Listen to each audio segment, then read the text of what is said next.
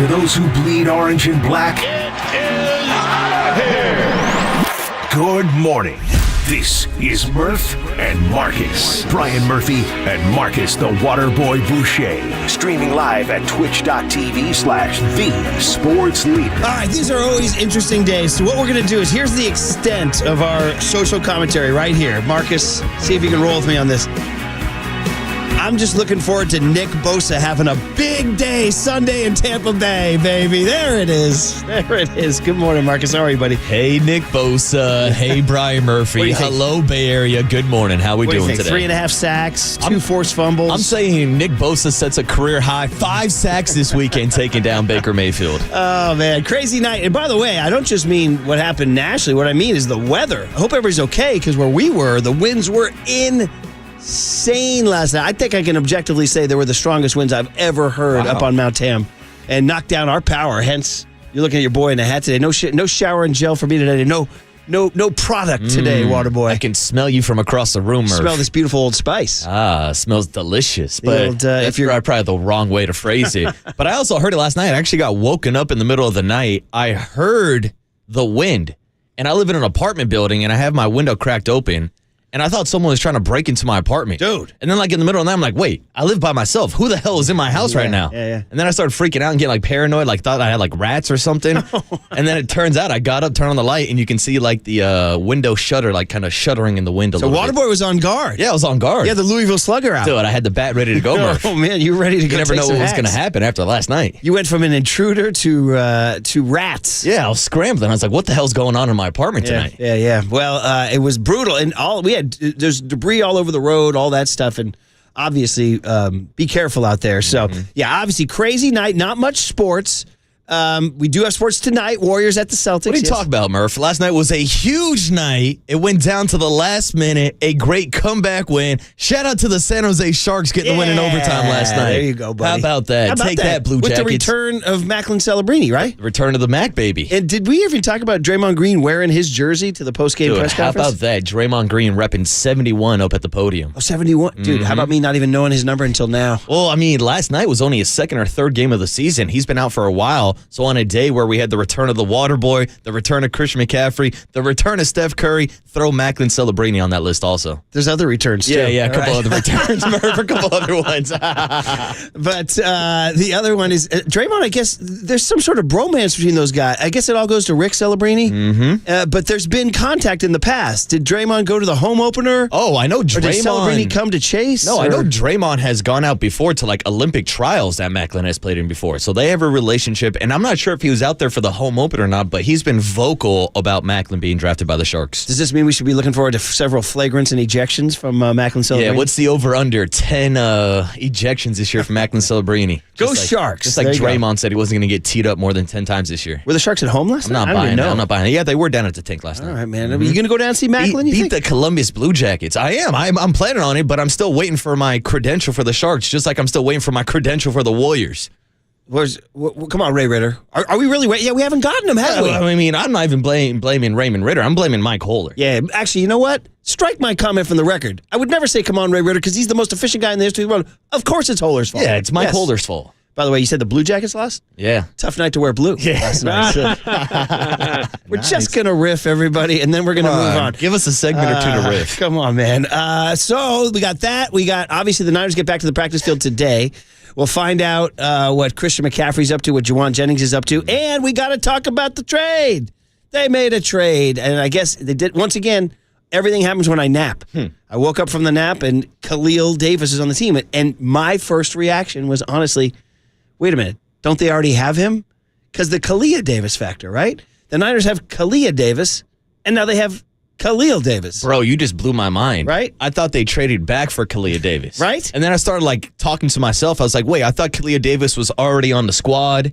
Then I was like, no, he must have been on the squad last year, then went to the Texans. You're telling me now there's a Kalia and a Khalil. Correct. And I had the same feeling you did. I was like, when did they get rid of Kalia and when did they trade back for him? Yeah. No. So they drafted Kalia Davis out of Central Florida in 2022 as a 6th rounder.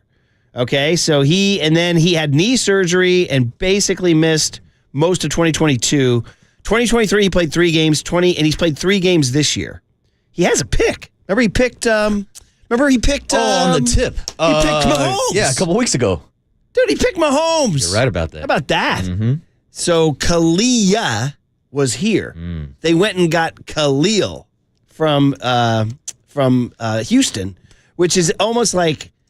It's like as predictable, and I don't want to call it a bad move because they needed D-line help. They got D-line help. Was it a sexy move? No. Was it a necessary move? Yeah. Was it sort of like the bare minimum of what they could do? Yeah. It was like exactly like he doesn't want to trade a lot of draft picks. He needs D-line help. Go trade a 7th rounder for Khalil Davis. See how he does. Are you saying that Khalil Davis is the Mark Canna of the San Francisco 49ers? Remember we had that text yesterday? Yeah. A guy wrote in and said, who's the Mark Canna of the NFL? Well, he's played for the Bucks, the Colts, the Steelers, the Rams, the Houston Texans, and the Birmingham Stallions, Wow, bro. he's a stallion, And the Murph. Birmingham Stallions. He's a Nebraska Cornhusker, and like we said, he's a 28-year-old guy. Welcome, Khalil Davis, to be a run who will probably play as soon as this Sunday. Yeah, and this was a move that I expected the 49ers to make. We talked about whether or not they would go out and make a blockbuster trade yesterday. I know we got a tons of texts about DeForest Buckner. He ended up not being shipped out yesterday. Right. People actually, in my opinion, had unrealistic expectations with a Myles Garrett or Max Crosby. Yeah. Those weren't the moves that they were going to make. They went for the lower level bargain bin kind of shopping, Farhan-esque style. I know people hate to hear that, but they gave up a 7th round pick, got depth, and really held on to all the other draft picks that are going to be so important the next couple of years moving forward. Yeah, you said it there. So, I mean, Malik Collins, Jordan Elliott, Kevin Givens, all already there. All have had nagging injuries. They do hope Yetur Gross-Matos comes back at some point. He's on IR right now with a knee issue. And here he comes. Originally a 6th round pick of Tampa Bay in 2020. Khalil Davis. So come on down. So that's the move. Again, is it going to thrill everybody? No. Is it necessary? Yeah. It's like brushing your teeth or like cleaning your room. Just something you got to do that's not sexy. The more Davis is, the better, Murph. Who did I see? There was a reference. Oh, I saw Gruden. Have you seen Gruden getting loose on social media? John Gruden and his film breakdowns every week are unreal. What's going on that grease board too? Yeah. But he was doing an Al Davis impression the other day. He goes, I worked for an owner once who said, you better beat the Chiefs. He called it, and he used a nickname.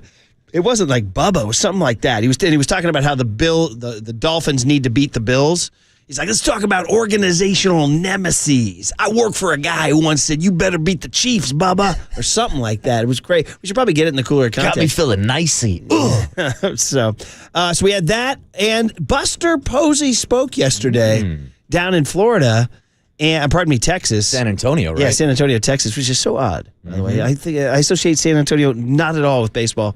I think does the Dodgers have a AA team down there? Or historically did, I think. I know the Space Cowboys are down there. I'm not sure if that's San Antonio or Dallas. But dude, he gave a lot of talks. One of the 3 big takeaways. We'll go kind of like maybe, I don't know, smallest to biggest or biggest to smallest. Number 1, he wants to honor Madison Bumgarner. Yes. Which is pretty darn cool. We all do. And Brandon Belt and Brandon Crawford. I'd say Crawford kind of got a send-off, didn't he, in his last home game in 2023? Yeah, his final game, but I feel kids like threw the first pitch and everything. Yeah, I feel like for an actual like reunion, like we did the 2014 reunion, and correct me if I'm wrong, Brandon Belt was not at the reunion. Was he this year? I don't think so, no. I don't think he was. No. Number 2 is the computers. This is a big one, guys. Now, the Giants, if you didn't know this, like, obviously, if you're listening, you probably have never walked into the Giants clubhouse unless you're in the media. So when you walked into the Giants clubhouse, forever on the right was Mike Murphy's office. Well, when Mike Murphy sort of got eased out / retired, dude, Farhan knocked down the walls and repurposed Mike Murphy's office as a computer room for analysts to print out papers and crunch data. That was like the first thing you saw. So here's Buster's quote yesterday. It'll change, Posey said. This is Andy Baggerly in Athletic. It'll be somewhere they are accessible to players and coaches, but it'll change. I want to be clear. They're a valuable piece to the entire picture, but trying to figure out where can they be available for the coaches and the players where maybe it's not right when you walk in the door. He said, that's going to be a good thing. Dude, Buster's winning hearts and minds. That's phenomenal. He's winning hearts and minds, and then here's the biggest, and we can talk about this all morning long. Dude, I ran out of the office to tell you guys this. He says he's talking about, ready for this, Marcus? The RBI. Ooh. The RBI. And it was around 2011 when I kind of distinctly remember my first Twitter argument with a propeller head who told me what a what a loser and what a dinosaur I was for valuing the RBI. He doesn't like to score runs. I was shocked. And then a bunch of guys piled on. They're like, yeah, this guy's done. This guy's from the 1890s. And I was like, wait, what? You guys don't like RBIs?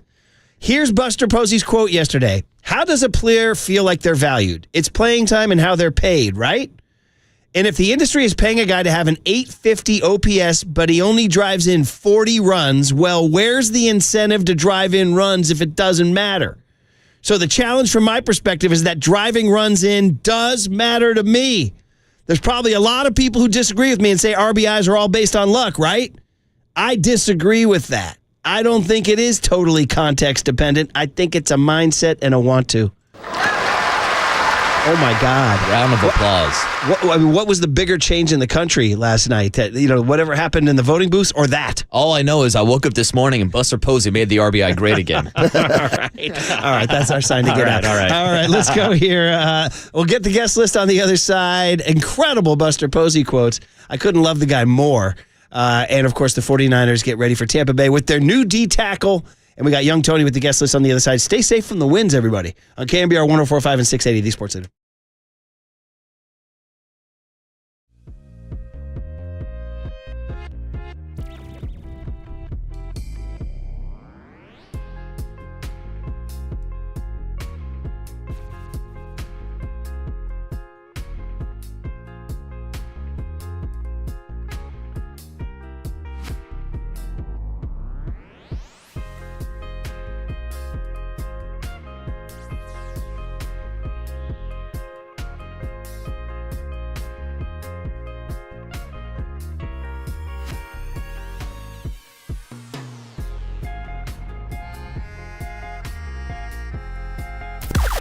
Now, from the O'Donnell Financial Group Sports Desk. Learn more at odfigroup.com. O'Donnell Financial Group, because planning is a process, not a product. We are still giving away a $100 Pacific Catch gift card. The holidays are coming, and if you're planning a celebration, look no further than your local Pacific Catch. Lobster's back on the menu with craveable comfort foods like clam chowder and our new green curry bowl. Book now at PacificCatch.com. So how do you qualify for the contest? You got to stay tuned. We are going to give the gift card away in the 8 a.m. hour this morning. So when you hear the cue to call from Murph, not now, but when you hear the cue to call, be caller 10 to 415-896-KNBR, and you will win. This is all brought to you by Pacific Catch. It is the perfect winter destination. You can find official rules on KNBR.com.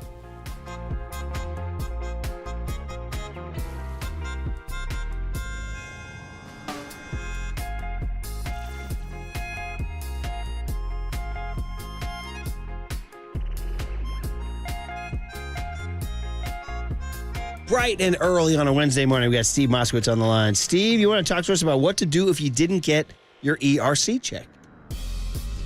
ERC, this is where the federal government helped out small businesses during the pandemic. But what if it's been a long time since you filed and you're waiting and waiting? And what if your accountant says, well, you just sit back and wait? You have to wait forever? Will the program end? You know, we just have a new administration, and usually there's a lot of talk about tax changes. Will they take it away? The bottom line is there's 3 different things we can do right now to hurry up the IRS. We want to talk to you about that. Or suppose you got a nasty gram from the IRS that says, no ERC for you, and you only have 30 days to appeal. Do you really, or is there something else we can do? Or what if you're being audited? So the bottom line is this, ERC, if you didn't get your check, or the government said no check for you, or you're being audited, just give us a call for our free consultation and say, hey, Steve, get me my money. There it is. Call Steve Moskowitz. He's my tax attorney. He should be your tax attorney. Give him a call at 888-TAX-DEAL, 888-TAX-DEAL, or go online to MoskowitzLLP.com.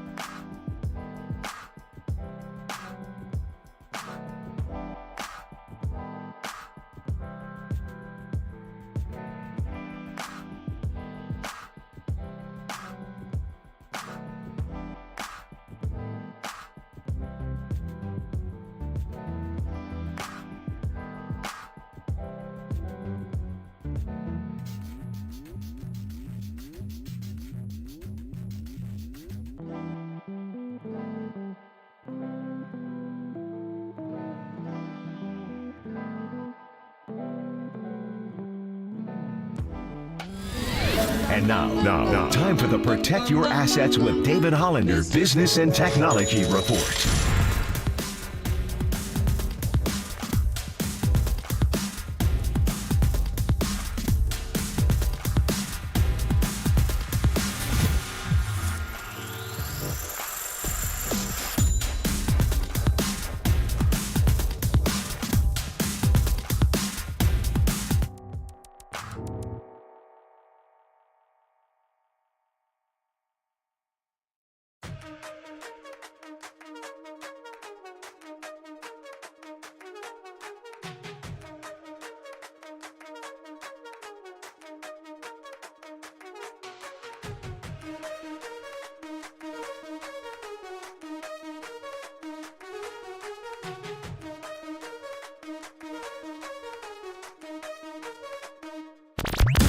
Good morning, Seamheads. Murph and Marcus keep rolling. Streaming live at twitch.tv/the Sports Leader.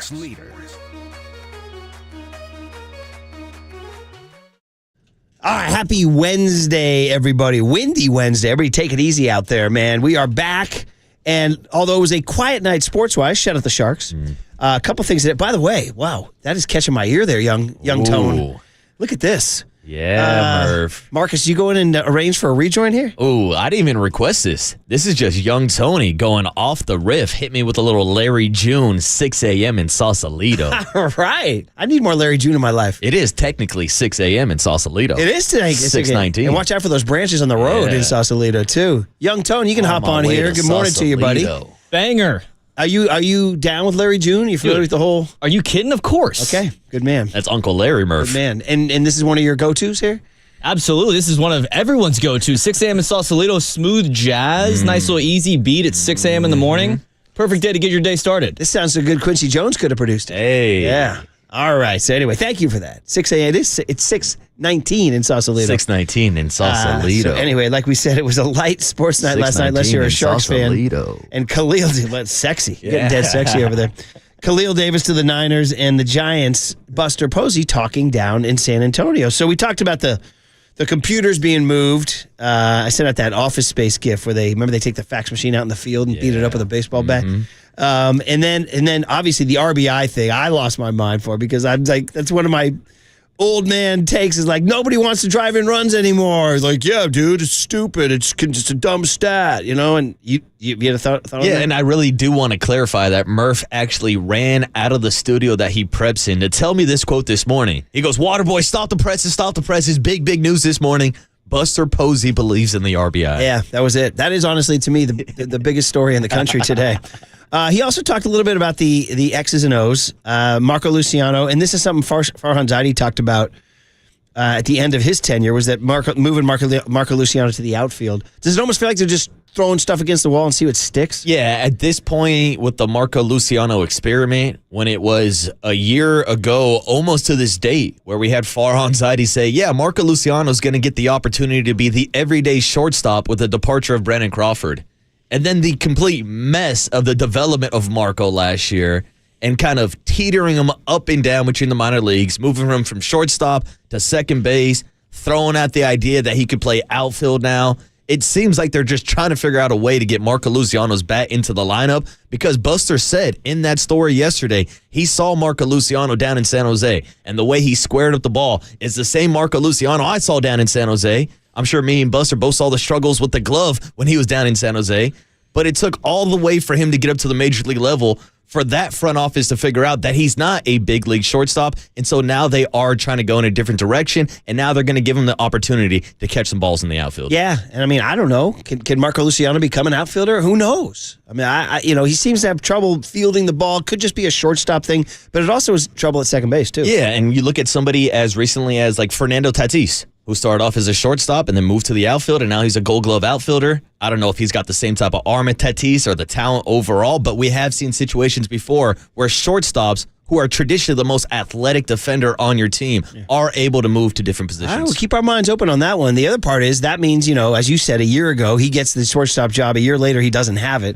And Buster Posey then said, well, listen, Tyler, he didn't come out and directly say this, but he basically kind of said, Listen, Tyler Fitzgerald's a nice piece. I don't think he's our everyday shortstop. Quote, if we could find a shortstop, that would be great, Posey said. So there he is right there. Just kind of says, Tyler Fitzgerald did a great job at short last year. I think he has value and in multiple spots on the field. I do think it's hard to play multiple spots at the same time during the season. There's something interesting there. Yeah. Because that's obviously That's a different. lot different than the last regime. He says whether he'd be better suited to play second base long term is a discussion we're having. So it sounds like they're easing him out of shortstop. So that leaves you with shortstop, and that leaves you with two names. Willie Adames and Hassan Kim are the two biggest names on the board. Willie Adames is the much better hitter. Yes. So you get excited about that. Some people have said 6'1", 160 is what he might get from somewhere. He's 29 years old. Now, here's the problem. He has a qualifying offer attached to his name. So teams can tag each player with a qualifying offer, and that penalizes the team that signs them. It penalizes them draft picks. And this just happened to the Giants when they signed Blake Snell and Matt Chapman. They both had qualifying offers. So the Giants lost multiple draft picks and money for their international pool to sign players. So it's a significant thing. Players can't do it to they can only do it to one player. So Adames has the qualifying offer. So the beat writers I was reading there said it's unlikely Buster would want to go back-to-back qualifying offer free agents and lose that many draft picks and that much money in the bonus pool. So that might rule out Willie Adames. And I could see that when we are talking about qualifying offers, because when you look at the Giants organization through the lens of Buster Posey, how did he see success in this organization? Homegrown talent, pitching and defense. So I do think that Buster is going to be more reluctant to give up some of these draft picks or these comp picks that could be thrown in if you sign some of these players. I think Buster might go in a different direction. I know everybody's looking for the big name free agents, but I really do think Buster, in his ideal world, would be building from within the organization. Yeah, for sure. And I don't know, is up and coming shortstops. I'd have to do some digging that I'm not ready to do at 624 about who's the hot shortstop. Isn't there a Dominican kid? Oh, they just drafted Walker Martin a couple years ago. Yeah. I don't know if high school out of Colorado. I don't know if he's a long ways away. I just feel like Hassan Kim. I've heard Hassan Kim so many places, both publicly and behind closed doors. All this stuff. The problem is his shoulder.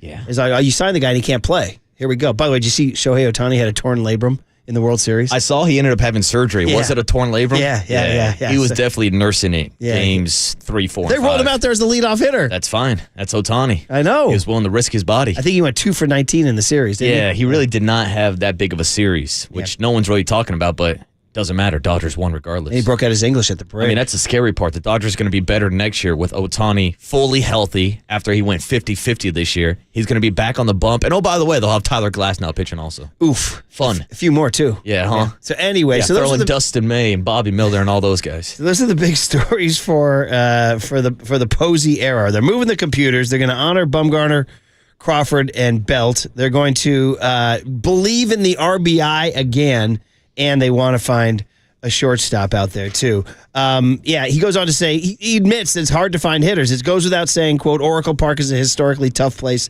to hit homers. Not that we'll discount the value of the home run, but some complete players that can steal some bases and take the extra base when they need to, and pressure. That's the word that keeps coming up in my mind constantly, being able to pressure the other teams in multiple ways other than waiting for the long ball. Giants have not historically been a first to third team. No. They got a little bit better with like the Brett Wisleys and the Tyler Fitzgeralds of the world. Yeah, they tried to make some adjustments pretty much in the second half of the season once they realized that the rest of the league really left them behind. Like, I believe the stat was they were the last team in Major League Baseball to steal a bag last year. They were towards the bottom in stolen bases. Like, after the rule changes, after the pizza box bases, after the pickoff rules limiting pitchers picking over at first, it seemed like the entire league adjusted and started playing by these different rules, and the Giants got left behind. Yeah, for sure. All right, let's get the guest list going on a Wednesday, November 6, 2024. Tony, you feared this day. We're going to be okay. Everybody's fine. Some people are happy, some people are not. That's America. Ain't that America, Ain't baby? that America? Sometimes you win, sometimes you lose, sometimes it rains. What's up, Did? What's up, my guys? You doing good? Yeah, everything's great. How was the wind out in Danville? Wild. The wind was actually worse out here. No, dude, it was crazy. The car was shaking. On the Mount Tan, on the slopes of Mount Tan. Oh, you could feel it driving over this morning? 100%. I was a little worried. Yeah. See, seriously. Our neighbor has a generator that if the power goes out, it kicks in automatically. It's nice and loud. And so I woke up to the sound of this from across the neighbor.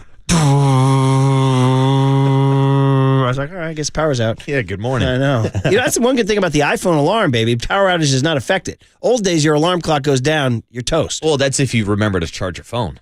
Yeah, I do a pretty good job keeping my phone charged. Do a pretty good job. I'm not one of those guys who runs it down. I once had one situation where my phone overheated on my charger, so it turned off because it shut down because it's too hot, and then I slept through my alarm because it never went off. Was that with us? That was with us, and then I think I still got in as a producer at like 5:50. Still made it like 10 minutes before the show started. Overheated? Yeah. That's crazy. That was weird. That's crazy. That's crazy. What do we got, buddy? By the way, shout out the iPhone for daylight savings time, too. Always just clicks over. You don't have to worry about it or think about it with your alarm. I still haven't changed the clocks in my house. AI running the world, buddy. Amen. What do we got? All right, well, coming up today, we are going to start it off with What Did Young Tony Ask Today at 7:15, the 9th edition, ladies and gentlemen. Is this the non-election edition? There will be no Okay, all right. election questions whatsoever. Dwayne Kuiper is going to join the show at 7:30, the big hit at 7:50. Cooler content is going to be at 8:30. We will talk to Larry Krueger at 8:50. And then a fun one, Tony Maz at 9:15 as the Warriors are back in Boston. Yeah, that's going to be a big one. See, I think Kerr had some jokes about that, actually, which we'll get into on the other side,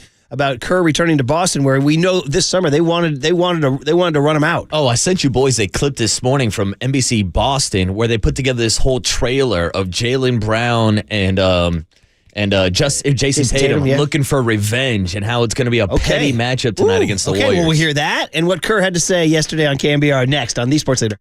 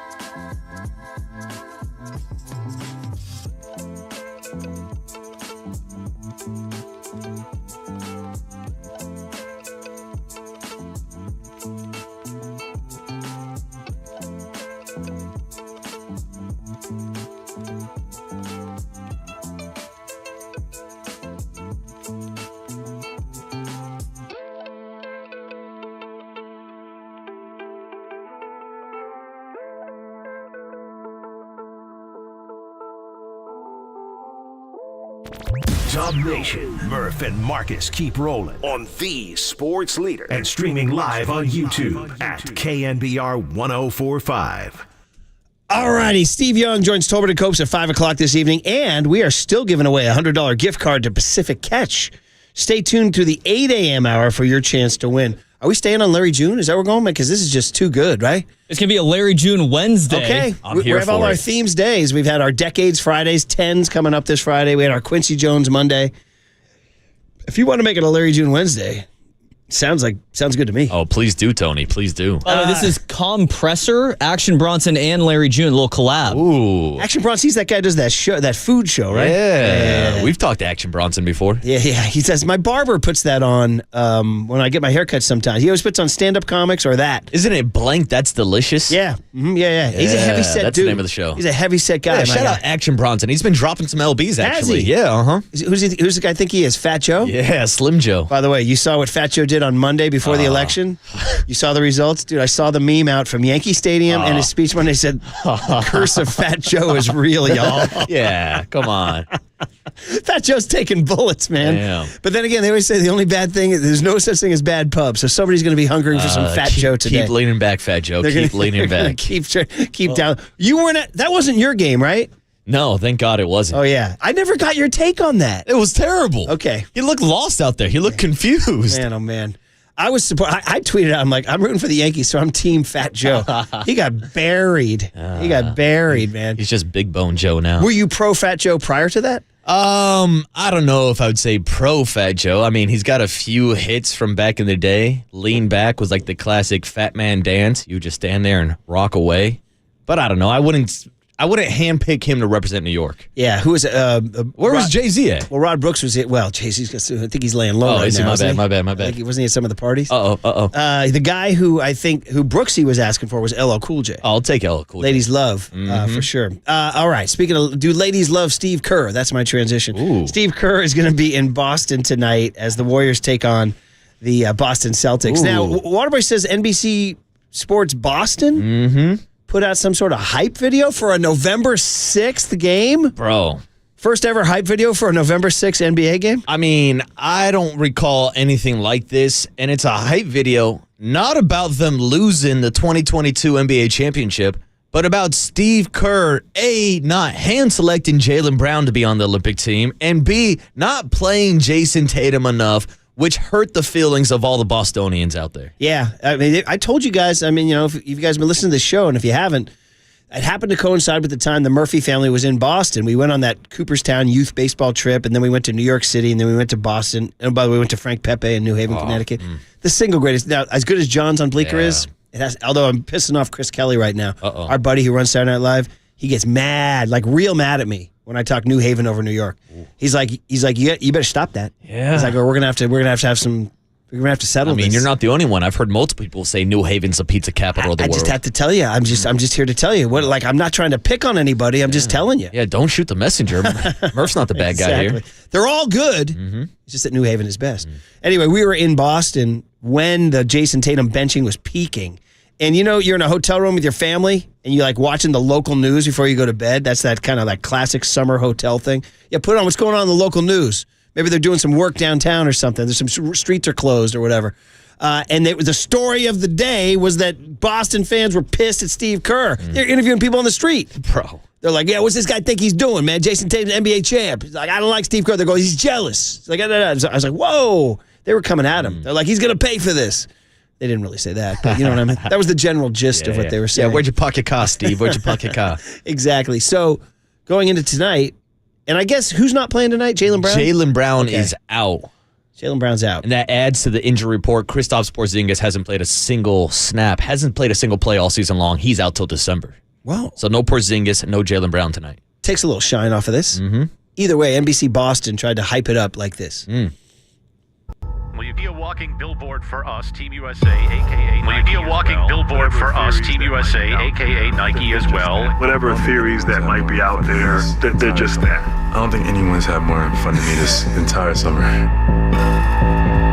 didn't Jason Tatum play yesterday? Why didn't Jason Tatum play yesterday? I want to give Steve Kerr the benefit of the doubt, but on the surface, it's really weird. There has been a thing between the Warriors and the Celtics. He is frustrated and upset.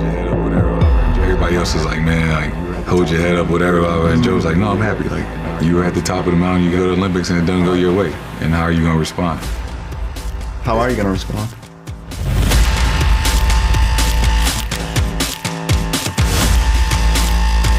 Wednesday nights. We have so, by the way, young Tony has the ability to put these videos on our YouTube. So if you went on YouTube or Twitch, if you download the KNBR app, you download the KNBR app, it gives you access to our Twitch feed, and you could have actually seen that whole video. They had tweets up there. They had all sorts of footage of championship parades. Very cryptic. And then they got like the serial killer music in the background. Like, I felt like I was watching a trailer like for the new Joker movie or something. I don't know, man. Like, these guys are taking this way too serious. It's Olympic basketball. Yeah. You got a free trip to Paris and you got a gold medal.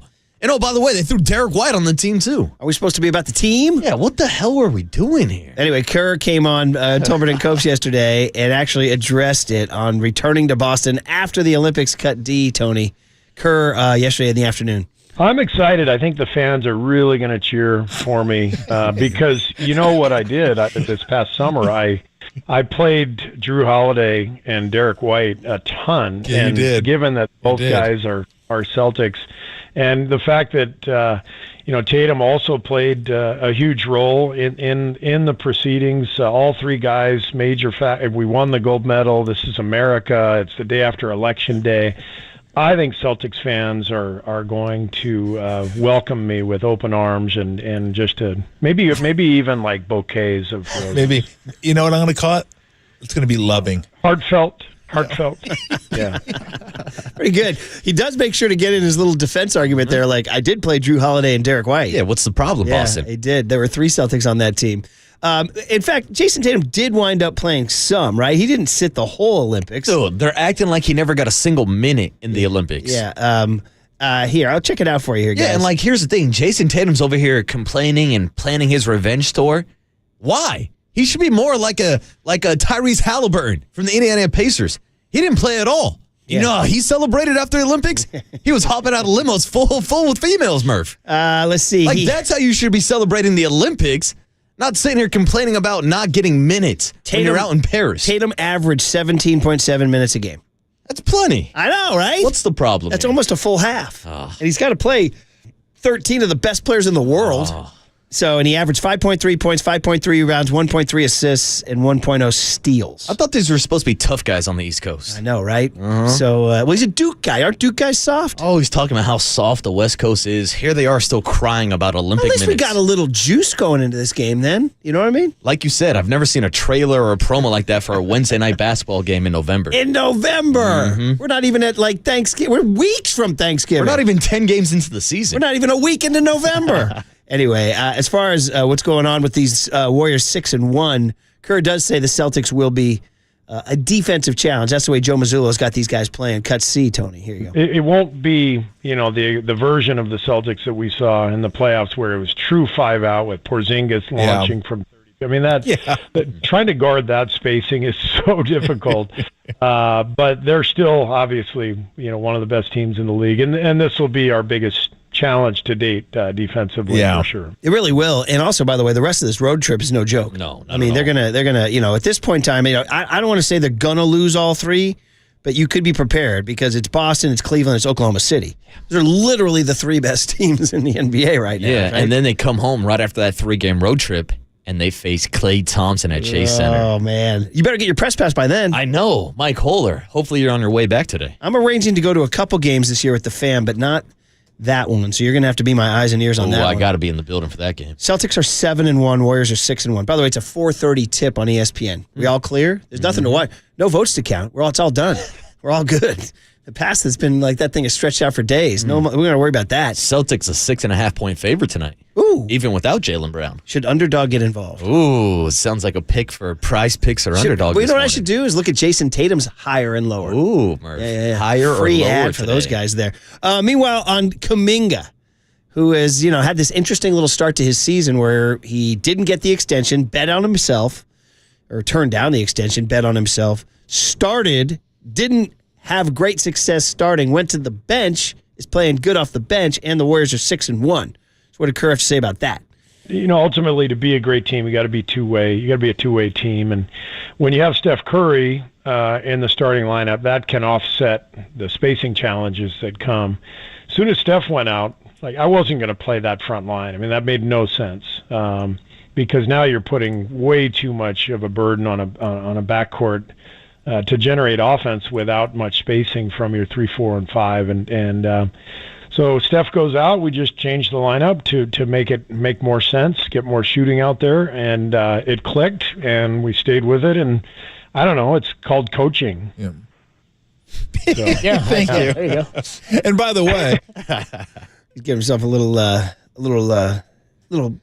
love there. Yeah, and it's not surprising. I mean, we talked about this before opening night, before the first game of the season, that Steve Kerr is going to test out and experiment with a bunch of different starting lineups. They have so much depth. They have so many different pieces, some that work well together, some that don't work as well together. So throughout the entire season, we're going to see line shifts all over the place. Yeah, last one from Kerr, and then we'll get into the Warriors on the other. I mean, the 49ers on the other side as they make a trade and get ready for Tampa.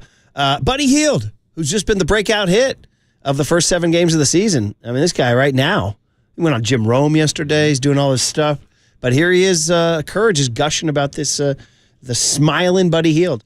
Clay and Steph, their ability to run off screens, I mean, that's Buddy's specialty. I mean, he loves to run and transition, run to the corners, and he's generating so many good looks for us, whether they're for him or somebody else, just with his movement. So he is a great fit in our style of play, but he's also bringing great energy and joy to the building every day. It's a really good fit for our team on and off the floor, and he is just an absolute blast to coach. What a great guy. Buddy Hield. Now remember, we're still within the first 10 games of the Buddy Hield cycle. Mm-hmm. I'm riffing, but I'm kind of like, believe in the Buddy Hield cycle, it says balls out for 10 games. Mm-hmm. Then the next arrow begins to hurt team with turnovers and bad shooting. And then the next arrow is trade him, right? That's it. So the Buddy Hield cycle. So let's come on now, Warriors. Don't fall into the Buddy Hield cycle. We're going to enjoy the cycle for right now because the Warriors are undefeated this season when Buddy Hield scores 20 points. Is that right? Has scored 20 points 6 times this year. They're 6-1. Okay, good stuff. All right, Warriors-Celtics at 4:30 tonight. Should be really fun. We'll be talking about that tomorrow. All right, 49ers make a trade and get ready for Tampa. We think one player will have a big game on Sunday. That's all coming up on KNBR 104.5 and 680, the Sports Leader.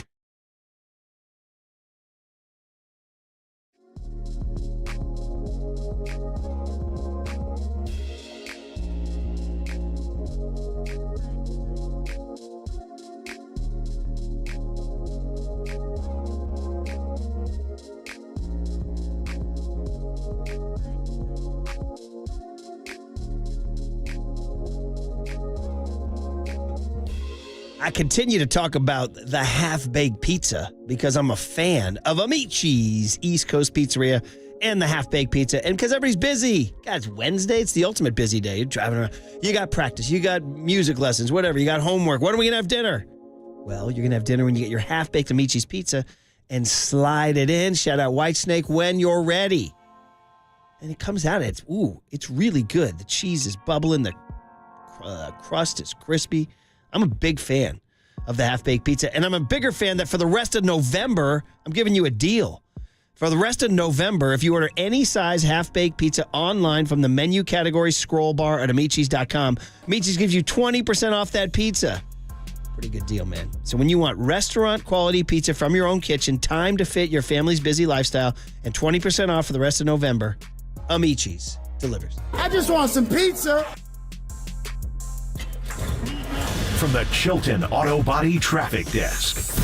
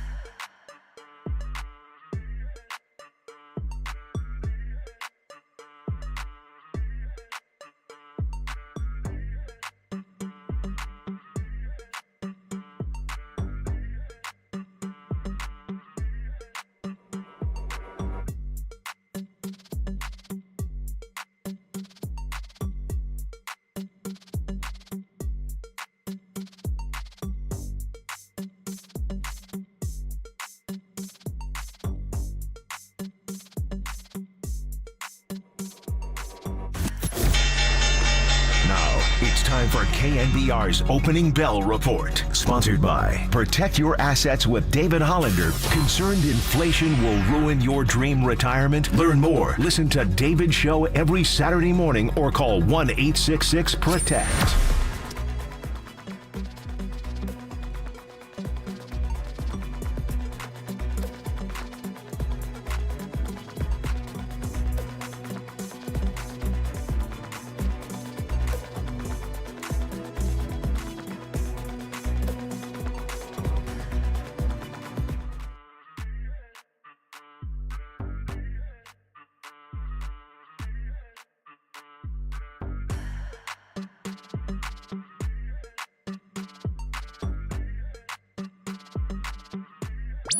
Murph and Marcus continue live from the KNBR Casino Matrix Progressive Jackpot Studios. Casino Matrix. Progressive jackpots are here. Where are you? Just drop in. Please play responsibly. 1-800-GAMBLER. Damn, Larry June Wednesday is just something what everybody needs. Everybody was on edge, whether you're a winner or a loser, whoever you were rooting for. Everybody was on edge last night. Today, we're chilling out with Larry June. Some smooth jazz. And young Tony, do you want to clarify this rejoin? This is not Larry June. Oh, okay. Shout out Overnight Dave who requested. Sounds like Larry June could sample this, Yeah, though. it definitely does. Shout out Overnight Dave. Richard Elliott. This is Candlelight. Ooh. Dude, you know what this means? So it's November 6th. What's 9 months from now? Let's see here. That would be August 6th. I think there'll be some babies born. Ooh. August 6th. You're saying this is some baby making I'm music. saying, look for the uptick in the Bay Area birthing population on August 6th. Under the candlelight, Murph. And while you guys go about making those babies, we'll give you takes on the Niners. That's it. That's it. Did John Lynch make any trades underneath the candlelight last night? A baby being made to Murph and Marcus talking talking Niners. Hey, that baby's going to know how to riff, Murph. Oh, man. I'll tell you that. That's it. Baby will be called Waterboy Jr. There it is. Wah, wah. Wah, wah. Right, here we go. 49ers make a move, and it's fine, right? They needed a D lineman, they got a D lineman. It's fine. Did they get a superstar D lineman? No. No, it's fine. Did they get a serviceable D lineman? Yes. Khalil Davis, not Kalia Davis, and we already went over this in the opening segment. Marcus and everybody are confused, including me, the difference between Kalia Davis and Khalil Davis. Because it was confusing. It is confusing. So Kalia Davis was drafted by the 49ers in 2022 out of Central Florida, and he's been on the team, and he intercepted Patrick Mahomes a couple weeks ago in a bonkers play. Remember, Mahomes kind of threw it into the line, and Davis kind of just pulled it in with his arm. This is a different guy. This is a guy from Nebraska who's been on several different teams in his young NFL career. He's 28 years old, most recently with the Houston Texans. He's a run stuffer up the middle. He kind of joins the Jordan Elliott, Malik Collins party and gives the Niners that depth they need. They traded a 7th-round draft pick, which is, it's a draft pick, but it's really no cost, right? So I think they did fine. I don't know, Murph. That 7th rounder could turn into a Brock Purdy. Okay. You never know these days. You never know. But, Murph, I'm with you. I think this was a good trade for the 49ers to make. It's not the blockbuster trade that everybody was looking for yesterday, but I didn't think the 49ers needed to go out and make that blockbuster type move. Instead, they went back to the Houston Texans, back to D'Amico's defense, and plucked away another defensive lineman. And it's something that we actually talked to with Malik Collins earlier this year when we had him on as a 49er Player of the Week, and how his experience playing with D'Amico in Houston has led to some of his early success here in San Francisco, playing in that same style of defense. So now you're bringing in another guy with Khalil Davis who knows that system, should be quick to learn, get his hand in the ground, and if they need him this weekend, it sounds like he'll be available to play. By the way, I joked before the break, just the extent of our riffing on the culture today is that I'm just anticipating Nick Bosa is going to have a huge game Sunday in Tampa Bay. There you go. Word around town is he's going to have 4 more sacks. That's pretty good, buddy. Khalil Davis, a 2026th round draft pick, has 43 tackles and 3 sacks in a 3-team career. 1 start in his career. I mean, the guy really is. I mean, I don't want to. He's getting in his car right now and listening and call the guy just a journeyman, but he's kind of just a serviceable D-line piece. And as you mentioned, D'Amico Ryans and being familiar with the Niners, and Malik Collins being a former Niner. So no DeForest Buckner. No Defo. How do you feel about that? The Colts didn't trade DeForest Buckner. Yeah, exactly. Yeah. I mean, we can all sit here and have DeForest on our wish list, or have Myles Garrett or Max Crosby. It takes 2 to tangle.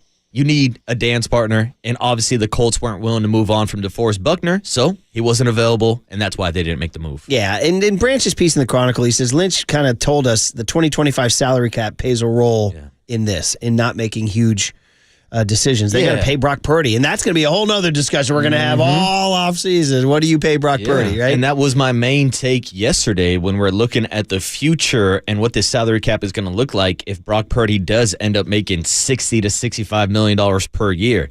Then they have to make some tough decisions moving forward, whether it's a Travarius Ward, whether it's a Talanoa Hufanga, whether it's a George Kittle. Like, they're going to have to cut salary at some of these positions, which means you have to be able to restock and rebuild from within the organization. That makes these draft picks even more valuable now.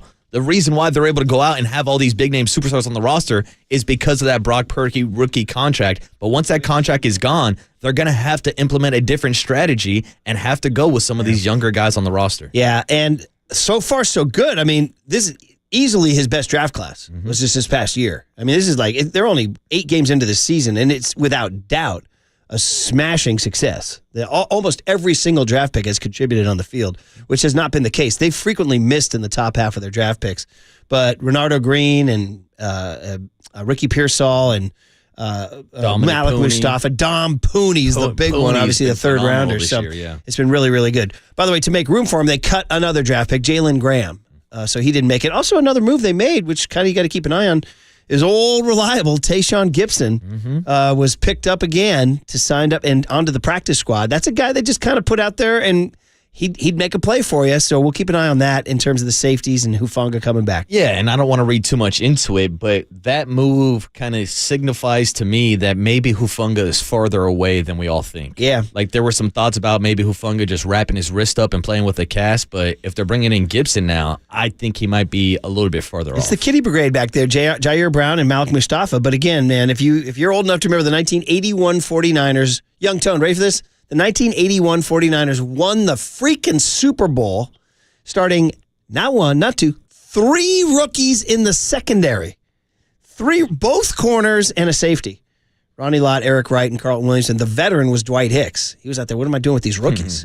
But it would be like if Renardo Green, Malik Mustafa, and I don't know, I guess Jair Brown's second round, so it's not even that. Well, even Diamador Lenore. Yeah, Demo's an old man. Yeah, he's like 24, 25, Demo is. Speaking of DBs, Dante Whitner, we always love when he comes on KNBR. And by the way, you are listening to KNBR AM and KNBR FM San Francisco, the sports leader, a Cumulus media station. We love when he comes on KNBR. And so after a bye, Dante's rested and ready to go. And he's talking about, can the Niners go on a run? Okay, they're 4-4. They're going to Tampa Sunday, and they are what? They're favored. Tampa's coming off a short week. Tampa's pretty good, but McCaffrey's coming back, guys. Knock on Formica. Today's a big day at practice. Thursday's a big day at practice. Friday's a big day at practice. I said we're probably not going to get the news until Sunday morning, right? I would think so. Yeah, they're not going to say green light. They're going to take it. They're going to be super cautious with the way they evaluate him and see how he responds to practices. Or maybe we'll get the news Friday morning at 8 a.m. with John Lynch, so everybody stay tuned. There's a tease for you. He'll do that. That's a great tease. Dante Whitner, can the Niners go on a patented second half run? Well, you get Christian McCaffrey back. It's almost like getting a player in free agency. He's going to be fresh. And we know how many different things and, how versatile he is to this offense. And then when you think about it, you have Kyle Shanahan, who accumulated the data from the first half of the season, and now he really knows how to attack defenses because it changes on a yearly basis and, different number and data sort of stands out. And then when you get a guy like Christian McCaffrey back, you really dictate to defenses as to what they can call. You won't see a lot of teams playing a lot of man-to-man coverage because if you go man-to-man coverage, they motion and shift, and they see you're in man coverage, they're going to utilize Christian McCaffrey, who wins at a high rate, versus linebackers, corners, and safeties, which means you're going to be playing a lot of zone naturally. And this is when Deebo Samuel, Jawan Jennings, and a lot of those receivers like George Kittle, who are really good after the catch, get to run through zone defenses unimpeded. So, that's why I felt like they're ready to go on their run. And then when you look at the track record over the last 5 years under Kyle Shanahan, I believe in 4 of those 5 years, they've gone on runs in the second half of the season. They always start somewhere around 3-5, 4-4, and then they hit that switch. So I'm fully expecting that this year. I mean, that's the history. That's the plan, that the Niners will go on this run. We talked about this yesterday, And really, they're going to have to because really, it looks like the NFC playoff picture is so crowded. They got to win the West. Yeah. And the Cardinals and Rams schedule isn't as hard as theirs. They're going to have to earn this thing, man. Nothing easy. Shout out Zaza Pachulia. No, and now they got to fight their way back after blowing divisional games against the Rams and the Cardinals. And the 49ers have nobody but themselves to blame. But this is a team that I think we all would agree is going to be better in the second half of the season. The obvious answer is just adding Christian McCaffrey. But I do love that breakdown from Dante Whitner, because we have talked about the increase in man coverage from other defenses against this team. And it's not just because of the success that the Chiefs had in the Super Bowl, but it's also because Christian McCaffrey's not in the backfield. So you can afford to go man-to-man on the outside, and you don't have to worry about Jordan Mason or Isaac Guerrero squeaking out of the backfield and making you really pay.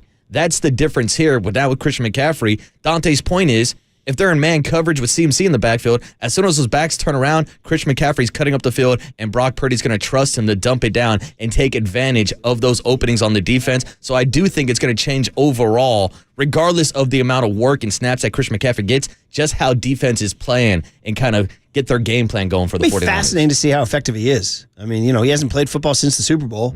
That was 9 months ago. Speaking of baby making, 9 months ago. And obviously, he started in early August. They put him on the shelf till September 2. He tried to practice. They put him on IR September 14. He went to Germany. He came back, and now here he is opening his practice week. He stayed in Santa Clara last week during the bye week, dressed as the Tin Man to do his thing. And now, how full go can he be? And we'll find out. Here's Whitner's opinion, Dante Whitner on KNBR, about how to integrate him back Sunday in Tampa Bay. Well, I think you ease him into it with the way that Jordan Mason is running and Isaac Guerrero. You can start somewhere with 10 to 15 carries a game because of the way that those guys are and the production that they're getting on the ground. And so I think you really ease him into it, and then you go game by game basis. How do you feel? And he knows how he feels, and I'm pretty sure that he wants to play every play, so Kyle was probably going to have to protect him from himself early on. So I think that that'll be a huge issue. But then with opening up other guys, even in zone coverage, when you check Christian McCaffrey down, those guys have to have eyes on him, which is when, that play action RPO game comes into play and you get Deebo Samuel across the middle to catch and run. So I think that's why he's easily going to affect this offense. But the most improvement is going to be in the red zone. Think about the 18 touchdowns he had in the red zone last year. They've been missing that production. And it's not just catching the ball out of the backfield. It's the way that he sets up his blocks. It's the experience. It's the cuts. It's the decisiveness. It's the efficiency and footwork. Those are all the things that you're going to get from Christian McCaffrey in the red zone, and it instantly improves your red zone offense. All right, man. All good. Now, he did say, for lack of a better word, pitch count. Yeah. He did say you could ease him in because you have Jordan Mason, who had that shoulder. I don't know how he's feeling. I imagine the bye was good for him. I mean, Guerendo's kind of come on. I don't know, spot him in there here and there. But he said 10 to 15. But you've talked about this, the red zone, and you heard what the Dante descriptions though. It's the savvy, it's the footwork, it's setting up his blocks, all these things. So man, oh man. I mean, listen, you're adding the offensive player of the year, and you're changing defenses, and you're changing Brock's weapons. We talked about Brock's numbers being down across the board, and you can almost draw a direct line from McCaffrey's absence to Brock's numbers being down. I mean, absolutely, Murph. And we're talking about the intimidation factor of having Christian McCaffrey in the backfield. Because we can sit here and talk about the points per game where the Niners are still scoring 26.3 points per game. That's 6th in the NFL. We could talk about the yards per game. Over 400 yards per game. That's 2nd in the NFL. But the red zone scoring issues, even with George Kittle being one of the best red zone options this year in football, 49ers are still 28th in the NFL in red zone conversion percentage, and Christian McCaffrey is the key to getting the ball into the end zone. It's been bad. And in terms of the schedule, so we talked about going down to Tampa, and it's not going to be, I know the Niners are 6-point favorites in this game? Is that it? Moved down to 5.5 this morning. Ooh, what do they know about McCaffrey that we don't? All right. But anyway, the point is that, so the Vegas likes him to win, et cetera, but after that, it doesn't get any easier. You know what I mean? You go from that, you go from at Tampa at 10 a.m. on Fox, and then you know what the next one is, guys? Here comes Seattle, bro. Yeah. Here comes Seattle. And that's our Levi's. We gave away passes for that game. So here comes Seattle. Okay, and then is the big one. Yep. Then you go at Green Bay the Sunday before Thanksgiving and at Buffalo the Sunday after Thanksgiving. So, man, it's going to be a really fun November, man. And here's Dante Whitner, actually, Marcus, on that actual brutal schedule. Because, again, you're going at Tampa Bay, then home for Seattle. You'd like to beat Seattle at home, right? But at Green Bay, at Buffalo, and then later on in the year, Detroit comes in Monday night, December 30. Yeah, there's going to be a tough schedule. But I think that when you look at those games, 90% of those games that they go into, they'll be favored to win those games. And when you think about the talent that they have on both sides of the ball, it's pretty much equal to what they've had in the past. Have they performed up to that talent level? No. And that's where consistency comes into play. And this is where self-evaluation is critical after a bye week. You go into that bye week, you get a bunch of people that's in the data analytical department, and they bring down this big list of numbers and what you guys have to do and self-scout and how you can tweak certain things moving forward. So I think the 49ers will be somewhere favored in all of those games. It's just about how well do they perform. Can they get those guys back healthy and performing at a high level, all pro level? And it's going to come down to the defense, in my opinion. We know that the offense can score points. They get in the red zone. You get Christian McCaffrey back. It's going to go down to the defense. Stopping the run on a consistent basis, and then the pass rush. I would like to see the pass rush incorporate some stunts like they did going into the bye week, standing Nick Bosa up, some exotic things where they're just not back there like sitting ducks. But if they can do that, stay healthy, and they can play with continuity in all three phases, I think the 49ers are still set up to, make a deep playoff push. I mean, it's what Mike Silver said to us yesterday. We asked him the first question. We said, so where are these guys? He goes, I mean, you look at this roster and you look at their experience and you don't bet against them. Yep. I mean, we've been frustrated like everybody, but they've been proven to be a second-half team. They're getting McCaffrey back. You love the roster 1 through 53. You're missing Dre Greenlaw. You just added a defensive tackle. I mean, you'd like to bet on the Niners to win the West. I mean, I would imagine they are the betting favorites. You'd like to think that Arizona's not Godzilla and going to go on a rampage. They're not the Detroit Lions. You'd like to think that as scary as the Rams are with that Matt Stafford quick release and Cooper Kupp being back, that you have ownage on those guys. So, I mean, that's where I'm at right now going in. It's like I'm expecting them to kind of do what they've done the last 3 years. We've gotten used to this, 2021, 2022, 2023, 2024. I mean, I'm just kind of conditioned. The only bad year they've had since 2019 was the 2020 season when they lost Bosa right out of the gate. Yeah. And it was a pandemic year, cardboard cutouts in the stands, weird stuff was going on. Yeah, and now Bosa's going to be extra motivated this weekend. Christian McCaffrey's going to be making his return. But I will ask you this. With the stretch of games that you just laid out, do you play it even more cautious with Christian McCaffrey? Like, what would be the ideal game plan and snap count for you for CMC this weekend? Well, I go to the Church of Dante. 10 to 15 touches seems about right. Yeah. 10 to 15 touches. Of course, they know more of what's going on at practice. What if he's like, Coach, I feel amazing. Yeah. I feel incredible. Give me 20, 25. What were his average touches in his, like last year? How many times did he touch it a game? I would say he was close to around 18 to 20 carries per game, and then you throw in a few targets also. Yeah. I mean, because I believe Jordan Mason set the record earlier this season, week 1, for the most carries ever in a Kyle Shanahan system when he got 28 carries against the Jets, I believe it was. Yeah. I have his 2023 stats right here just to give you how many times he touched it, whether he was running it or catching it. So he ran it let's see here. He ran it 272 times. He caught it 667 times. So that's 339, Waterboy. What's 339 divided by, it looks like 339 divided by 16 because he didn't play in the finale. Don't ask me for help with that. So 339 divided by 16. Look at me using my math right here. 21.1. Actually, not so really. I would have thought more. I would have thought more. Yeah. So still 10 to 15 sounds right. Yeah, I think 10-ish carries, maybe 10 to 15 carries, throw in 3 to 5 targets, and then you throw in another 10 carries with Jordan Mason, and you can spell in Isaac Guerrero for 5 or 6 if you need him. All right, guys, here's the deal. That's the Niners getting you ready for Sunday at Tampa Bay. We'll talk a little bit more about that with Larry Krueger at 8:50 today. We can return to that for the big hit, too. But it is the breakout hit of the fall. So good we did 2 last week when you were gone. We did a Halloween edition, too. Wow, double down on it. What did young Tony ask today? You ready, Tone? You ready to do this thing, buddy? Oh, yeah. By the way, real quick, on McCaffrey, do they use him like on third down exclusively? I was thinking, why would you use him on first and second down to use a Guerrero? Why don't you save that for the big hit, buddy? I was just throwing that out there. Why don't you save that not hot, a bad take, sizzling take for the big hit? In the meantime, are you ready for the... What did young Tony? Born ready, of course. Born ready. There it is. Like what's his face? Dirk Diggler said before recording, "You've got the touch." I was born ready. On KNBR 104.5 and 680, the Sports Leader.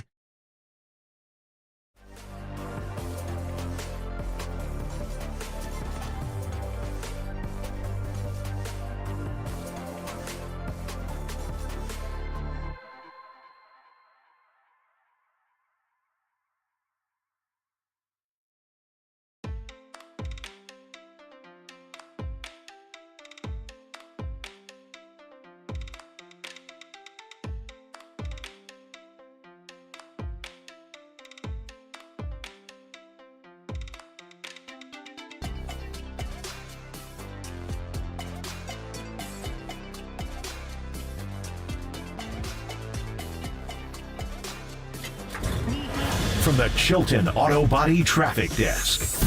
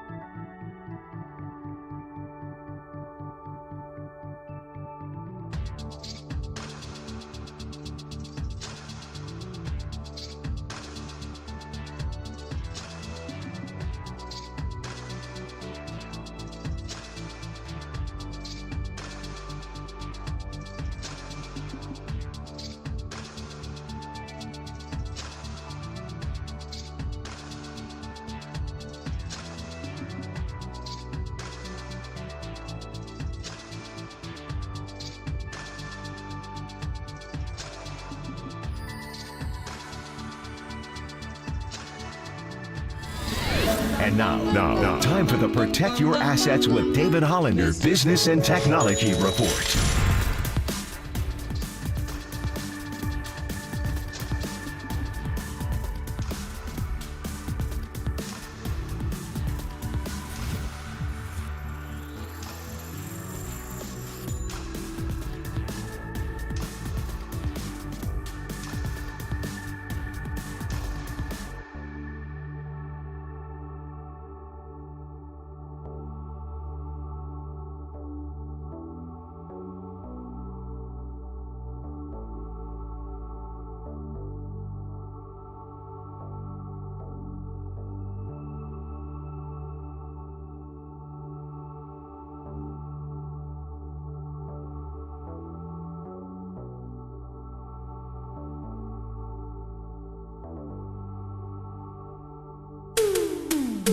Now, it's time for producer Tony Farias to ask Murph and Marcus 3 questions of the day. I saw Murph and young Tony right before the kickoff, and that was awesome. This is What Did Young Tony Ask Today?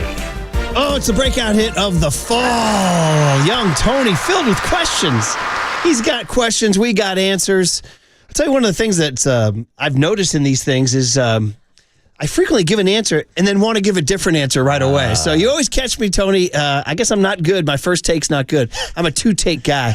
but I'll try to give my best effort on my first take. I can't wait for Murph to start his new show, Second Take. First take, no good. But the second take, come on back, they people. Say in golf, as you know, Tony, when you miss a putt and you're frustrated as hell and you kind of collar it back and hit it again just for your own pleasure and it goes in, then that's the old Art Spander line. Second team All-American, right? Second team All-American. Okay, Tony, so what's the rules again here? What do we do? All right, so here are the ground rules. John, Joe, and I have prepared a list of questions. After I read the question, you're each going to have 1 minute to respond. 1 minute, Tony? What do I do with the other 55 seconds? Guess me every time. You get a ham sandwich. If your time runs out, you're going to hear this bell, which is your cue to stop talking, and then we want to throw it out. Text line and YouTube chat. You can join the conversation, too. Give us your comments. We'll get them on the air as soon as we can. Okay. Let's do it. This is an interactive. Absolutely. Okay. Young Tony's for the people, Murph. Okay. So, well, that's one of the themes these days. Yeah. All right, what do we got, buddy? All right, here we go. First up, number one, we are officially halfway through the NFL regular season. Earlier in the summer, you guys both went through your 49ers schedule predictions, and you predicted the results of each game. Heading into the bye week, Murph predicted 6-2 record. Ooh. Marcus predicted a 5-3 record. Aha. So, in terms of the Niners, what is the biggest surprise of the first half of the season? Well, I think it's pretty darn easy, isn't it? This one, I'm pretty sure my first take will be my good. The 2 blown games against the freaking Cardinals and the Rams. Otherwise, they would be 6-2, right? They're 4-4. I do believe I had them at 10-7 in the finish. God, how about him, by the way, keeping receipts Young on our Tony's picks. got receipts. So the biggest surprise was blowing those easy games, and I attribute that entirely to the general malaise of the Super Bowl freaking hangover, which can mean many things. It can mean emotionally, it's hard to get fired up again. It can mean your bodies are banged up and you haven't had Christian McCaffrey. So I would say that would be the biggest surprise. Well, I mean, it wasn't a surprise they had the Super Bowl hangover. It's a surprise that they blew those games against the Cardinals and the Rams, which I attribute to the hangover. I like that, Murph. I'm going in a different direction. I'm going to say the biggest surprise was the severity of Christian McCaffrey's injuries. Because when we did that preseason exercise where we pick games, we were picking those games with the thought that Christian McCaffrey would be in the backfield. Then we get closer and closer to the start of the season. We start hearing about these calf issues. All right, no big deal. Kyle Shanahan holds him out week 1 Monday Night Football, tells the media if this was the playoff game, he would have been able to play. Next thing we know, he's being shut down for the season with bilateral tendonitis in his Achilles. That means he's got it in both Achilles.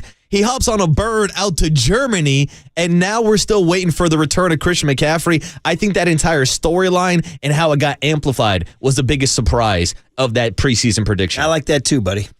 Both good answers. All Bing. right. No bing? No bing. Okay, You guys are on right. time. All right, Looking ahead to the second half, 49ers president of football operations and GM John Lynch added more depth to the team yesterday, trading for defensive tackle Khalil Davis and re-signing veteran safety Chashawn Gibson to the practice squad. So, have you guys booked your flights and hotel rooms for New Orleans yet? No, it's not the real question. That's a no for me, dog. Seriously, though, does this move make you feel better or worse about the Niners' chances to win the Super Bowl? Ooh, better or worse? This exact move doesn't make me feel better. I don't think Khalil Davis is going to have that big of an impact, to be honest with you. So I guess by definition, it makes me feel worse. But I'm not overreacting by the lack of a blockbuster trade yesterday. I think the 49ers are geared up for a second half of the season run like we've seen them do it before. So I guess technically I'm in the middle here with this answer. So I'll say their Super Bowl chances got worse, but technically they got better because they added somebody, right, Murph? Does that make you a swing state in I this know, thing here? I know. Look at that. Well, listen, you've phrased the question very cleverly to put us into a box where we have to come out and say it's Let better me out of the box, Tony. or it's worse. So I'm going to have to play by your rules because it is your game and say it makes me feel worse about them winning a Super Bowl. Now, again, that's with an asterisk, meaning like I don't feel like disastrously bad about it. I don't feel like the building's burning to the ground. But I feel like if they are going to win a Super Bowl, they probably needed to make a bigger splash. They fortified the team nicely, but it's going to be an incremental budge. And I didn't have them winning the Super Bowl prior to making the move. So them making an incremental move would, almost by the rules of your question, make me feel worse. But I do, Your Honor, object to the the verbiage of the question. No, I'm kidding. It's all good. Well, that's why that's my answer, buddy. There like, it is. if they would have traded for Zadarius Smith yesterday, I would have felt better about their odds. If they would have traded even for one of my coveted receivers, I would have felt better. Like, So, to me, this felt like a move where it didn't really move the line of my DeForest confidence. Buckner, you would have felt better. It would have felt better. Well, we answered, Tony. Yeah. You asked, we answered. What Key else you got, phrasing buddy? in the question, just so you know. You're a lawyer. Very important. Absolutely. So, number 3, we have a finals reunion tonight. The Warriors are back in Boston. By the way, shameless plug, tune into Dubs OT with JD and Greg Silver, my guys. Nice. That is immediately following the final buzzer. Tune right in. So, Steve Kerr took a lot of heat from Jason Tatum's lack of playing time in the Olympics. He also addressed it on Tobin and Coach yesterday. We want to play you the audio just for the audience. Nice. I'm excited. I think the fans are really going to cheer for me because you know what I did this past summer. I played Drew Holiday and Derek White a ton, Yeah, and you did. given that both guys are Celtics, and the fact that Tatum also played a huge role in the proceedings. All three guys, major fact. We won the gold medal. This is America. It's the day after Election Day. I think Celtics fans are going to welcome me with open arms and just maybe even like bouquets of roses. Maybe. You know what I'm going to call it? It's going to be loving. Heartfelt. Yeah. All right, so safe to say Celtics fans will not treat him with a ringing endorsement when he gets back. He's probably going to get booed by Celtics fans tonight. So the question here is that fair or foul? I would say this. I'd say it's fair for Boston fans to defend their own. It's like it's a very essence of being a sports fan. You got to be tribal. You got to look out for your guy. And I'd say if the roles were reversed and Joe Mazzulla kept Steph Curry on the bench for a long time, we'd have beef. It's part of the deal. It's part of the fun. I was engaging in this the other day with somebody who was talking about the Dodgers and saying, well, really, they're very likable, da-da-da. And I said, can you let us just play act for a little bit? I want to hate the Dodgers. Let me hate the Dodgers. So for Boston fans, of course, first of all, Kerr beat them in 2022. That's number one. And number two, that's their guy, Jason Tatum. He just won the NBA championship, and Kerr kept him he didn't keep him on the bench, but he didn't play him as much as they like. So I'd say it's fair, and it's kind of the fun of sports. Yeah, it's part of the back and forth. If Boston wants to heckle Draymond Green or Steve Kerr or Steph Curry, it's absolutely fair. Now, it's also fair for me to sit here and call them a bunch of crybabies and tell them to build a bridge and get the hell over it because Steve Kerr did nothing wrong except for beat you in the NBA Finals. But because Jason Tatum didn't get more minutes, shut the hell up. Derek White got minutes. Drew Holiday got minutes. Jaylen Brown didn't make the team. That's not my problem. It shouldn't be your problem anyways. Boston fans are soft. They're sensitive. But it's fair that they will criticize Steve Kerr tonight. Whoa, we're going to talk to Tony Maserati about that at 9:15. Do I sense a little Yankee Red Sox in there, too? All these fake tough Do I guys sense on a the little East Coast. Raider Patriot thing going on, too? All these Bostonians, all these massholes want to be tough guys. Look at that. And then they sit here and cry about Steve Kerr not giving playing time in the Olympics. You touched a Boston Get nerve the hell there, out of here. He doesn't like them. I'll throw some tea in the harbor, Murph. I like Boston. I think it's a great city. All right, follow up on this one. The Warriors and the Celtics are two of the oldest franchises in the NBA, formed in 1946. Bit of a fun one. 37 Hall of Famers for the Celtics, 27 for the Warriors. So, if you could create your own lineup, what would be your all-time starting five? Ooh, between the combining two of both them? teams? Yes, so like the Celtics starting five, the Warriors starting five. By the way, you said both franchises born in 1946. What, are they ready to run for president? You know what I mean? So anyway, okay. Well, geez, the pressure's on right now. Okay, well, I got to go. Steph Curry's going to be in there. Yes. Bill Russell's going to be in there. Larry Bird is going to be in there. Rick Barry is going to be in there. Steph, Russ, Bird, Barry, and Wilt Chamberlain played for the Warriors? Yeah. I'm going to go Wilt. So Wilt, Russ, Barry, Bird, and Steph. Ooh. How's that? I like it, Murph. And I was thinking the same thing, going with the front court, going with Bill, of course, and going with Wilt. And then I was like, do I go Draymond in this lineup? But I can't put Draymond in over Larry Bird. And then I got to go with the Splash Brothers. I'm going Clay and Steph for my backcourt. So give me yours again. Steph, Clay, Wilt, Russell, and Larry. Okay. That's my five. What do you think, Young Tone? That's fair. I think we phrased this Who did thinking, we leave out? No, I think we were thinking like a Warriors starting five and a Celtic like matching up against each other in 2K. An all-time Warriors lineup versus all-time Celtics like lineup. I kind of like the mixed lineup. Yeah, I like us creating our own all-star team. Yeah. Well, then Mully makes my Warrior lineup then for sure. You go Steph, Mully, Clay. Oh, boy. Oh, you throw Kevin Durant into that lineup? Can I keep Jerry Carroll in there too? I'm going to stick with my original. We combine the two. All right. You got anything else for us, buddy? We got one more. This is a bonus question. This one is short and sweet. What are your biggest pet peeves? Oh. Just in general? In life? Just in general. Oh, my God. Very vague. I got one for you right off the riff, and I experienced this morning. When I'm sitting at a stoplight and all the lights are red, and I'm the only person at the stoplight. Yes! What is the purpose of a stoplight if I'm the only guy on the street? Yes. I want that answer. It drives it's been driving me nuts for 20 years. Yes. I'm the only guy on the street, and I got a red light. Let me go. Yes. Let me go. Come on, people. I'm not going to hurt anybody. I'm trying to have a society here. You nailed it, Marcus. I didn't have one. You crushed it. That one grinds my gears. I'm times 100. Hey, SFPD or SF Department of Transportation, when Marcus and I and Tony and John Joe are driving to work, and we're the only one on the road, and there's a red light, we're going to go. Yeah. All right? We're going to go. We're going to look both ways. Nobody's stopping me. We're going to look both ways. You crushed that. I couldn't think of another one. I have to come up with that. Do you have other ones? Ooh, let me think off the top of my head. That's the one that I usually go to. It's my go-to. I can think I bet, you know what? Oh, I got another one for you. Yeah. When I'm on a plane and the guy in front of me seats his seat back. Oh, dude. Like, bro, you're crushing it. I'm You're 6 crushing feet tall. I'm Yeah. 6'3", bro. That is the... I've got less than an inch between my kneecaps and the back of your seat, and you want to lean back an extra inch that is the for my foundation. 6-hour flight? That is the Have some respect. Foundation Have some common of decency. Western civilization. What are we doing? The foundation of Western civilization is don't put your seat back. That's the and once the seat goes back, we've lost our civilization. We've lost our society. Then it's a domino effect, and everybody's sitting back. I like your pet peeves. It's a mess, man. Those it's are a great, mess. Marcus.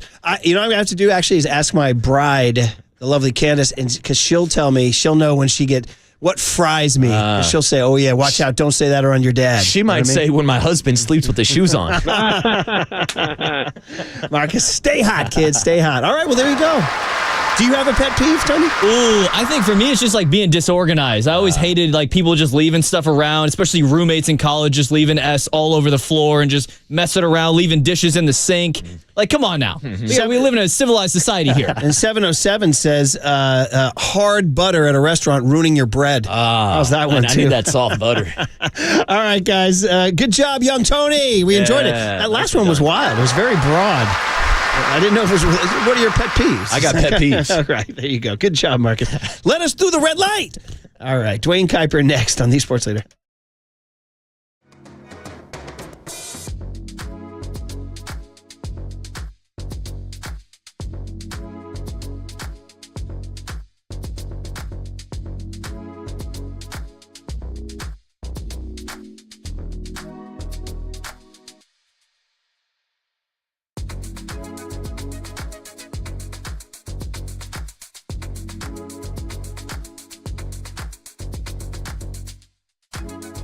Underdog Fantasy. Let's go. It is the place to be if you're a sports fan looking to win money while watching sports. What it is, it's a pick'em game. And you win up to 1,000 times your money just by choosing higher or lower on player stats. Whether that's passing yards or three-pointers, they got all your favorite leagues, teams, and stars to choose from. For example, if you want to get into the Warriors tonight, you can go. And you can check out the Warriors-Celtics game tonight and take out your hires and your lowers. And for example, I'm going to just give you one just for fun because I'm a little bit hot right now. I'm on a little bit of a roll here. The Golden State Warriors at the Boston Celtics. Steph Curry, 24.5 points, higher or lower.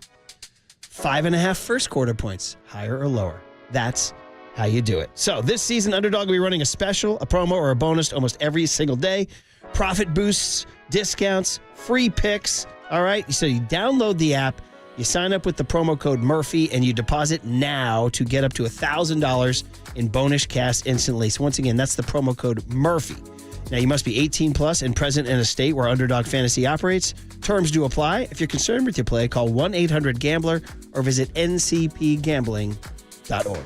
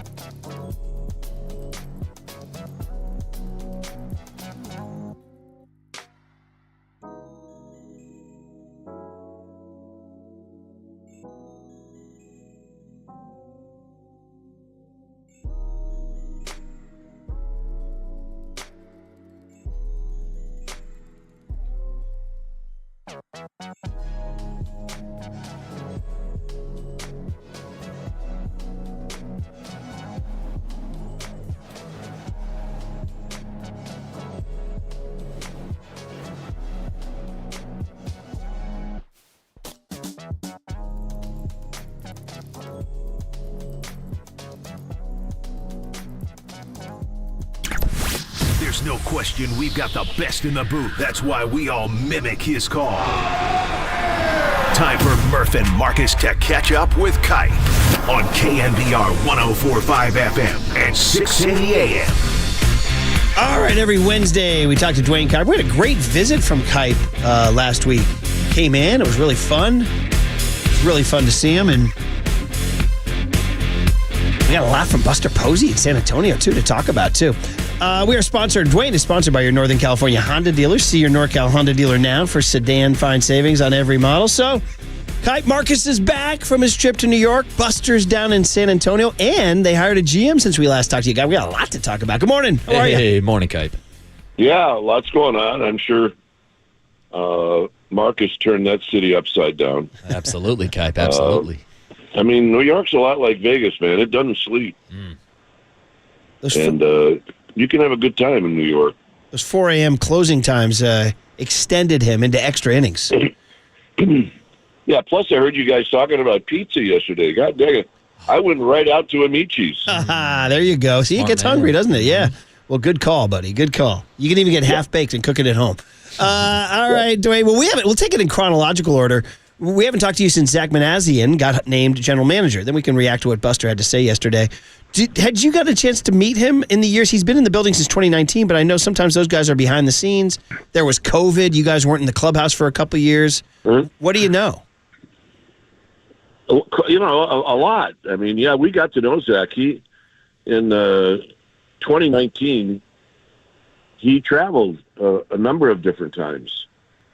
And usually when, someone travels with the traveling group is probably the best time to get to know someone because you can spend time on the plane. You can spend time grabbing a cup of coffee or lunch or breakfast. And certainly you see, whoever is there at the ballpark. So we got to know Zach. And, my tie-in with Zach was all the years that he spent in Milwaukee. Mm-hmm. I mean, he was there for 14 years. And he loved it, so I'm going to attach myself to a guy who loves Wisconsin. And then, he quietly, for the last 3 or 4 years, he really quietly has done his job. And, the thing, look, there's a lot of things I like about Zach, but one, he was not raised in an analytics house. He was not. He was raised in a clubhouse. Mm-hmm.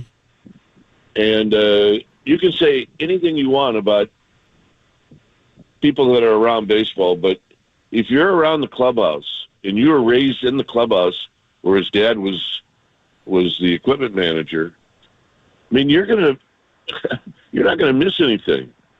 He told us a story about he and his brother Perry, who's the GM for the Angels, or the president, I'm not sure, but he's the guy in Anaheim. And they're not that far apart age-wise, so they're like 9 or 10 or 11, and they're running around the clubhouse, and they're making deals with their baseball cards. They're making trades, and it is serious business. And I asked him, I said, well, who won the trades? He said, I ran all over Perry. It was not even close, right? And if you ever get a chance to sit down and talk to him, you'll understand that this is a good fit for the Giants. And I think it's a really good fit for Buster because I think Zach's personality is going to fit Buster exactly the right way, just exactly what Buster needs. Yeah, and we know that Buster talked openly during this process about hiring somebody with a scouting background. So what do you think this means for the future of the direction of this franchise, and how much of a part did it play, the fact that he is a baseball lifer, into Buster's decision? A lot. And Buster even admitted that Zach wasn't really on his radar as far as filling that position. But once he got to know him a little bit and to see his background, and then, you can look at a guy's background, but when you sit down and talk to him and you find out what he's all about and what he looks for in a player, maybe it made that decision really easy for Buster. But the Giants are going to get back to doing their due diligence on scouting. And I mean, they're going to do both. They're going to analytically look at these young guys, but I also think that the eye test is going to come back, and I think that's a good thing. There's a lot of interesting things Buster said yesterday. We were talking to Dwayne Kuiper on the UMA guest line. Said a lot of interesting things. One of the things about scouts was he said you have to measure what the information is telling you with scouts and what their, and this is the quote, what their years and years and years and years and years and years of evaluating players and what their eyes tell them. I don't think it's an accident that Buster put like 7 years in there. Right. You know? That was like a little... I mean, yeah, and he also said, Murph, look, what I want scouts to look for is not just what they do on the field, but how do they interact with their parents? How does this player interact with his friends? How does he interact in the clubhouse with his manager, with his teammates? I mean, he wants all of the scouts to look for those things as well, because you might pick up just one little thing that either turns you on about a player or turns you off about a player, and that's what he wants. Yeah, it's a huge statement. It's a huge quote, and I agree. And then to the other one. Now, this is mostly symbolic. They're not getting rid of data. They're not getting rid of analytics. They're going to have an analytics department. They will use analytics. But Buster made a big symbolic move to say that when you walk into the Giants clubhouse, which you have done thousands of times, when you turn to the right, Mike Murphy sat there with Willie Mays all those years. And now, in the last couple of years, when you turn to the right, it had been torn down and become a data analytics office filled with computers. Buster says he's moving that.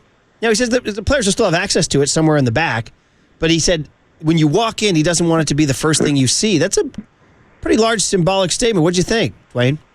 No, I think it makes perfect sense. I mean, when you walk in, to the left, as you guys know, is the manager's office, and then it was always Murph and Willie or Sapita, or it was always one of the, as Mike likes to call them at that time, our living monuments.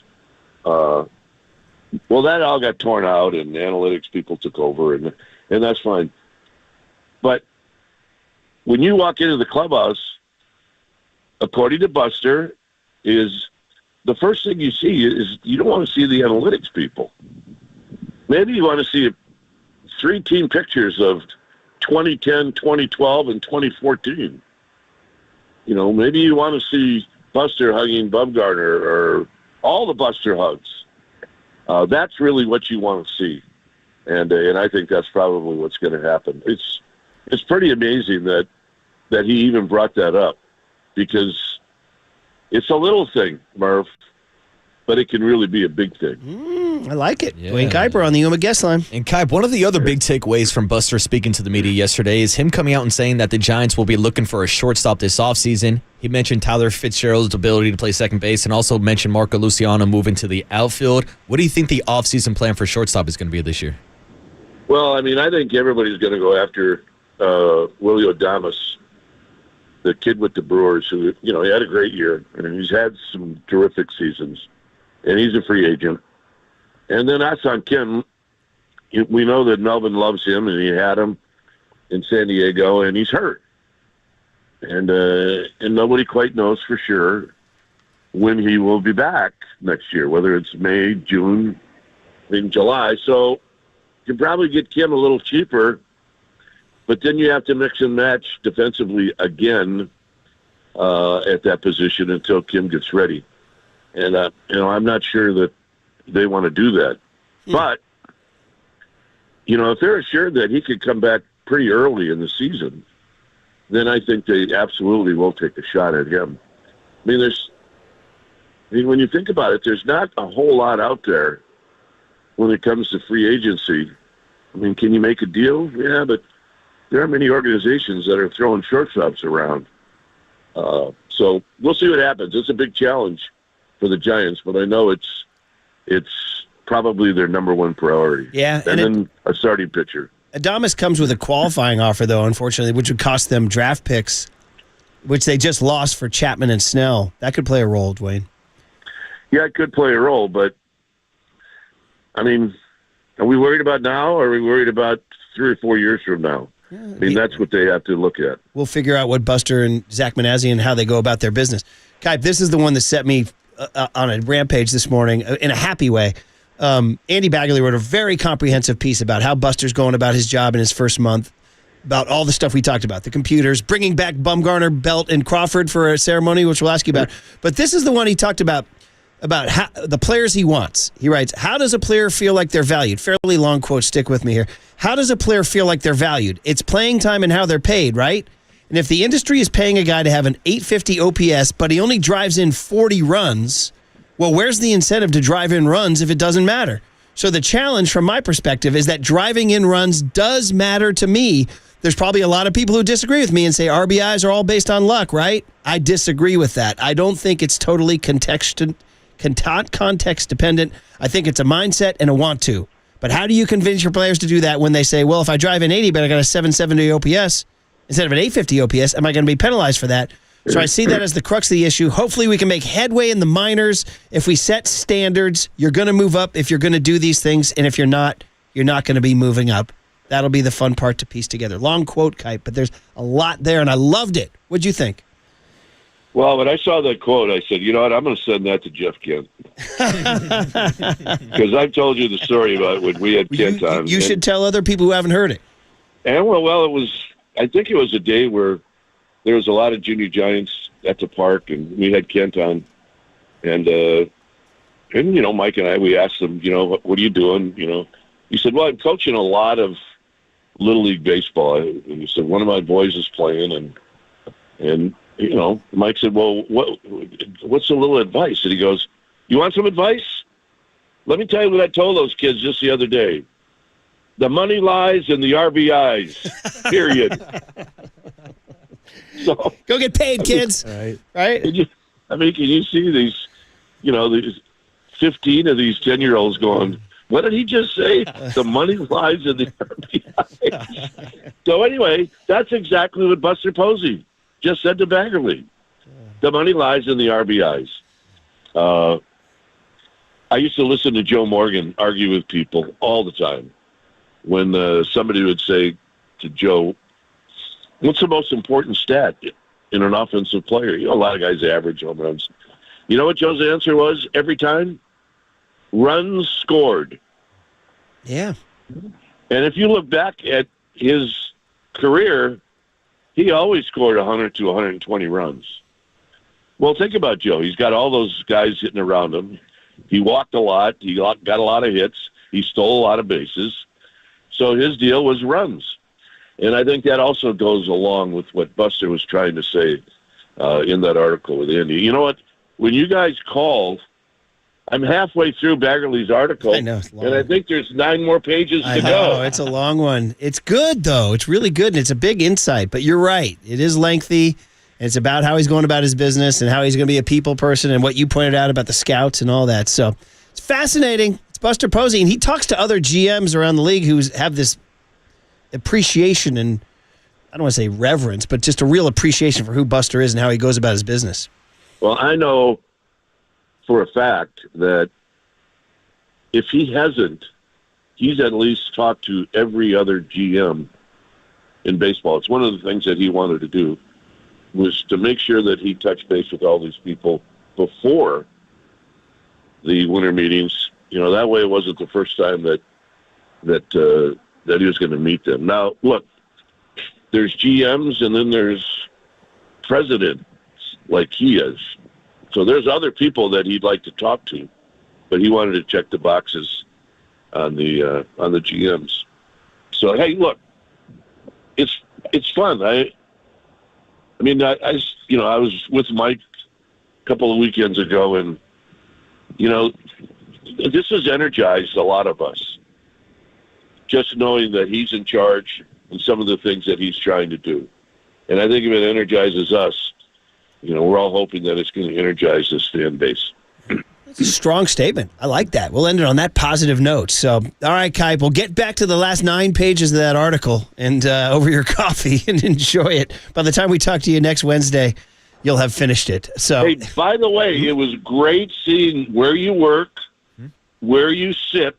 I mean, it helps if you visualize what's going on, and you kind of in your mind have an idea. But then when you actually see where you sit and where Rod was sitting, and I'm sure that's where Marcus is at. That is correct. In the window and meeting the young guys, it was great. It was great putting faces to voices. You were a huge hit, and everybody loved you. You were a celebrity, man. People were taking pictures with you, Kai.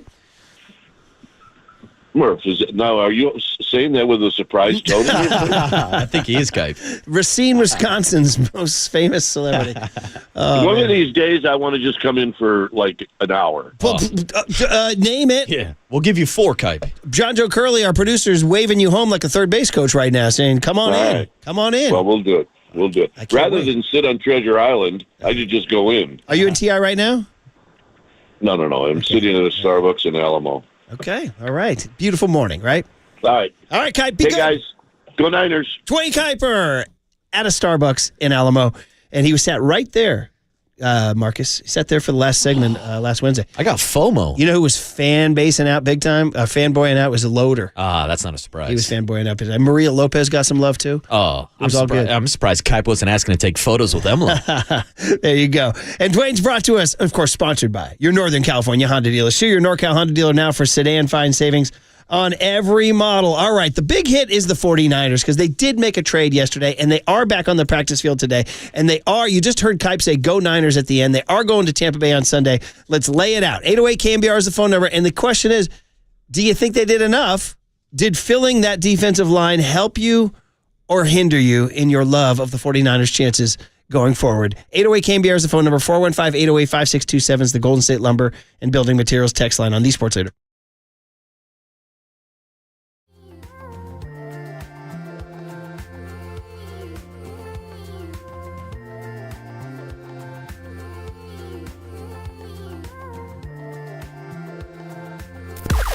Now, from the O'Donnell Financial Group Sports Desk. Learn more at odfigroup.com. O'Donnell Financial Group, because planning is a process, not a product. We are still giving away this $100 Pacific Catch gift card.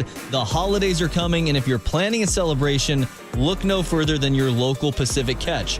Lobster's back on the menu with craveable comfort foods like clam chowder and our new green curry bowl. Book now at pacificcatch.com. So, how do you qualify? You got to stay tuned. We are going to give this gift card away in the 8 a.m. hour this morning. So, when you hear the cue to call from Murph, not now, but when you hear the cue to call, be caller 10 to 415-896-KNBR, and you will win. This is all brought to you by Pacific Catch. It is the perfect winter destination. You can find official rules on KNBR.com.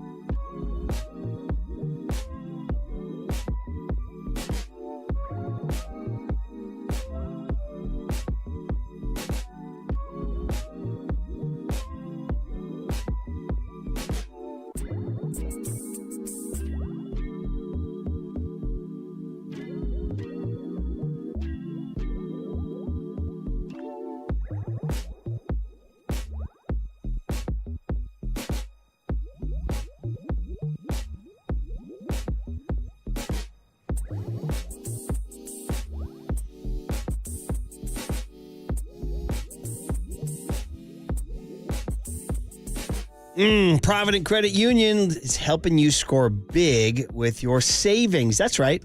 Check out Pick a Term certificates from Provident Credit Union. You can lock in a fantastic 4.25% annual percentage yield with a Pick a Term certificate. So whether you choose a 3-month or a 6-month term, this limited time offer is ideal for hitting your short-term savings goals. Grow your savings and earn a guaranteed rate for the term of the certificate. Earn 4.25% today with a Provident Credit Union Pick a Term certificate. So, you need help getting started? The Provident team can walk you through the process and make your savings journey simple and successful. Visit providentcu.org or stop by your local branch. Hey, don't sit on the sidelines. Maximize your savings now and watch your money grow. This rate is effective as of October 7, 2024. Minimum balance required of $10,000. Early withdrawal penalties may apply. Federally insured by the NCUA. Discover the best in retail and business banking right here in your community. Learn more at providentcu.org.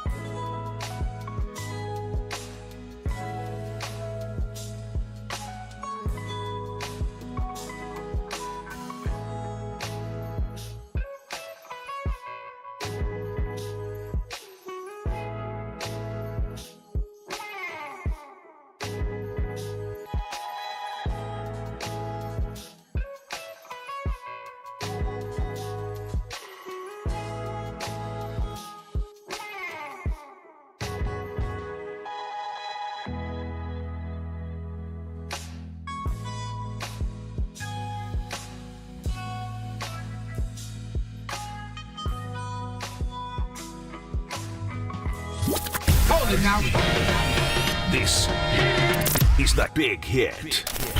Sponsored by Benjamin Moore Paints. Experience the Benjamin Moore retail difference at their independently owned, authorized retailers today or at benjaminmoore.com. On KNBR 104.5 FM and 680 AM, the sports leader. Khalil Davis, the newest 49er. This guy coming out of college at Nebraska posted an elite speed relative athletic score. You can see a 4.75 40, which is wild for somebody who weighs about 315 pounds.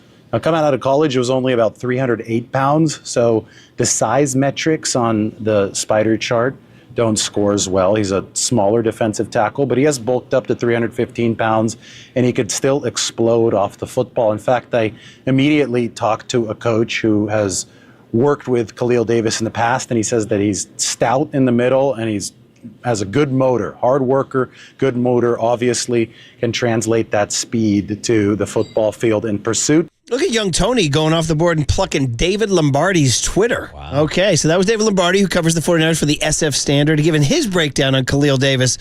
Is that a big hit?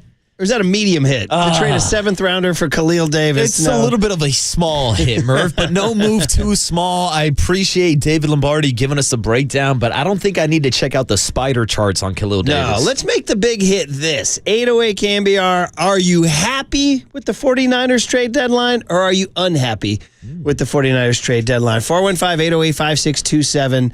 And how about if I come down squarely in the middle and say, it's okay. They got a C from The Athletic in the grades. Ooh, C's get degrees. Well, there you go. I mean, so young Tony asked us, and what did young Tony ask today? Are the Niners' chances of winning a Super Bowl better or worse because of this trade deadline? It was a good question. We can pose that to you, too, at 808 KNBR, 415-808-562. But I think by the letter of the law, we said that their chances were technically worse because they didn't acquire a bigger name, or better because they addressed their one area of need, and as you said, they're getting Christian McCaffrey back. Yeah, that might be the biggest one of them all. If we are going to isolate the Khalil Davis move and also throw in Gibson coming back to the practice squad, I guess technically you would say they got better because they got more bodies on the roster. But these were not like blockbuster moves that are going to change the direction of the season. That blockbuster move is Christian McCaffrey. And so if you're looking at the trade deadline through that lens and that landscape of getting Christian McCaffrey as reinforcements, as getting Dre Greenlaw as reinforcements, in the second half of the season, they're going to be a better team. But I don't know if bringing in Khalil Davis yesterday is the missing piece that's going to lead to a Super Bowl for this franchise. Right, so that's where they're at. 808 KNBR is the phone number, 415-808-5627. Khalil Davis. Now, the one thing we do have to kind of split hairs for you guys. It's not Kalia Davis, who's already on the team. Kalia Davis was a 6th-round draft pick in 2022 from Central Florida, who intercepted Pat Mahomes earlier this year. This is true. Oddly enough, Khalil Davis is a Nebraska Cornhusker who has spent time with the Rams, the Bucks, the Texans, and the Birmingham Stallions. Shout out the Stallions. Yeah. So you're just adding a piece in run stoppage right there. We'll talk to John Lynch about it on Friday. Obviously, the much bigger thing is Christian McCaffrey at practice today, and we anticipate, too, this thing being... I would guess that you're not going to know till Sunday morning if he's going to play, because they need to see how his body responds to practices and reps today. What if he goes out today and feels okay Thursday? What if he goes out today, Thursday, and feels okay Friday? What if he goes out Friday and feels okay Saturday? Then you're looking at arrow up. What if he goes out Wednesday or Thursday and doesn't feel okay? So we're not out of the woods just yet. No, and there's no real advantage to the 49ers tipping their hand and telling the Tampa Bay Buccaneers that Christian McCaffrey will play or won't play this weekend. And something we also have to keep an eye on, by adding Khalil Davis yesterday, they waived Jalen Graham to make room for Gibson on the practice squad. Anders Carlson was released from the team. So we hardly knew you, buddy. Sounds like Jake Moody is scheduled to come back this weekend also. But the 49ers will also have to free up one roster space for Christian McCaffrey before Sunday's game. So I think they're going to let this play out throughout the weekend. Maybe make that roster move on Saturday, but I'm with you, Murph. I think we're probably going to get a game-time decision Sunday morning on the status of Christian McCaffrey. Right, and the 49ers, we talked about this, all the shows have talked about this. Kyle's record is second half strong, man. This is where he gets it going. As Dante Whitner said, this is where they kind of accumulate the data. In fact, we have Dante Whitner's sound from being on Papa and Lund yesterday, which was actually Brody and Dickinson, wasn't it? Brazil and Dickinson, was that who it was? Right. Oh, Lund. Dickinson and Lund. My bad. No, pardon me. Brazil and Lund. That's My right. Gosh. John Lund down in Brazil. That seems like a good time. I know, right? Exactly. So Dante Whitner on Lund and Brazil yesterday on why he thinks the Niners can still go on a run in the NFC. Well, you get Christian McCaffrey back. It's almost like getting a player in free agency. He's going to be fresh.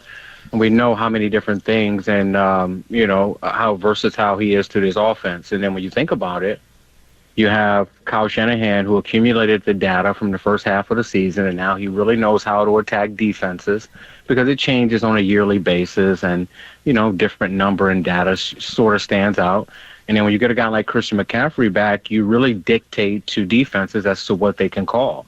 You won't see a lot of teams playing a lot of man-to-man coverage because if you go man-to-man coverage, they motion and shift and they see you're in man coverage, they're going to utilize Christian McCaffrey, who wins at a high rate, versus linebackers, corners, and safeties, which means you're going to be playing a lot of zone naturally. And this is when Deebo Samuel, Jawan Jennings, and a lot of those receivers like George Kittle, who are really good after the catch, get to run through zone defenses unimpeded. So, that's why I felt like they're ready to go on their run. And then when you look at the track record over the last 5 years under Kyle Shanahan, I believe in 4 of those 5 years, they've gone on runs in the second half of the season. They always start somewhere around 3-5, 4-4, and then they hit that switch. So I'm fully expecting that this year. I mean, all those reasons are sound. You add McCaffrey, defenses have to adjust, play more zone, Kittle can get more yak yardage, Deebo can get more yak yardage against zones. So everybody feels like they are poised to make a run. They just got to go do the freaking thing. Exactly. Now it's time to put up or shut up because the excuses are coming to the end of the road.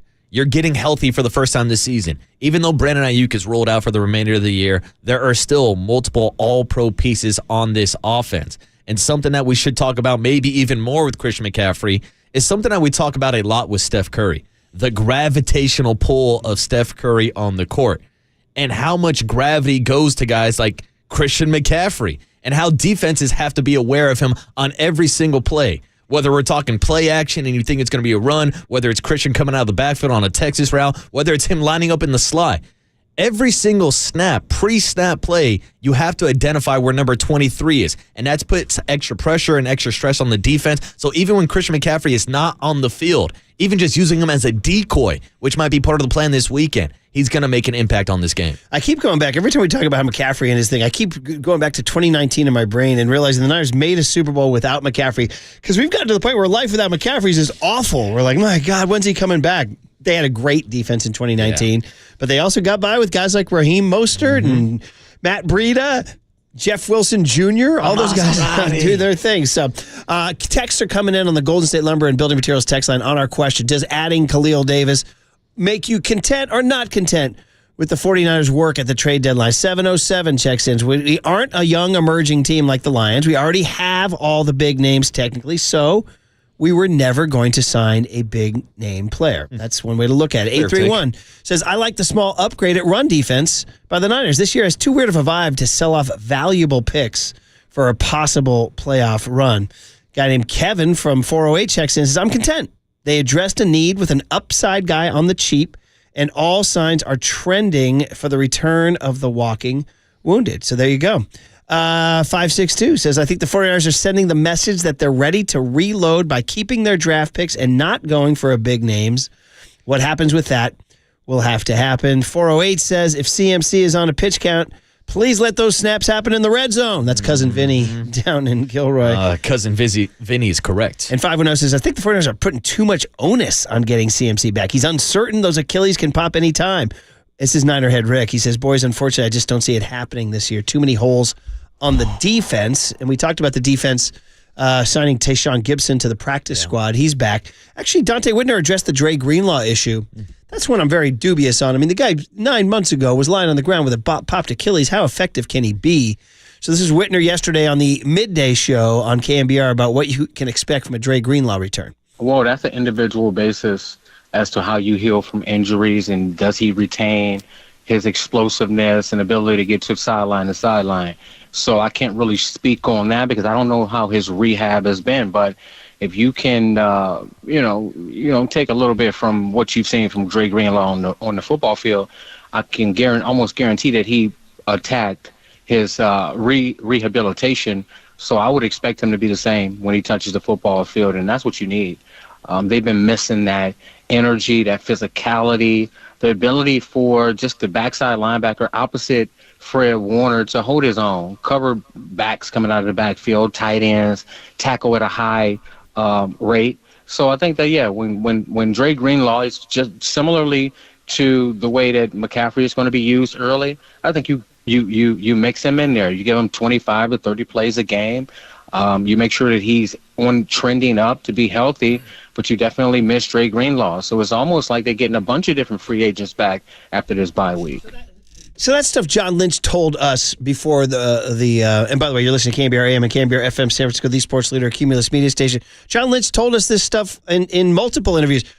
Our guys are coming back. Our guys are coming back. Our guys are coming back. And by not making a huge move yesterday, that's what he's telling you, that they believe in the building. Yeah. They believe McCaffrey's going to come back. They believe Greenlaw's going to come back. John Feliciano is going to come back. All those rumors we heard, like that they were interested in O-linemen, maybe they were. I mean, guys make a lot of calls. Yeah. They don't always, just because a guy's out there. I mean, if we ever had a database of every trade that every GM of the Warriors, Giants, and Niners talked about in the history of their, you'd be blown away, right? Didn't John Lynch called Bill Belichick about Tom Brady, right? Yes, back in the day, right? Yes, he did. So, I mean, these things happen. Hey, man, is Brady available? No. Okay. The Niners are discussing Tom Brady, you know? I mean, it was a report last week from Diana Rossini that the 49ers were among teams interested in DeForest Buckner. Yeah. I'm sure John Lynch called up the Colts and said, hey, is Defo available? They said no, and that was the end of the conversation. Yeah, the Colts wound up not trading him. So everybody who wanted him. So again, this is what the Niners are telling you with their moves, that they're expecting to get better, and also looking ahead to 2025 and the salary cap, that they can't take on huge salaries because they do have to play Brock Purdy. And by the way, looking forward to those March, April shows about what to pay Brock Purdy. We're going to be doing that. It's like Ayuk all over again. Oh, we're talking $60 million, $65, $70 million well, maybe, we'll have to see. And I kind of said this at the start of the season. We'll see how he plays. You know what I mean? I don't know. Can he demand $65 million if he has... if he finishes 16th in the league in passer rating and all that stuff? Yeah, I mean, the market's going to decide for itself. As long as Brock Purdy is healthy and leading the 49ers back to the postseason, which I believe he will do, I think he's going to get that contract, Murph. It's the Bay Area real estate theory that, you want to live in the Bay Area, you got to pay $1.6 million for a 1,200 square foot house. If you want to have Brock Purdy as your quarterback, you got to pay him $60 to $65 million. And that's why I think that was a big factor in the 49ers not going out and making this blockbuster move. Now, I would have traded the 5th and the 6th rounder for Zadarius Smith. I would have made that move. But the reason why they're not going out trading 3rd and 4th and 5th round draft picks is because they're going to need those players once Brock Purdy gets paid. And you look at the success that they had this year with this draft class, and we've seen the success that John Lynch has had before with George Kittle and Fred Warner and Diamado Lenore, all 5th round draft picks, all guys who are making an impact now on this roster. I think that's why I didn't go out and make the blockbuster trade yesterday. Yeah, for sure. So there you go, man. That's kind of the big hit as it is. It was not a big hit. It was a single up the middle or an infield single. Ooh. A chopper. A little ground ball with eyes, Murph. Did it drive in a run per Buster Posey's request? That's a big question. And I do got to give some love to the 559 on the Golden State Lumber and Building Materials text line, because they've sent this in a couple times this morning. They said, Khalil Davis, what the hell? Was A.J. Pollock not available? Oh, Farhan still catching strays. But we decided this morning that Khalil Davis is more of the Mark Canna of the 49ers. Farhan still not A.J. catching Pollock. strays again, too. All right. The two other big stories this morning are, of course, the Warriors going back to Boston. We got to talk about that. Tony Maserati from 98.5 The Sports Hub in Boston will join us. We actually have video, a hype video. Believe it or not, the Celtics made a hype video about a Wednesday night 8th game of the season in the NBA. Revenge video, Murph. Steve Kerr addressed it yesterday with Tolbert and Copes, too. So we'll get into it. It's the Warriors going to Boston, where Steph in 2022 put on what I think we answered in what did young Tony ask today? It was either that or the Golden Dagger as the greatest performance of his life. Yeah. But the 43 points in Boston is going to be very difficult to beat. They're going back there. Steve Kerr didn't play Jason Tatum as much as everybody wanted, sat him for long stretches of the Olympics, and that will be a focus tonight on ESPN at 4:30. So we'll hit that next on KNBR 104.5 and 680, the Sports Leader. Is that a big hit?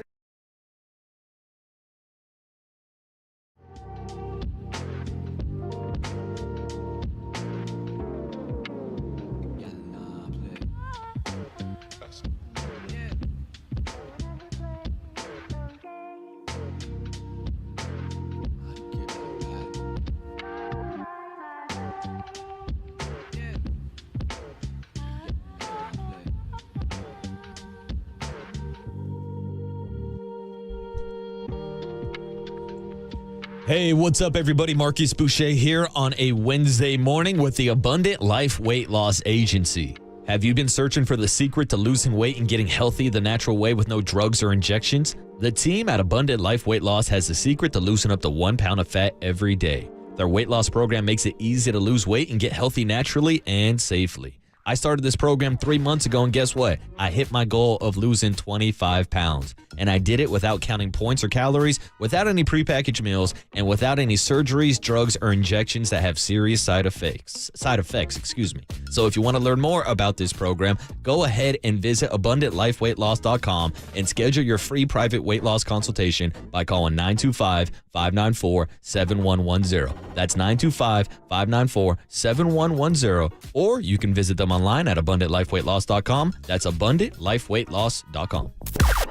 Now, from the O'Donnell Financial Group Sports Desk, learn more at ODFIGroup.com. O'Donnell Financial Group, because planning is a process, not a product. We are still giving away a $100 Pacific Catch gift card, and we have not done it yet. So, the holidays are coming. If you're planning a celebration, look no further than your local Pacific Catch. Lobster's back on the menu with craveable comfort foods like clam chowder and our new green curry bowl. Book now at PacificCatch.com. So how do you qualify? You got to stay tuned. We are going to give this gift card away in the 8 a.m. hour this morning, so stay tuned. When you hear the cue to call from Murph, not now, but when you hear the cue to call, be caller 10 to 415-896-KNBR, and you will win. This is all brought to you by Pacific Catch. It is the perfect winter destination. You can find official rules on KNBR.com.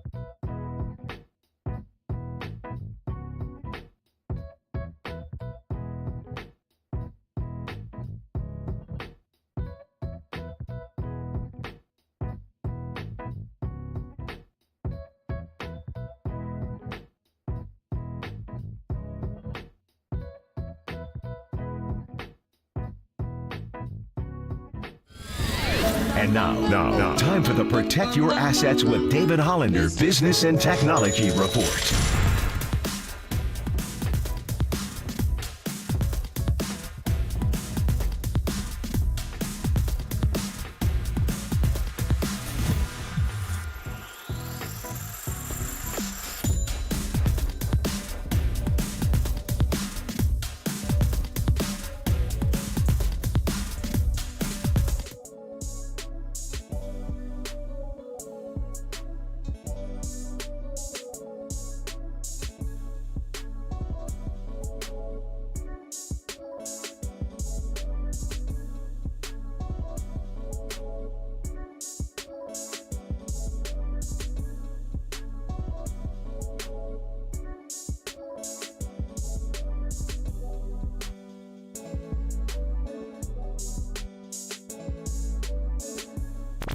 Dub Nation, Murph and Marcus keep rolling on the sports leader and streaming live on YouTube at KNBR 1045. Clock expires with 2.7 to go. Steph Curry was already being photographed on the other end, but the game's not over yet. He is fell emotional. Down. He looks like he's in tears, Kesty. Inbound to Boston, final seconds tick off. The Golden State Warriors back on top of the NBA once more. 4 championships in 8 years. They win 3 straight to close out the Celtics in 6 games. The Warriors are the 2022 NBA champs. They beat Boston 103-90 in Game 6. Oh, that was so sweet in Boston. Remember Bob Myers walking around barefoot on the parquet? I was like, look at Bob Myers walking around. You want to talk about pet peeves? We were talking about pet peeves earlier today. I think maybe seeing somebody's unattractive bare feet is one of my pet peeves. Wow. And I'm talking specifically to Creative Tony. Wow. And his hairy now that hobbit shocks feet. me. You would think in that hippie commune you live up on the mountain that there'd be plenty of people walking around barefooted. Yeah, and it's my pet peeve. Oh, yeah. I actually enjoy walking around barefooted. Do you? Yeah, it gets you grounded to Mother Nature. Well, isn't that what Gabe and Jock Peterson and all those guys did on the Giants? Yeah, it's not fun. I used to run poles every once in a while. And that's running from barefoot? foul pole to foul pole barefoot every once in a while. Every once in a while, not all the time. I didn't know you had that hippie in you. Yeah, man. Well, come on, Murph. You know what I get into after the shows. Got that hippie Little in me. lettuce? Yeah, a little lettuce. By the way, Game 4, Warriors are down 2-1. They go to Boston on June 10, 2022. Steph Curry goes 14 of 26 from the field, 7 of 14 from 3, 8 of 9 from the free throw line, scores 43 points with 10 rebounds. To tie that series at 2. That was absolutely freaking outrageous. Game 5 of that series, they go back and they go to San Francisco. They win 104-94. In that game, Steph Curry goes for only 16. Andrew Wiggins goes for 26 and 13 in that game. And then the game you just heard was Game 6. They go back up 3-2. And then you just heard the ESPN call there with Doris Burke, and they win 103-90 on June 16, 2022. And in that game, Steph goes for 34, 6 of 11 from 3. Wiggins goes for 18, Draymond 12, Clay 12, Jordan Poole 15 off the bench. It's a pool party. So it was 2.5 years ago, but I still think it looms. I think the Warriors and Celtics still have beef, not like Warriors Rockets beef, maybe from the West in the mid-2010s, because they only see each other twice a year. Yes. And they will see Boston. I think it's in. I think you know where they play them. They play them MLK Day in the matinee game here. Ooh. Actually, yeah, we'll be. I think we're off that day, aren't we? Either way, anyway. So what's making this juicy is the 2022 NBA Finals still hangs over this game. Then the Celtics turn around and win it the next year. So we're talking about the 2 last champs are going at it tonight. But the big one is the Steve Kerr, Jason Tatum feud. And let's make it a feud, Marcus. If you want to call it a feud. Let's stoke the fires, buddy. Let's get into it. So it's Jason Tatum makes the Olympic team, but sits for significant portions of games, only averages 17 minutes a game. Oh. Actually, was there one game where he just didn't play at all? Yeah, I think he sat out a game, yeah. Had a DNP. People in Boston lost their minds. I've told this story a bunch. I'll tell it again. The Murphy family was in Boston for 2 nights this summer, and it happened to be right during the Olympics weeks of basketball. And we put on, shout out to families on vacations, and they're all 4 of you in one hotel room, and you're like, just put on the local news, see what's going on. You know what I mean? We interviewed this man on the street about there's a new donut shop open down the street. You're like, hey, look what's going on. So I put on the Boston NBC affiliate after the Olympics. Oh, that's what it was. It was right after the Olympics. It rolled right into the news. NBC News tends to spike during the Olympics because everybody leaves their TV on. And their lead story was about how pissed Boston is at Steve Kerr. They're interviewing multiple people in the street. And they were like, what's this guy doing? He's an enemy. He's killing Tatum. He's jealous. Steve Kerr's got a lot to answer for. Wow. And they were, and I remember, I think I sent out a tweet or a text to somebody saying like, bro, Steve Kerr better watch his 6 when he gets to Boston. And that's tonight. Tonight at 4:30. So, what do you think? I think the Warriors are going to go in and laugh at the faces of all the crybaby Boston fans. Like, let me just clarify. These were Boston fans that were complaining and pissed off just days, weeks after winning the NBA Finals. And then you have not one, not two, 3 different Celtics who make the roster. Nobody was complaining about the playing time of a Derek White. Nobody was complaining about the playing time of a Drew Holiday. I guess some people were blaming Steve Kerr for not putting Jaylen Brown on the roster. But what are we doing here? We're talking about minutes in Olympic basketball, where you got a free trip to Paris, and oh, by the way, you still won a gold medal. It's not like Steve Kerr had the choking job of a century and USA lost because they weren't playing Jason Tatum. Like, to me, this is just Boston fans looking for a reason to be mad, and now here they are in their feelings, dropping hype tapes and revenge tapes for a Wednesday night game in November. You know what I forgot? Tatum's mom got involved. Oh. So they played their opener against Serbia on July 28th. He did not play for a single minute. That's how it got all started. Then he played in 3 consecutive games. He had a double-double against Puerto Rico on August 3rd. Then they played again the next game and didn't play again. So he got benched a couple of times. Wham! My guy Tyrese Halliburton was getting benched. He was getting DNPs, and he was out there celebrating with limousines full of females out in Paris.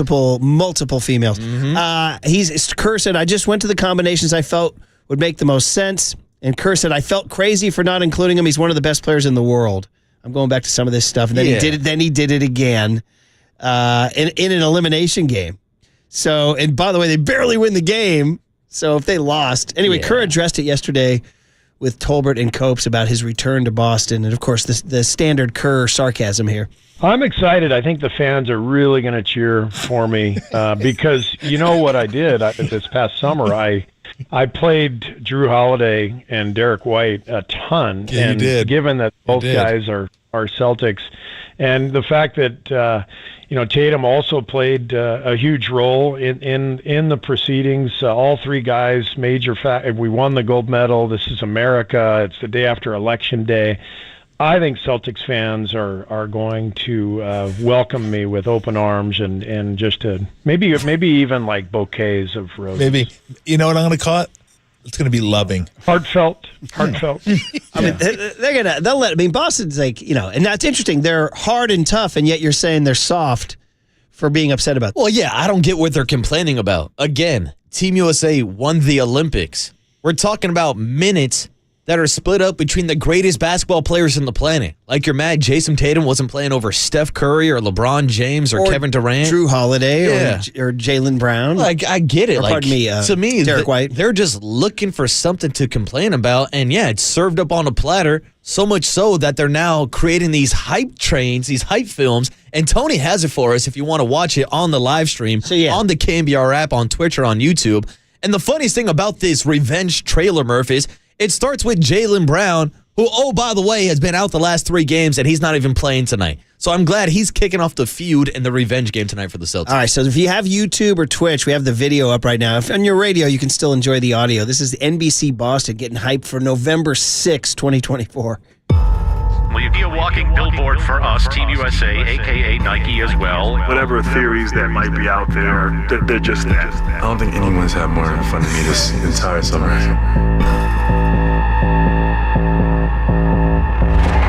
Why didn't Jason Tatum play yesterday? I want to give Steve Kerr the benefit of the doubt, but on the surface, it's really weird. There has been a thing between the Warriors and the Celtics. He is frustrated and upset.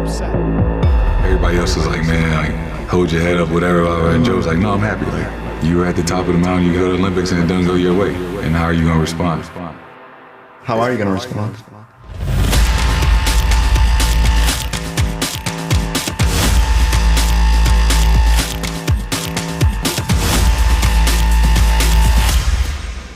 Wednesday night, says the screen right there. There you go. By the way, so is Tatum going off tonight? Over dramatic. Go to my underdog. Yeah, what's his line on Prize Picks tonight, Murph? Actually, that's a pretty good one here. Underdog, of course. I mean, I guess if he is looking for a revenge game in the middle of November, yeah, sure, have at it, Jason Tatum. I mean, listen, this is going to be a tough game for the Warriors anyway. Oh, yeah. Boston's a really good team. The Warriors, they're undefeated. They shoot the lights out. I mean, even without Jaylen Brown on the court tonight, they still have 3 players in the NBA who are top 6 in three-pointers made. Shout out Peyton Pritchard is shooting out the lights to start the season. Free read for underdog here. I already did my read for the day, but ready for the higher lower? Ooh. 30 and a half.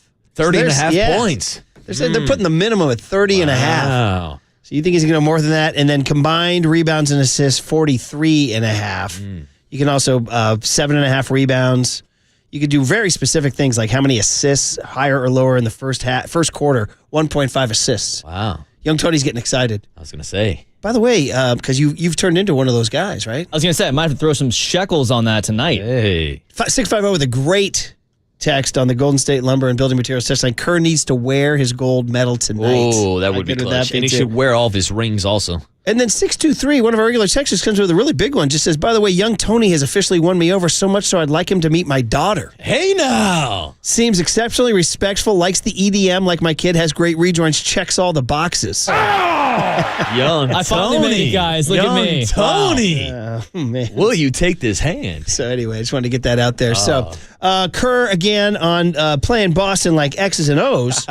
Here he is on saying that, Boston's going to bring some defense too tonight. It won't be, the version of the Celtics that we saw in the playoffs where it was true 5 out with Porzingis launching from 30.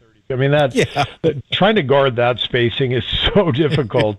But they're still obviously, one of the best teams in the league. And this will be our biggest challenge to date defensively for sure. Yeah, so it'll be really, really fun. 4:30 for a Wednesday night. Sure, why not? We'll talk to Tony Maserati at 9:15. 650 texted in, says, not only Boston fans, the whole sports media piled on and crucifying Kerr, totally losing perspective that the U.S. won the gold.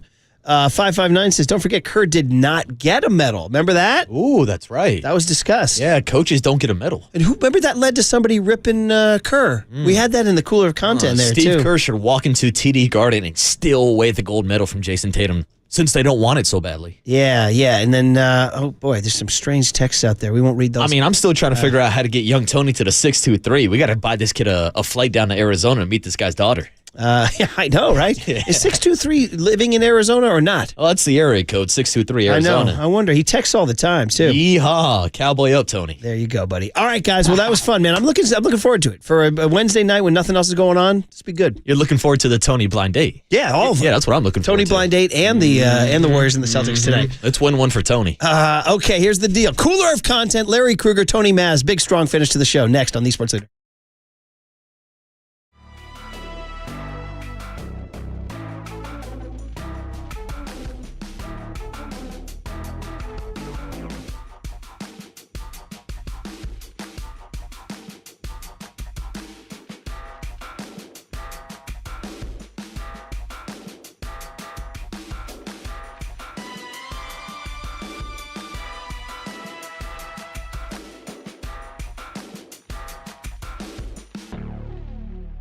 All right, Amici's half-baked pizzas are awesome.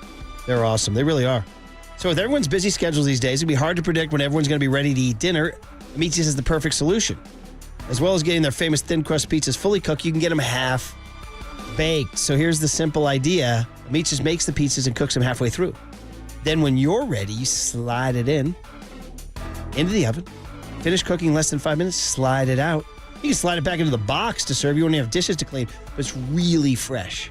Like the cheese is bubbling, man. The crust is crispy. And for the rest of November, listen to this. If you order any size half-baked pizza online from the menu category scroll bar at Amici's.com, Amici's will give you 20% off that pizza. I'll say it again. For the rest of November, if you order any size half-baked pizza online from the menu category scroll bar at Amici's.com, Amici's gives you 20% off that pizza. So when you want restaurant quality pizza from your own kitchen and time to fit your family's busy lifestyle, Amici's delivers. I just want some pizza.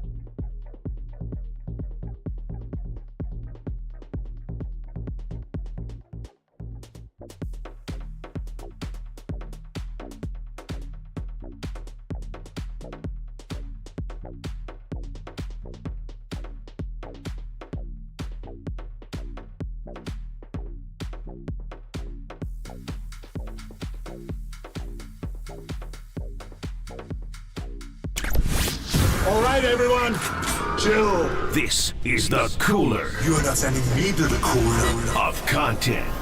Sponsored by Mancini Sleep World. Sleep better, live better. Visit sleepworld.com. And by Marin Health. Marin Health Medical Center and Marin Health Medical Network world-class care. Closer than you think. On the sports leader.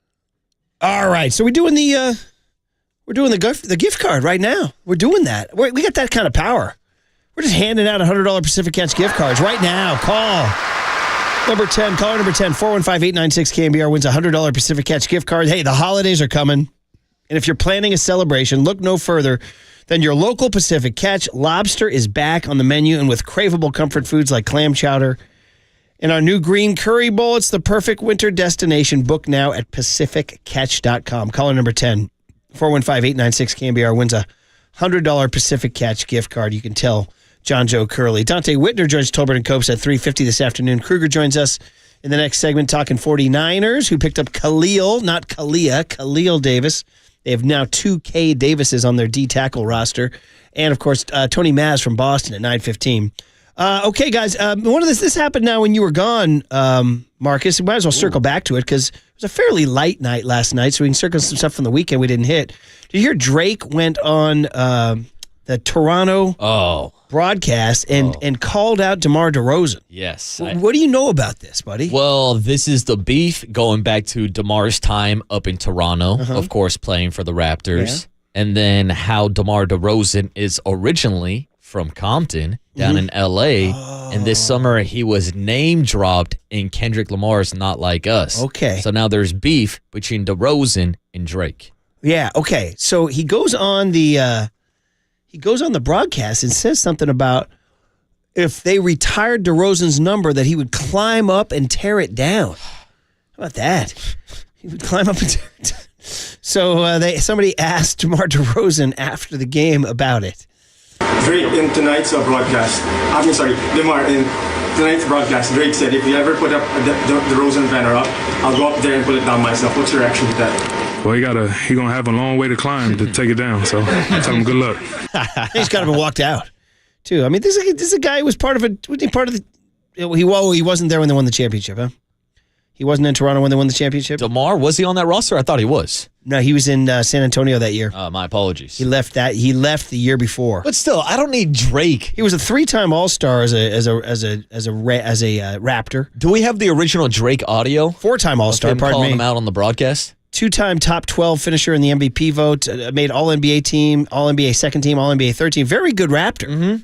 But regardless of whether or not they're going to retire his number and put it up in the rafters, why the hell is Drake the gatekeeper of who's allowed to go up and who's not? Because of the feud with Kendrick. Yeah, but all of a sudden, like, he's the president of the Toronto Raptors. This is the same Drake that was begging to get in the Heat locker room when LeBron was winning titles. Like, this guy's the biggest bandwagon fan there is. So when he started repping Toronto Raptors all of a sudden because they're in the NBA Finals against the Warriors, I didn't buy it for a single second, Murph. There was even a camera catching him with Colin DeRozan some uncool names. What a loser. Drake is a loser. How about you take that BBL up all the way up to the rafters? Get the hell out of here, Aubrey. Now, we do know that you have an anti-Drake bias. Yes, I'm anti-Aubrey. Yeah, we got to get that out He's there, a child actor pretending to be a rapper. Are you're in the minority out there, like, at least until the Kendrick Lamar Not Like Us. Well, that's the thing, man. I've been carrying around the Drake hater flag with Kevin Durant as my VP. Ain't nobody give a damn about no Drake night. I've always hated Drake going back to high school, so I'm glad that the rest of the world finally came around. In our upcoming 2010s Friday, you're not going to suggest any Drake absolutely tunes? not. I can what guarantee what if I slipped one in? Then I'll probably take my headphones off and just ignore the wow, rejoin. It's that bad. I don't like Drake. Okay. He's fake. He's everything wrong about rap culture these days. Okay, and that is just because he's... Oh, dude, he's got ghostwriters. Yeah. He was literally a child actor that now pretends to be this American gangster rapper. Yeah. He's not. He's Okay. just not. Man. All right. Well, you got. I got standards around. I was buying time for young Tony to find that question. You don't have to find it, buddy. If you got it. No, don't worry about it. But okay, next up. Hey, so we've been talking about this. Sorry, buddy. We're gonna go from one thing that ticks you off to another. Oh no. Pedro Martinez, 2004 Red Sox. Why are we doing this? Well, this is good baseball, though. This is just inside baseball about what goes on in dugouts that we don't know. So they're talking about in 2004, this is called The Comeback on Netflix. Yeah, cowboy up, blah, blah, blah. No, that Pedro Martinez, somebody got hit. Was it Kevin Millar? And Martinez walks up to him and says, "Who do you want?" Like, we're talking about openly talking about throwing at guys here. So here's Pedro Martinez on The Comeback on Netflix in the inside story of throwing at people. Pedro Martinez comes over to me. He's like, "Who do you want?" I was like, "Man, that's a weird question. Who's Pedro Martinez going to drill? Jeter? You want Soriano? Great. Retaliation. Do not hit my players.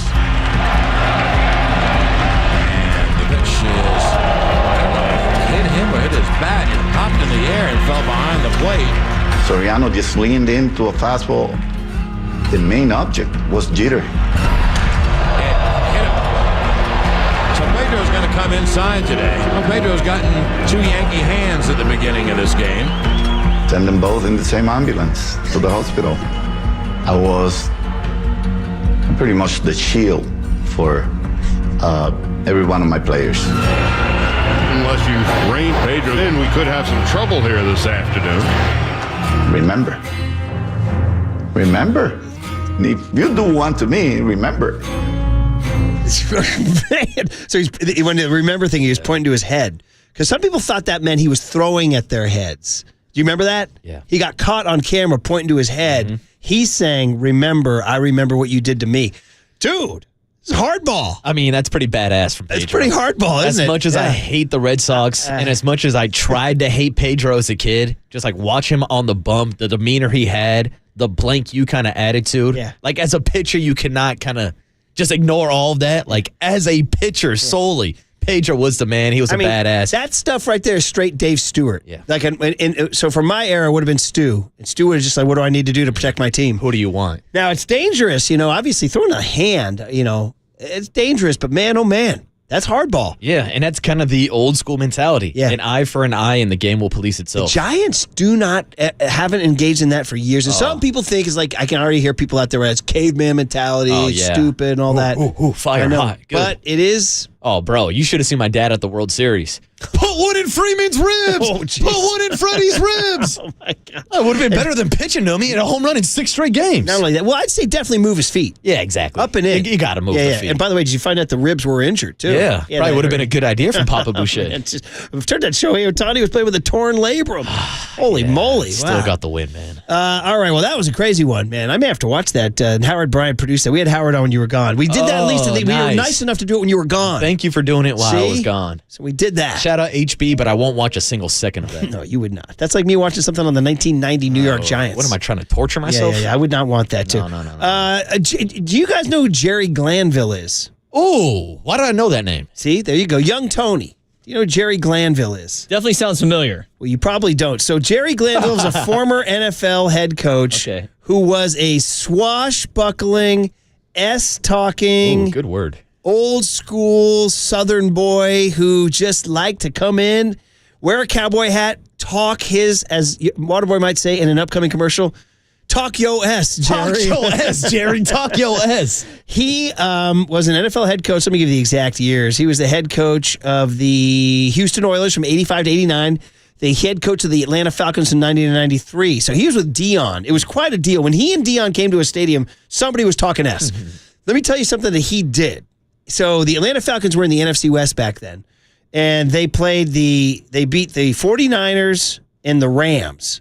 So he made this weak little trophy out of like tinfoil, called it the California Trophy. And when they came to Candlestick the next year, he came into the sidelines holding it up, saying, because we run California, because they beat the Rams and the Niners. People were like, whoa. He walked in, he was holding it up. He's like, yeah, this is the California Trophy, and we're gonna retain it. He made his own trophy. Yes, dude. It was like kind of a lousy trophy, too. So he talked a lot of mess. He brought a California Trophy to the sidelines in Candlestick in the early 90s. But here's the catch. He's now 83 years old, and he's still coaching football at Northwestern Oklahoma State. He went on Good Morning Football, I think, with Peter Schrager. This is pretty awesome. This is Jerry Glanville at age 83 at Northwestern Oklahoma State as a D coordinator. Well, I tell everybody, preachers preach and coaches coach. and you never quit coaching. And if you can help one player be better than he was yesterday, then you jump out of bed and you run to work. If you can help one guy just improve a little bit, that beats all the money that you could ever make. When you crawl in the box, they put dead men in the box, one in a box. You only get to take a couple things in there with you, and it's not money. It's your integrity and who you've helped. Dude, all right, Jerry Glanville dropping bombs at age 83. He's like, yeah, I do this. Preachers preach, coaches coach. When I crawl in the box, I can't take money with me. It's what I left behind, my integrity. And the California Trophy. Multiple texters saying, don't forget, his big thing was at every stadium, he left tickets for Elvis Presley. No, he did. Yes, he did. Because he was like, hey, man, I'm a believer that Elvis is still out there. No He goes, and if he way. wants to come to our game, I'm leaving tickets for him. And just to clarify for everybody who wasn't alive at the time, Elvis had already passed, 1977. Right? Wow. Yes. Wow. So he did that all through the 80s and 90s. The king's going to show up. He did. Yeah. He said, hey, there's some people out there, like if you lived in my era, I used to go to the supermarket. We had this thing called Weekly World News that would say like aliens are coming to take over the White House or whatever. And there was frequently like Elvis alive and spotted in Argentina, all this stuff. You'd be like, Elvis captured by aliens. Yeah. I used to go to the supermarket with my mom, shout out Red Cart in Mill Valley, and I'd be like, man, I guess there's a pretty good chance Elvis is alive because this newspaper says it every week. Wow. And so Jerry Glanville would leave 2 tickets for Elvis. Well, with that being said, my only question is Kyle Shanahan or any other NFL coaches leaving behind tickets for Tupac Shakur? Not bad. By the way, shout out Ted Lasso. I believe Roy Kent, or is it, no, Lasso himself would leave tickets for Reba McEntire to every AFC Richmond game. Wow, yeah, that was a huge conspiracy when I was growing up, that Tupac was still alive. Yeah. And that's why everybody was freaking out down at Coachella, where they had the first Tupac hologram, because everybody was tripping out on drugs. They thought it was the real Tupac. They thought Tupac actually came back.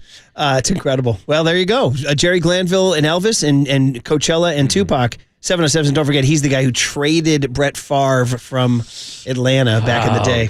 Anyway, good. That was a good one. I'm glad we got the Glanville one in there, man. So there you go. There's a little cooler of content for you. Larry Krueger checking out the Niners going into the big game at Tampa on Sunday. He's next on KNBR 104.5 and 680, the Sports Leader.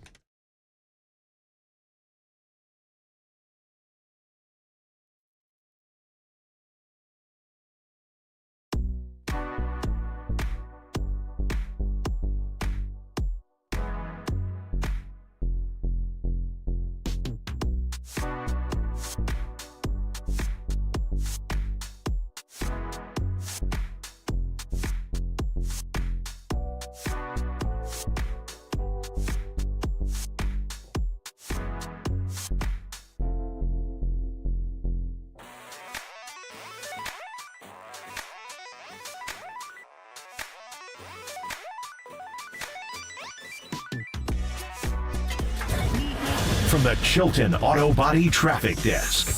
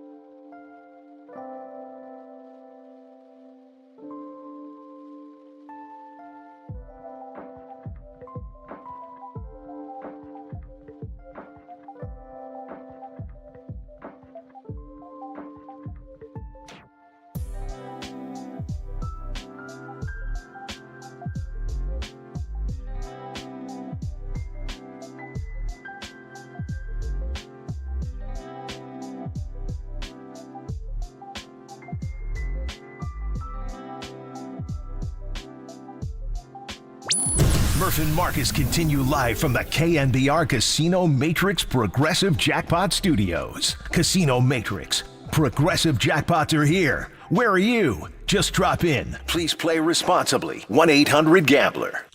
All right, every week we check in with the host of Niners Nightly, Larry Krueger, ready to get ready for the 49ers Tampa Bay Bucks, and reverberating from the Khalil Davis acquisition. Not Kalia. Khalil. It's a little confusing. They already had a Kalia Davis. They required a Khalil Davis, so get your K Davises straight. So, Larry Krueger, good morning, brother. What's up, What's Krueger? going on, Murph? What's going on, fellas? How you guys doing? We're doing good. It's always a trip, you know what I mean, to do shows after a night like last night, but we're doing it. People would assume they went to KNBR to not talk about last night, right? If they want, they can go elsewhere. Unless we're talking Sharks hockey. There it is. There it is. But yeah, man, we're here and we're trying to ponder the Khalil Davis. We asked people, are you happy or unhappy with the Khalil Davis acquisition? And Larry, the reaction has been a resounding, That's kind of the reaction, you know? Yeah. Well, I mean, it's not a rock. It's not a Christian McCaffrey kind of a move, right? It's a move on the edges. It's a move on the margins. But I do think it's kind of important. Why? Because you got Kevin Givens with a groin strain, Evan Anderson, who's very, very young. And then Jordan Elliott's gotten dinged up a little bit. You're just kind of a little bit thin there for experience. And here's a guy who's playing in a regular rotation with the Texans, and the Texans just wanted to move him because they got great depth and they're trying to kind of take care of their roster a little bit for the future. And so the Niners get a player. Now, is he a star? No, the 49ers are his 6th NFL team, but he is pretty polished. He is pretty agile. He's pretty disruptive inside. He's got a good closing burst. This year he's played 172 snaps. He's got 8 pressures, 4 run stops, 5 tackles. He's a guy that's not an every down guy, but if you play him in a rotation, he can be effective. So I think that's what they're hoping to get out of him. Just, it's kind of like, do you like a certain guy in a baseball lineup? Well, I like him for 250 to 300 at-bats. If you give him 500 at-bats, now I don't like him as much. It's the same kind of thing. I think the Niners have some D linemen. If you play him 25, 30 snaps, they're going to be fine. But if you have to play him 60 snaps, it's going to be a rough day. The Lions were able to go out and trade for Zadarius Smith for a 5th and a 6th round draft pick. Larry, were you surprised that the 49ers were not interested in Zadarius? And do you think they should have went out and brought in one of these pass rushers? I definitely think they could have used another pass rusher. As far as him and that price, I mean, the 49ers don't want to unload their draft capital. They're looking at a year where Brock's going to be paid a lot of money, and they feel like they're going to need all those picks and then some. That would be my guess. I mean, I haven't talked to Lynch specifically about this, but that would be my guess, is that they really feel like they need as many, bites at the apple for cheap labor like you get in the draft. And I just don't think they wanted to give it up unless it was a difference-making type player. Yeah, and Cal Kami brought up on Twitter this morning that they quietly lost that 5th rounder next year because of that accounting error, right? Right. So they're down.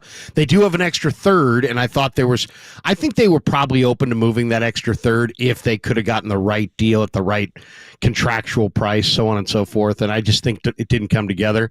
But I think they probably were open to moving that 2nd, 3rd, from what I was hearing. All right. We're talking to Larry Krueger. Of course, you hear him every night, Niners Nightly, 6 o'clock. You tune in tonight talking Niners. And so, obviously, it's all about CMC, Larry, and you'll be down there. Christian McCaffrey.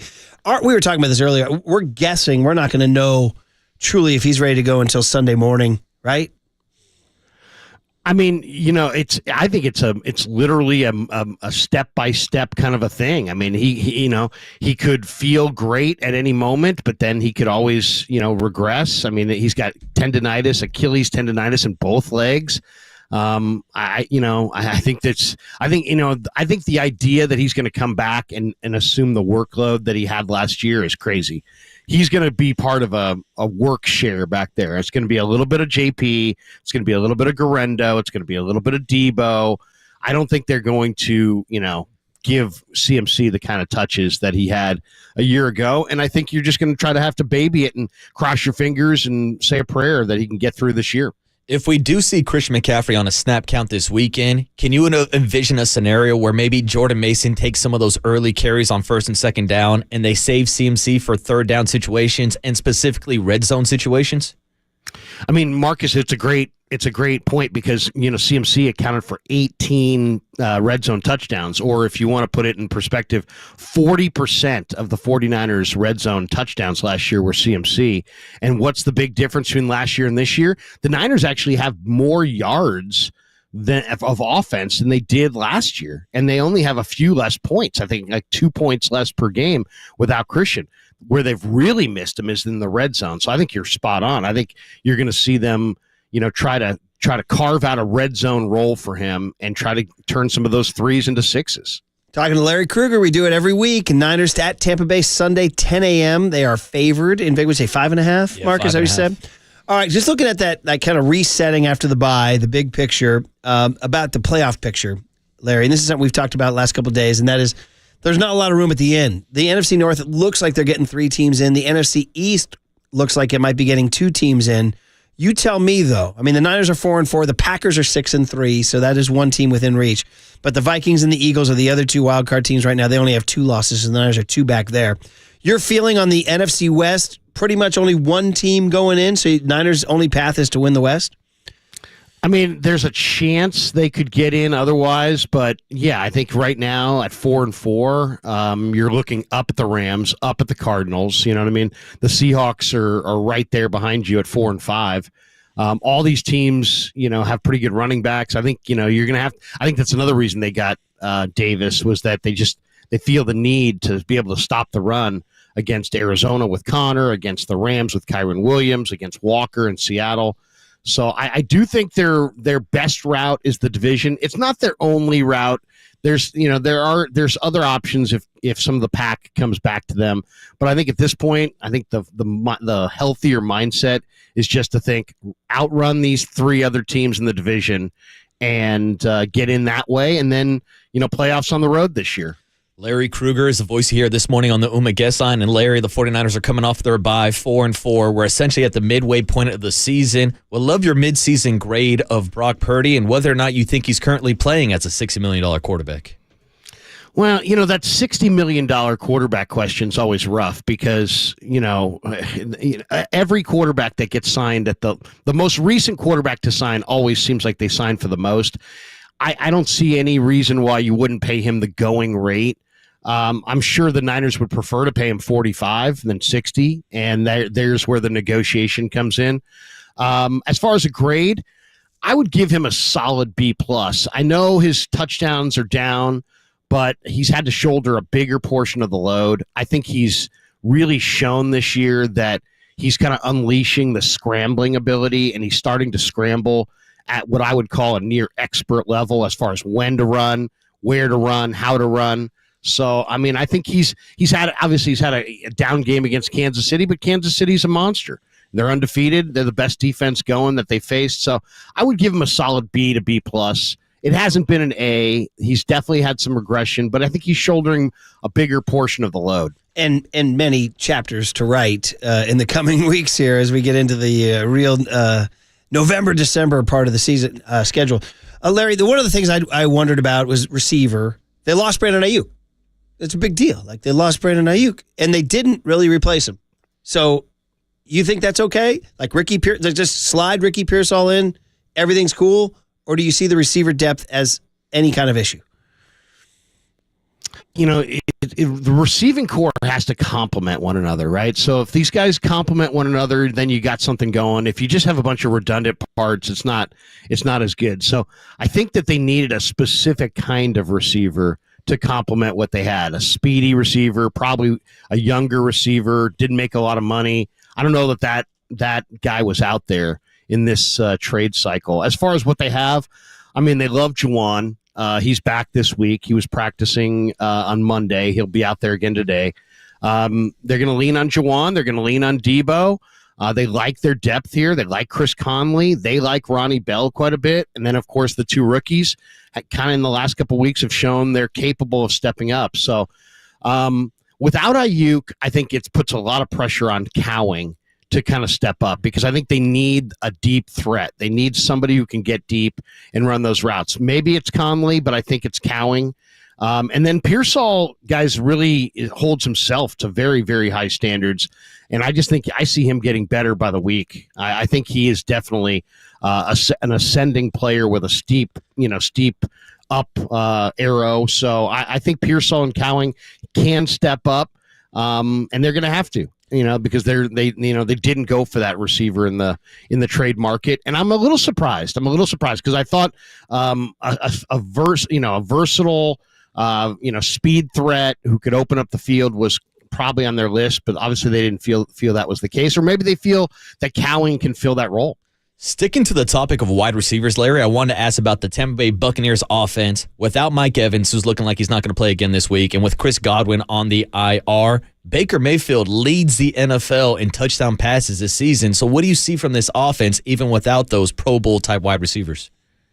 Well, I mean, nobody is ever going to say anything good about Sterling Shepard. He's just kind of a guy, right? But he's got tremendous ball skills. And if you watch the Monday night game in the fourth quarter and overtime, he kind of took it over. I mean, he can run a short route. He's got great hands. So, I mean, there's just you're going to have to really, hug up on him because he doesn't run. He can't run by you. But he's a phenomenal receiver with great ball skills. So, Sterling Shepard can make catches. And then they don't have Evans and they don't have Godwin. But, Ryan Miller is stepping up for them. And really, their number one option is the tight end. So in the red zone, they're looking for 88, K. Dotton.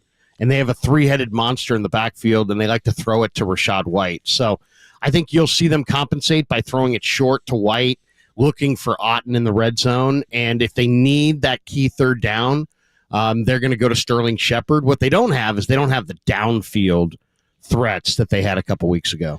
Before I let you go, we remind everybody you're listening to KNBR AM and KNBR FM San Francisco, the sports leader, our Cumulus media station. So just in general, Larry, on the second half schedule, I mean, the big stats have been kicked around during the bye week about Kyle's a second half guy. Post-bye records are all really good.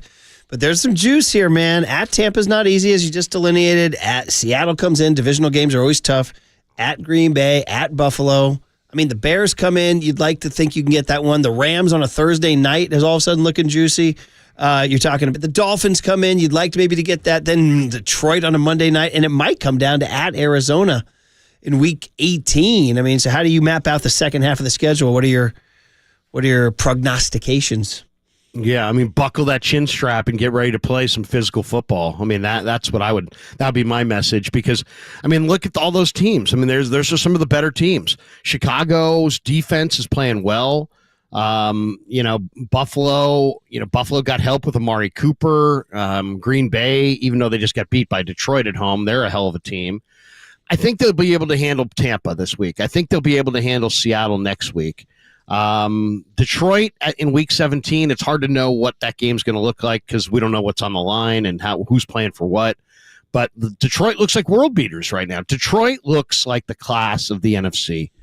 Even without Aiden Hutchinson, their defense hasn't missed a beat. They just added a new edge rusher. Their offense is scoring points by the bushel. Detroit looks really tough. I would say, no more missteps with any of the winnable games. So what are the winnable games? I think Tampa's a winnable game. Seattle's a winnable game. The Bears is a winnable game. The Rams is a winnable game. Miami, Arizona. Those games you got to show for. And then you got to try to steal one against the tougher teams, which would be Green Bay, Buffalo, and Detroit. Last question for me, Larry, is about the offensive line. And I know it's not the most sexiest topic. There's a lot more attention on Christian McCaffrey's practice window opening versus a guy like John Feliciano. But we spoke to John Lynch last week about John Feliciano's role with the team. Said he's essentially going to be a utility man for this offensive line. But do you envision at any point of the season maybe John Feliciano sliding inside, maybe taking over for center for Jake Brendel? Well, it's funny. I see that, and it sounds like you kind of envision that, but, just from being around them, I would say it's unlikely. Chris Forster really loves Jake Brendel. John Lynch said it, I think, with you guys a few weeks ago, that Jake Brendel is a really valued member of the offensive line. So I don't think they're going anywhere. I think Brendel's going to be the guy at center, and I think Pooney's going to be the guy at right guard, and I think Banks is going to be the guy at left guard, and I think Feliciano's just there for insurance and to make sure nobody takes a step back. I mean, the nice thing about Feliciano, he grades out really high. He's a smart guy, tough guy. He's a leader in the room. I don't know if I told you guys this. I was doing an interview with Pooney the other day at his locker, and Feliciano walks by. He's like, "Hey, Rook, stand up while you're doing the interview." and then as I kind of laughed, and Feliciano, made his way down towards his locker, and I look up, and now Pooney's standing. Dom Pooney is a great rookie, and Feliciano is kind of the veteran in the room that tortures him. That's the kind of the vibe I get. But Feliciano's a great depth piece, but he won't play unless somebody gets hurt. I love that. That's a fun story. All right. By the way, last one. Did you get PTSD watching the Chiefs go to overtime Monday night? Because I did. I did. The moment they went off, I was like, oh, here we go. Oh, my God. Okay, so I'm full disclosure, Murph. I actually I put together on Sunday like a 7-team money line parlay. Oh. And I was 6 for 6. Oh. And I just needed the Chiefs. It's always the last leg, Larry. Was it money line or money line? You said, right? Yeah. Okay. Money line parlay. Oh my God. And it was a 7-teamer, and this was team 7. Woo. So I had like Chargers, Commanders. Yeah. I mean, you name it. I had every big favorite. I went with a bunch of favorites, and I just threw the Vikings in Sunday night. They won. And I threw the Chiefs in Monday night. And I'm like, oh yeah, they're going to win easy. and then it goes to overtime. Oh my God, I was sweating it. You had to feel good because when Mahomes with the ball in OT is the surest thing in American sports. It's like, other teams try to make Shanahan uncomfortable by taking the ball, deferring to the second half, and making the Niners offense go first. Why doesn't anybody try to force the ball out of Mahomes? I mean, in this case, they won the coin flip. But, I mean, from now on, it's like if you can put Kansas City's defense out there or Mahomes, put Kansas City's defense out there. Oh, well, how many times are we going to see Mahomes come back? Well, do you want to relitigate the whole Super Bowl coin toss? No. That was a big. Exactly. Oh man. We'll take the third possession. Oh man, it didn't work that well. All right, Krug. All right, always enjoyable, buddy. Enjoy your week. We'll look forward to your reporting and your Niners Nightly. Thanks, bud. Yeah, thanks. Niners Nightly tonight. Cam Inman in the house promoting a phenomenal new book that he has that I know you guys have checked out. Yes. And Cam's one of the best on the beat, so we're going to get his thoughts on the second half tonight at 6. It's always good. I'm driving around picking up or dropping off somebody, getting my Krug on. So good job. Thanks, Larry. Thanks, guys. Have a great day. There he is. Larry Krueger says Niners will win in Tampa Sunday. We'll have to wait for the forecast, which I didn't, or the Brian and Bobby's. Oh. Which, by the way, I forgot to tell you, Rod Brooks pinch hit for you. Did he? How'd he do? He did. He went 1-1. That's all right. Yeah. You throw that on the record. I'll tell you what he did, and you tell me if you would have gone with it. I completely biffed it. I forgot to send in my picks to you boys. You don't. Well, you were occupied. I was on vacation. He took the Washington Commanders and laid 4 against the New York Giants. Ooh, I like that. That was in New York. Mm-hmm. I like that. And then he rode with Jameis Winston. Oh, I don't like that. At home getting points against the Chargers. No, I would have took the Chargers. Cleveland +2. Yeah, no, I'm not betting on back. He said he thought Jameis was a leader and Jameis had that big win the week prior. Yeah, against a good team too. Remember, it was they beat somebody real good. Yeah. His first, who was it? Come on. Sorry, no offense to Brooksy, but I'm not betting on the Browns. I'll tell you that. I laid out 4 games. It's so funny. I was like, I'm looking at 4 games, and then the 2 I picked, I went 3-1 on the 4. And of course, the 2 radio picks, one of them was the loss. So 1-1. That's life. But 1-1 for me is a rally, as you know. So we're 3-1 in the last 2 weeks. I took Oregon to cover. Dude, Dan Lanning. They covered in Michigan. They covered 14.5 in Michigan. But the one that got me was I rode with the Illini, Illinois, getting points at home against Minnesota. I felt pretty good about that one. Minnesota beat them. So college kids, 1-1. So Brooksy and I both went 1-1. Nice. So, what are you going to do? Way to tread It's like water. trading for Khalil Davis. Mm-hmm. Yeah. It's a piece. It's Yeah, you went 1-1. You didn't lose. Yeah, it's a bet. You didn't lose. It's a trade. How about Kruger's 7-team parlay there? Dude, that's intense. A 7-teamer, and I hate when you put together a parlay and the last game is either a primetime Sunday night game or a Monday night game because it always comes down to the last leg. You don't like that? No, I hate it. The anticipation. I thought maybe you would like that. No. When I do parlays, I try to do like a morning parlay, an afternoon parlay, and maybe like Sunday, Monday night. But every single time I've had a big parlay like that, I always wait till the next day and end up losing on Monday night. Will you toss and turn? I will, and a lot of people say you should be hedging your bets. You should be hedging your bets, but I'm a gambler, not a gardener. I don't hedge my bets. It's probably a bad policy by me. Can you garden if you have to? If I have to, yeah, I could probably grow a couple flowers. Young Tony, you're a gardener right there out in Danville. Don't you do your thing? Absolutely. We had to pick up leaves every year in Kentucky, too. Always mowed the lawn myself as a kid. You got to work out in the yard. You got to earn your salary. Well, here's the thing. I did plenty of yard work, but I wouldn't call that gardening. Yeah, fair. Like I had to pick up leaves and stack wood. I would agree. Yeah, you're just doing chores. Yeah, Gardening is like pruning the roses. Like the roses Oppo sent on his text to us. So shout out Oppo. Our car attendant, our parking lot attendant from Turkey, who's learning English as we go along. We shouted him out yesterday. You made a great reference to him. We were talking about John Lynch trying to find that parking spot in the playoffs, and we was like, he's like Oppo trying to find a place for our car in our garage. Young Tony sent that clip to Oppo off YouTube.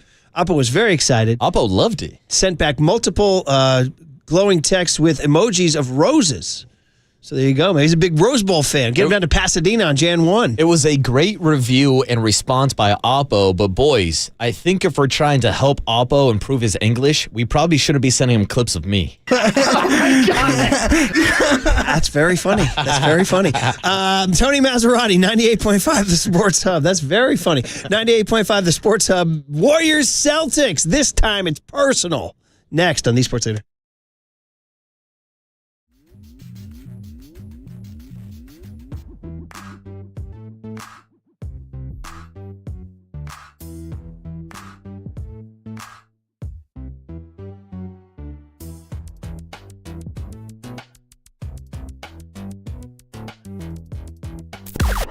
Now, from the O'Donnell Financial Group Sports Desk. Learn more at odfigroup.com. O'Donnell Financial Group, because planning is a process, not a product. Oppo is the best, and also the best half hour in radio is back. Steve Young joins Tobin and Coates at 5 o'clock this evening. You can hear that interview live on the KNBR app and KNBR.com. Also, we want to hear from you.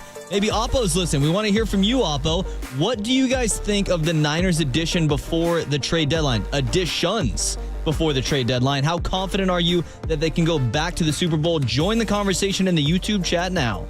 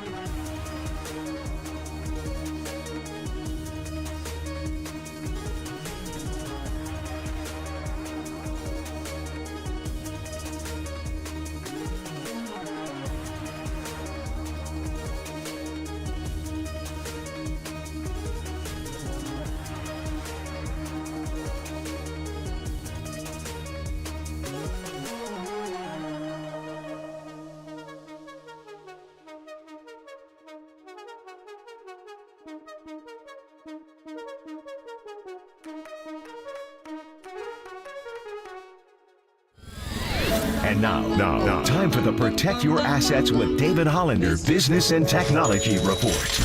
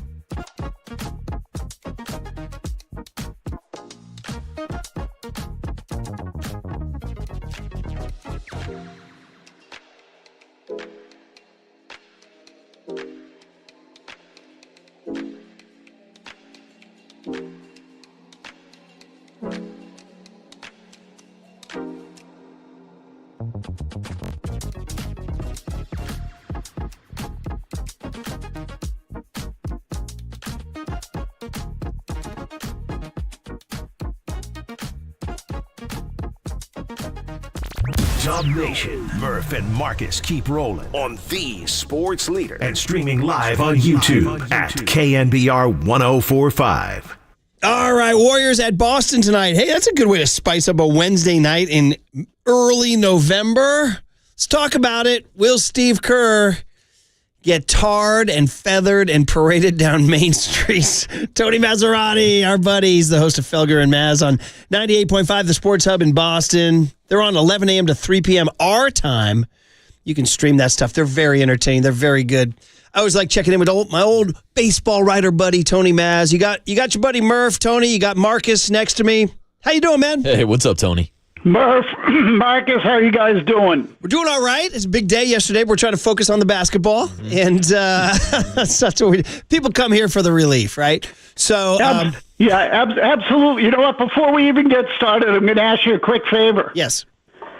So the cut that you just played of Steve Kerr talking about the reception, can you guys send that to me? John Joe Curley? Absolutely. Yes, Absolutely, Tony. We're going to use it on the show. Absolutely. So Curley, our producer is a son of Ireland, son of County Louth, John Joe Curley. He's pretty efficient. Curley, don't biff this. You got to send this to Tony. All right. Do we have your? Can he text it or? I think he can text it. If he can text it, that's fine. Yeah. Hey, JJK, can you text that to him? Yeah, he says thumbs up. Consider it done, Tony. We're putting this in the hands of our cable. It is a great soundbite, isn't it? It's fantastic. So let's get into it, man. So I was in, Tony, I didn't tell you, so I was in Boston in August for 2 nights. I had the family on an East Coast vacation. We did Fenway and all that, and hit Santarpio's, don't you know? So anyway, of course. But I was there the night it was peaking when Kerr wasn't playing him, and the Olympics ends and it rolls right into the local news. And it was like the local NBC News, and it was like the lead story. They were interviewing guys on the street. And they were like, what the hell's Kerr doing, man? And I was like, whoa. So you tell me, how was it during the summer when Tatum wasn't playing, and how much of a role does that play in the drama tonight? Well, Murph, I'd love to tell you that it wasn't a big story, but remember that the Red Sox aren't very good here anymore. So we're going to latch on to just about anything we can, and people were upset. Now, let me separate and tell you that people do not necessarily represent how I personally feel about it, but yeah, people were upset. They thought Tatum should have played more than he did. I sort of concur with Steve Kerr on this. He had LeBron, he had Durant, he had Curry. Those guys were going to play as much as they wanted. Tatum was the odd man out. He won the gold medal. What's there to complain about? So, but yes, I think the response is going to be aggressive tonight at the Garden is how I would say it. That's the word I would use. And look, I'm interested in seeing how Tatum handles it, because, you know, he clearly was bothered by it, and it's an opportunity now for him to make a statement. And historically, in these kinds of spots, albeit in the postseason, he hasn't necessarily always come back with the strongest answer. So I'm eager to see how he handles it. Yeah, and Tony, after this summer's Olympic minute scandal, is it possible that Steve Kerr is even now more hated than someone like Draymond Green from this Warriors team? Well, I would say at the moment, yes. In the long term, probably not. But I do think that, look, the fan base is, and Tatum, if Tatum's mad, the fan base is going to be mad, and clearly there's been a lot of emphasis put on the game. It's a little, and it's been anticipated for some time, as you guys know.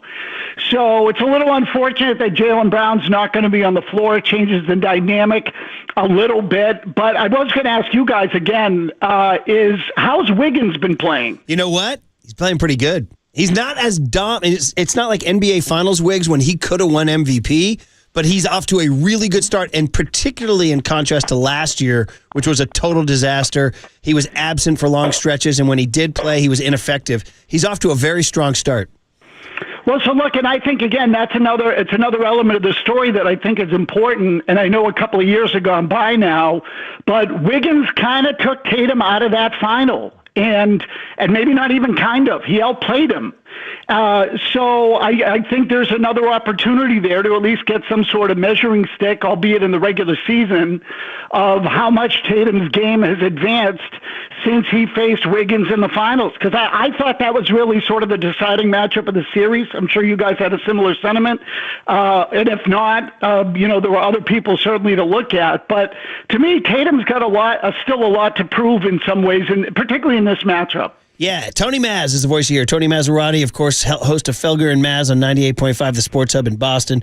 Our time, it's 11 a.m. to 3 p.m. on Pacific. You can stream that and check him out. It's always good radio.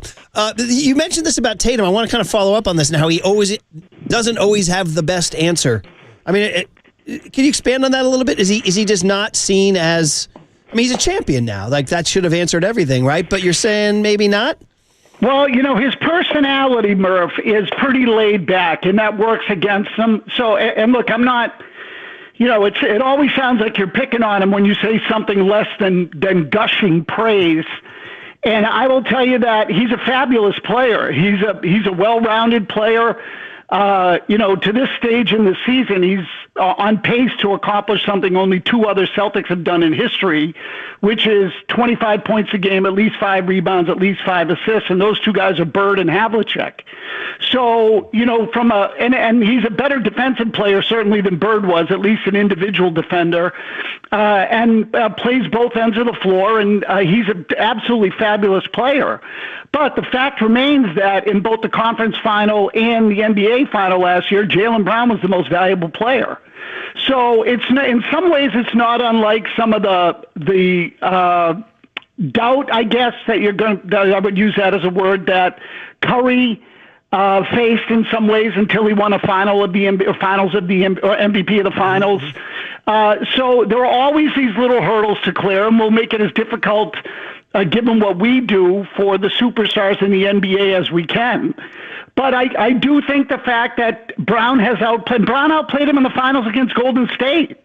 And so I think that has happened repeatedly in some of these big matchups, sort of has led people to believe, myself included, that Tatum is the most talented player on the team. But when you get to the real nitty-gritty and it's a battle, Jaylen Brown is the guy you want to line up behind. So now look, again, I don't know if you guys saw the thing with Grant Williams in Charlotte over the weekend, where Grant Williams, a former teammate, basically ran right at Tatum in a cross-body block, knocked him off the floor, and got thrown out of the game with a flagrant 2. Jaylen Brown then got in Grant Williams' face. And this is similar to what happened in the series with Miami last year. Caleb Martin kind of undercut Tatum. Jaylen Brown got in his face. So it always seems like Jaylen Brown is there to fight whenever Tatum has some sort of confrontation or hurdle, because it's really not in Tatum's makeup to be that loud, that in your face, that aggressive.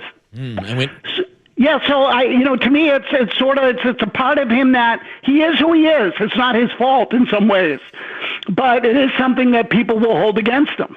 Yeah, we know Jaylen Brown will not be out there fighting with Jason Tatum tonight. He's rolled out for tonight's game. We'll also be without Kristaps Porzingis. But I got to ask you about this Celtics team as a whole, because usually when we talk about the Warriors, all we talk about is the 3-ball. But you look at the Celtics team, it's a team that leads the NBA in 3-pointers this year, whether we're talking Jason Tatum, whether we're talking about Derek White, or even a guy like Peyton Pritchard who's shooting the lights out this year. Tell us about the type of team that we're going to see tonight, Tony. So I said this to someone recently, Marcus. We're about the same age, the three of us, I think. Do you guys remember the game Missile Command, the video game? Actually, I don't, Tony. I don't. Okay, well, it was you're under attack, and what you do is you just fire 1 million missiles into the sky to try to take out all the enemy artillery. Well, it sounds like Asteroids or Centipede is what it sounds like. Yes. It's same era, but different game, and that's how the Celtics play. They basically just launch from everywhere and anywhere. They're averaging over 53s a game. They took 61 in the season opener. They took 61 in their preseason opener. It might have actually been 62. But they are going to take as many threes as possible. And now the good teams will take that away from them on the perimeter, and I think these are the teams that gave them the most trouble last year. They defended the Celtics on the perimeter, dared them to drive into the paint, and if they had a rim protector, could really give the Celtics some difficulty. So To me, again, as the year goes on, I want to see how people play that, Marcus, because I would just put 5 defenders out on the three-point line and make them go to the bucket. I know, honestly. And by the way, FYI, for future reference, when you come on the show, you and I, same age. This kid, he's 20-plus years younger than us. Tony, well, you know, I was going to guess that from his voice, but I couldn't fully tell it. You and I have a little, we've lived a little, as Gary I like the used to reference, say. Tony. I like the reference. He's an old soul, yeah. So anyway, well, listen, enjoy it. We'll send you the piece, the Kerr cut. You guys can use that this afternoon. And listen, for a Wednesday night in November, pretty decent entertainment, right? I mean, you know, the NBA. Are you one of those guys? When do you believe the NBA starts? Are you a Christmas guy? Are you an All-Star break guy? Are you a playoffs guy? When do you think the season starts? In-season tournament guy? Yeah, well, look, this year, given what the Patriots are, and it looks like the Bruins might be, it starts tonight as far as I'm concerned. So look, it's Golden State's obviously playing well. The Warriors are playing well. You know, there's some change in the dynamic there, so I'm eager to see that too. And I just think there's something about when two good teams play that don't play all that often in the NBA. They tend to elevate a little bit. This one, to me, is always a good take. Yeah, and the new player in the drama, just FYI, is Buddy Hield's playing great. He's fit in. And, you know, we've all seen the Buddy Hield cycle meme on Twitter. 10 games, he balls out, and then he drives you nuts, and then you trade him. But he's still within that 10-game window. Warriors fans are really enjoying him. So take a look at him tonight, too. So. Oh, definitely. And look, maybe Curry has some sort of good effect on him and they get more out of him. I wouldn't rule that out. There's a little bit of that Warrior culture thing going on, even though Steve Kerr's culture did not please Jason Tatum. There we go. We brought it full circle. All right, Tony, have a great time. We'll send you the sound, and thanks for hopping on. Yeah, thanks, Tony. All right, guys, be well. All right, enjoy the game. He's always good. Tony Maz there. Maz. Thought you were my age, Dude, buddy. how about that? Lumping me in with the old heads. I don't know how you take that. I got an old soul, Murph. I'll take it as a compliment. Okay, very good. That's why you like guys like Larry June. They sound old Exactly. school. Yeah. Uncle Larry. All right. Well, that was fun. And listen, I don't know. He didn't call Jason Tatum soft, but he definitely said that he's not maybe the toughest guy on the team. Yeah, he's not exactly Batman in the Batman Robin, Jaylen Brown, Jason Tatum comparison. Because he's right. Jaylen Brown was the one stepping up last year in the postseason. Go Bears, right? Mm-hmm. Come on, Cal Golden Bear. People don't even talk about that enough. He was there for like a minute. Yeah. But he is. He's a Cal Golden Bear, Jaylen Brown.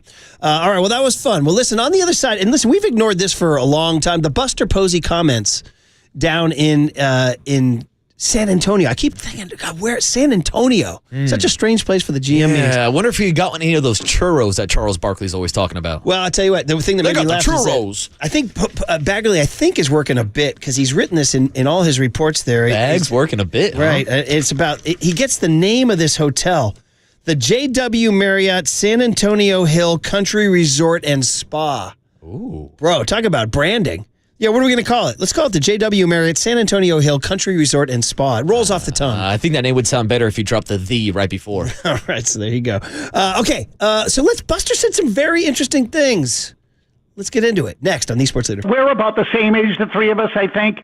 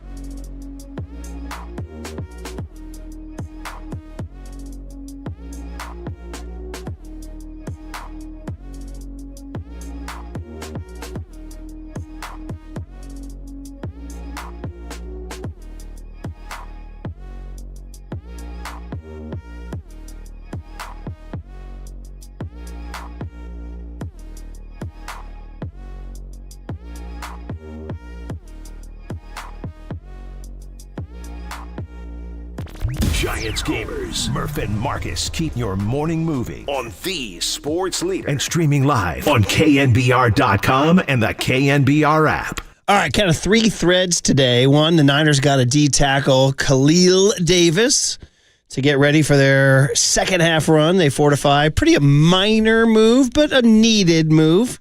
Sort of like compared it to like brushing your teeth or cleaning your room. It's not fun, but you got to do it, you know? You got to pick up those wet towels, Murph. The other, dude, you went right to it, didn't you want to talk about pet peeves? Yeah. From earlier today. That should have been your number one pet peeve. Yeah, that would have been Candace's. Gosh, she would have a laundry list, let me tell you. Number two thread would be this Jason Tatum, Steve Kerr war that's going to play out tonight. That was fun talking to the revenge Tony game. Maz. If you missed it, Tony Maserati of Boston 98.5, the Sports Hub, was just enjoyable on that topic. The other thread is that Buster Posey did his first real sit-down with beat writers at the GM meetings in San Antonio and said a couple things that caught our eye. We can go through these here. I'm going to start with the computers. Ooh. So the Giants, in the last couple years, when you walk into their clubhouse, it's a nice clubhouse, you walk into the door, right to the left is the manager's office. Shout out Bruce Bochy. Shout out Gabe Kapler. Shout out Bob Melvin. Where you see? It's all sitting there to the left. Just to the right was Mike Murphy's office. Mike Murphy, the legendary club. He goes back to being a bat boy for the freaking San Francisco Seals, all right, back in the day. And of course, then wound up being the visiting clubby for years at Candlestick. And Eddie Logan, who came from the New York Polo Grounds, taught him what to do. And then he became the home clubby forever. He's beloved Murph, right? And right to the right was his office, where you'd see the likes of a Willie Mays, a Willie McCovey, and Orlando Cepeda hanging out. Well, then Murph retired, kind of eased out. He's still around on occasion. So what did Farhan's first move? Take Murph's office, knock down the walls, and put the computers in there. So all of a sudden, you had guys running out with spreadsheets from there, okay? Well, Buster Posey yesterday said something interesting. Said he's going to make a little bit of a change. Quote, "It'll change," he said. He's talking about computers. Computers will be somewhere they are accessible to players and coaches, but it'll change. Then he says, "I want to be clear, they're a valuable piece to the entire picture." That, remember on his opening preface, he said, analytics aren't going away. They're here to stay. He says, "But trying to figure out where they can be available for the coaches and the players, where maybe it's not right when you walk in the door, that's going to be a good thing." I was like, look at that. And young Tony, if you can find the Dwayne Kuiper cut on that from this morning too. I mean, did you have a reaction to that? 'Cause I did. I did. And I was actually happy that Buster is finally closing down Farhan's clubhouse Kinkos. I mean, they had printers and laminators in the middle of the clubhouse. Why? So you could print out more of your spreadsheets? Yeah. So you could print out the lineup that you're handing to Gabe Kapler and Bob Melvin? I don't need that in the middle of my clubhouse. I want to be careful here because I know the same thing. You can hear the eggheads.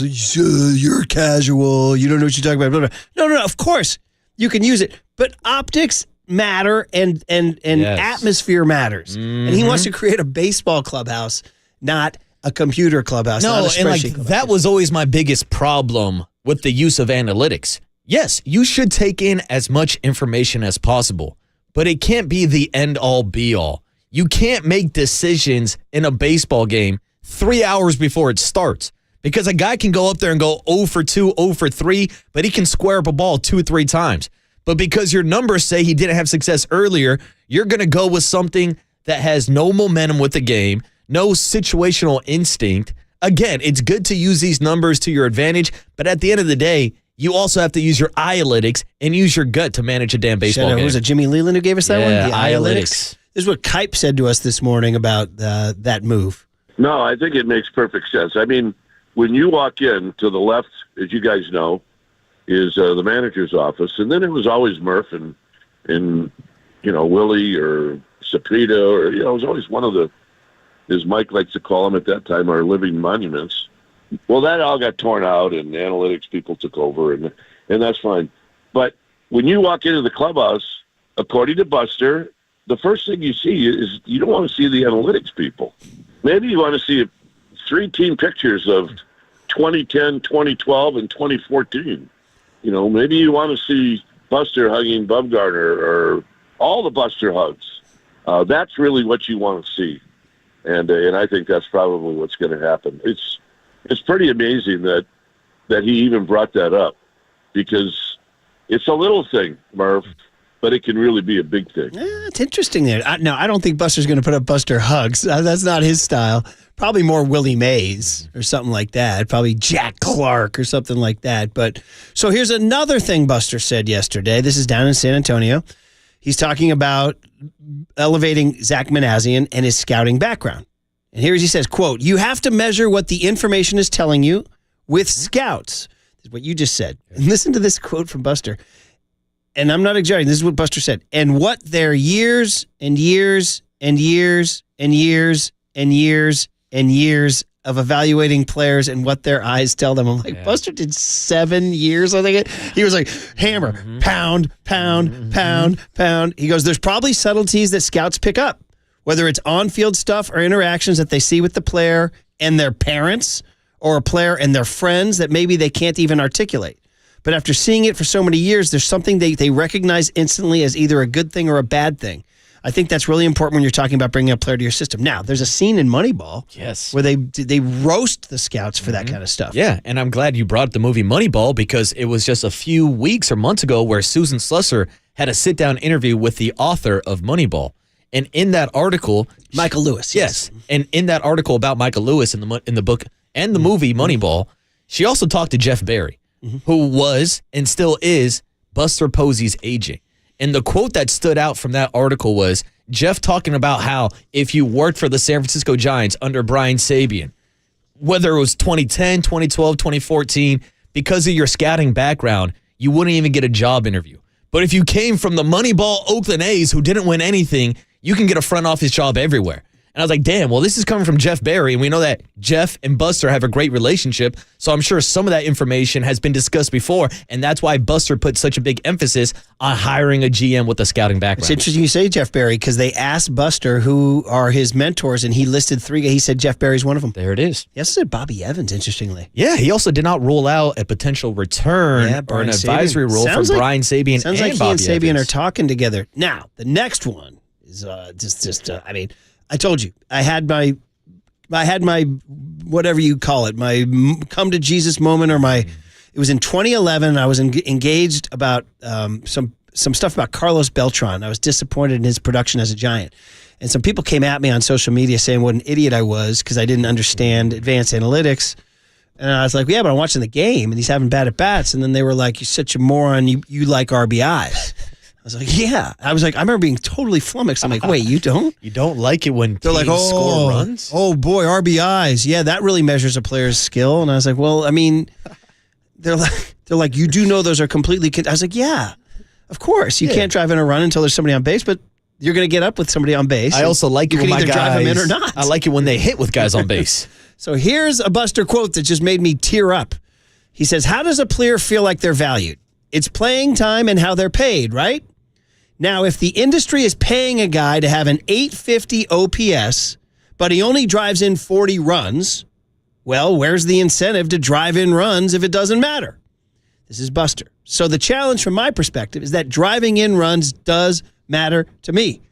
There's probably a lot of people who disagree with me. I know those people. And say RBIs are all based on luck, right? I disagree with that. I don't think it is totally context dependent. I think it's a mindset and a want to. And he says, but how do you convince your players to do that when they say, well, if I drive in 80, with a 770 OPS instead of an 850 OPS? Am I going to be penalized for that by getting paid? He says, so that's what I see as the crux of the issue. Hopefully we can make headway in the minors if we set standards. Say you're going to move up if you're doing these things, and if you're not going to move up. That'll be the fun part. We got a standard now. How about that? I like that, Buster. The concept of, well, what the Dodgers do in Yankee Stadium in a 6-5 ball game with the bases loaded, they hit 2 sac flies. Mm-hmm. Right? Made the Yankees play some defense in that series. Yes. And it ended up beating them. This was just an incredible interview that Bagley transcribed here and wrote about. He gets into very depth. Turns out Nick Hundley is one of Posey's confidants in all this. So anyway, I'm very encouraged by all that. Then the other part was he just flat out said they need a shortstop. Yeah. And, there's 2 names and 2 names only, really. It's Willie Adames, who will cost a lot. And he isn't as good of a defensive player, but he hits. Yes. And he comes with a qualifying offer from Milwaukee, meaning the Giants would lose draft picks. But when I brought that up to Kipe was like, well, so what? We got to win now. And then the other part is Hassan Kim, who does not have a qualifying offer, but does have a shoulder injury and plays more. It sounds like Manassian and Posey want to build a defense and pitching team. Yeah, it seems like he would be the better defensive option. Not saying Willie Adames is bad defensively. He's actually pretty good, even though his defensive metrics were down this year. But Willie Adames can give you 30 bombs, 20 stolen bags. He's more of an all-around shortstop. And you're right, Murph. We've been talking about these 2 names at shortstop for, hell, the last 2 seasons, it feels like. I'd like to throw one more name into the mix. How about Gleyber Torres? Former shortstop, now playing second base. He's a free agent this year. You're looking for a bat. I know he's not going to be as good defensively if you do play him at shortstop, but it's a name to keep an eye on this offseason. Okay, so I was going to check out his metrics on how his defensive metrics. Yeah, I mean, there's a reason why the Yankees moved him from short to second. When Ohtani went from second to third. Yeah, so he's not the greatest defensively, but if you're looking for a bat, looking for help somewhere up the middle, just because there feels like there's limited options this year in free agency, just thought I'd throw that out there. 408 with an interesting text on the Golden State Lumber and Building Materials text line says, what I take from this is that Buster absolutely loves the Giants and is very proud of what they had done when he was on the team and couldn't stand the Giants being mediocre. Yeah. I like that. I think that's why he took the job. I did see that he signed a backup catcher somewhere, or just a minor league backup catcher. Did you see that? And somebody on my Twitter timeline posted that transaction with a mugshot of Farhan Zaidi. Oh, man. Said your first shot. Was it somebody sent that to the thread? Was it one of you guys? Young Tony sent that to the thread? Young Tony did. Did you send that, Young Tone? The backup catcher signing, and you put Farhan's mugshot? Oh, yeah, hilarious, right? Yeah, hilarious. I'm still laughing about Joey Bart. Oh, man. All right. Well, there you go. I thought it was interesting, man. And Buster continues to, listen, he's starting to get some traction into who he is. He's made a GM hire. He's doing more interviews. He's at the GM meetings. And we expect things to happen faster this year. We don't expect this to go into February and March like they did with Snell and Chapman and all that. Mm-hmm. And he says he's talked to Boris. And they even though Bagley said, he quote unquote went around Boris to finalize the Chapman deal. Remember that? Yep. So, he said, no, Boris and I, we talked. It's all, it's all business. Oh, I can't wait to hear what Buster's favorite Scott Boras puns are this offseason. No need. Young Tony, or actually it was John Snell. Joe Curley just came in and he said he had a quote about Blake Snell's offseason this year and how people are going to wake up with a Snelling salt and see the true value of Blake there's Snell. I like dad jokes. I'm like the king of the dad joke, but his are stupid. The Snelling salts, Murph. Mine are good. His are bad. All right, guys. Well, that was fun to get that in there. So, all right. Well, listen, it's been kind of a productive morning, right? Very we got through it. Yes, we did. We did good. We're still here, Murph. We're still here. We're still here, as your favorite guy says. Yeah. All right, guys. Well, what did young Tony learn today? It centers around an NFL head coach, and he made the cooler of content. We can maybe revive that sound and then hand it over to who's in today for Papa and Lund. Is it G-Pop? Or Papa and Lund are back. Greg Papa is back. He's rested from the bye week. G-Pop. Tanned, rested, and ready. G-Pop. Coming up on the Sports Leader.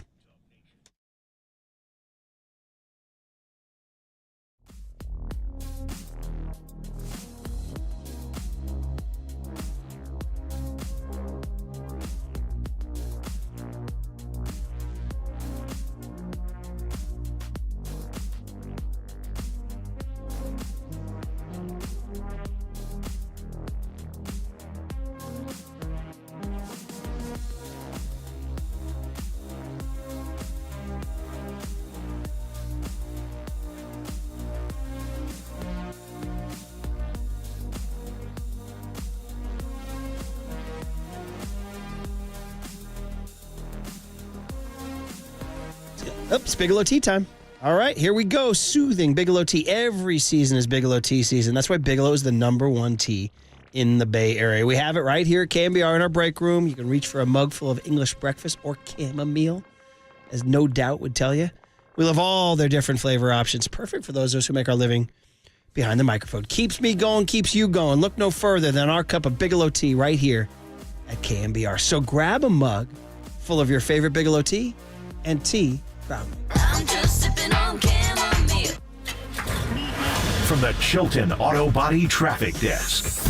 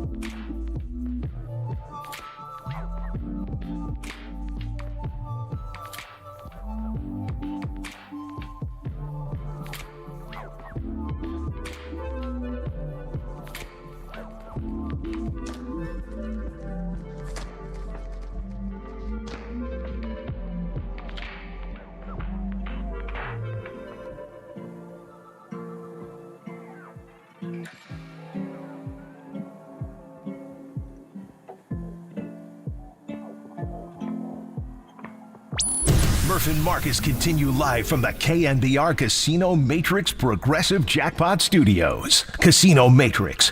Progressive jackpots are here. Where are you? Just drop in. Please play responsibly. 1-800-GAMBLER.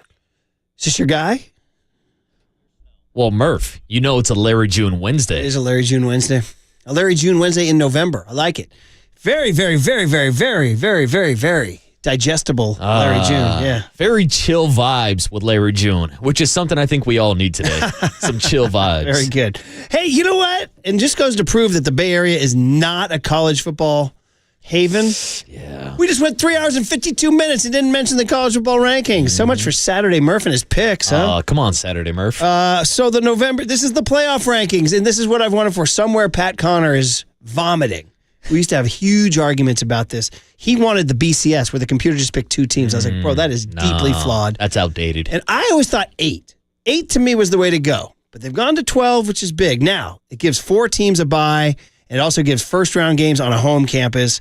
And let's be honest, now that you've seen it, doesn't it look amazing? It does look pretty cool. It looks amazing. Dude, how exciting is this? So, shout out Dan Lanning's Oregon Ducks, who've been covering for me as the 1 seed. Quack. They would play the winner of the Tennessee-Indiana 8-9 game. That's awesome, dude. 2 seed is Georgia, who came back in from their Alabama loss to whomp Texas. Run the damn ball. The SEC team. There you go. They would play the winner of Penn State Notre Dame. How good is that? Number 3 seed's Miami. Oh, go Cal. Go Bears. You had them 35-10. Cam Ward with the comeback. From the ACC. They would play the winner of Texas, Alabama. Dude, that game. That would be juicy. The winner of Texas, Bama versus Miami is awesome. I mean, Texas, Bama alone is a great matchup, but to move on to play Miami. And then the 4 seed is BYU from the Big 12. They would play the winner of Ohio State, Boise State, Ashton Jeanty, who's lighting up the country. So that's pretty darn cool. So if you want to go by conferences, the Big Ten has Oregon, Ohio State, Penn State, and Indiana. 4. That's my conference now, Marcus, as you know. The SEC has Georgia, Alabama, and Tennessee. The Big 12 has BYU and Texas. The ACC has only Miami. Boise State from the Mountain West. Hang on and real then quick. Notre Dame. Did you just put What's Texas in the Big 12? Yeah, they're in the They're in an the SEC Oh team my now. God, I was dude. going to give you credit Thank for you. actually like remembering God. which teams are in what conference Wow. now. No, No. Texas is Thank an you. SEC team now. Holy moly. So that's 1, 2, Had to double 3, check, yeah. 4 SEC teams. God, how about me? That's a little reversion there. In the old days, they were in the Southwest. Greg Papa and I can tell you about the Southwest Conference with Arkansas and teams like that. But anyway, Texas and the SEC playing out. So SEC teams are Georgia, Texas, Bama, and Tennessee. Big 12 teams are only BYU. It's a 1-bid conference. My bad. And then Boise State's from the Mountain West. That would be that group of 5. It's always the best team from the group of 5. And then Notre Dame's independent. Yeah. And so there you go. It's really fun. They're going to do this every Tuesday. Yeah. Super excited. And I think if you don't like it, I don't know what to tell you. Now, SMU doesn't like it. It's already like, well, if you go to 12, the 13th team will be mad. And now SMU's mad. What about Texas A&M at 14, Murph? I mean, no. Yeah. You know what I mean? They don't have as much of beef. SMU has a little bit more of a beef. But we'll see. We'll see it play out. I'm very excited. So thank you, college football, for doing the right thing. This is going to be awesome in December. Yeah, it's a cool wrinkle. And even as somebody that is a California casual college football fan, this is my favorite time of the year for college football because MLB postseason is now done. Usually my Saturdays are for postseason baseball and for UFC fights. And shout out to UFC 309 this weekend, Stipe Miocic versus John Jones. But once we get to this part of the calendar in November, I love college football. Does Rogan still do UFC? He does. He'll be on the call this weekend. 89 million podcast subscribers hanging, asking where to vote. He's a very influential man, Murph. Young Tony, what you got? I understand. Murph and Marcus want to know, what did young Tony learn today? Well, so the joke is he's very, very young and innocent. Hey, I know that now. Okay. Yeah, young Tony is sponsored by Bigelow Tea. Grab a mug and tea proudly. So as always, there's always something that comes up from the old heads. And we had the cooler of content. Do you want to play this sound? This is from 83-year-old Jerry Glanville, who's defensive coordinator at Northwestern Oklahoma University. This is what he said about coaching at age 83. Well, I tell everybody, preachers preach and coach is coach. And you never quit coaching. And if you can help one player be better than he was yesterday, then you jump out of bed and you run to work. If you can help one guy just improve a little bit, that beats all the money that you could ever make. When you crawl in the box, they put dead men in the box, one in a box. You only get to take a couple things in there with you, and it's not money. It's your integrity and who you've helped. I mean, this guy, he's like the Johnny Cash of football coaches. It is Northwestern Oklahoma State, my bad. You ready for this? Prior to that, he was coaching the Alabama Airborne of Major League Football. You ever heard of Major League Football? No, not at all. MLFB? Major League Football. He played at Northern Michigan in the 1960s. He's a former NASCAR driver and owner. He did some TV, but my generation knows him. He was head coach of the Houston Oilers from 86 to 90 and the Falcons from 90 to 94 when Dion was there. And they were in the NFC West. And when they beat the Niners and the Rams, he brought something called the California Trophy to Candlestick Park and walked in holding it high and put it on the sidelines. They were like, what is that? He goes, that's the California Trophy because we run California. It was like, whoa. I love that he just created his own fantasy football trophy. He talked all kind of mess. So you got young Tony. You hadn't heard of him. You now know the legend of Jerry Glanville. You found some old clips of him mic'd up on the sideline. Take a listen here. Where's your hometown? Dallas. Oh, now I know. If you live in Dallas, that should be illegal. How in the hell do I get a Dallas official in Dallas? I could have told you. He's from Dallas. Are you Jimmy Johnson's neighbor? No. Hey, the spot! He's up here, sir. Hey, it's a terrible spot. Give me an 80. That's a bad spot. Right over here is where he is, darling. Darling. Right over here, darling. But if he was talking to a Dallas official, he goes, wait, you live in Dallas and I'm playing the Cowboys? Are you Jerry Jones's neighbor? So he was a character and a half, and he and Dion had some fun. And I love the fact that he used to leave tickets at every game for Elvis Presley. True story. That's legendary. And, was it a publicity stunt? Of course. Did also some part of Jerry Glanville believe that Elvis was alive and might claim the ticket? Yes. Also, that was true, too. And shout out Ted Lasso, where Roy Kent leaves tickets for a different country singer every day. I think, it's Ted Lasso leaves them, and I think Roy Kent uses them as Reba McEntire to get into a game one day. So, all right, well, there you go. We got through it today. Hey, real quick. Yeah. Curly just told me we have a Brent Jones clip addressing the California Trophy that Jerry Glanville, would always bring around. So here it is. I want to hear it. Everybody was upset, and he's parading around with this trophy, the California Trophy, like we're the champions of California, and we're like, you're a clown, you're Jerry Glanville. Like, what the hell? And so, of course, we got to play him again. I think it was the same season. It's like, all right, we'll show you your California Trophy, and it was like. Yeah, I think it was like 50-10 or something the next game. It was just a beat down. Harris Barton was yelling for a lateral. If I would have had the ball, I would have lateraled it to him. See? Yeah, Brent, you know that would get Brent all fired up, too. All right, good find there, John Joe. All right, we'll head off. Off we go. We'll watch the Warriors Celtics tonight. Should be really fun. And when it's time for a change, it's sponsored by Speedy Oil Change and Auto Service. Full service, total trust. You're listening to KNBR AM and KNBR FM San Francisco, the sports leader, a Cumulus media station. I think Celtics fans are going to welcome me with open arms and maybe even like bouquets of roses. Maybe it's going to be loving. Heartfelt. We're about the same age, the three of us, I think. Okay. That's the end of the game.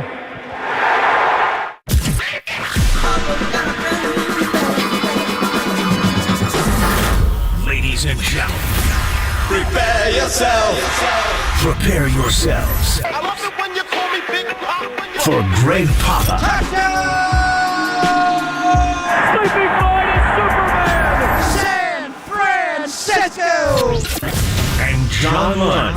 It's 10 o'clock. Let's hit it. This is Papa and Lund That's right. We're getting it going.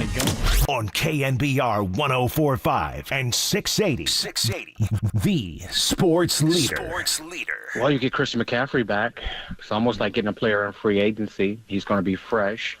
And we know how many different things and, how versatile he is to this offense. 2nd and 10, Niners up 3-0. Purdy going to throw a double pass. Back to Juwan Jennings. A throwback across the field to McCaffrey. He's got it. 20, 10, 5, touchdown! San Francisco! CMC enter the Dragon, baby. 6 points on a trick play. Such an amazing feeling to see that 2-3 out there. doing his extensive warm-up and, a million high knees he does before practice. It was great seeing him. You can hear the joy in Trent Williams' voice. Thanks for joining us. A ton to get to today. Warriors and Celtics. The Celtics want revenge. They've even put a promo together. We'll play it for you at 10:30. Lots of great stuff with Buster Posey at the GM meetings in San Antonio. If you have not read Andrew Baggerly's piece today, very, very interesting what Buster is putting together. Not saying analytics are not going to be as important, but he has some interesting things to say about it. But what you care about is who they going after in free agency. We got some ideas on that as well. But CMC is back. 49ers football is back this weekend. A long trip to Tampa that you're going to take, my friend. But first and foremost, as you rock the Run CMC sweatshirt today from Levi's Stadium, check us out on YouTube and Twitch. Great to have you back. How are you, John? I've missed you desperately. There was no Game 6 of the World Series, thanks to the worst half inning in Yankees history. No kidding, wow. Maybe when Mazeroski hit the homer to over Yogi in 1960 to win the World Series, or Mariano Rivera's throwaway at Arizona won a World Series in 01, but that one was ugly. Ugh, and I honestly, I just turned it off. Kind of like last night at some point in the evening, I just turned it off and went to bed. I did. So I don't know anything about a Dodger parade. I know one last night and went in this morning is Dow Jones is all I know. So anyway, I went to Arizona after we kind of changed gears. I was near you. I went where I went when the Giants season started. I was there. At the Biltmore. I knew you were there, but you were visiting with George. Well, and I get it. We were relaxing and then watched football all day. So I actually was planning on just taking Thursday and Friday off, but the way this week started, it was probably good that I stayed off the airways Monday and yesterday and early evening. So we're moving on. We're starting new. The return of the Papa. It's not a big deal, but really, it's the return of the Mac. CMC, dynamite. And you heard Trent talking about, the high knees, and that's whenever you see it at practice. It's who does higher knees, Nick Bosa or Christian McCaffrey, who's going to knee their chin and knock themselves out. I can't wait. When I leave here today, we're going to go watch practice. They're going to be on the field in the late 1 o'clock hour. When they come off a bye, the team is refreshed and guys are running so much faster. And I can remember last year coming off the bye, my first take was, man, is Christian McCaffrey fast? He is so much faster that I remember him the first half of the year. Remember going into the bye last year, he had that little injury in Cleveland that kind of hung around in Minneapolis. I wasn't sure he was going to play on Monday Night Football, the Bengal game right before the bye. And then right away, you're like, this guy, Brock's going to have to get that fast to get it off and hand it off to him. I can't wait to see. And all reports, they only had one team period on Monday, so they weren't out there very long at all, that it was difficult to get the ball into his belly at the mesh point there before he just ripped Brock's arms off. So I just can't wait to see how explosive CMC, the return of the Mac, is today, John. I'm excited. CMC, enter the dragon, baby! So what actor, remember, Tim, the whole thing was McCaffrey going into the Super Bowl, met an actor. Who was the martial arts actor he met? Forget who it was. He gave him a pair of glasses on Super Bowl Sunday. McCaffrey came into Vegas rocking those sunglasses on Super Bowl. Like, whoa. And it wasn't obviously Bruce Lee's gone. Somebody with, I don't know. I got to text him. Tim won't return my text till tomorrow when we have him on the football hour. Exactly. But he made that whole thing was the return of the dragon was the sunglasses that the actor gave McCaffrey that McCaffrey wore into Allegiant Stadium. So that's where that's from. No, it's exciting. If you're a 49ers fan, and we've been talking about this the last couple of days, it's, it kind of comp into the Warriors sometimes, and the Giants, the Warriors, you give the benefit of the doubt on situations because Steph Curry and Draymond Green are there. Couldn't really give it to the Giants, but with the 49ers, what Kyle and what the 49ers have done the last couple of years, you almost expect it. And you get, we can talk trade deadline. They didn't make a huge move, but they made a move nonetheless. But getting Christian McCaffrey, getting Juwan Jennings, getting a lot of these guys back, I think that they're going to be refreshed. Tampa is not going to be easy. We saw they could have won that game. Probably should have went for 2 against Kansas City, but they've won at Detroit. So, we don't need to look too far ahead of the schedule because you and I talk about this every single year. If the 49ers are the 49ers, they can beat everybody. And that includes the Lions. It includes everybody in the NFC. They're not in an optimal position, but if the 49ers are the 49ers, they can beat anybody. So it's more about what they do. And so it's exciting to get CMC, to get Jennings. I expect them to be better in the red zone, and hopefully they can figure something out defensively. Yeah, I'm kind of with you on that. But watching football in Arizona all day on Sunday from 10 a.m. in the morning, or actually 11 You're a.m. not going to tell me where you were? it. Were you in North Scottsdale? I was at the Biltmore in Scottsdale. Were you there? Miles away. Yeah, you were visiting with your son. Yeah, I was. No, we had a great time. But anyway, the Lions are damn good. Yeah. They are good. They're the best team in on football. both sides of the ball.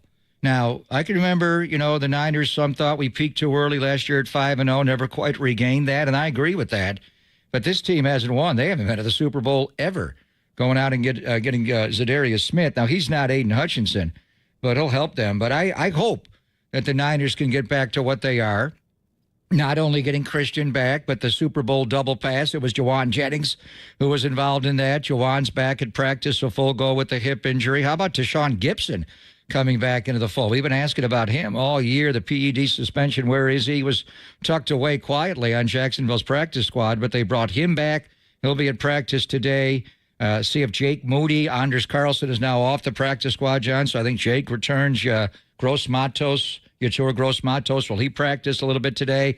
We'll take you to Kyle's press conference in around 12:40, 12:45-ish to get the full laundry list of who's going to practice today and who's not off the bye. But the big thing, like it was when Ricky Pearsall came back after that bonus practice on Monday, we wondered what would be his designation on practice.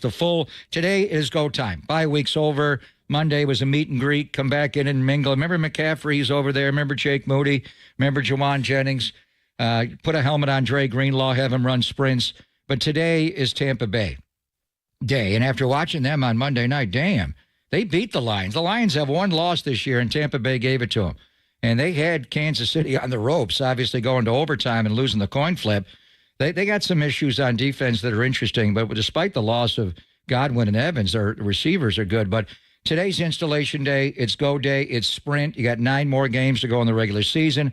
And then how many you have to play in the playoffs? Maybe it takes 3 to get to the Super Bowl this year with Detroit at 7-1. We'll see them on December the 30th. But the key thing is when Kyle runs right through it before he gets the Q&As is, who's going to practice today? And will McCaffrey be a full go today? Unlimited. Are you? Do you feel refreshed? Are you ready to go for the final stretch? So much, John. The final stretch? Usually when I get into a vacation, it takes me a while to get there. Yeah. Last few over the summer, no, I got there like immediately.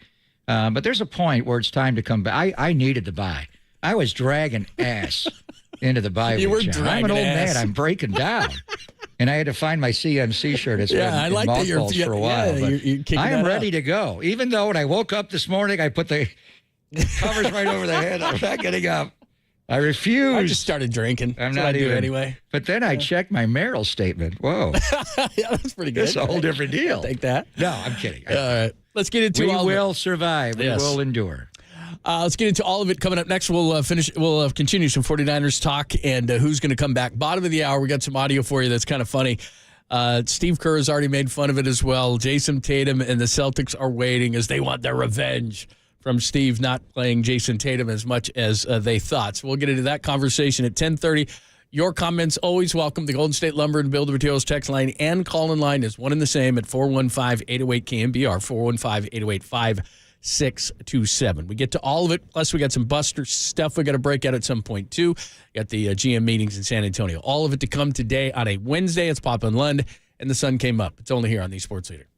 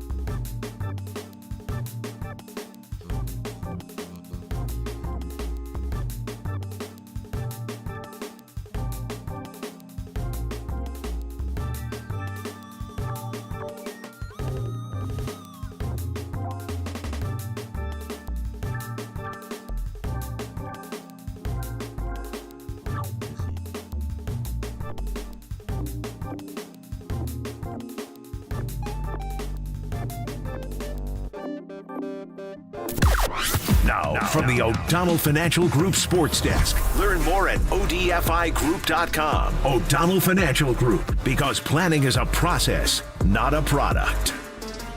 You can hear all the shows on KNBR, but would you like to see them? I'm not so sure. But we do have YouTube, Twitch, tons of ways to get a hold of us. Check us out on our socials, YouTube and Twitch at KNBR.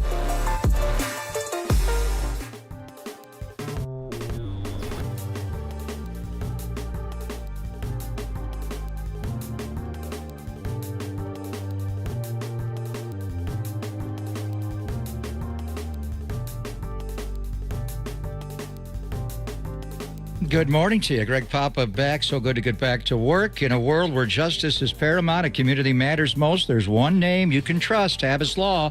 Founded by Omar Habas, a proud resident and legal luminary, Habas Law has been at the forefront of fighting for our community for over 35 years. And now Omar's son, Tarek Habas, joins him in adding new energy and dedication to the cause. Habas Law is not just a firm. It is a beacon of hope for those who have been injured through negligence. From minor mishaps to life-altering tragedies, Habas Law has the experience and resources to handle it all. Habas Law helps clients recover from their injuries to the fullest extent possible to achieve the best possible recovery and outcomes. Some of the Habas Law team come directly from major corporations, so they have insider expertise and resources to handle tough cases and take on the corporate giants. Habas Law has a track record of winning thousands upon thousands of cases. But it's not just about the cases. It's about the people. Habas Law is known for their compassion, their integrity, and unwavering support for their clients. Whether you, when you are in need, turn to Habas Law. So I encourage you to visit habaslaw.com for a free consultation. That's habaslaw.com. Habas Law, they'll fight to make it right.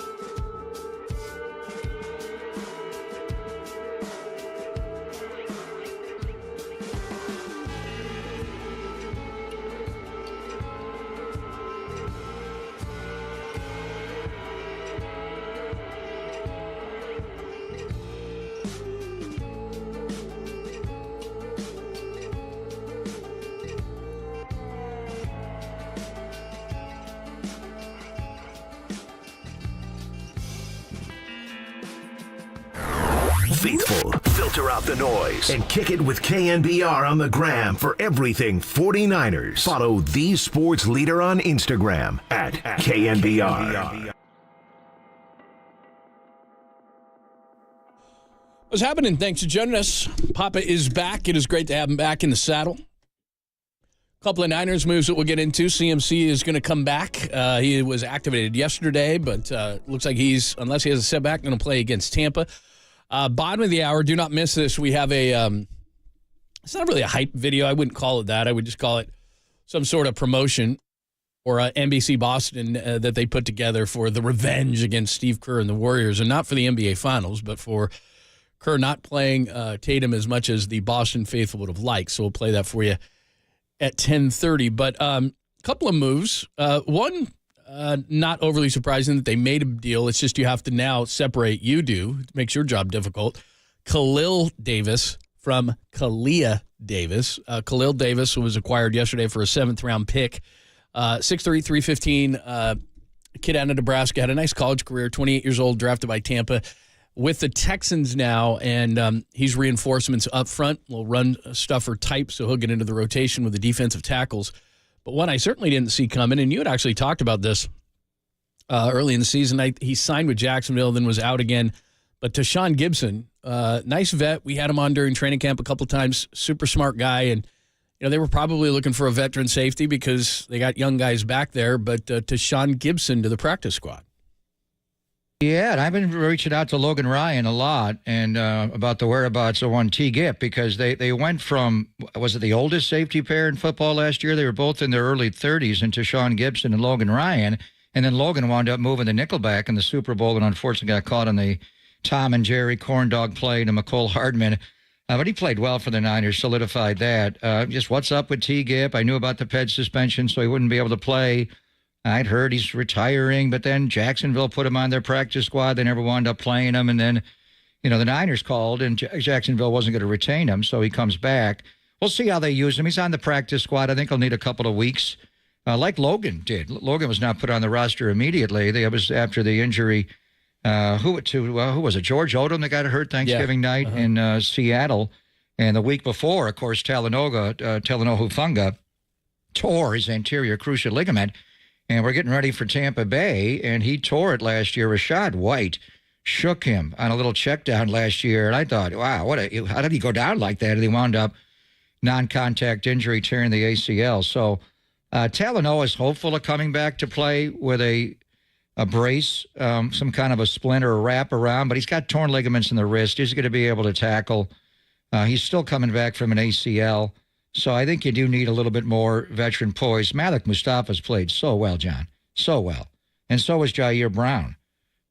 George Odom is best served to really be the captain of the special teams, obviously, and they got to reassess. They had their best game of the year, obviously, playing against Dallas, that Sunday night game going into the bye, but they got to refocus. They need George on teams. And then we'll see about Talanoa. But I think there'll be a point. They also, signed Adrian Amos, former Packer, so we'll see what they do with that spot with T. Gipp. But T. Gipp knows the system. They liked, and you see it all around football. Kansas City does it all the time with guys. I mean, Kareem Hunt and his production when they lost Isaiah Pacheco is just amazing to me how impactful he has been. And then DeAndre Hopkins does not know the system, but that quarterback just throw him the ball. He doesn't have to run a route. It can be a broken route. But Kansas City does bring guys back over and over and over again, whether it's McCole Hardman, Marquez Valdez-Scantling. The Niners do the same thing. They have a system on how they want to play. Tashawn Gibson fits the system. A couple of years ago, what did he have, 5 or 6 interceptions playing free safety? He made big plays last year. He'll come back and solidify it. Will he take a spot away from Malik or Jair? Will allow you to say to Talanoa, slow your roll on that. Going to brace that up, torn ligaments in the wrist. How you going to tackle? How you going to move, change direction off the ACL?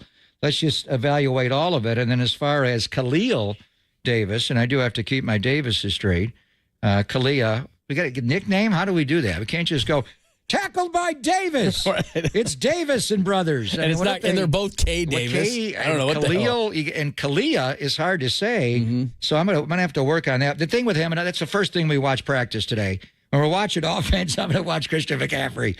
And how is he moving? How is he exploding? We've seen him out here before, high knees, and he looks as good as ever. But now that he's actually taken the ball, and it's different than practicing with your team than, being on the side with the Dustins and the performance staff, is just, the one thing before practice we love to watch is the D-line going out and working with Kasarik. And, how they get off the ball and the GTFO and not, how the guys do it. And not everybody gets down to the 3-point stance. Okawanu's mainly in a 2, but for practice he gets down. And then just what number is he? Do we know what number Khalil Davis is? I got to look and see which day. Keep my Davises straight. Is it a Davis with a, 90? Khalil is 93, so give him 93B. Maybe we do that. I'm not sure. But he fits the system. And again, a lot like Tashawn in the back end of the defense, they have a way they play with the wide 9. He was playing in Houston with D'Amico Ryans. I remember talking to Malik Collins, who was there the last couple of years, and last year when D'Amico got there, and I said, is it the same? And before I could even get the question out, he was like, exactly the same. The terminology is the same. The way they want us to play, not just the wide 9s on the end, but the wider splits inside. It's obviously D'Amico was the D coordinator here up until last year, so it's the same system. So I think for the Niners, it's reaching back out to people they're comfortable with. It's hard in football. There used to be a time when you didn't make trades before the deadline because how are they going to learn our system? Football's so regimented. Now, I think 18 teams are running Kyle's offense around the league, so a lot of it's the same. Likewise, defense, they're running a version of the cover 3 or Fangio's cover 4. So you can, pick guys up, but it does take a minute to figure out the Niners D-line. Like last year, Chase Young, I don't know if he ever really got it, to be honest with you. Randy Gregory, they figured it out a little bit later in the year in the Super Bowl for Chase, but it's different here. You've got to rep it all off season. It's not enough to just do it on Wednesday and Thursday and Friday and, a little bit on Saturday, go play on Sunday. You got to really rep it, in the off season, May, June, all the way into training camp in July. And with a guy like Khalil Davis, he was in this system. So in theory, he should come in and fit right away with Kasarik because he did play for D'Amico. There you go. That is the latest. So T. Gibb is back with the 49ers on the practice squad. Give him a little veteran addition to the safety spot. And again, keep him straight. Khalil Davis has already been here, had some injury issues and so forth, but he's the one who tipped the ball up in the air and got that interception. That is Khalil, who wears 93. Right. Khalil Davis just came over from D'Amico and the Texans. I did try to look up a number, no number yet, for Khalil Davis. Well, you're giving me no help here. How do I, in the heat of the moment, Baker drops back to pass, he gets sacked by Davis. You can't call him KD. There's going to be a moment one of them can't be KD because there's only one KD. There is a moment where I panic. So what do I do? Just let Tim scream. How do I differentiate Khalil and Kalia? So similar. Just side by Davis and then let Tim scream the Davis something. that ends in an L with his surname or his first name. And then how do I differentiate Khalil Davis to Ryan Khalil? Oh, yeah. And he's the one that gave Tim, Chris Babcock sent this, USC Trojan, right? Ryan Khalil. Yeah. He's the one that had the glasses, and it was the Bruce Lee sunglasses that Tim referenced on, what is it, the Dragon or something? It's very complicated. Yeah, very complicated. Anyway, I think you just say Davis and Tim will scream something and you'll be past DMC, enter the dragon, baby. So maybe that's my sack call when Khalil Davis makes a sack to differentiate Khalil Davis.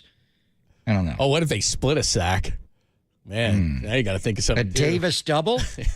Remember last year when they got Chase Young? We had the Buckeye Blitz. Oh, yeah. When there was one, they were standing up right in the A gap, and standing up in 2-point stance and coming up the middle in the Buckeye Blitz.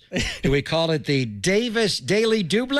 Oh, man, that's very complicated. Is that a good one? That's very complicated. What are the odds of them sharing half a sack? You know what it's going to be? Well, now you Davis, said it. you're out. Davis, you get in. Exactly. What? Very complicated. What, Coach? All right, here's what we got. So the Celtics are mad at Steve Kerr. Jason Tatum is upset with Steve Kerr. We'll play their promo for you coming up next. And we just got our good friend Andrew Bagley to join us at 10:50, and he wrote a tremendous piece on the way Buster Posey's going to attack this thing. At least, hey, analytics guys, get out of this office. We know that much. And so we'll... You're going to be reassigned. Yes, you're going to be reassigned. It's interesting, the things that Buster said. They're not going away from analytics. They're just adding more eyes and gut feel and so forth. So it's a really good piece that you should check out and then we'll have bags on at 10:50, and it all makes sense to you. So all that to come. It's Papa and Lund on a Wednesday, only here on the Sports Leader.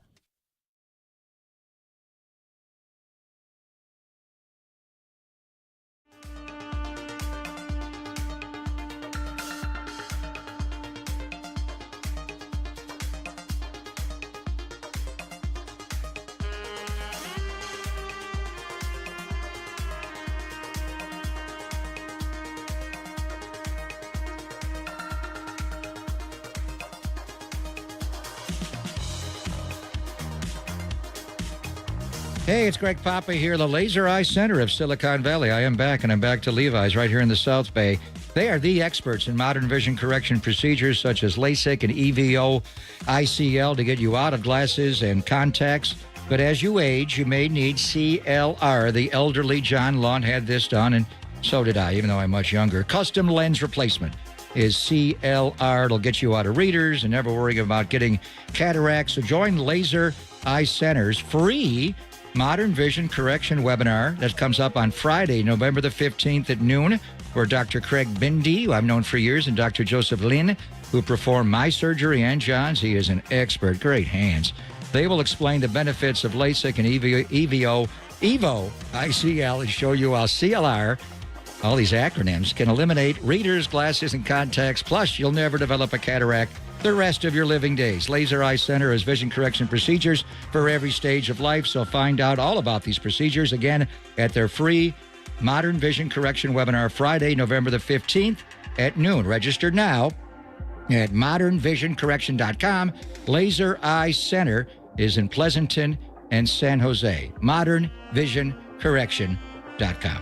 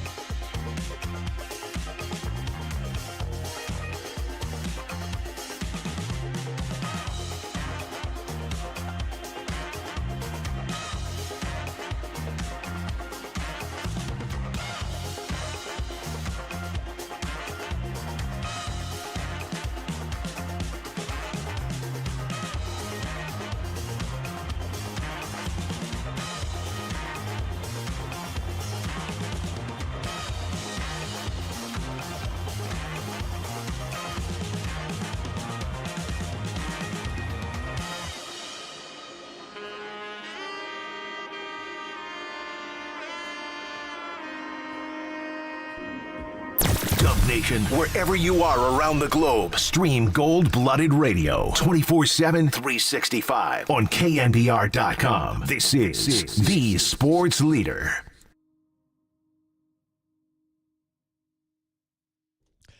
What's happening? Thanks for joining us. So the Warriors, off to a tremendous start. They only lost to the Clippers and have played well even without Steph Curry. They come back. Steph Curry comes back against Washington, plays well, scores 24. They keep rolling.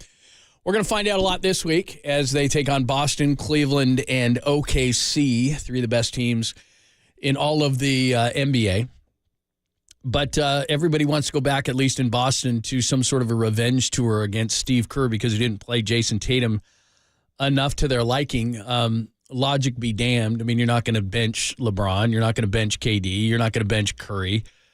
Jason Tatum is a wonderful player who led him to the NBA title, and maybe you could have found a couple more minutes for him, but they accomplished what they were supposed to accomplish, a gold medal.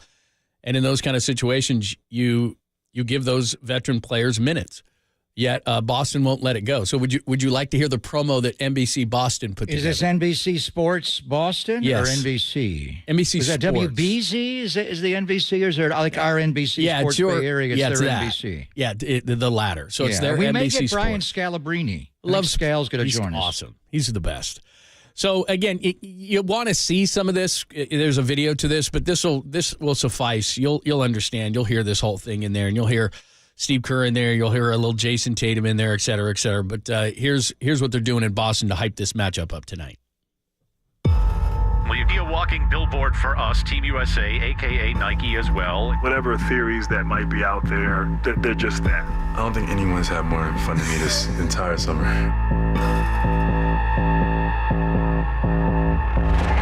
Why didn't Jason Tatum play yesterday? I want to give Steve Kerr the benefit of the doubt, but on the surface, it's really weird. There has been a thing between the Warriors and the Celtics. He is frustrated and upset.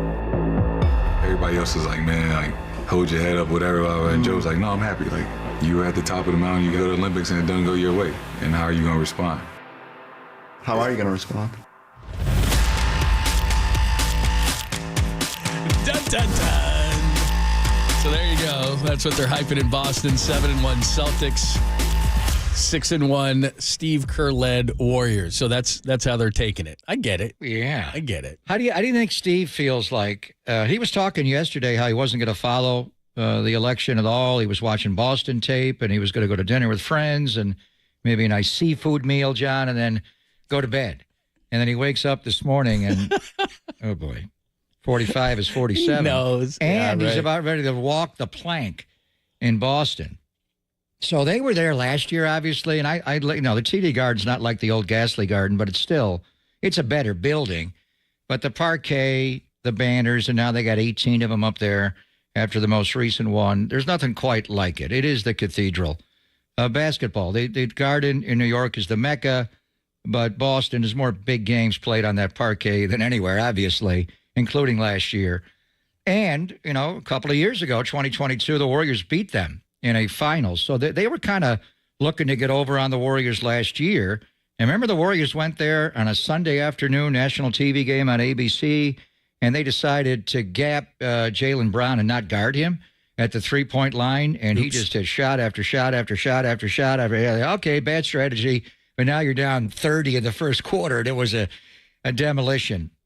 So I think the Celtics, now that they finally broke through, not finally, but they were knocking on the door for a long time to get a championship. And Tatum became the finals MVP, and they got number 18, and they passed the Lakers. And they had a great year. I mean, and then, Jaylen Brown and the way he played, the way he was called, a better player in the finals ultimately by Jason Kidd. And then the development of Derek White, the player he's become, and Drew Holiday. They're a loaded team. Jaylen Brown is not playing tonight, and they're not going to have, obviously, Porzingis play, but they're going to start Horford. Cato will also start up front, and then Tatum. And then I wonder which one of those guards is going to guard Steph. Probably both of them. Derek White is such a good defender, and Drew Holiday. And then they come off the bench with Pritchard and Hauser and Tillman, and their Warriors are off to a great start. They've been very impressive the way they play. The one game they lost is the game Steph rolled his ankle. They could have won that game if Steph, didn't roll the ankle. He shouldn't have gone back in the second time. He admitted that. But they figured out how to play without him, and now they're going to figure out a way to play again with him.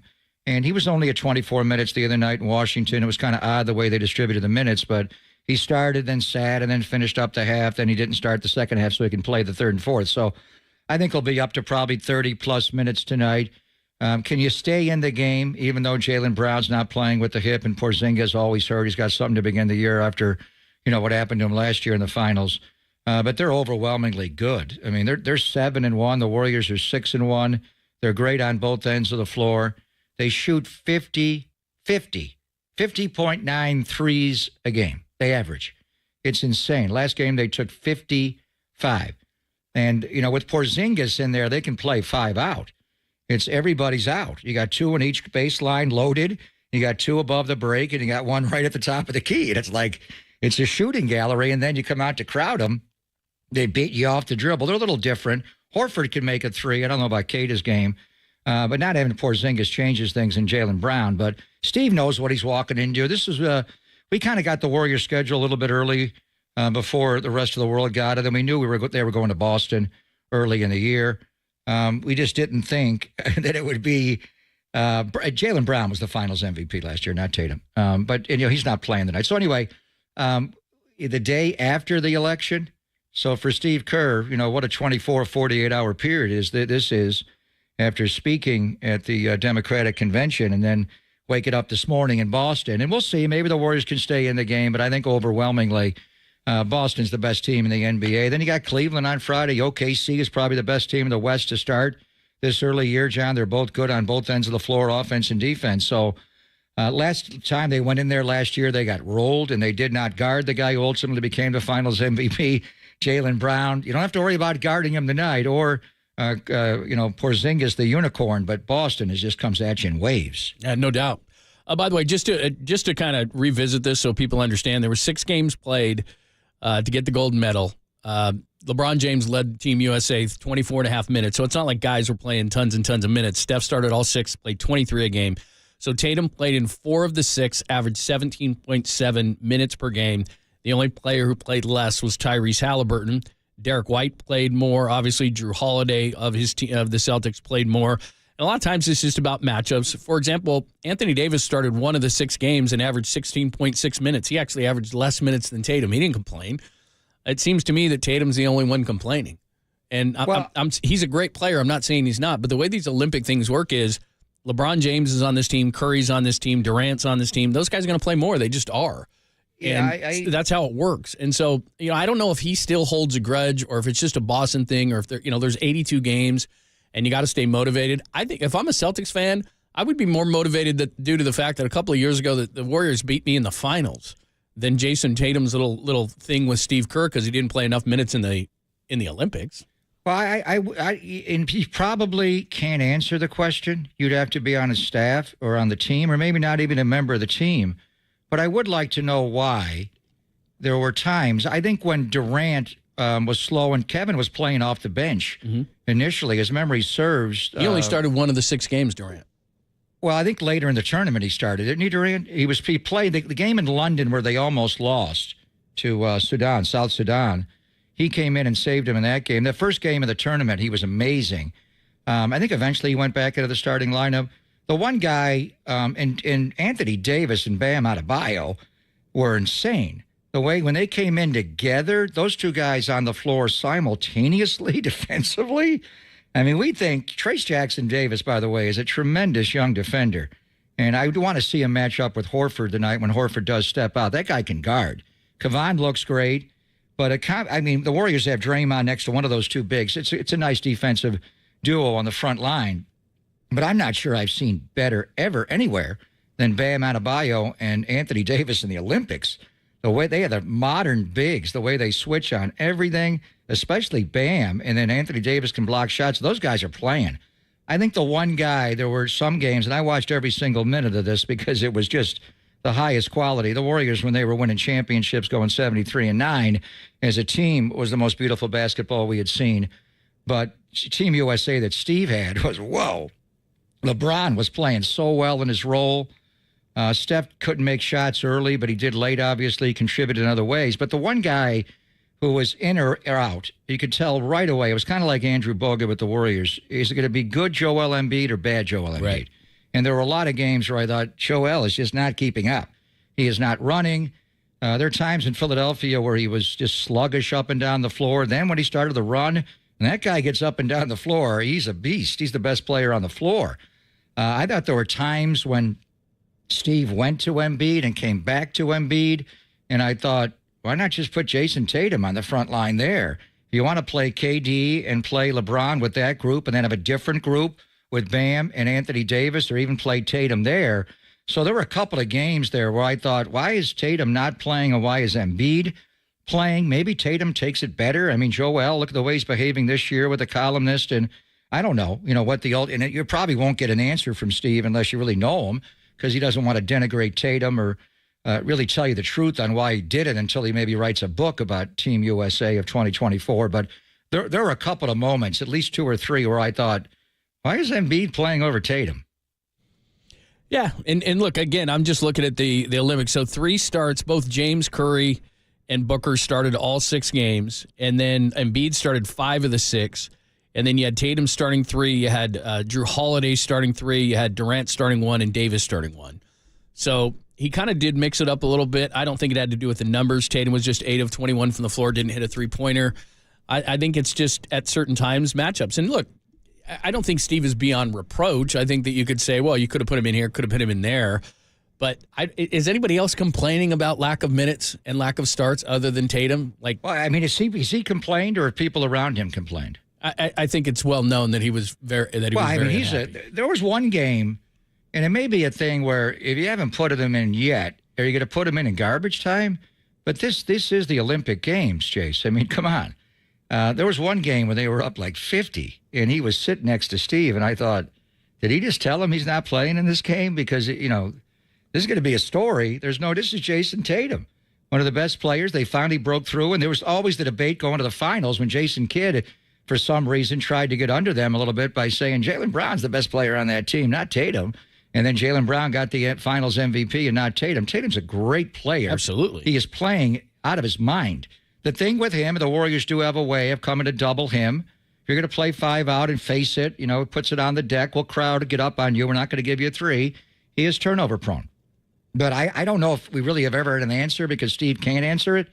Was it Tatum's lack of effort on defense? I mean, to me, there were a lot of trips up and down in pairs this August where I thought Embiid stood out as someone that's just not keeping up here. These other guys are getting up and down the floor. We see how they're playing, and Embiid is just dragging. And then he launches a 3, and then he got into it with, France, because he could have been on Team France. So in any event, I think I think Tatum has a reason to be miffed a little bit not to play. The other side of it is, Derek White played a lot. Drew Holiday was essential in the Olympics. The Team USA does not win without the contributions of that Celtic backcourt. So they had 3 guys on the team. So, obviously you could say, why is Tatum not playing? On the other side of it, well, first of all, Jaylen Brown didn't even make the team, right, and he was finals MVP. But I don't know if Steve's involved with that. That's more Grant Hill. But he played Drew Holiday and Derek White a lot. So whatever, it's a Boston thing.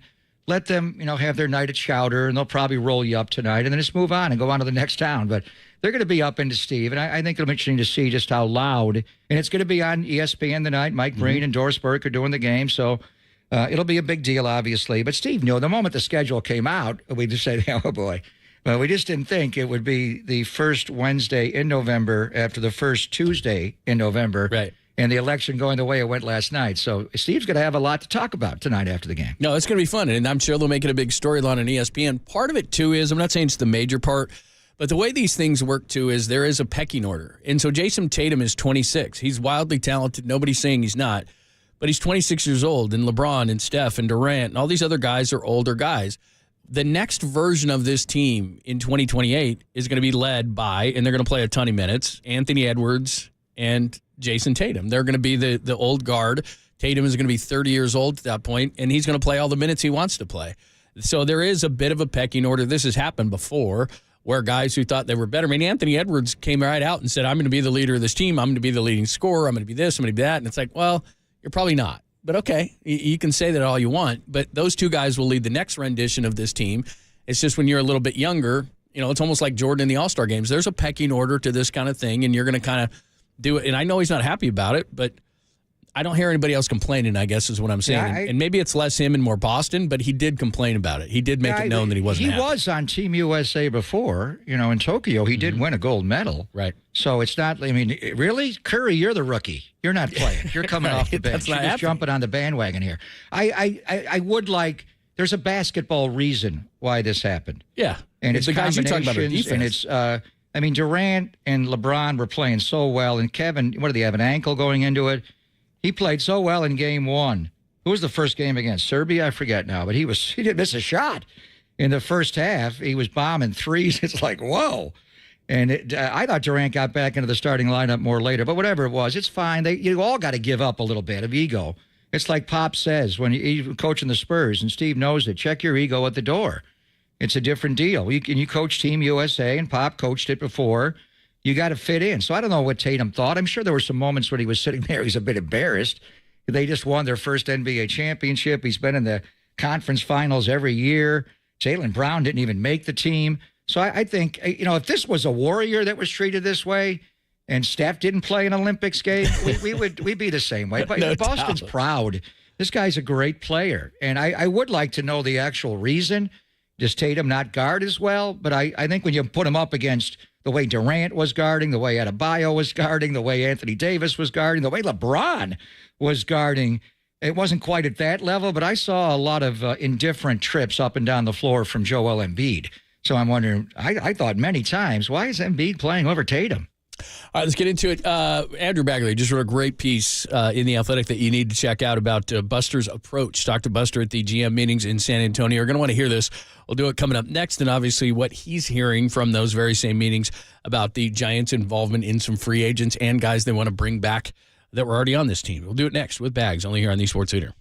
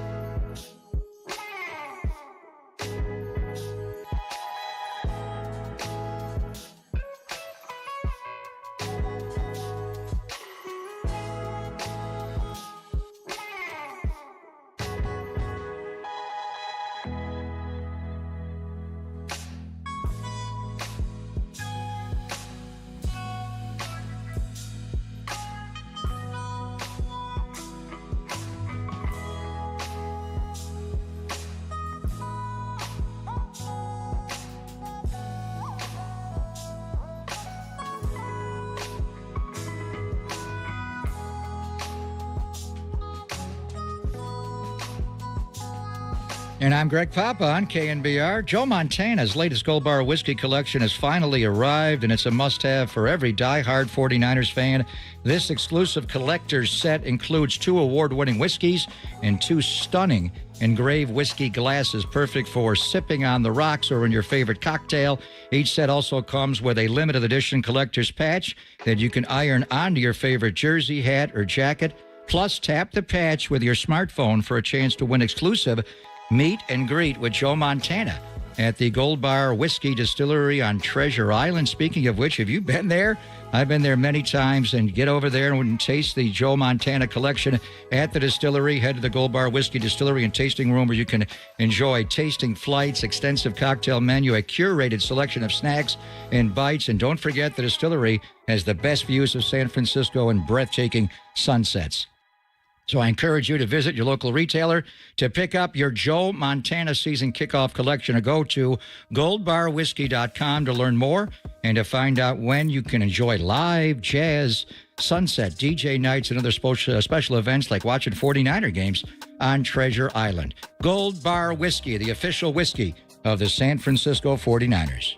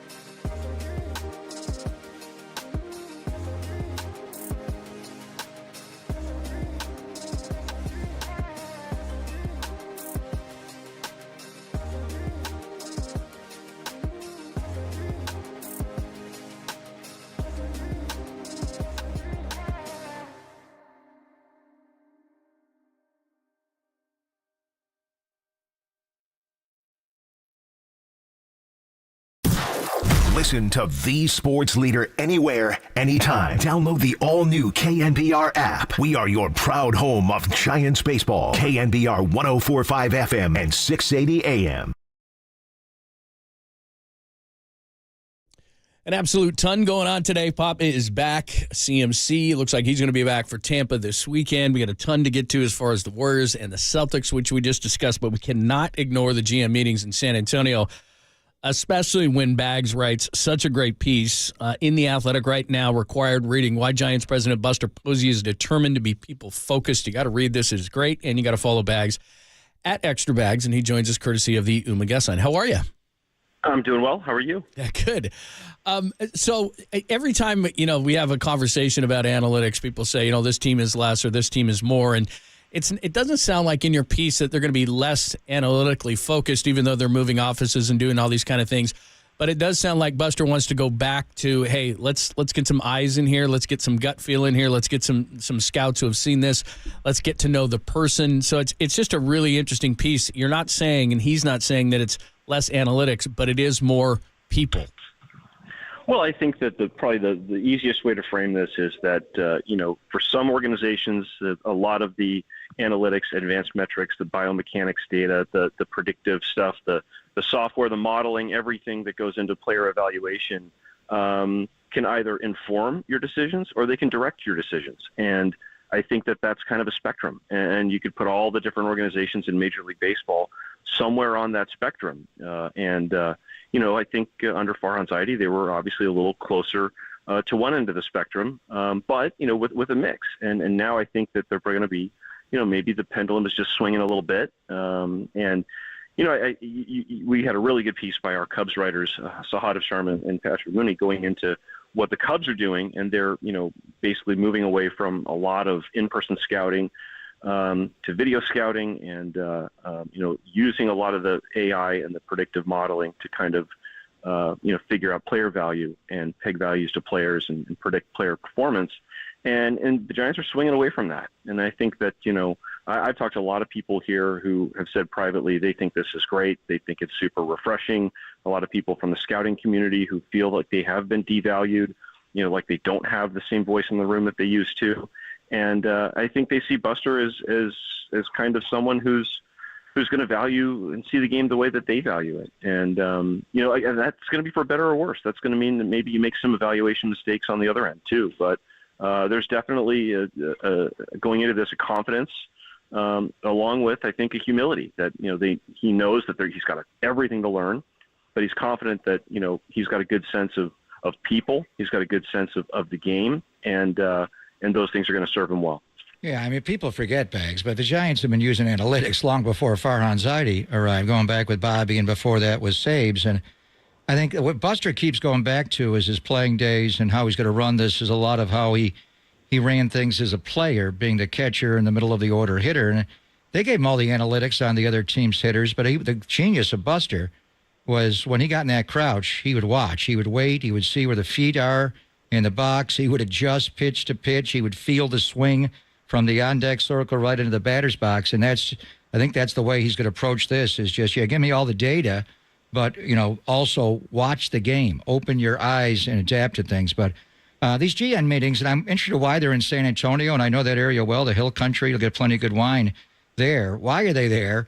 What is the purpose of the meetings between it started on Monday and it'll go through tomorrow? And do you expect any activity at all? What is this all leads to the winter meetings where we think players will be signed, and last year things were really slow. But what actually goes on at the GM meetings? Yeah, why are we here? Well, one reason we're here, and I haven't confirmed this, but it's sort of the rumor is that we were supposed to be back where we were last year, in Scottsdale, but everybody got norovirus and they had to cancel the thing a day early because everybody was, getting sick. So they were kind of spooked to go back there, I guess. I don't think the virus lives on surfaces for that long, but anyway, it's, we went down to the Riverwalk and had a nice dinner the other day, and it's been sunny and pleasant and nice, and we had a torrential thunderstorm that I actually I'm thinking if I'm in a rental car, I'm not going to try to go through this huge puddle getting on the on-ramp on the freeway, but I did. So get a little Texas weather mixed in. But, what they do here basically is they start to go over, a lot of the stuff, not just meeting with agents, not just sort of setting the ground for trade discussions, but there's a lot of different meetings that the executives go to. They have a lot of FaceTime. They have breakout sessions. They talk about, changes they want to see in the game, potential rule changes. They talk about a lot of procedural stuff. I mean, there's just a lot that goes into running a major league organization, and there's a lot of rules, spoken and unspoken. And, it's a time to kind of set the agenda for the winter meetings and for the off season. And that goes for roster building as well as all the ways that this industry just works. Andrew Bagley joined us. Great piece up right now in The Athletic for the GM meetings. Why Giants President Buster Posey is determined to be people-focused. Check it out. I've seen that Scott Boras is down there. He's already made a Pete Alonso polar bear market kind of a pun. That's what he does. But do you expect things to be faster than they were last year? I know that you wrote the other day, or you said on the morning show, I think, that very fascinating that the Giants want to get things done faster, obviously, because last year signing all those guys late and it took a while and so forth, especially with Blake Snell. But do you expect Boras to go faster because he sets the tone for so many of these signings? Well, I think the easiest way that Scott would probably answer that question, not to put words in his mouth, but if the market offers are there in line with where he values his clients, then his answer would be yes. We can be done with everything today. But he's not afraid certainly to drag it out and until he gets the answer he wants, and then obviously with guys like Chapman, Snell, didn't get the contracts that they had envisioned, then he's basically pivoting and trying to make the best deal to set them up to re-enter the market in another year, which in Snell's case he did, and in Chapman's case, the Giants and Chapman were able to come to terms on that extension, which is really the exception rather than the rule. So I do think that the Giants are going to be very aggressive. They're going to have an appetite to get things done early. I think that the ownership group really soured on and saw the sort of debilitating effects of what it means to wait that late, not just in terms of player preparation, but just in terms of building team cohesion, building a team identity. I mean, that when you talk to Buster about the things he wants to instill in this team, the first thing he doesn't say is, well, we need a shortstop. We'd like some more right-handed power. We need another pitch. I mean, the first thing he goes to is, we need an identity. We need to set standards. And he's very much looking at this with broad strokes. And it's hard to build all that when you're signing major pieces of your roster in March. So I do think that there's going to be a push to have things done as quickly as possible this off season. And it also, the other thing that I mentioned, it's kind of buried in the story, and I'm going to definitely bring this up again and again. The qualifying offer situation, it can be a crutch sometimes for teams to sort of rationalize why they don't sign, big expensive free agents. But in the Giants case, one thing that really kind of sucks about where things were left, and there's a lot of positives that Buster inherits from Farhan Zaidi and from a lot of the work that he did and his group did. But one way that Farhan really left him in the lurch is they went for it. And that's what executives will do when they kind of sense, hey, this is my last hurrah. It's either go for broke, and I'm not going to have to clean up the mess if it doesn't work out. Well, there's a mess. And the mess is that the Giants went over the luxury tax last year, and there was really no escape hatch. The way that those contracts were negotiated, I mean, even when they dealt Soler, they saved just like $1 million, I think, on their CBT payroll. So there was no way for them to kind of, jettison people and dip under. So they were paying into the tax last year, and that means the draft penalties for those qualifying offer free agents are even worse. So I'll give you an example. Snell and Chapman, they were both qualifying offer free agents last year. The Giants had to give up their second-round pick, their third-round pick, and a total of $1 million out of their international signing pool. Well, if they were to sign two qualifying offer free agents this offseason, they were giving up, because they're paying in the tax last year, they're giving up their second-round pick, their third-round pick, their fifth-round pick, their sixth-round pick, and $1 million out of their international signing pool. So when you have a new president of baseball operations and he's talking about, hey, the way to sustain excellence is to build through the farm, you do not want to, have two really significantly compromised drafts in a row. So I know that Willy Adames is a great fit for them, but he's going to cost them the draft picks, and I think that's going to be that's going to be a real tough conversation. I don't know if they've necessarily aligned on, hey, there's no way we can sign a qualified offer free agent, but it's something that is definitely a discussion point in that room right now. And the luxury tax threshold line this year is $241 million, as you're right, and the Giants have roughly $70 million. And I remember talking to you late in spring training, and John and I thought they're not going to go over that CBT line, so it's going to be either Chapman or Snell. But they wound up doing both, and they went over for the first time since 2016. So based on everything you just said, do you think that how aggressive are they going to be in free agency? And will they spend $69 million, whatever they have, to take it right to that line? But will they clearly stay below 241? Well, it probably depends on what's out there. I don't know if there are the free agents out there that would warrant that. I mean, everyone talks about Juan Soto. I don't think that he's going to go to the Giants. I think if he's really interested in going there, then they'll see if there's a match. But I think he's going to the highest bidder, and the Yankees and Mets are going to probably duke it out. So. I don't think that that's going to be something I would forecast as likely for the Giants to go after him. I don't know if it's likely that they're going to make a huge pitch to re-sign Snell, although he doesn't have a qualifying offer attached to him this time because he can only be offered one once. But Max Fried is a pitcher that makes a lot of sense for them, but he's got a qualifying offer attached. So if you're avoiding those free agents, I don't know if you're going to be able to spend $70 million, on a couple of, a very likely offseason, I think, for them would be, maybe get Ha-Sung Kim, maybe get a starting pitcher on maybe a one-year deal, maybe even bring back Sean Manaea. He was great as a Giant, and he's obviously coming off a really good year. Maybe they look to sign a Justin Verlander to a one-year contract. And get in, some more name recognition, some star power, somebody who's going to be a gate attraction. So I think they know that's important. That's part of it. You're building an entertainment model as well as, a winning team. So I just don't know if there's the players out there in this offseason that would warrant them going over the tax line. It sounds like, too, with, like you said, about the qualifying offers and losing those picks, that maybe trades would be a better avenue than straight free agents? Oh, 100%. And I think that's where you get really, really juicy. You can start thinking, get a little crazy. You think, well, I even joked with Perry Manassian when I saw him at the AL GM availability yesterday. I said, now I know that the Trout deal is going to happen. I just don't know how much money is going to move when you two brothers get together and make this deal. And Terry or Perry? We got to keep our Manassian straight. Which one is that? Yeah, right. Yeah, right. Perry. Yeah, there's so many. I know the old man from one of the Rangers clubhouse. Yep, Zach's brother. So we joked about that. I'll tell you what, and this is. I tweeted this a while back. I said it would be objectively hilarious if the Twins, who are for sale, and maybe they're going to try to reduce future payroll liabilities. That's what teams often do when they package themselves up to be sold. It would be objectively hilarious if they traded Carlos Correa for pennies on the dollar to the Giants, right? Wow. I mean, but same doctors will perform the physical. That'd be amazing. And I'm just, to be clear, this is completely me just spitballing, right? And I have no knowledge that this is anything that's even remotely possible, and probably isn't. But A, it would be hilarious, and B, it actually makes sense. It really does. The Giants need a shortstop, and they need leadership. They value someone like Correa. He actually fits them really, really well. Just maybe not on a $350 million contract that they were originally going to give him. So. Right. A little discount, it all works out for you. Have Dr. Sags not performed the physical if somebody else do it? Yeah, exactly.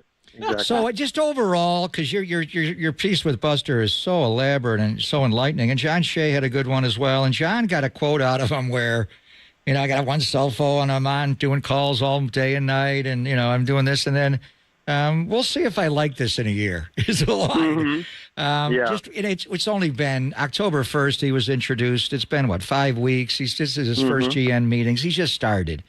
But do you think, does he look to you as though someone who's going to do this for a while? Is he enjoying himself? How do you assess the first, 6 weeks, 5 weeks? Well, I think if he already had a sour puss face, he wasn't enjoying himself, you think, oh, we're in trouble here. We're just getting started, I mean, you're about to take the roller coaster ride in the bar, hasn't even come down on your lap yet. But he does look like he's enjoying it. I think he really enjoys the baseball conversation. I think he's enjoyed, kind of cutting it up with his his cohort there. I talked to Eric Neander. I put that at the top of my story. He was basically an intern with the Rays when the Rays, passed on Posey first overall to take Tim Beckham, and Neander sees Posey in the lobby, and he's like, yeah, the world would have turned out a lot different if we'd taken you, and we probably should have. But I think he's enjoyed, just talking the game. That's what he loves to do, and it is different for him to be more tethered to his phone. And he's leaned a lot on Nick Hundley, who's a good friend of his who's transitioned to a front office role with the Rangers, and also Chris Young, a former pitcher. And I thought Chris Young, I asked him yesterday about what the biggest issue for him or surprise for him, or what the biggest challenge was to go from being a player to running a baseball operations department. And he said, when you're a player, it's all about you. The focus is the day revolves around you and your schedule, especially when you're a starting pitcher, right? You have your routine, and you can really put blinders on and focus on what you have to do. And in this role, it's about everybody else. Your entire day is about everybody else, and you're on the phone constantly. You're communicating constantly, and so that's going to be an adjustment. But Buster's always been a people person, and I think he's just he's working to make sure that he's surrounding himself with people who have some emotional intelligence and that he can trust to delegate. But until then, it's learning from a fire hose, right? But this is a guy who's shown he's got pretty good aptitude to learn quickly. I mean, we saw him catch a World Series winner in his rookie year, so we'll see what kind of rookie president of baseball operations he becomes. That's not much pressure. Just do it again. No. Rookie to rookie. Yeah, no big deal. Hey, thanks as always. Outstanding piece, brilliant, and we love talking to you. And we're always smarter afterwards. That's good stuff on the free agency versus the trades and all those kind of things. So we just got smarter too. So thanks as always. We appreciate it. Oh well, thanks guys. I appreciate it. It's always good to talk to you. Enjoy San Antonio. So that's the reason to talk to Bags. I mean, like you said. I mean, I think Adames would be great. I'd love to have Adames, but Kim probably makes more sense. I was thinking of they've talked about the Cardinals are breaking things down. Sonny Gray, you put Sonny, that's a trade guy. How about Corbin Burns? That kind of thing. It's interesting because now you're thinking to yourself, okay, Buster just said he wants to build through the draft and wants to build through the farm system. Well, giving your draft away for 2 straight years is probably not the way to do that. So they're probably not going to go after big name free agents. Are you cool with that? I was setting you up for that this offseason. I mean, I don't love it, but I'll tell you this, and you know this. I've cooled on Blake Snell. I didn't like the inconsistency. I think he's one of the most talented guys around. But like you said, I'd rather go with Corbin Burns, maybe Sonny Gray, somebody like that. That scares me when someone's outside your window. They're a nice family, John. Do you want me to come down there and do They're some looking to vote today. You're a day late. Where the hell were you yesterday? No, they're just okay. They're just waving. The thing about Hassan Kim, when's he playing? See, that's it. I was convinced. We had Bob Melvin on late in the year, right before the A's and Giants played, right? Or was it that day, that weekend, right? Right, exactly. And he kind of, when he answered the question about, I forget how he answered it. I kind of thought Hassan Kim's a done deal, and everybody you talk to, but he's got a torn labrum. Yeah. When is he going to play? Like Shohei Ohtani does now. Yeah. I would wait, and so Shohei did it later in the year. He did it, was it Game 1 of the World Series? Yeah. That makes me nervous. Game 2 of the World Series. So I mean, when is Hassan Kim going to be playable? He's going to miss all of April, May, June. That's a bad injury for shoulder. So I don't know where they go. I think Adames would be someone to look at. But Corbin Burns, CAA represents him. Yep. They represented Buster in his career.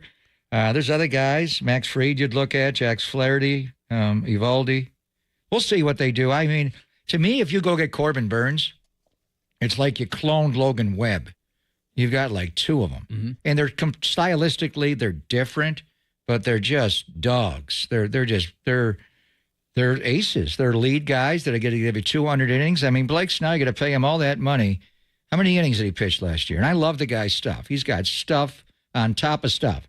But is he even going to pitch 150 innings for you? So I think it's a whole different animal with Corbin Burns. I don't know. It just seems like Burns would be more Buster's kind of guy. Yeah.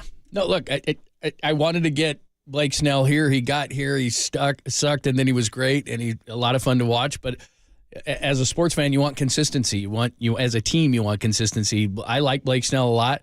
And the one thing, too, about Buster beyond the money and everything else, he's talking about chemistry in the clubhouse. Snell's kind of weird. And I know that a lot of people comped him to Tim Lincecum. He's not Tim Lincecum. And I'm not talking about stuff. I'm just talking about in the clubhouse. He's just kind of a weird, quirky guy. I don't know if he fits, you know? I wonder about New York with him. Well, I don't know that he would fit Lefty there. at Yankee Stadium? You kidding me? That short porch? He'd be fine there. No, I'm just saying off the field. He's just kind of a weird dude. He's fine. He's not going to be going to the Village and hanging out with you. He's going to go back to his room and play video games. Are they going to lose Soto? And why are the Mets going to let the polar bear go? The owner's got more money than anybody has ever owned. Why are they going to let Pete Alonso go? After the home run he hit off the airbender, you're not going to bring him back? Did you already see? Now, you want to give me the air? You want to talk about a trade? You want Devin Williams? Oh, my God. Oh, you want to talk about a back end of a bullpen? Camilo Duvall for Devin Williams straight up? Yeah, One's doing that. Let's do that. They're not doing that. Remember, it is your chance between now and 1 o'clock to win a $50 gift card to the Slice House Walnut Creek, which, as I've told you many times, one of my favorite spots. You cannot get out of that building. There's like 2 restaurants above it, and you go there and you have some cocktails and you walk downstairs and the smell is wafting. Barcelona's above it. Oh, it's awesome. Exactly. You have no chance to get out of there. You can win a $50 gift card. It's on a par with Tony Gemignani's slices, Absolutely. I got to say. Very good. Really good. Big New York Slices, $50 gift card to the Slice House Walnut Creek. You tune in between 10 and 1 when we give you the cue to call, but that's not right now. Be the 10th caller into the studio when you hear that sounder at 415-896-KNBR, 415-896-5627. That's furnished by Slice House Walnut Creek. Find official rules at KNBR.com. Do we have a sounder? Did anyone order me a plain cheese? Well, yeah, we did. But if you want any, somebody's going to have to barf it all up because it's gone. Wow. Nobody wants a plain cheese. Nobody. Just stick a little pepperoni and salami on that, maybe some black olives. Come on. When we were growing up, my sister would do that. She'd go plain cheese, and I'm like, absolutely not. So we'd have to do the half and halves, and nobody would eat the cheese. She would eat the cheese. What are your thoughts on anchovies? No. You and I have You like them on your Caesar salad, don't you? The only way I like them on a Caesar, you know when you go to a fancy place? Well, it is. The Caesar dressing is anchovies. Yeah, little. But I can handle that part. Liking. But if they put the big anchovies on top of the salad, I don't like that. You don't? But if they do, I know this is weird, but you know how they bring it and do it tableside? Yeah. And they'll put them in there and they'll smash them up with something and put a bunch of seasoning, then I can handle it. But just You don't like the big chunks? Oh, of no. Really? Why? No, and my wife loves them. I love them. Oh, I can't. No, I can't do it. But if they're smashed up, I can do it. I know that makes no sense whatsoever. But anyway, no one's getting the cheese pizza. No. No chance. All right. Best of luck. We'll do that between now and 1 o'clock. Just listen for that sounder. All right. Bottom of the hour, we start back into the guest. David Lombardi is going to join us. So let's get you ready for David Lombardi. Trade deadline day yesterday, and then Lombardi is going to help us with the Niners in the second half and what he thinks of the newest 49er. We'll do it next only here on the Sports Leader.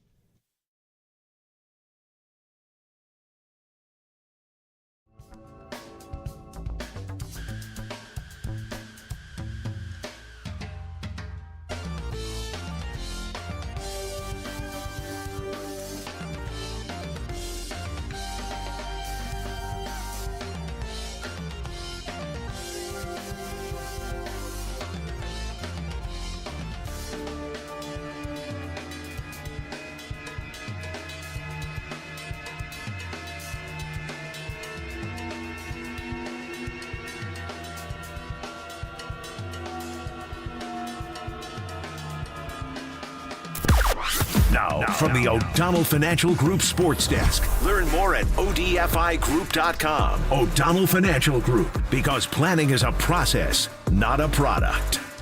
Got Larry Krueger. He joined Murph and Marcus this morning to discuss the tough road ahead for the 49ers following their bye week. Check out that podcast and more on the KNBR app, YouTube, KNBR socials.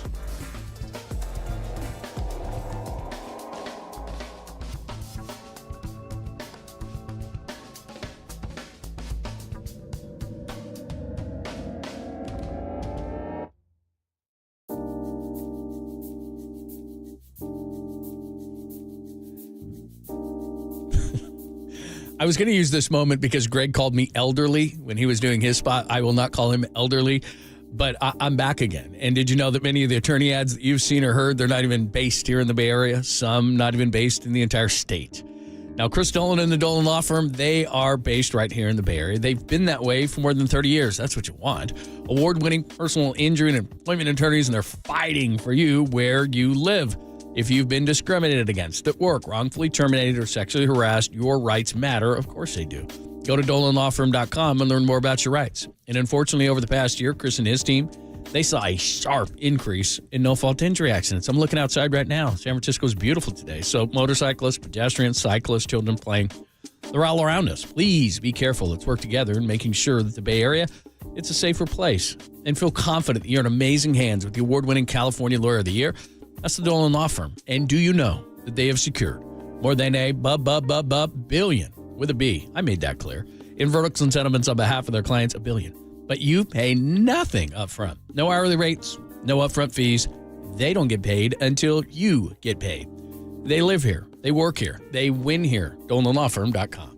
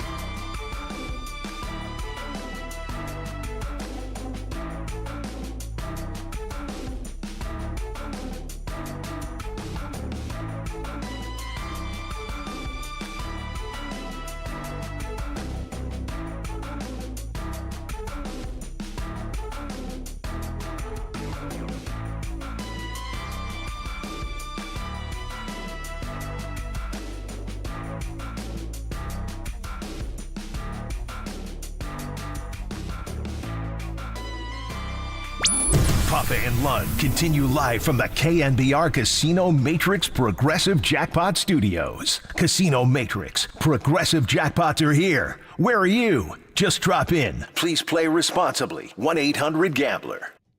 Yeah, there's going to be a tough schedule. But I think that when you look at those games, 90% of those games that they go into, they'll be favored to win those games. And when you think about the talent that they have on both sides of the ball, it's pretty much equal to what they've had in the past. Have they performed up to that talent level? No. And that's where consistency comes into play. And this is where self-evaluation is critical after a bye week.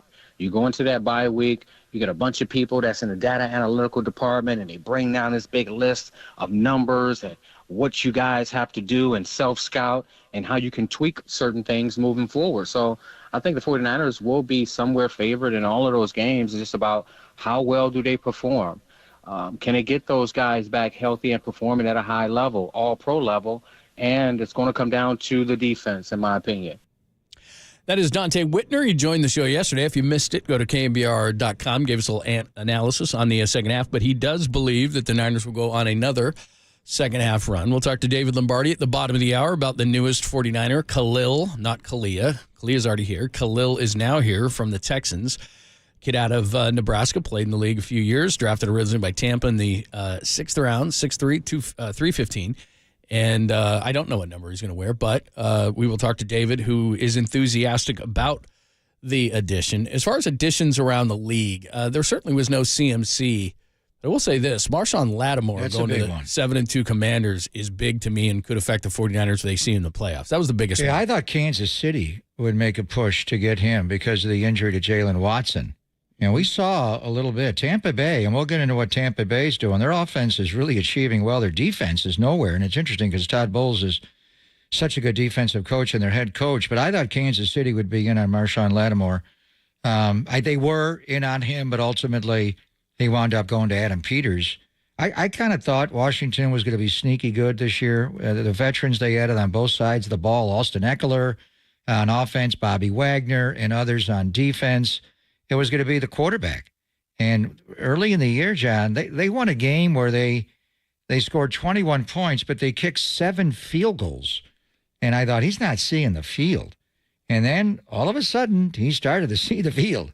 And I do worry about injury with him, but Washington is a player. Right now, they're the number 2 seed in the NFC behind Detroit. So, and Detroit getting Zadarius Smith doesn't offset completely what Aiden Hutchinson is. But he's a good player, and they can move him around. I remember that guy playing over the head of the center. He can play 3 technique or 5 or out way wide or move him around 2-point down. He's got some juice off the edge. I remember when the Niners went to Minnesota to scrimmage with those guys, Zadarius Smith was a problem. But what Dante said, he said 90%. Well, they got 9 games left. So let's just say 8/9 is close enough to 90%. And I know before the year started, you pulled out the red pen and the gold pen. You got to do that. And I do want to wait and see who they are before we do. You may want to do that. But in just 9 games left, are they going to be favored in 8 of them? They're not going to be favored at Buffalo. Are they even favored Sunday in Tampa Bay, John? And then Seattle, that could be the game of the year. Seattle after that. Then you got to go to Green Bay. They're going to be favored at Lambeau, at Buffalo, home for Chicago. Rams on a Thursday night is going to be Titanic at Miami. Detroit, we've been talking about that game. Are they going to be favored on their home field December the 30th to take on the Roaring Lions? And if the game of the year is not Seattle and it's not the Rams, I'm saying the last game of the year, TBD, that first weekend in January, the Arizona Cardinals, who I thought were going to be a better team, are better than I thought they were going to be. And what they did to Chicago on Sunday, they trucked them. I love the jet sweep to Trey McBride, the tight end. Connor is running all over people. If they could just get Marvin Harrison Jr. to show up more than once every 4 or 5 games, but they are tough. So of the 9 remaining games, how many are they going to be favored in the Niners? Well, they are favored by 5.5. It started at 4, and I think the news by CMC probably bumped that number up, but they're favored by 5.5 going to Tampa this weekend. But I do agree with you, depending on how they perform. I don't know that they're going to be favored at Buffalo or Green Bay. Don't know that they're going to be favored at home against the Lions, although that can be a 2 to 3 point swing home field. So it just depends on how they're playing at that point to see if they're going to be favored in those games. But it doesn't matter. But Dante's saying, I see what you're saying. 90% of their game. Whoa. I mean, they are 4-4, and you got some teams with 7-1 and 7-2, and Arizona looks like a whole different team. And even the home games, the Niners have lost 2 home games this year. Once to Kansas City, obviously, but that Arizona game, I just wonder, and we'll move ahead, and David will bring the analytics up, and the numbers are good in some areas, not in others. What can McCaffrey solve? But I think, like the Ram loss just kind of hovered there, and I thought, is that going to haunt this team all year? Nah, they'll be good enough to overcome that one. Then Arizona happens, and now you're like, you got 2 of them in your own division. I mean, if they were 6-2, which they should be, but they're not. They're 4-4 going into the bye and coming out of the bye. I think our outlook would be entirely different, but I think my main thing is just win the NFC West, play the one home wild card game, and you may draw one of these teams that doesn't win their division you're going to get the 5th seed. Who's that going to be right now? That could be Philadelphia, could be Minnesota, it could be Green Bay. Packers. Yeah, that could be a hard game. So my thing, just start playing better and then worry about it where it goes. And if you have to go on the road in the divisional and the championship Sunday, you can do that. But really, and here's where David will break it down so expertly, does McCaffrey's return, assuming CMC is dynamite and he's back and it's the return of the Mac, does it solve all of your I mean, the numbers on yards are good, but you're 6th in scoring at 26 a game. Does McCaffrey get you back over 30 a game? Does he solve the red zone woes? Is he the complete panacea to salvage the season? All right, let's get into it next. David Lombardi, we'll talk about the trade deadline and more so the 49ers in the second half of the season. We'll do it next, only here on the Sports Leader.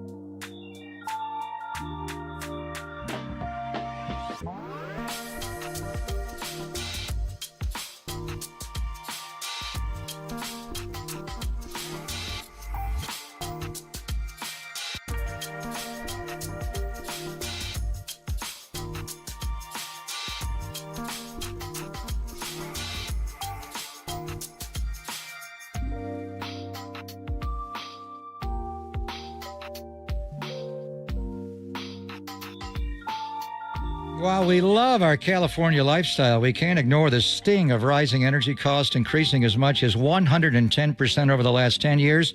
Warmer temperatures are just one of the contributing factors. Greg Papa here. If you're shopping for a new or replacement windows and doors, energy efficiency should be your primary consideration. Golden State Window and Door Design invites you to explore the many options you have at one of their Bay Area showrooms. You can present your budget and ideas to their design experts and explore the many options from the brands Golden State prefers, and they are the best, like All Weather, Marvin, Weather Shield, and others. So get started by taking a virtual tour at goldenstatelumber.com and choose the nearest window and door showroom. Book an appointment and join your contractor or designer for your next step toward a more energy-efficient home. Your trusted partner for 70 years, Golden State. When you succeed, we succeed.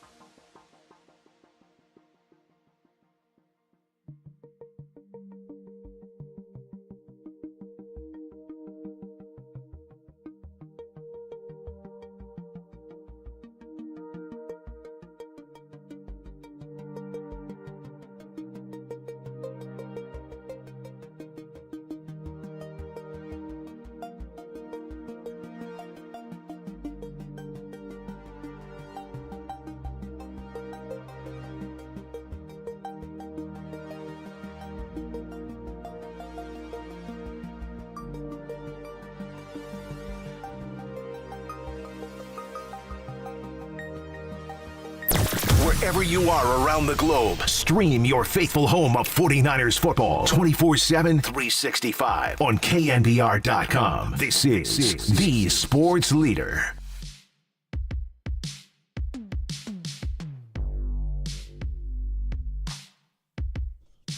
Thank you so much for hanging out on a Wednesday edition of the show. Pop is back. David Lombardi, 10:50. Or excuse me, 11:50. 11:50. And Lombardi's I'll get it straight. back. 17 minutes. He went away during the bye. What, did he go home?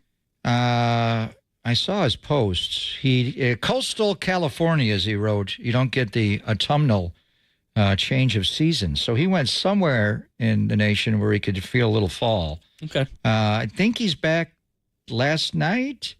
He'll be back Wednesday, is what he said. So I think he'll be here today for installation day. And the return of Christian McCaffrey and Juwan Jennings and Jake Moody and Etor Gross-Matos, maybe.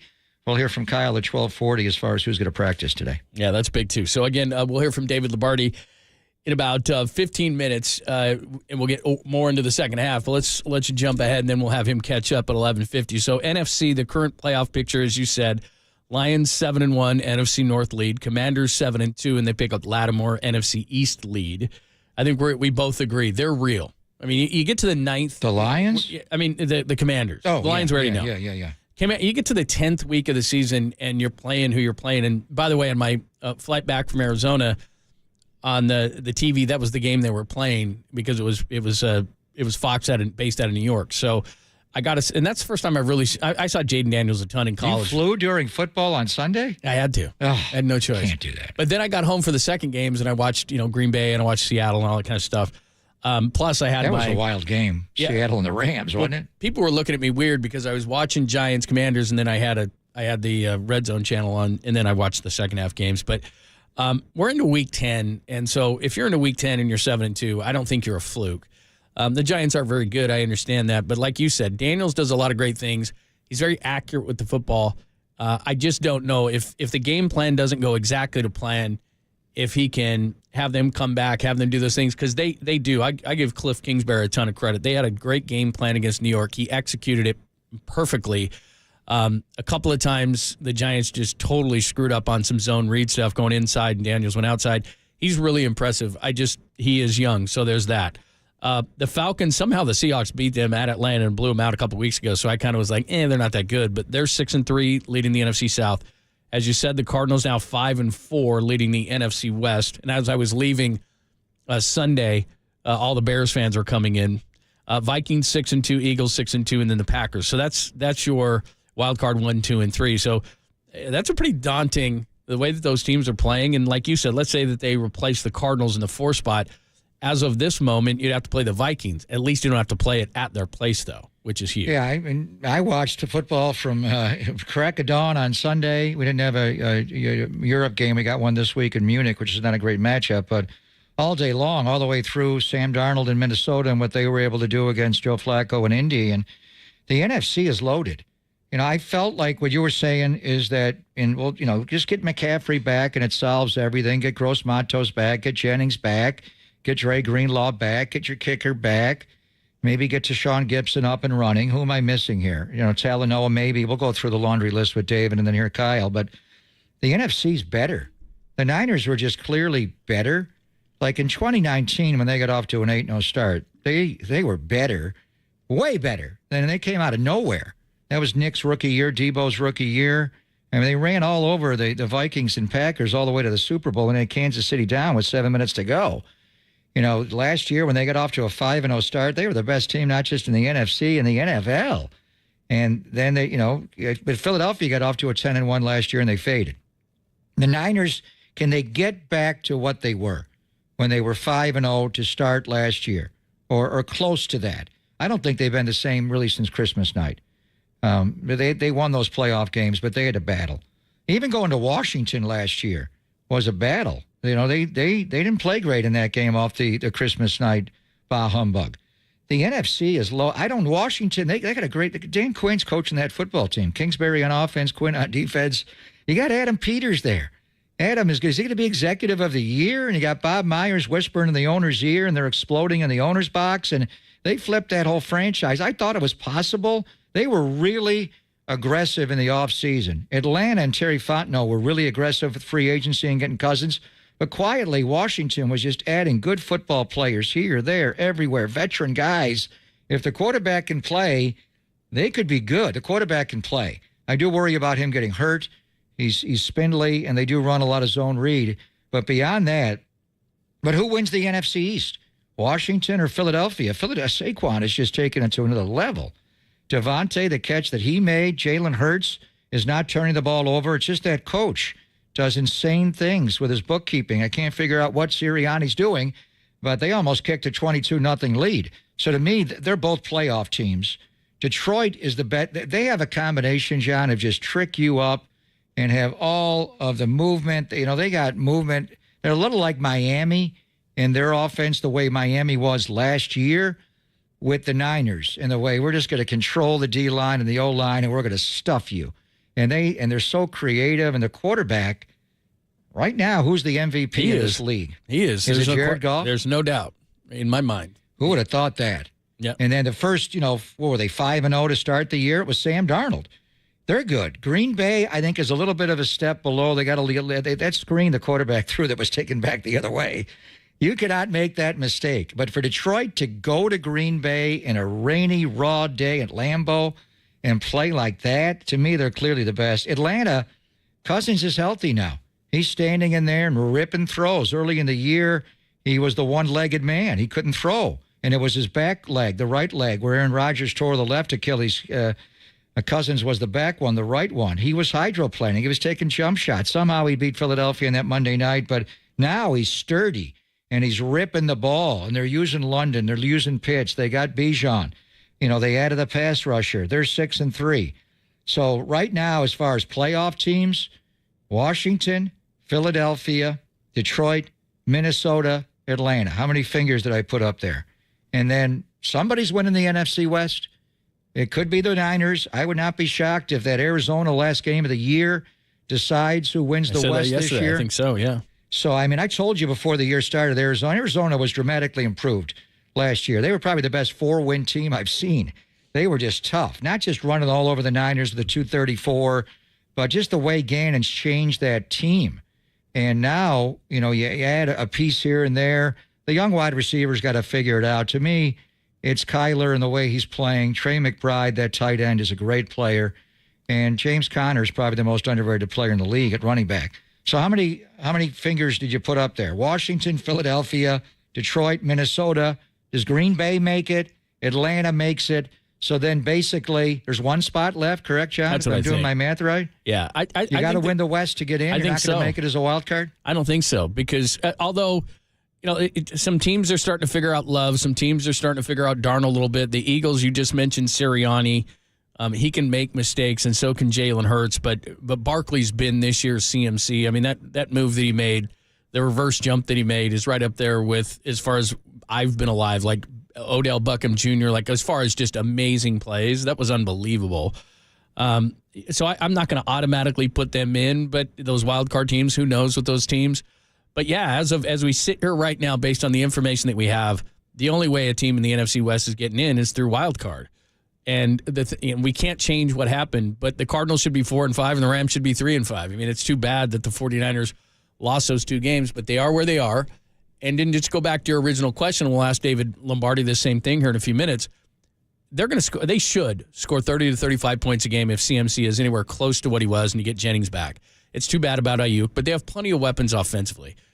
What you and I have been talking about for nearly, like you said, 11 months now, because you go back to Christmas, 10 and a half, whatever the months are, is the defense going to step up? Because the difference between McCaffrey and Greenlaw is McCaffrey hasn't had the injury yet. Hope he doesn't, but Greenlaw has. And so to expect Greenlaw to come back and be Greenlaw right away, I don't know if that's realistic. And then his timeline keeps getting pushed back. Now it's December, right? So when's Greenlaw going to be Greenlaw? This year or next year? He's starting to run a little bit. Right? Well, no more. But, I mean, is he going to be Greenlaw this year, the real guy that we know, or is it going to be next year? Because these injuries, that's a big-time injury. It's the biggest, especially for a linebacker, to change a direction injury. Because, to me, I'm looking at the defense going, this Davis thing is not a bad ad. He's going to give you depth inside, can stop the run. That's nice. I didn't expect him to do anything more. I don't want them to give up too much draft capital in the future because they're going to need it because they draft well, as we're seeing from this year's class. In the mid-rounds, they've always drafted well. And that's not only good players, but cheap labor, which they're going to need in the future. So I didn't want them to go crazy at the deadline if they couldn't work something out. I'm sure they tried. But this is the team they now have that the deadline is passed. And my question is not offensively, but defensively, are they good enough? And I don't know. Well, you can add guys. Guys are going to get released. Sebastian Joseph Day, they got late in the year when the Chargers cut him after Brandon Staley got rolled by the Raiders. So, and then he got fired the next day. So it's possible, but I hear you. The other side of it is Charvarius Ward. And you know what happened to him. And we were together last week. We got the terrible news on that Tuesday, a week ago yesterday, right in the middle of the show, that he lost his baby daughter, Amani Joy. And he didn't practice on Monday. And I it's one of those deals you don't even ask. But I think when we hear Kyle, meet the media, and Kyle has not spoken to the media in a while. When was the last time he spoke? He did Tolbert and Copes on Tuesday before the bye, and then he met the media the day before. But it's been a while. Who knows what Charvarius is at, and our thoughts and prayers go out to him. But as you added to the piece in the D line, and I don't think T. Gibbs going to play in this game, but he'll be around and working out and could be elevated off the practice squad. I mean, do you go into the game Sunday with your cornerback room being Renardo Green, one outside corner, Diamador Lenore outside and inside? And by the way, he's arguably the MVP of the team the first half, and he's going to get paid this offseason. And then Ike Adam would have to go back, and he'd have to go play on Charvarius' side, which is the offensive right. And I know they don't have Evans, they don't have Godwin, but Sterling Shepard is a veteran receiver, runs good routes. Trey Palmer out of the slot, Ryan Miller. They got a hell of a good tight end in Kate Otten. So just for this game, I think we're going to wonder how good the defense is, John, because Tampa Bay's offense, despite losing those two great wide receivers, Mike Evans and Chris Godwin, they're scoring more points than the Niners are, aren't they, per game? I think they are. Might want to cover Kate Otten. That's kind of a big deal, but they should have went for two. I could hear you screaming. It was like, come on, man. You're in Kansas City. I understand not doing it, but you just scored on essentially a 2-point conversion. Right. And it's just, you didn't want to kick to that guy, but I think it just gets into, you give him a one and done. And Baker knew it when he had the wrong, what did he went, tails? Yeah. Tails does fails, Fred Warner and Baker Mayfield. Anyway. You let Mahomes on the field. It felt like Detroit. the Super Bowl. Detroit's got one loss. Detroit. And they beat them. Yeah. And Kansas City has no losses, but they took them to overtime. So I'm just trying to get through this game here. But we'll get into the offense. And I think the offense can improve, without a doubt, getting Christian McCaffrey back. And the main thing would be the red zone. All right, let's get to it. David Lombardi is going to join us coming up next, and we'll get into it. He's got a breakdown of the newest 49er, plus what does he think of the second half. Can the 49ers make another second half run? We'll ask Lombardi about it next, only here on the Sports Leader.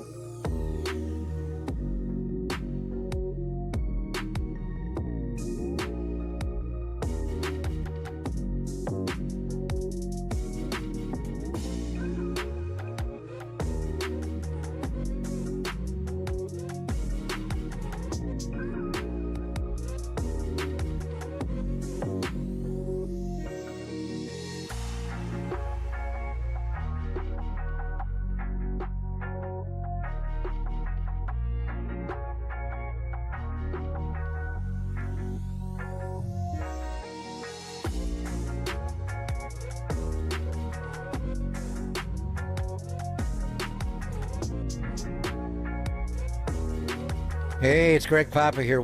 Best thing ever. Have you been to Tony's Pizza in the North Beach? I have, and it's the best pizza I've ever had. But I'm not alone in thinking that. Tony's has been ranked #1 in the entire world, and it's my go-to spot for Neapolitan, New York, Detroit, Sicilian, and Grandma-style pizzas. They also make fresh pastas, and their spicy bucatini. Mwah. Well, I'm doing that Italian thing, DeVito. One of my all-time favorites. So don't forget about Tony's other locations around the North Beach, like Capo's, where he makes delicious tavern-style crackered thin and deep dish pizzas. One of his specialties there, the Chicago Italian beef sandwiches. Those beefs are gigantic and mouth-wateringly good. Don't forget to finish off your meal with the right super delicious dessert. You get either a cannoli or a tiramisu. And then after you sleep it off, you got to start right more the next morning. Take a morning stroll through the North Beach and try Tony's homemade sourdough bread, pastries, and New York bagels at his bakery, Toscano Brothers. And also, when you're around the Bay Area, whenever the Giants are playing a home game at Oracle, the Warriors are playing at Chase, or the Niners are playing at Levi's Stadium, hit one of his fast casual locations, the restaurant's Tony's Slice House. No matter where you are around the Bay, in the North Beach, you want Tony's Pizza #1 in the world.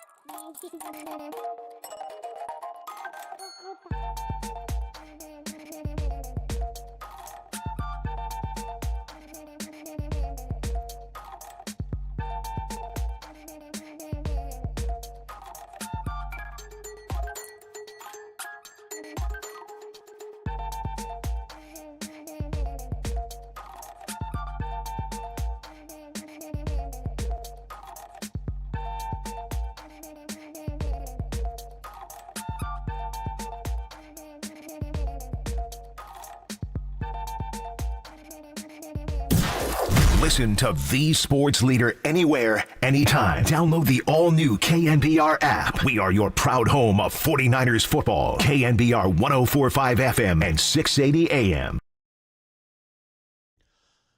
Pop and Lund on a Wednesday. Pop is back, and we always love talking to Dave and Lombardi. We're going to get into the second half of the 49ers. Can they make another run? They got a new defensive tackle. He'll analyze that as well.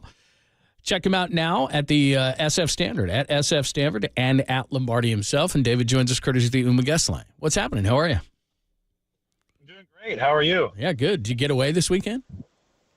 I did, yeah. Just got back last night, actually. So we were out in Virginia wine country and horse country, too. I get a lot of my wife loves all that equestrian stuff. So it was pretty neat. Middleburg, Virginia, cool little town out there. So we got out of town and just made it back last night. Flew from DC to San Francisco and about to pull into Levi's now for the second half of the season.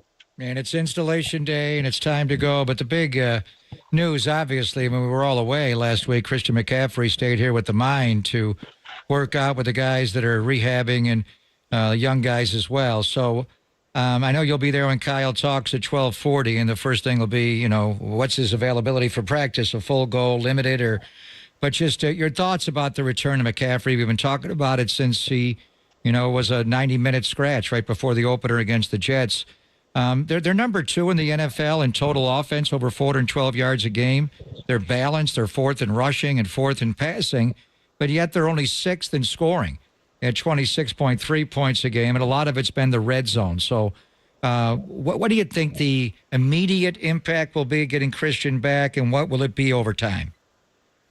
Well, yeah, it's been a good offense, but last year it was a historically great offense, and I think that the obvious difference is that Christian McCaffrey hasn't been there. And I think that stat that you just highlighted, 2nd in yards, 6th in points, shows the disconnect. And they haven't been as great on third down, and they definitely haven't been good in the red zone. And those are 2 spots where Christian McCaffrey is such an adaptable weapon that he can really help in those 2 spots. He is not just one of the best running backs, if not the best pure running back in the league. We saw him win the rushing title last year. He's also a massive, massive positive impact on the 49ers pass game. And the fact that he can threaten to do both whenever they break the huddle and line up is what compromises opposing defenses in a way that totally transforms the 49ers offense. I mean, the best stat that I have for you as far as McCaffrey's impact goes is that Brock Purdy's tight window throw rate this year, the amount of times he's had to throw into a tight window, is the 2nd highest in the NFL.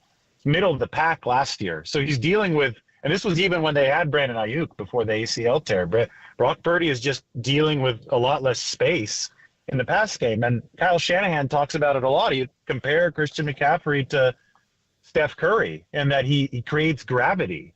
Even when he doesn't have the football, there is defensive attention that has to be paid to Christian McCaffrey that creates space for other players. And I think that space is something that's extremely valuable and much more rare in the red zone. And then you just look at the way that Christian McCaffrey runs the football. And Jordan Mason's 3rd in the NFL in rushing right now. I think he's done a great job as the 49ers backup running back. But McCaffrey, it just hits the hole different. He sees lanes differently than really anybody else in the league. So it can help the 49ers from that perspective as well, because even though that they're near the top of the league in rushing yardage, they're down 20s when it comes to success running the football in obvious short yardage running situations, and they're not good at running in the red zone. This is all stuff that Christian McCaffrey can help them improve, and I think the proof is in the pudding. The proof is in how the 49ers performed last year, and that was a historically good offense. Dave Lombardi joining us, looking ahead to the second half for the 49ers as they're just off their bye and they take on the Bucs this weekend at Lombardi himself, and make sure you're reading him in the SF Standard. As a whole, just adding McCaffrey, getting Jennings back. I know Ayuk's gone, but Debo, hopefully Pearsall continues to get going. I think offensively they're going to score 30 to 35. I really have no issues offensively. Do you think they just offensively just jump back to where they were, where they're just one of the most proficient offenses in the league?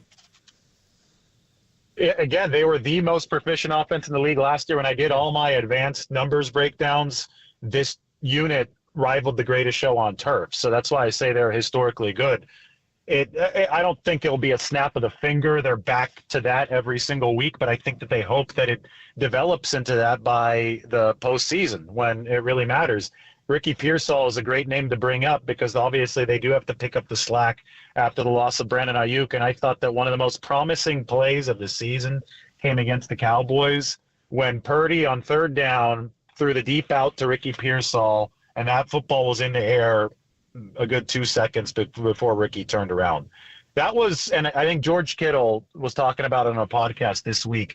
It was almost like Purdy was forcing the trust to build between the two because they hadn't had a lot of reps together. And to put a football out there in that situation, if Ricky does something wrong, that's going to be a pick six the other way. if Ricky Pearsall's timing is off, if he's not looking for the football when he's supposed to be. But Brock Purdy recognized that, this goes back to the low separation rate that the 49ers have had without Christian McCaffrey. He recognized that he needed to make a timing throw to throw Ricky Pearsall open. And even though they hadn't had all those reps together, he trusted that Ricky Pearsall would be in the right place at the right time. And he was. And, it just shows you that rapport can be built on the fly with good players. And I think Ricky Pearsall's shown himself to be a good player. We obviously know Brock Purdy's already a great quarterback. And if he can continue to build that rapport, not just with Pearsall, but also with Jacob Cowing and, with just guys in different roles, we'll see what role Juwan Jennings has now when he comes back. He's obviously already shown that he's capable of delivering more than just the third wide receiver. But if he finds himself on the same page in the same way that somebody like Ricky Pearsall has been starting to find himself on the same page with Brock Purdy, yes, this offense can turbocharge its way to 30-plus points a game. And, David, that was only Ricky Pearsall's second game in the NFL, and I haven't seen Brock trust someone while the receiver was still on the stem of his route. He threw it before he broke on the out. It reminded me of Brandon Ayuk over and over again last year. So with Ayuk gone for the year, and Jennings is a good man beater. He can beat man coverage, and Ricky can. Just give me the numbers overall on the volume of man coverage the Niners have seen this year versus last year. And I think everybody's piggybacking on what Steve Spagnuolo did in the Super Bowl last year, but he had great cover corners. There have been teams that, like Arizona, frankly, I didn't think had the corners to do it, and they manned the Niners. So they're going to have to beat man. And then having McCaffrey back, you don't want to man Christian McCaffrey. So if he goes out in the slot, maybe they play him differently where he lines up in the backfield. Maybe you could play like a box and one or a triangle and two and double him in and out and man everybody. So just having McCaffrey back to some degree in certain situations, will that force the opponents to get out of man and play more zone? I think that the rushing efficiency alone, the boost in that you get from Christian McCaffrey will goad teams into more zone coverage. The delineation that you talk about, Brock Purdy has been by far the NFL's most efficient quarterback against zone coverage ever since he entered the league in 2022. And he's at or near the top again this year. But the efficiency against man coverage has been only average this season. Before it was above average, and I think that McCaffrey is an answer to a lot of this puzzle. In general, when you're running the football well, teams have to get out of man coverage, and they have to play zone just to dedicate those resources to the run to keep the defenders and their hips squared toward the runner and the line of scrimmage. So it all ties together. If you're able to run the ball efficiently, and I don't think that the 49ers, even though they've racked up a lot of yardage, I don't think it's been great efficiency for the 49ers. If you can do that, you can force teams into that zone coverage, and then you try to pick them apart with the pass game. That's just how it works in general. It's obviously not that simple. So I think that this just goes back to what I first talked about, Christian McCaffrey's multifaceted impact on this offense in both the run game and the pass game, and then the threat to do either when he lines up there, because he is such an adaptable weapon. That can give the 49ers A, numbers advantage, and B, a space advantage, because they definitely haven't had that space advantage. The separation numbers have been too low for the 49ers this season, and I think that McCaffrey's been that missing piece. David Lombardi's joining us talking about the second half of the 49ers take on the Bucs this Sunday right here on the Sports Leader. Defensively, that's where I get a little bit nervous. I think, like you said, I think they're going to score 30 to 35. It's too bad that Ayuk is gone, but they have the offensive weapons. Defensively, they've struggled up to their standard for a while. So what do you see for the defense in the second half? They need to be better against the run. That's statistically the worst part of the entire operation for the 49ers outside of special teams, although we should say that they ended the first half on a great note on special teams. They outperformed Dallas, who was ranked number 1 on special teams. But the second biggest statistical weakness on this team has been the run defense, ranked number 23 in efficiency.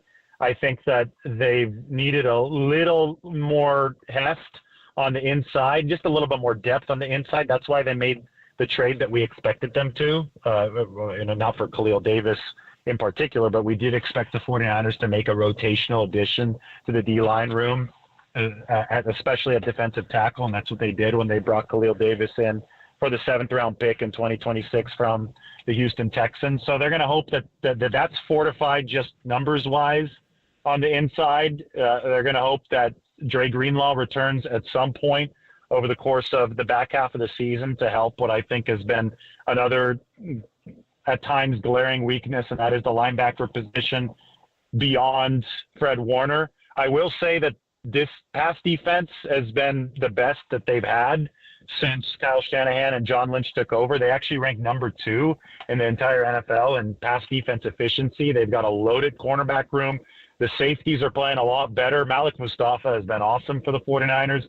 And I think that Jair Brown has settled in and is playing a lot better than he was over the first couple of games. Now Deshaun Gibson, who's been re-signed to the practice squad, should give the 49ers just more insulation at a position where depth has been sketchy at best, especially with Talanoa Hufanga back on injured reserve. So that puts all the focus on the run defense, which is, again, it ranks number 23, and the pass defense is ranked number 2 in efficiency. If you can elevate that run defense to just mediocrity, just somewhere around 14, right, 13 to 14, then I think that the 49ers pass rush, which hasn't been bad by any stretch, but I think that pass rush can go from good to great if they can start snuffing out the run and setting themselves up into better down and distance. They always say stop the run to have some fun, and I think that's got to be the focus for the 49ers defensively moving at the back half. Yeah, and on the other side, and you were talking about the offense, and, you know, J.P. Mason's had a great early year. We'll see about the shoulder coming off the bye, and if he's a little better,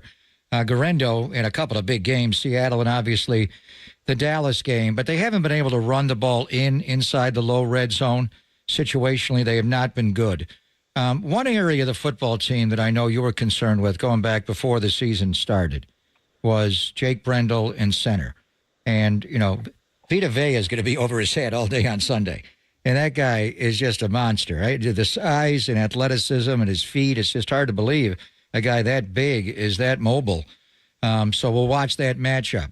How do you think Jake has done overall? I mean, Pooney's played well. Colton's played better. You got Banks and Trent. Everybody's got eyes on 64, Jake Brendel. And the reason I bring it up, all these guys are coming back. One guy that's coming back we haven't talked about is John Feliciano, who played great at right guard last year until he got hurt in the Super Bowl. But he started the year before with the New York Giants. He started every single game, including a playoff game, at center. What do you think Feliciano's return means? And how has Jake played to you? I think that Jake Brendel's worst 2 games were the first 2 games. I think that he was downright bad, especially against Minnesota. That was ugly.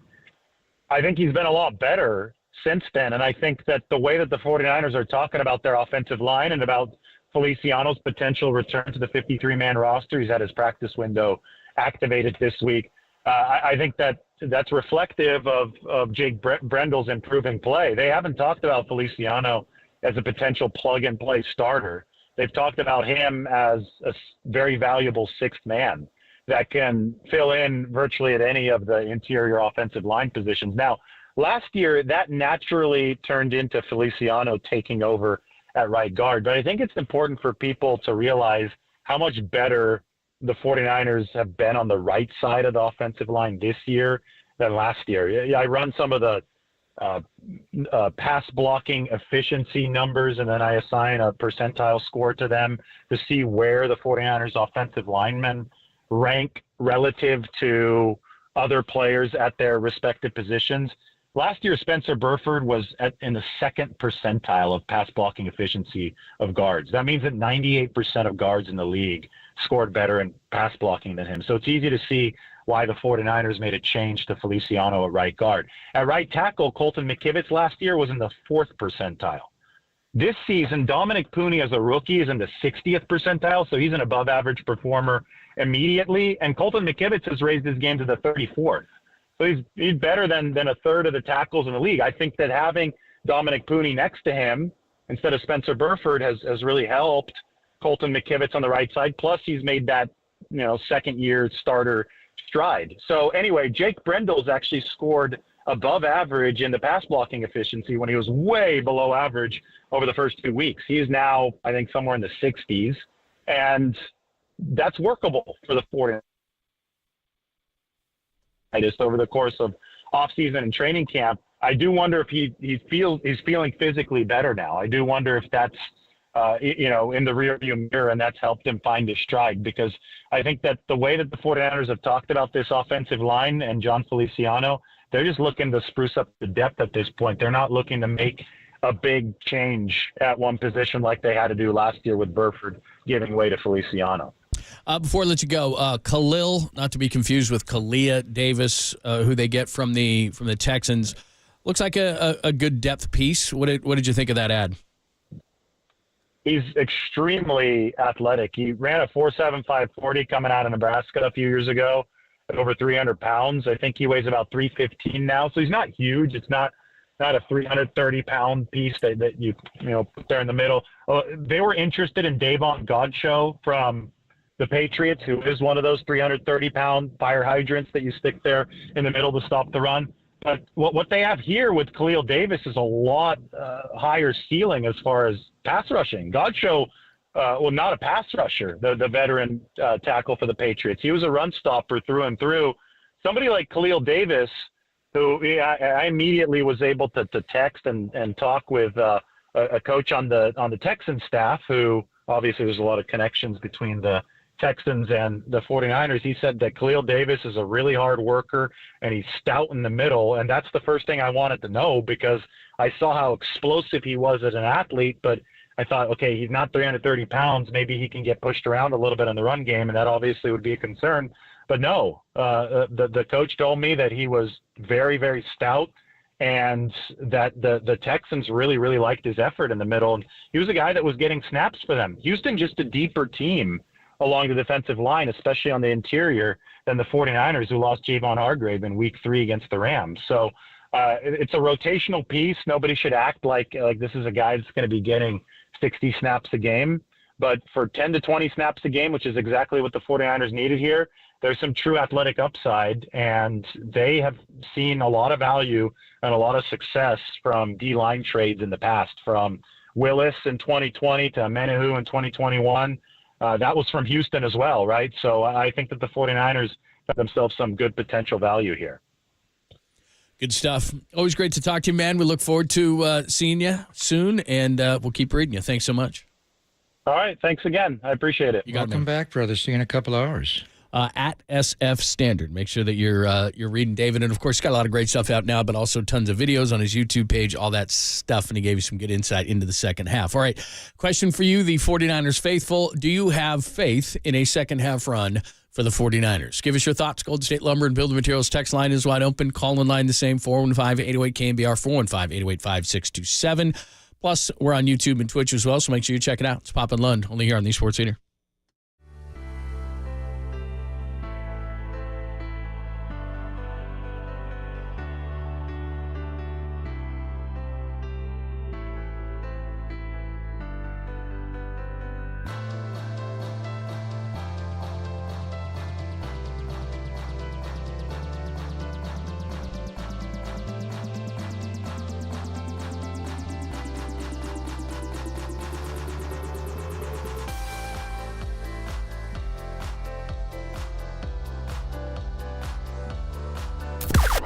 Now, from the O'Donnell Financial Group Sports Desk. Learn more at odfigroup.com. O'Donnell Financial Group, because planning is a process, not a product.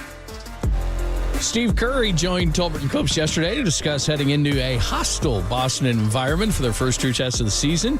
6-1 Warriors start. Celtics only lost one as well. Let us know on our YouTube channel. The only place to let Bay Area fans sound off. Join the conversation instantly on KNBR, the Sports Leader.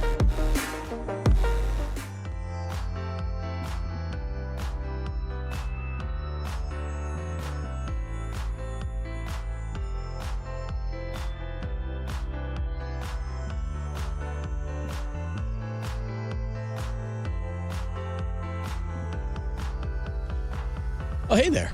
Laser Eye Center of Silicon Valley, because it's nice when you can see. Ask me. I'm telling you right now, Pop had the same procedure as me. CLR, custom lens replacement. But here's the cool thing about one of many things, by the way, the Laser Eye Center of Silicon Valley. So I can see it was a short procedure, was easy.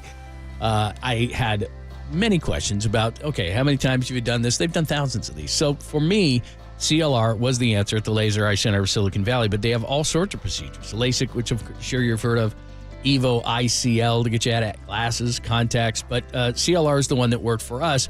But the thing for you that is absolutely great is I can sit here until I'm blue in the face and tell you how it worked for me, but you've probably got more questions than that, and you would like to talk to a professional. You are in luck. November 15th at noon, Dr. Craig Bindi and Dr. Joseph Ling, who did my procedure, they explain the benefits of LASIK, Evo ICL, and they can show you how the procedure Papa and I did, CLR, can eliminate readers, glasses, and you'll never get cataracts. I don't know. That's why you got to ask them. I don't know that technical part of everything, clearly. The Laser Eye Center vision correction procedure for every stage of life. So do this. Free modern vision correction webinar is coming up Friday, November 15th at noon. Did you hear me there? Free, but you got to sign up for it so they get you on the list. So do it right now while you're thinking about it. Geez, I'd like to see better. Yes, you would. So again, free vision correction webinar, Friday, November 15th. All you have to do is register at modernvisioncorrection.com. That's modernvisioncorrection.com.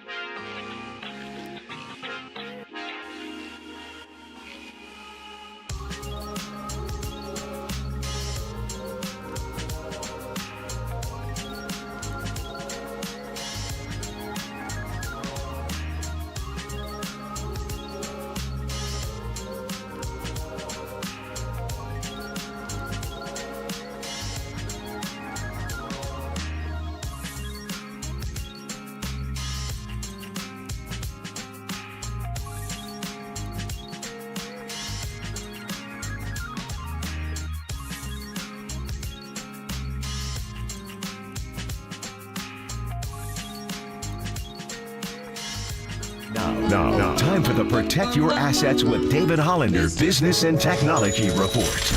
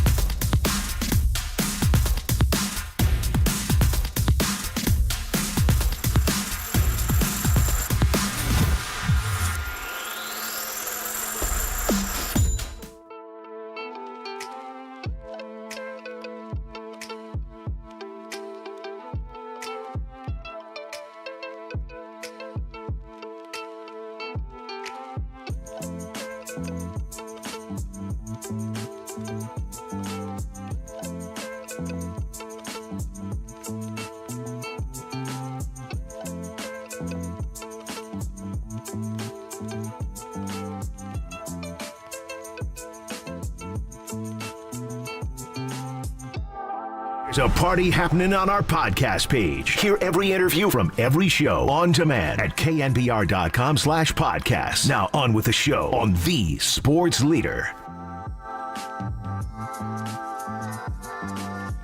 All right, a fine hour for you this week, clean listener. It's Papa and Lund. Papa is back. About 12:45 or so. Or later. With the emphasis being on or later or, We're here or at 1 so. o'clock now. 1 o'clock. Okay. We will let you hear from Kyle Shanahan. And what is always the most fun of the presser, we got to be there right at the beginning because it's who's practicing and who's not. And lots of questions on CMC as the window is open. We expect him to play at Tampa. And we just talked to David Lombardi about it as well. So 30 minutes or so, we'll let you hear from Kyle Shanahan. My question to you is what I posed to the listeners right before the break. What is your confidence level on another 49ers big second half run? I want to watch. I think I'll have more for you tomorrow and Friday after watching Christian today and Jennings and just seeing, the precision in the passing game. They've been off. They're 4-4 for a reason. You could say, they should have beaten the Rams, should have beaten the Cardinals, but they have been off. Brock's completion percentage is way down. They're getting manned up. Guys are not separating as much. They can't run the ball in the low red zone. Is Christian going to solve all that in the low red zone? He's a ferocious runner, and we get so captivated in everything he does in space because he's basically a slot wide receiver and, choice routes out of the backfield, but he is a finisher. And I do want to see how they're going to use him in this game. And it's the first game back, but he's so great. And if he is back completely, and it's not like when he got here before, that first game he played after they traded for him a couple of years ago, October the 23rd of 2022 against Kansas City, they only used him on first and second down because he didn't know the terminology to pick up blitzes on third. I mean, he's a brilliant guy, he's Stanford educated, but, it was just new, so they subbed him out. What down do you not want McCaffrey in? Do you just give him a series off? I think that's probably the best way to do it, is maybe give him two. JP, you got a series. Christian, you got a series back or two, and then Garendo. I don't know what they're going to do. He may need a play off if he runs a deep route, but he changes everything. He is, to me, he was the best player in the NFL last year. He was the offensive player of the year, but to me, he wound up finishing third for the MVP. And you and I had a discussion deep into the year, going into that Christmas night game against Baltimore, who's the MVP of the team? I would have voted McCaffrey. And Brock wound up finishing fourth in league MVP. Christian was third. Lamar was one, and Dak. Amazing how things change in a year was two. But to me, pound for pound, or no matter what you want to say, if McCaffrey weighed 400 pounds, he's the best pure football player, everything he did last year. How long will it take him to get up to that level? How, even with him being back, the Baltimore game wasn't great, and Christian he played in that game. There was some sloppiness in the Green Bay playoff game, the Lion game. Christian came alive later, so they stalled and they lost the Super Bowl. I do wonder how completely healthy Christian was for that game, and the soft turf at UNLV. Did that contribute to his Achilles in both legs in the offseason? But in any event, I'm optimistic, but I don't think I'm a realist, optimistic or pessimistic, John. I'm just realistic. I want to watch. I want to see how he fits, how he looks, how they use him. Do they just roll into Tampa and win this game the way they did Jacksonville off the bye last week? They've been in the playoffs 4 straight years. They've won their division 3 straight years. I know they've lost 3 in a row and 4 out of 5 after their 3-1 start. And Atlanta's taken over the South now, so they may not make it. They're going to be desperate. But they've beaten the Lions. They had the Chiefs down and lost in overtime, never touched the ball. This is going to be a harder game with the weather. It's going to be a Tom Brady, Kevin Burkhardt game. So I just want to see how they, come out of it, maybe not having Charvarius after the tragedy he went through last week and the youth in the secondary. So I'm a realist. I want to see it. And I haven't seen it enough this year. I haven't seen them play like the Niners, with the exception of the third quarter against Dallas. They were the Niners. Outscored them 21-0, outgamed them 167 yards to 16. Brock was 7 for 7. They were 5 for 5 on third down. How much do we see it against the Jets here and there? Certainly they ran the ball down their throats, but they kicked 6 field goals that night and scored 2 touchdowns. The Minnesota game, they were outplayed. The Rams game, they were up 14-0 and then 21-7 even after the fake punt. But they got run down and passed. I mean, Arizona came in and took over in that second half. That second half is still in my mind. And I can say 101 degrees, they melted. What happened? Wow. Niners don't get pushed around like that on both sides of the ball. What happened? Then the Chief thing happened again. So I don't know. I mean, is McCaffrey going to come in here riding on a white horse with a cape on and save the day? Quite possibly. But I think a lot of other players have to play better. Ayuk's not coming back. The Gravedigger's not coming back. When is Dre Greenlaw coming back? How do you use Feliciano? So let's just see. And then even if they do get back to where they were when they were 5-0 last year, NFC is loaded. Tampa Bay, I mean, people think they don't have Godwin, they don't have Evans. Well, they're still competitive as hell. That Seattle game's going to be huge. You got to go to Lambeau, to Buffalo on a Sunday night. What's the weather going to be like that in the first night of December for an 8:30 kickoff back there, 8:20 kickoff?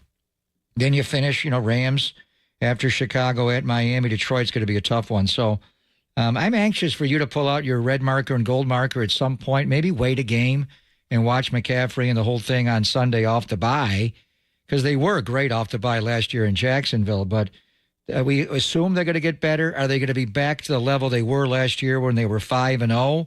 And are they going to be good enough to still run down this loaded NFC? Give us your thoughts. 808 KNBR 415-808-5627. Again, Kyle Shanahan's going to speak in, 30 minutes, something like that. So we'll let you hear, especially the injury report is huge. We get paid to talk about something like every day and have opinion every single day. But like you said, I don't know what to make of McCaffrey. If this was just a knee, an ACL, something like that, he had rehabbed it properly and you'd say, guy's ready to go. We know that one. Achilles, you just don't know. And this one is strange because it's both. So the thing that always scares you about this whole thing, we've talked about it, is, Richard Sherman, when he was a Seahawk, it just eventually went. Kevin Durant, it just eventually went. Like, are we in that boat? I don't know. If he's CMC that we saw, and you're adding the Offensive Player of the Year, which in name they are, but I don't know if in actuality they are, if they are actually adding what CMC was last year, then offensively I have zero worries whatsoever. Everything, all of a sudden Brock becomes, and everybody becomes better, just like when the Warriors get Steph Curry back, because everybody's got to worry about him. But as we were just talking about with Lombardi, I like this secondary. It's good. But Ward needs to step up. The linebackers, especially Devondre Campbell, even though last time he was better, they are attackable, and they're not getting to the quarterback enough. And this is something you said at the beginning of the year, which is absolutely right. Leonard Floyd is not a three-down player. Leonard Floyd is best used as a situational pass rusher. And part of the reason they struggle defensively is they still, ever since the injury last year to Cleveland Ferrell, they haven't been able to have an edge setter on that side. So they haven't been a good run defense for a long time now. Gross Matos can be Cleveland Hopefully Ferrell, he can. and better. Yeah. If I see that. We have not seen him. Yeah, He's been hurt all year. Right. And that's, again, where some of the unknown comes in. But this has been a long time. And I think we can safely say now that this is not a good run defense. It's been going on a long time through the playoffs, through this season. They are not a good run defense. And if you're not a good run defense, that's the first team that a team is going to do, and they're going to do it and do it and do it and do it until you can stop it. And if you can't, it's horrible for you. Even in a passing league, if you can't stop the run, that's first and foremost. So can they offensively be that? If McCaffrey is himself, and defensively, they've got to figure something out to stop the run. And that's been their biggest problem to me, is because then what that leads to is teams are in third and short situations. They've struggled in third downs. Teams get into the red zone. They've struggled in the red zone. The key parts of the game where they were so good, scoring in the red zone, being great on third down, and then defensively the same, they're not the same team. So they can get up and down the field. They're not getting into the red zone. Will McCaffrey solve that? Probably, if he's himself. But defensively, I have my concerns. And even though they played one good special teams game, that doesn't mean they're a good special teams unit. Jake Moody will help, though, because I'm watching teams all day Sunday just easily booting the ball out of the end of the end zone. I'm thinking to myself, why can't they do that? Why can't they find it? They can now. When Jake's kicking. So look, that's why the Robbie Gould factor, Jake's kickoff ability was dismissed when you made that change. Robbie Gould's not touching the ball back at age 40. Jake Moody, do you miss now him just kicking the ball off and putting it on the back wall? I still don't know if it's worth the third-ish pick. But, yeah, he's a great kicker. I got to be honest. He's a very good kicker. They missed him. And they certainly missed him because it helps your special teams immensely to not have to go down and cover those kickoffs and have us all hold our breath. So I think what I'm saying is that there's more unknowns maybe because, like you said before, it was just getting guys back. And they are doing that. They are getting guys back like they've done in the past when they've made these runs. But I don't know that McCaffrey's going to be McCaffrey. And I don't know if they can fix the run defense. And those are absolutely critical areas where this team can decide. And then we just mentioned, and I won't go into this because you just went through it, it's not an easy schedule. And it's 2 trips to the East Coast, Miami and Tampa Bay.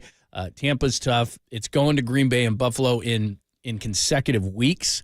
I mean, those are just tough things to do. And Buffalo's a night game. And as good as Jake Moody is, he's not kicking touchbacks in Buffalo on a Sunday night game, the first night of December, and likewise at Lambeau the week before.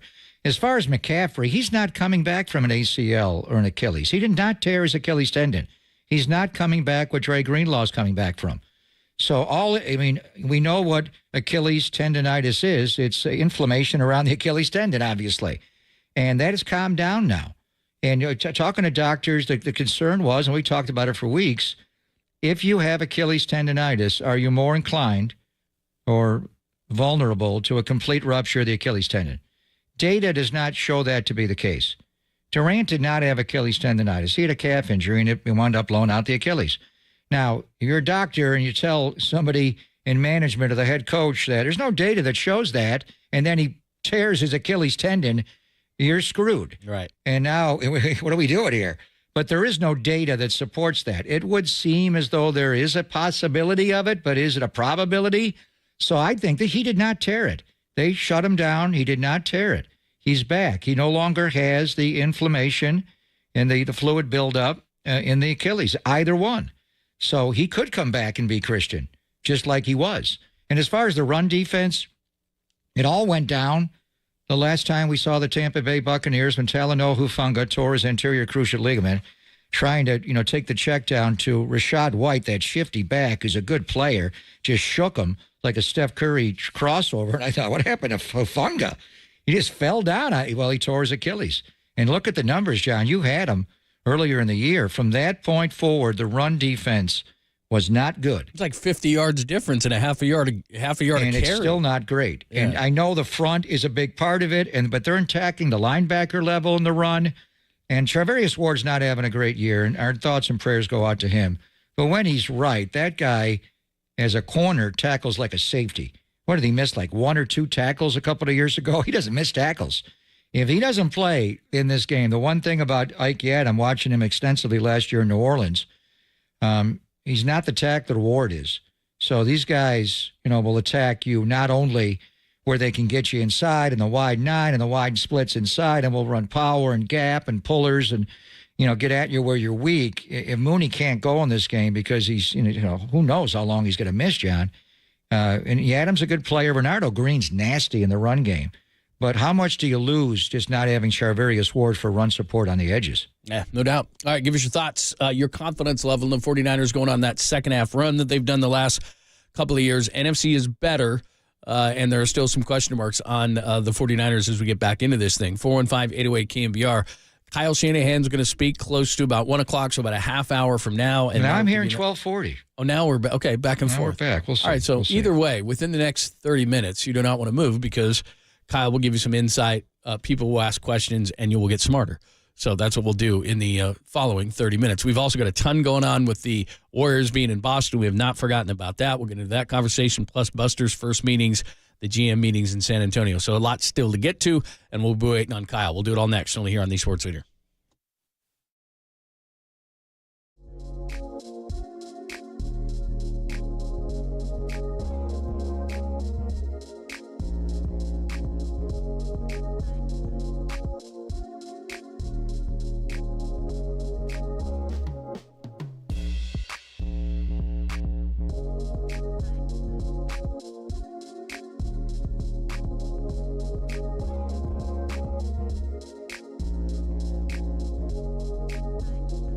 Did anyone order me a plain cheese?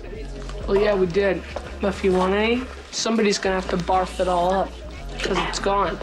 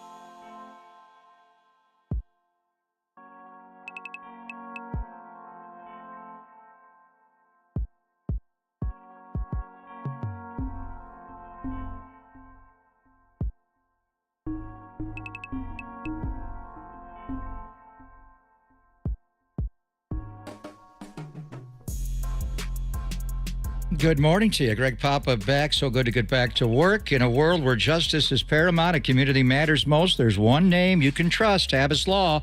Founded by Omar Habas, a proud resident and legal luminary, Habas Law has been at the forefront of fighting for our community for over 35 years. And now Omar's son, Tarek Habas, joins him in adding new energy and dedication to the cause. Habas Law is not just a firm. It is a beacon of hope for those who have been injured through negligence. From minor mishaps to life-altering tragedies, Habas Law has the experience and resources to handle it all.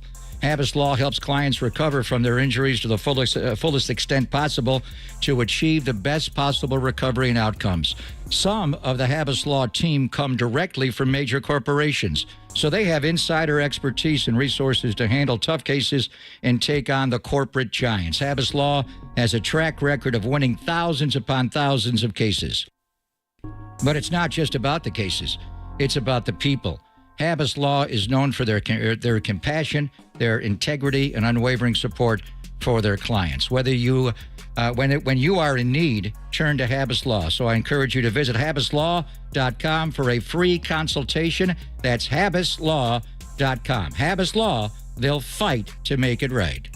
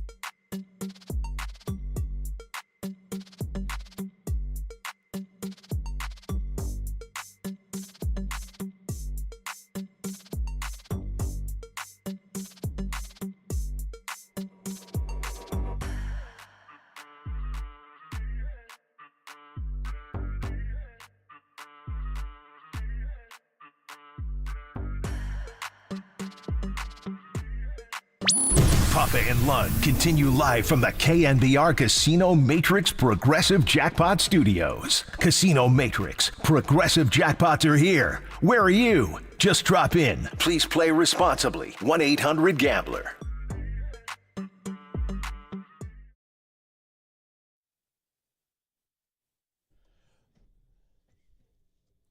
Happy Hump Day. Hope you're well. Pop is back in the house. Great to have him. Kyle Shanahan expected to speak in a few minutes. We'll wait. Got a foreplay for you at some point in the 1 o'clock hour. Plus, we're going to go out to Boston because they're all mad at Steve Kerr. Gary Washburn's going to join us from the Boston Globe. What is it going to be? What is it going to look like, sound like, be like for Steve Kerr? And that coach of the Golden State Warriors, Steve Kerr. You're a bum. But it's not like a player. Like if you're mad at Draymond, every time he touches the ball, they boo him. They boo him. Yeah. With a head coach just in coaching the Golden State Warriors, Steve, boo! And then what are they going to do?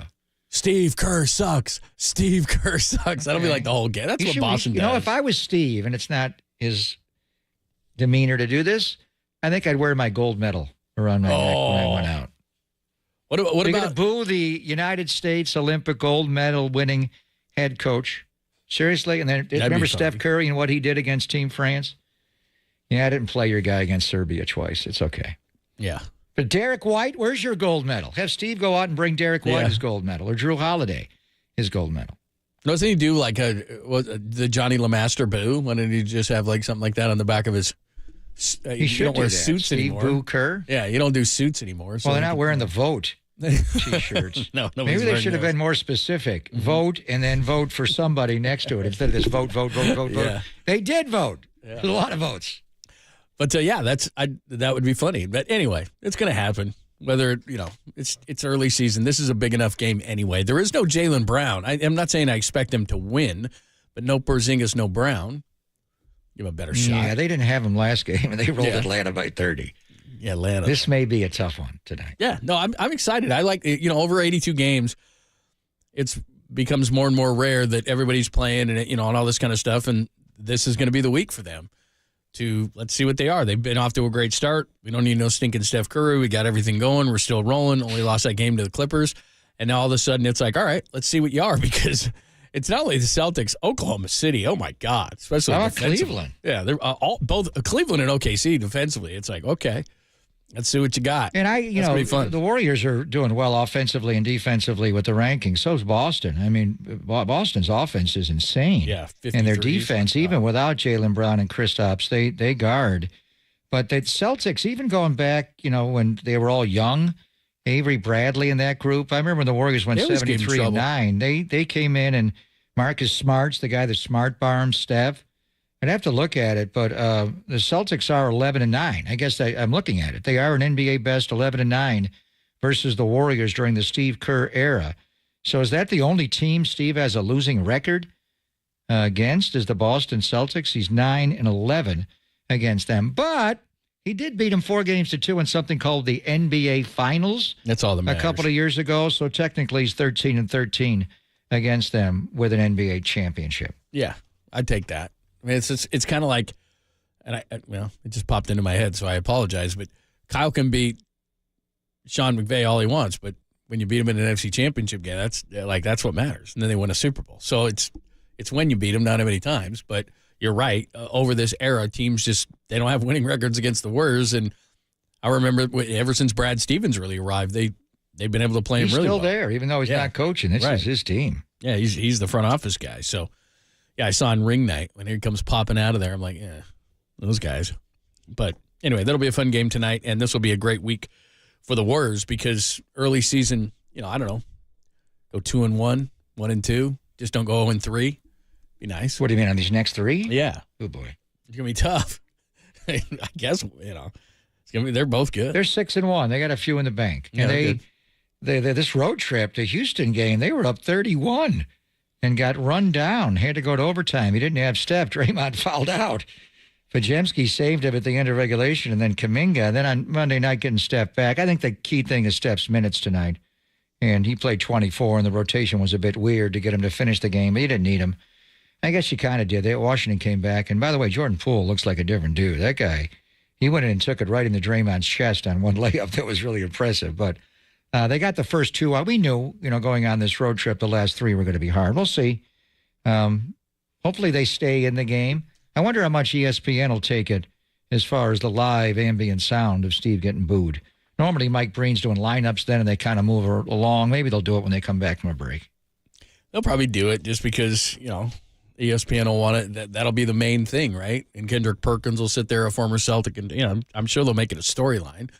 Because they blur the line so much between an actual regular game and topics and everything else, and they can use it the whole next day, use all the sounds. So they'll probably make it a big deal. I would imagine so.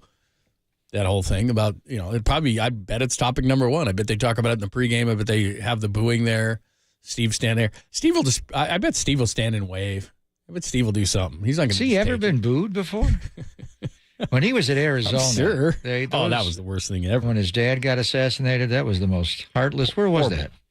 Arizona State. Yeah. You should be proud of that, John. You're giving him your money. I could not believe what I was hearing, what they were chanting after his dad was assassinated. Brutal. Yeah. Yeah. So if he endured that as a kid, you think he cares that he has 4 NBA championships and a gold medal? As Reggie Jackson said, Steve, they don't boo nobodies. That's a good one. All right, we'll hope to hear from Kyle coming up next. We got a few things on the agenda. We got a foreplay too, so we'll get to all of it. But you got to be back for not Steve Kerr, but for Kyle Shanahan because you got to know what's going on as far as the injuries. We'll do it next on the Esports Leader.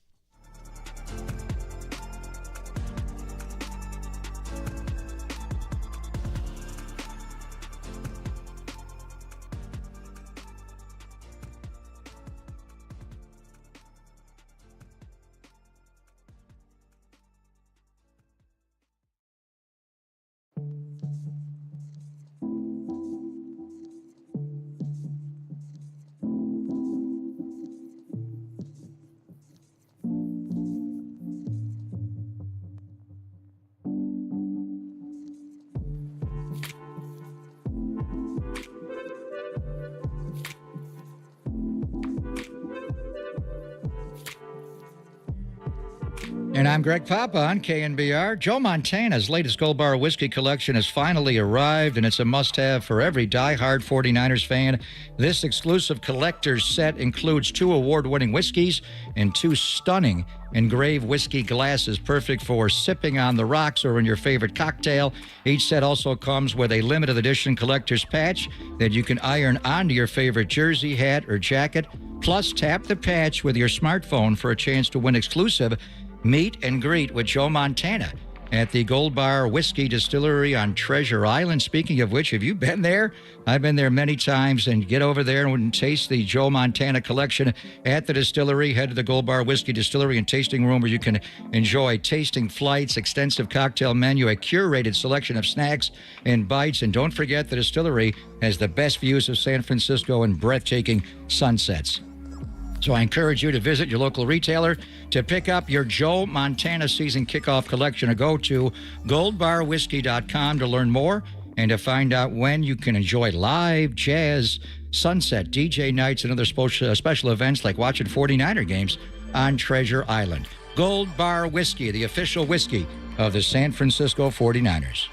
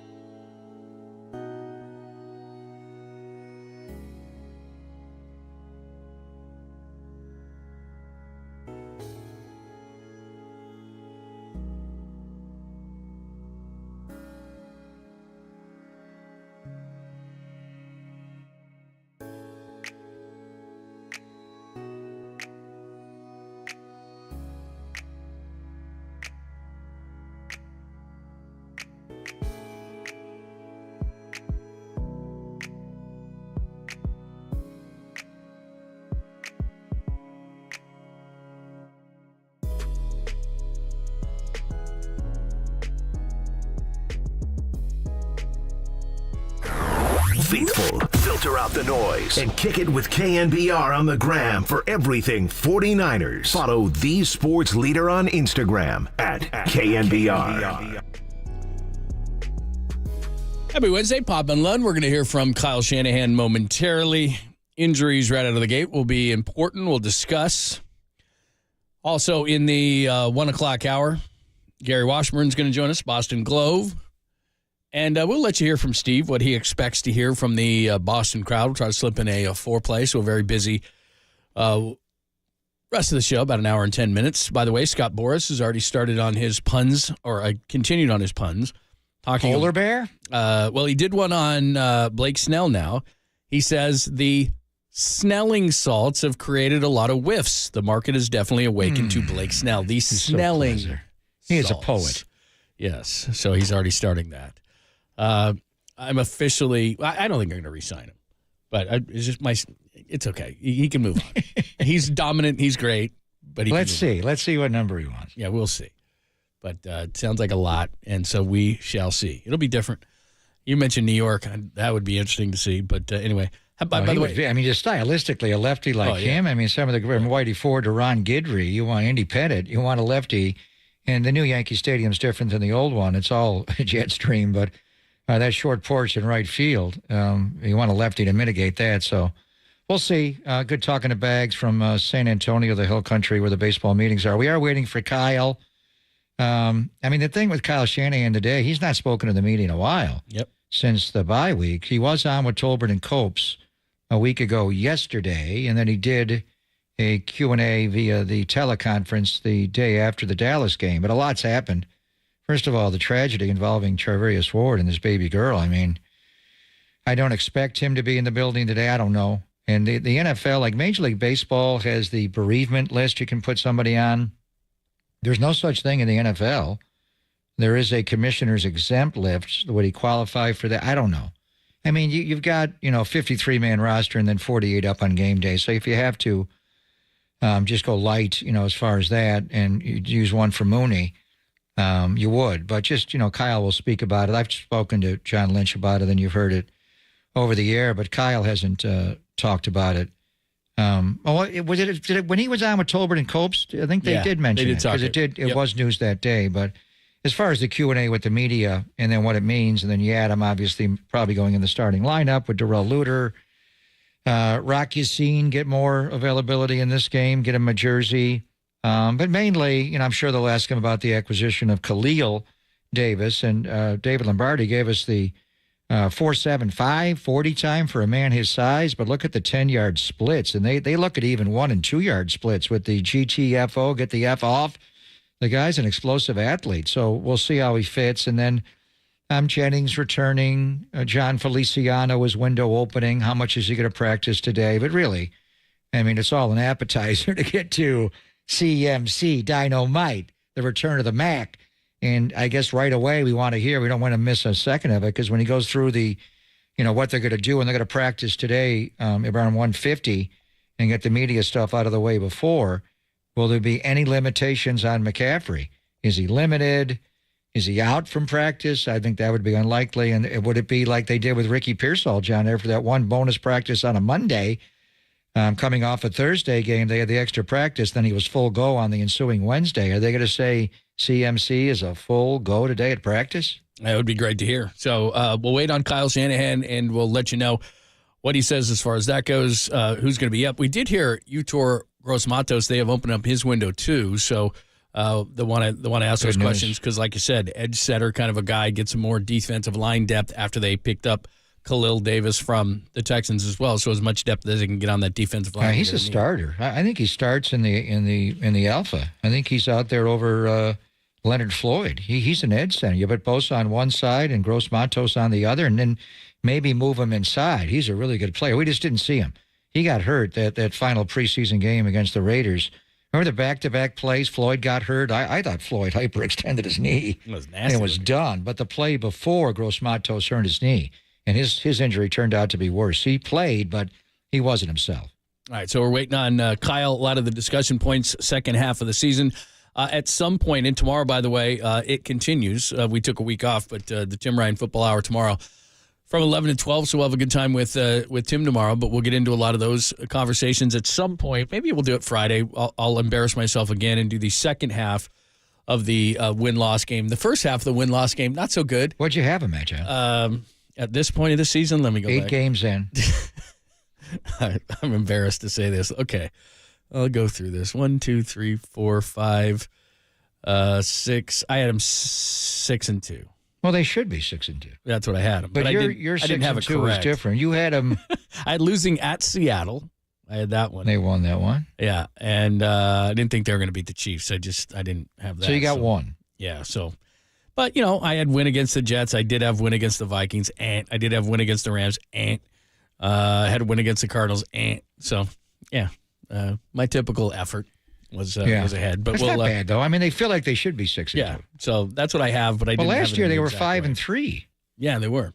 And they wound up winning every game until the Baltimore game on Christmas night, and then they didn't play their guys against LA at the end, so they still wound up 12-5 last year. Yeah, and I'm looking at my second half predictions. I'd like to redo some of these. I'm not sure about the Lions. I'm not sure about the Packers. So things like that. So I have a few things to do, but we'll do that at some point and look. And like I said, it'll be nice to hear from Kyle. We'll get a better educated be able to make a better educated choice on these games, depending on how optimistic he is with CMC. So that's what I'd like to hear. And then I don't know if anybody's going to ask. I do wonder where they are with Greenlaw, because to me, I'm not saying it's as big of an ad. Christian's huge, but where Greenlaw is and when he can be himself, I think is a massive key to the defense. Totally. I mean, there's no doubt. And they're both coming back from Achilles. Mm-hmm. Christian did not tear his.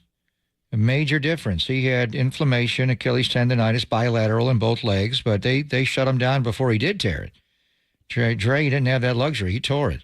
So, and the surgery was February the 15th.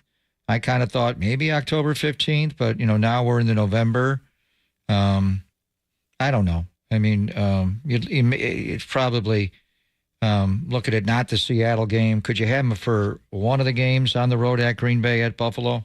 I'm not sure. But he's starting to run. I mean, that's the big thing. Once the performance staff gets him on the side fields, then the player's typically a couple of weeks away from getting a green light to back to practice. So we saw it with Ricky, we saw it with Christian. So if he's out running, sprinting and being able to do that on the Achilles, then that's a good sign, obviously. And you'll be out. So he's doing these before practice. So he does them. Sometimes they do them during. Yeah, but I mean, you'll jump out there and you may right after maybe we're tomorrow we'll talk about what you saw to Christian. So again, waiting on Kyle. One thing to mention as well, Tom Brady is going to be on the game along with Kevin Burkhardt for 49ers and Bucks. And while you were gone, this happened, and it's interesting. This became a huge debate. So Tom Brady, as a commentator would, looks at the Brian Branch play, leads on a helmet on a Packers receiver. They decide that they're going to kick him out of the game for it, and Brady just didn't agree with it. And I guess that's criticizing officials, which is something technically as a part owner of the Raiders he can't do. That became a big issue. The NFL is not going to penalize him for that. But my thought would be, again, something you and I have discussed, which is I don't know how Tom Brady can do his job as a commentator and not be able to commentate on or give his opinion on what was at that point the biggest play of the game, Brian Branch getting kicked out. Though, right? He did give his opinion. He did, but then there was a big controversy around it. Kyle's okay, talking. Let's go to Let's hear Kyle Shanahan. Conley hamstring won't practice. Mooney personal won't practice. Jake Moody right ankle limited. Juwan Jennings hip limited. Debo rib oblique limited. Feliciano knee limited. McCaffrey Achilles limited. Yetur knee limited. Mitch back limited, and that's it. Christian fare on Monday? Does he still seem on track to play Sunday? Yeah, he was good. We didn't do too much, but had no pain, was good yesterday, and excited to get him out there today. Kyle, what have you told Mooney about just how much time he needs? I haven't told him any. It's we haven't even got there yet. I know they're having the service, I believe, this Friday for Amani. I know he's out in Dallas right now, and we're on his time with that, so just whenever he's getting close to ready. The NFL doesn't give you guys a roster exemption or players roster exemption for being on bereavement? No. Huh? No. But never thought about it till this situation, but no. I mean, it's tough, but everybody handles those things differently. You never know how I don't even like to think of how I would react because you don't know until it happens. So just something you got to be there for someone, and there's no right or wrong way to do it. It's whatever works for the person. At what point do you think there will be a decision on whether or not Christian plays Sunday? To publicly kick off. What about in your mind? What do you need to see from him, or what does he need to tell you? That he's just Christian McCaffrey, and he's not hurting. But as long as everything goes well, it has in the rehab. So just as long as he doesn't get sore and have setbacks each day with practice. Usually if you get that in practice, that means it's going to be worse in the game. So hopefully he can string together 3 days in a row and not have any of those. If he does look like the Christian of old, does his workload become the workload of old, or is that something that you're going to be more cognizant of? It definitely could, but it also definitely might not. So. But let me just follow that up. I mean, he did have a heavy workload last year. Yeah. Is there any thought that the issues that he's dealing with now are related to the 20 games that he played a year ago? I don't believe that. I don't think he believes that. I think things happen to a body. I think they happen in the off season, but I don't think that really has to do with numbers. When a guy's healthy and good, they're usually good. But we got to see where his conditioning's at, how he is. I know he's conditioned as well as he can be, but how his football conditioning is and stuff. But usually I don't chalk up to numbers one year to affect the injury the next year. When you're making a game plan, do you have to make one with Christian and one without Christian? You got to do it like always. You got to be ready for, guys have different traits. So whether a guy's going 10 plays, 30, or all plays, or whether he gets hurt in the first series, or whether he gets sick before the game, it's the same as always, difference with different players. I guess people have gotten conditioned to you guys making a significant move at the trade deadline. That happened this year. What was, I guess, your and John's thought process as far as not making a huge move? I think it was the same as every year. There's just, we don't just make a huge move because we want to. We think it's something that can help and not hurt you for the future, and you got to risk. You got to weigh those risks every year. And a few good things have popped up that we thought were worth the risks in past years. We didn't see anything this year. That was a huge risk, but we do feel like we helped our team with the things that we did do. Had Gibson on the practice squad last year. It was 2 years ago. Put him in the lineup, and then he never came out. What do you look for this time around? Just want to see where he's at. With him having the suspension and then him being with Jacksonville, he was always someone we were looking to in the offseason to bring here. And then he ended up getting with Jacksonville, and we're glad that he's not there. We knew as soon as that wouldn't be the case, we wanted to get him here if it worked out for him. With some of the injuries that we have, it was awesome to be able to get him and be available for our practice squad. And we'll get to see him practice this week, and we'll play from there. Since you've been here, your teams have won 70% of the games after the bye. Is there anything that you do during the bye or that you do to prepare yourself or your team post-bye? No. I think, you'd like to think you get better the more you practice and the farther you go. You also like to think other teams do that too. So I always like to feel we're going to be better I like to feel we're better the following week always. But our first year we started 0-9, and finished 6-10, so I think that helps a little bit. But all the years after our second year, I think we've had good teams, and so we've had good records, and and they've come pretty early too. You guys have played, I think, 4 teams that are coming off a bye this week, and then the schedule as far as rest differential, everything doesn't work in your favor. This week is an exception. Obviously, Tampa had to play. Did you watch the game and are you like, sweet, they're going to overtime? Yeah, definitely. I was hoping the rules would change and they could go to double overtime. That's always stuff that, it can be advantage, but I've done it enough that you think it's an advantage and it's a disadvantage. I've been in times where you think the bye week is the rest you need, and you feel rested and stuff, but you just got out of your groove a little bit and you're a little rusty, where teams that are going every single week are kind of in their groove. So I've seen it both ways. But I definitely would take our side over the other. What do you see from Baker? How has he grown in Tampa? I think Baker's a stud. I think last year, I thought he was at the top of his game last year, playing real well, and this year I think he's the same, if not better. I think he's one of the main reasons. I think they were a couple plays away from playing us in the NFC Championship last year. We were real worried about him going into that game. He just got hotter as the whole year went, and he's playing at such a high level right now. 3 out of the next 4 weeks, you're on pretty long road trips. Is there anything that you have to do to prepare for that differently? Not really. We deal with crowd noise more here and stuff, so you get used to the silent cadence, but usually you get used to that in half a day.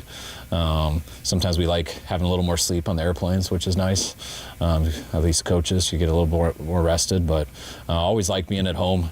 Always like being in our stadium. Always like Fridays being around our families and stuff, but sometimes it's nice to hunker down a little bit and be about a group of 53 guys or whatever it is going against a whole stadium and doing that a few weeks in a row can get fun, and as long as you handle the games the right way. Coach, you just mentioned how sometimes the bye helps, sometimes it doesn't. Just your comprehensive look on what you've seen from your team as a whole, knowing that you guys were taking some hits early in the season. When they came back on Monday, how did you feel like you guys looked after the bye? Yeah, I always go off, it's usually like the first meeting I talk to the guys. It's usually it's like 10 on Monday. But I always kind of I love the feeling usually of a room before you talk after a bye week. I've been on teams that you don't have a good team, and everyone's been off a week, and everyone's still like trying to get used to getting awake for a meeting. And then sometimes you walk in a room and you can just feel the collective energy of a team that feels rested. They got away for a little bit and they're excited to be back. They're excited to be around the players, the coaches, and everyone for what's ahead. And that's the vibe I got from our team. I think we got it rested. Doesn't solve everything. I mean, it's only a week and stuff, but it's as good mentally as it is physically. And we got a lot ahead of us. It's going to be a huge challenge, but one that we definitely feel we're capable of and one we're excited and up for. Tampa played 83 plays on defense. As a play caller, what can you do when you see a team's played that much, block that many minutes the game prior to take advantage of that advantage? I mean, not much as a play caller. It's you hope they're still tired from it. So you hope that we make the game hard for them and stuff and do all that. But it's kind of like what I was saying earlier. It's sometimes you go every week and you have bye weeks early and you go like 10 weeks in a row and you just get on runs and you guys get used and you get to the motions. I thought last year one of our toughest challenges was clinching our division after that Washington game and having the next week not count anything versus the Rams, and then another week where we had a bye week and we had to watch everyone, and then we had a week of practice to get ready for our Green Bay game. And I felt that was one of the reasons I thought we played some of our worst football. And guys loved it. Guys were into it. They were getting rested, but you just kind of got out of that groove. And, man, it felt like we needed a break because we were exhausted, but it doesn't always help. So you got to keep that intensity. Even though your mind usually is, you got to make sure everything's going through it. And because it doesn't get easier, it gets harder. And you got to be used to it being hard all the time. And you got to get comfortable with that, not used to it. All right. Thanks, guys. All right, there is Kyle Shanahan and Swap and Lund here on the Sports Leader. The biggest thing you want to know about injuries and updates. Limited today, Debo, Jennings, Moody, I said Debo already, CMC, and Gross-Matos, who they have activated as well. Mooney, he was asked a question, a follow-up on Mooney, who isn't there. He's actually in Dallas. The funeral for his daughter is on Friday, and he said we're on his timeline. As far as the CMC decision is concerned, jokingly, but not really jokingly, the decision, he said publicly, kickoff. He says he just needs to tell us he's not hurting as long as he doesn't get sore or have setbacks. He needs to string together 3 days. So those were we'll get into the rest of the stuff, but those are probably the two biggest ones that come out of it. Well, they activated his practice window, right? So, they still have to activate him to the roster. So I think we'll know by Saturday what's going on. But today is a big day, and I was hoping that he would say he's good to go, like they did Ricky Pearsall. When Ricky had the bonus practice on Monday, when he went to practice on Wednesday, he was a full go. So it is limited. And I also think there's varying degrees of that. That's just a word. But I think the key thing is going to be his body. He can simulate all the high knees he wants. He can stay here with the mind during the bye week. He can do everything. Like he can even, go out on Monday. They only had one team period on Monday. If he gets back there and he's 8 yards behind Brock and they run 18 toss or whatever, and over and over and over and over again, or multiple reps, because they'll have like 16 periods, 8 on offense, 8 on defense, as opposed to 1. How does his body respond? I think that's where he was at before. Going into the Jets game, we all thought he was going to play. And then he had one good practice on a Wednesday, and then Thursday he get a little sore, and he couldn't go through it. So I think the key thing is just, is he going to be able to stack days? Is he truly calmed his body down enough where he can get through this, and that'll be the situation. So we're optimistic that he's going to be fine, but until he goes out there and actually practices with his teammates, and tomorrow they may put the pads on. I don't know what they're doing as far as the schedule with that, but usually Thursday's a little more of a padded practice. Does he feel soreness at all? And then practice is one thing, and then he's got to actually go out and play in the game and, cut and move on people. So we'll just see. I mean, we're all hopeful that he's going to be over it, but, it can't, I'm saying come out of nowhere because he was hurt in training camp and they shut him down for a period of time. This time they shut him down for a longer period of time. So hopefully he will be able to go, and then they'll manage the reps. But you just hope to get him to Sunday morning at Raymond James Stadium and allow him to be the guy again. And then as far as Mooney Man, I have no idea here. And like he said, Kyle Shanahan said, we're on his timeline. Says he hasn't talked to him, but he is in Dallas. And if the funeral is Friday, that sounds like a pretty quick turnaround for Sunday. So again, obviously the first thing is his daughter and his mental health and how they're doing and everything like that. But as far as football is concerned, it doesn't sound like he would turn around and play on Sunday. There's no way. Yeah, I wouldn't think. You can't take a week off and then be in the – I mean, I don't even know where he's going to be for the Seattle game the next week. And, he missed the Seattle game this year on the Thursday night. He does a great job matching up with DK Metcalf. But they played well. Renardo Green in the coming out party in that game. So they got enough. It's not about that right now. He's not playing on Sunday. If he's, think about what he's doing. He said services to later rest is when's her second birthday going to be? It would be a couple of weeks here. I mean, he's not anywhere near physically, mentally, spiritually, emotionally. He's not able to play in a game. Yeah, so there's the latest on that. All right, we'll give you the latest on a little bit more on Kyle Shanahan, a couple of big cuts that you want to hear. We'll push the foreplay back, get a few of those in, and then Gary Washburn's going to join us in the Boston Globe. What should Steve expect tonight in Boston as they take on the Celtics? But they're all upset that Steve didn't play Jason Tatum enough in the Olympics. Still got a gold medal. We'll get into that at 1:30, only here on the Sports Leader.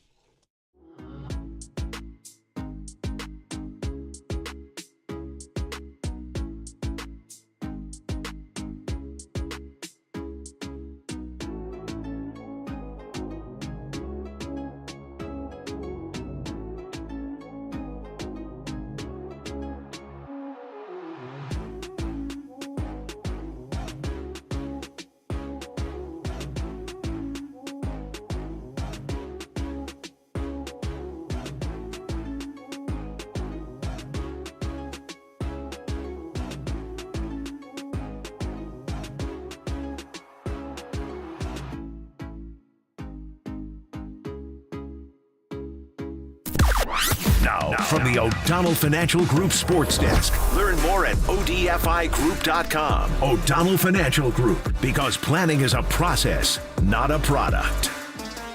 You can hear all the shows on KNBR, but would you like to see them? I'm not so sure. But we do have YouTube, Twitch, tons of ways to get a hold of us. Check us out on our socials, YouTube and Twitch at KNBR.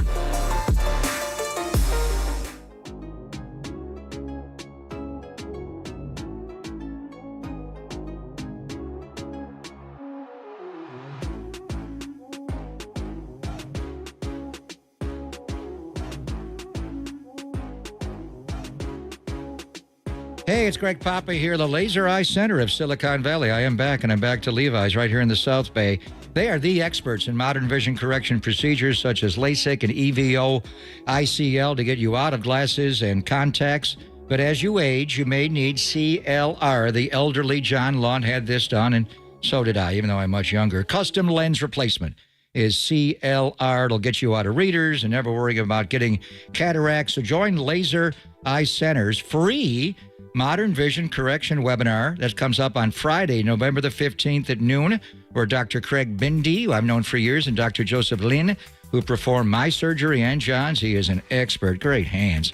They will explain the benefits of LASIK and EVO, ICL, and show you how CLR, all these acronyms, can eliminate readers, glasses, and contacts. Plus, you'll never develop a cataract the rest of your living days. Laser Eye Center has vision correction procedures for every stage of life. So find out all about these procedures again at their free Modern Vision Correction webinar Friday, November the 15th at noon. Register now at modernvisioncorrection.com.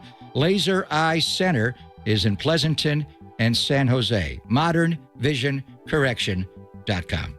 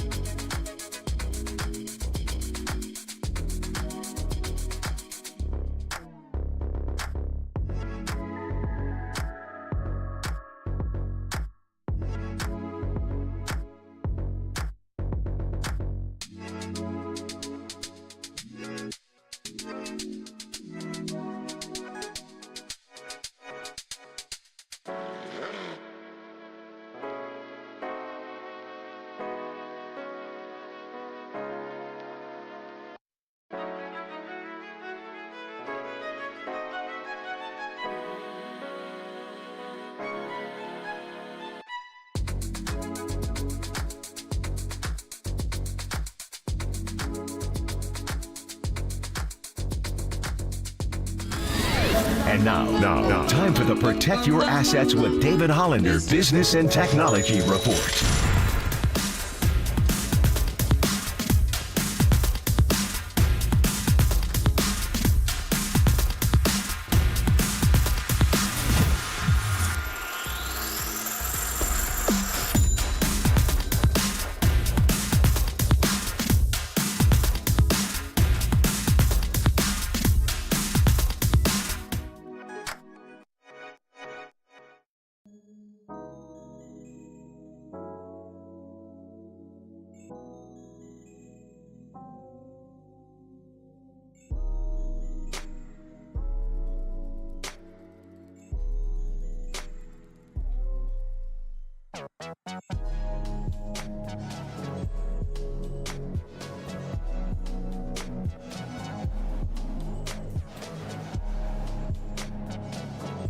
And Lund continue live from the KNBR Casino Matrix Progressive Jackpot Studios. Casino Matrix, Progressive Jackpots are here. Where are you? Just drop in. Please play responsibly. 1-800-GAMBLER. What's happening? Happy Wednesday. It's Pop and Lund. Appreciate you hanging out with us today. We'll play a couple of cuts. We'll do kind of a mini foreplay. One from Steve Kerr, one from Buddy Hield as we get you ready for Gary Washburn at the bottom of the hour, writes for the Boston Globe. What kind of reception is Steve going to have tonight? Celtics and Warriors. We'll get to that at 1:30. We'll get you a couple of cuts before then. We mentioned CMC. If you just joined us, Kyle just spoke. CMC's got to put a few days together here, but sounds optimistic. Asked about his workload. What else? Anything else? After the bye, the Bucks playing on Monday Night Football, playing in OT, talking about long road trips, says they're rested and ready after the bye. Anything else? Gave a lot of credit to Baker, said he was a stud. Anything else jump out going from back Kyle? to last year, and we watched that game after the 49ers came back and beat Green Bay on Saturday night. The Sunday morning game was Tampa Bay at Detroit. And Tampa Bay actually tied them in the fourth quarter. And then Amon-Ra St. Brown ran the out and up from the slot and converted the big third down, and the Lions wound up winning. But it almost looked like the 49ers would play Tampa in the NFC Championship game, John. We played them the last couple of years. I mean, last year the Niners came in and beat them. The year before that, Brock Purdy's first ever start in the NFL, and it was against the GOAT, Tom Brady, who's going to be in the broadcast booth back to Tampa to do the game at Raymond James Stadium. So this will be 3 straight years we've seen this team, and they got off to a good start. They followed off, obviously, the injuries to Mike Evans and Chris Godwin, but they're still scoring. So he just jogged my memory last year because we were watching that game, thinking it's Baker, and Baker's improved. I was never a fan of his coming out of Oklahoma and his early years in Cleveland. He did have one year where he got them into the playoffs, and they beat Pittsburgh in a playoff game at then Heinz Field at Acrisure Stadium now. And he throws the ball much better than I thought he was capable of. He is ripping it. He's kind of like Brett Favre back in his era, where he'll throw a lot of touchdown passes, but also throw the ball to the other team. What's he got, 29-9 or something like that? He leads the NFL in touchdown passes. Yeah, and he kind of has a wind-up like Favre a little bit, where he kind of just winds it up to throw it. They kind of are similar in that way. I think what he did is he was just so angry. I don't know if it was like, because he's not the biggest guy, like a little man's disease kind of a thing. He just wanted to have that chip on his shoulder against everybody. And I think what he's done, and he's kind of focused that thing in, because like you said, he doesn't not quite as many reckless plays. He's learned to throw it away sometimes, but he still has that fire, and teammates seem to like him. They all stand up for him and all those kind of things, but he's matured and they're tough. But like I said, they did lose those receivers. They're still pretty solid defensively, but any team that won at Detroit for their only loss, and probably if they go for 2, I don't know, they make it against Kansas City. As we well know, you shouldn't let Pat Mahomes beat you if you can't help it. I would have went for 2, but they played a good game, and it was at Kansas City. Very loud place to play. So they are definitely a team that if you're not ready to play, they could lose to. So that's the latest on Kyle Shanahan. Again, Christian McCaffrey, hopefully he'll play this weekend, and don't expect Mooney Ward to play. He's not even with the team right now. So, again, other injuries. But let's play Steve Kerr for you, just a mini foreplay for you. Gary Washburn's going to join us at the bottom of the hour. UC Berkeley's own, by the way, and writes for the Boston Globe. So what kind of a reception will Steve get? We'll ask Gary, but here is Steve on what he expects from the fallout of the Olympics and Jason Tatum and all the Celtics fans. I'm excited. I think the fans are really going to cheer for me because you know what I did this past summer. I played Drew Holiday and Derek White a ton, Yeah, you and did. given that both guys are Celtics, and the fact that Tatum also played a huge role in the proceedings. All three guys, major fact. We won the gold medal. This is America. It's the day after Election Day. I think Celtics fans are going to welcome me with open arms and just maybe even like bouquets of roses. Maybe, you know what I'm going to call it? It's going to be loving. Heartfelt. Yeah. That's amazing. I'm trying to think who was the athlete that Bostonians have booed the loudest? I mean, you would think it would be a Laker. I don't remember them booing Magic or Kareem. You don't boo those guys. The one guy they used to boo really hard was A-Fraud. Alex Rodriguez. He's number one. He was a Red Sox for like 5 minutes, wasn't he? He backed out of a deal. And when he came back with the Yankees, they were all over A-Rod. But how about on the parquet? Who did Celtic fans? You didn't boo Jerry West, right? You don't boo Shaq or Kobe. I'm trying to think. Who would they? They didn't boo Magic? I could have sworn they did. Because he hit the hook shot. What do you boo him after that? You lost. Yeah, but still. Julius Erving, the Boston Strangler, Andrew Toney. Who have they booed? We got to ask Washburn. Yeah, probably. They didn't like LeBron. They definitely didn't They like boo LeBron. him every time he touched the ball? I don't know, but in Cleveland was pretty good. I think they booed him. I think they booed Magic. We'll have to ask Gary, but yeah, you have number one though because it was the Veritek fight and Don Zimmer, that whole thing with Pedro and that whole deal that happened. They hated Who is A-Rod. Kareem Garcia? I mean, they hated A-Rod. I mean, there was no doubt. We'll have to ask him because we always do stuff like that around here. Like, who do you really hate? But I mean, I think A-Rod's Well, what did they think gotta of be at Steph the and top. Draymond?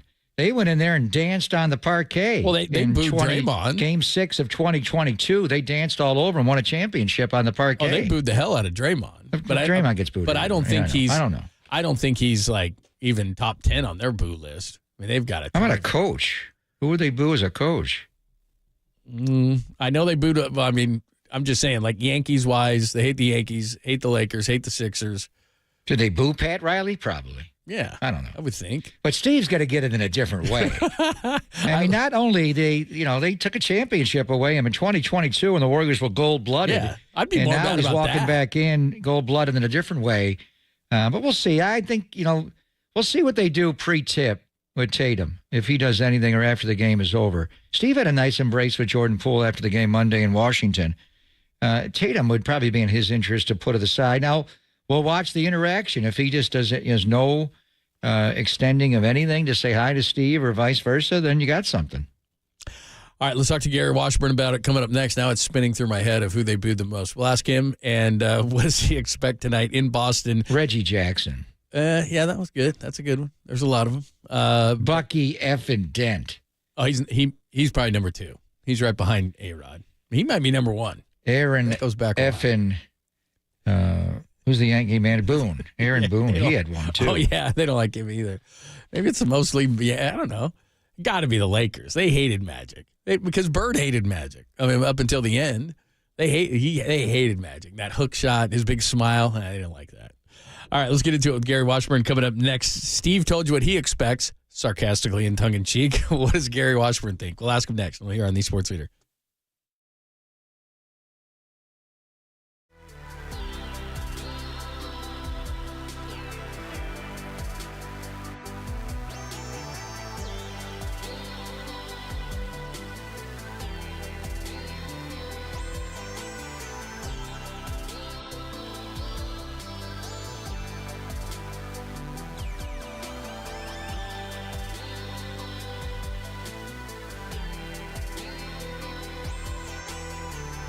I was going to use this moment because Greg called me elderly when he was doing his spot. I will not call him elderly, but I'm back again. And did you know that many of the attorney ads that you've seen or heard, they're not even based here in the Bay Area? Some not even based in the entire state. Now, Chris Dolan and the Dolan Law Firm, they are based right here in the Bay Area. They've been that way for more than 30 years. That's what you want. Award-winning personal injury and employment attorneys, and they're fighting for you where you live. If you've been discriminated against at work, wrongfully terminated, or sexually harassed, your rights matter. Of course they do. Go to dolanlawfirm.com and learn more about your rights. And unfortunately, over the past year, Chris and his team, they saw a sharp increase in no-fault injury accidents. I'm looking outside right now. San Francisco's beautiful today. So motorcyclists, pedestrians, cyclists, children playing, they're all around us. Please be careful. Let's work together in making sure that the Bay Area, it's a safer place. And feel confident that you're in amazing hands with the award-winning California Lawyer of the Year. That's the Dolan Law Firm. And do you know that they have secured more than a billion, with a B, I made that clear, in verdicts and settlements on behalf of their clients, $1 billion. But you pay nothing up front. No hourly rates, no upfront fees. They don't get paid until you get paid. They live here. They work here. They win here. DolanLawFirm.com.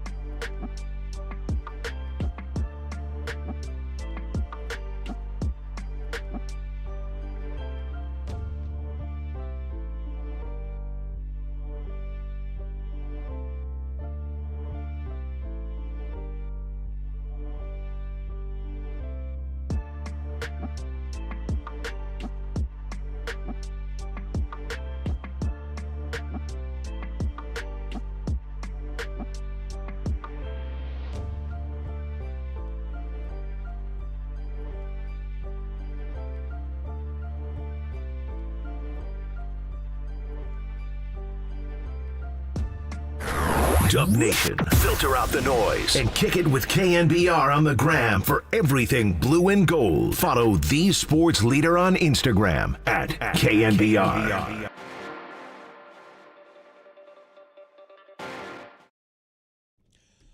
What's happening? Happy Hump Day. The Celtics and the Warriors. Warriors off to a great start. Celtics, of course, are the defending champs, shooting a bunch of threes. But real litmus test for the Warriors coming up this week as they take on the Celtics, Cavs, and OKC on the road. And let's talk about not only the Celtics, but obviously the reaction to Steve Kerr. We just played that for you, what Steve says he expects tonight. Gary Washburn, of course, of Berkeley's own, at G. Washburn Globe, writes for the National Globe, national NBA writer, and he joins us courtesy of the Yuma Guest Line. Hi, Gary. Good to talk to you again. How are you? Hey, how you doing? Yeah, we're doing good. So we've been debating it, and Steve kind of tongue-in-cheek told our afternoon show, he expects to be, warmly embraced tonight, which obviously is not the case. So what is awaiting Steve Kerr in Boston? Obviously, the fans are going to remember the Olympics. They're going to take it out on them. They're going to pelt them with a lot of booze. It's going to be one of those nights where Draymond's not going to be the focus. It's going to be Steve Kerr. I think a lot of fans were upset. They felt like the entire experience for Jason Tatum wasn't good, that, Kerr kind of took it out on him for whatever reason. They couldn't figure it out. It's still never really been a great explanation as to why Tatum was kind of singled out there, but it's a night that fans have been looking forward to. Obviously a very intriguing early season game. To say the least, Walsh. Good to hear your voice, my friend. Tatum has been given the platform to speak out about the Steve Kerr situation in advance of this game, and he has respectfully declined all week. Do we know? I know the Bostonians are not happy about it. Did Tatum ever say anything when he got back from Paris or in training camp to give his side of this story? Is he really that unhappy, or are Celtic fans more unhappy? I think Celtic fans are more happy. I think Tatum was more embarrassed and surprised. If you remember in Tokyo in 21, he was the second best player in Team USA behind Kevin Durant. So I think he thinks, hey, I got 3 more years in. I'm part of the Team USA system. I'm first team All-NBA 3 years in a row. I'm going to have a primary role on this team. I think the difference between that Olympics in Tokyo and the one in Paris was Steph, Embiid, and LeBron James. So you got 3 alphas who are now on the team in addition to Durant coming back. So if you are Steve Kerr, basically Tatum's your 5th option. And then, he loved Devin Booker and what he did. So Tatum got kind of buried. And I think Tatum took that personally. I think he was hurt by it. He was surprised. And he's got an ego. This is a guy who's obviously never had a DNP coach's decision, never been told he's not going to play, that we don't need your services. So I think he was very hurt and embarrassed by it. And his image took a hit, his reputation, whether he's a top 5 player, whether he's really an elite player or kind of a second tier. All those questions kind of surfaced after that.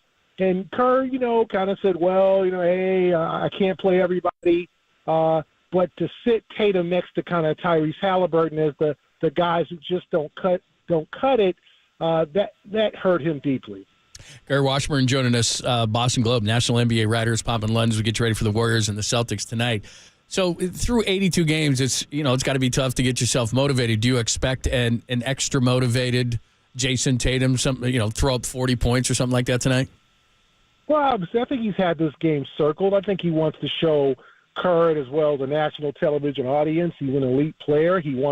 I think he's also looking forward to playing against Steph and Draymond and getting a rematch with Andrew Wiggins, who got the best of him in the 22 finals, of course. And I just think the intriguing part about this game, guys, is the styles, is the Warriors taking the three-point shot to the next level in the 2010s and shooting, 30, 35, 40 maybe a game. And the Celtics taking that page and now elevating it to shooting 50 a game. So they want to show the Warriors, we can out-warrior you now. We are a better team than you are in terms of what you used to do. Now, they're not a better team than the 17 or 18 team with Kevin Durant, but I think that they want to show them that their style, they've mastered that style. So I think it's going to be a great stylistic game with a lot of threes going up. Jason Tatum's made 33 threes already this year. Walsh tied for second in the NBA, but Peyton Pritchard doesn't even start. Comes off the bench, he's made 32. And Derek White, when did he become this kind of a shooter? In San Antonio he was, and he's a lockdown defender with 29. So just give me a little sampling of their offense. I've watched some of them. They don't have Porzingis back. With Porzingis, they could legitimately play 5 out. And they're not going to have Jaylen Brown tonight. Do they have guys just spotted up, 2 in the corner, 2 above the break, 2 above the key, and just, cocked and loaded and ready to shoot threes? So we've seen their offense before, but minus Brown and Porzingis, how are they getting up over 50 a game, 50.9 a game? Yeah, everybody pretty much has the green light, Greg. I mean, that's the thing. Even Al Horford, who has turned himself after years in Atlanta, kind of being a post guy, turned himself to a pretty good perimeter shooter. The only 2 guys that won't take threes are Luke Cornett and Neemias Queta, but everybody else, Drew Holiday, White, Brown won't play, but Tatum, Pritchard comes off the bench and just launches them. So they're a team that they like to get up 50. They, half their shots are going to be threes, and they're just going to bombard you, especially if they're good looks. The problem is, and I think if you remember that game in San Francisco last year, where they took almost 60 in overtime, and they were just hunting them. And the Warriors were able to kind of beat them at their own game. When they start hunting, when they get away from kind of paint touches, when they stop moving the ball around, when they do the pull-up thing, is when they can get in some type of trouble. But so far this year, that hasn't happened. It's funny you said that because as you were talking about the hunting, and I know it was a different reason on opening night where they were going to set the all-time record when they go like 7-8, the last 7-8 minutes. Now, there was a lot of backups in there, but they were just clanking them, and they were just pushing so hard for them. But you're right. I mean, they're just a great team that way. Has it been different at all when you win a championship? You just kind of have an aura around you. I know the Warriors just had this ultimate confidence. Have you noticed that since they've won? So they wanted it so bad, they get it. What is kind of their reaction to it on the court? Yeah, I think there's a confidence and kind of a sense of relief because it took so long. I mean, this was kind of a 10-year project in terms of after they traded Pierce and Garnett to Brooklyn and kind of decided to reboot and start over, and they drafted Brown and drafted Tatum. They've been fighting for this for a while, and so they finally got over a hump. There's a definite sense of more relief, in addition to confidence, because they know their style works. I mean, when they lost the finals to the Warriors, and the Warriors were just a better team in the last 3 games, and they were just beat them with the experience and the savvy. And then the next year, they thought, okay, it's their turn. And then Miami just kind of took it to them and took their lunch money in that series. They were low on confidence as to whether this style can actually win a championship.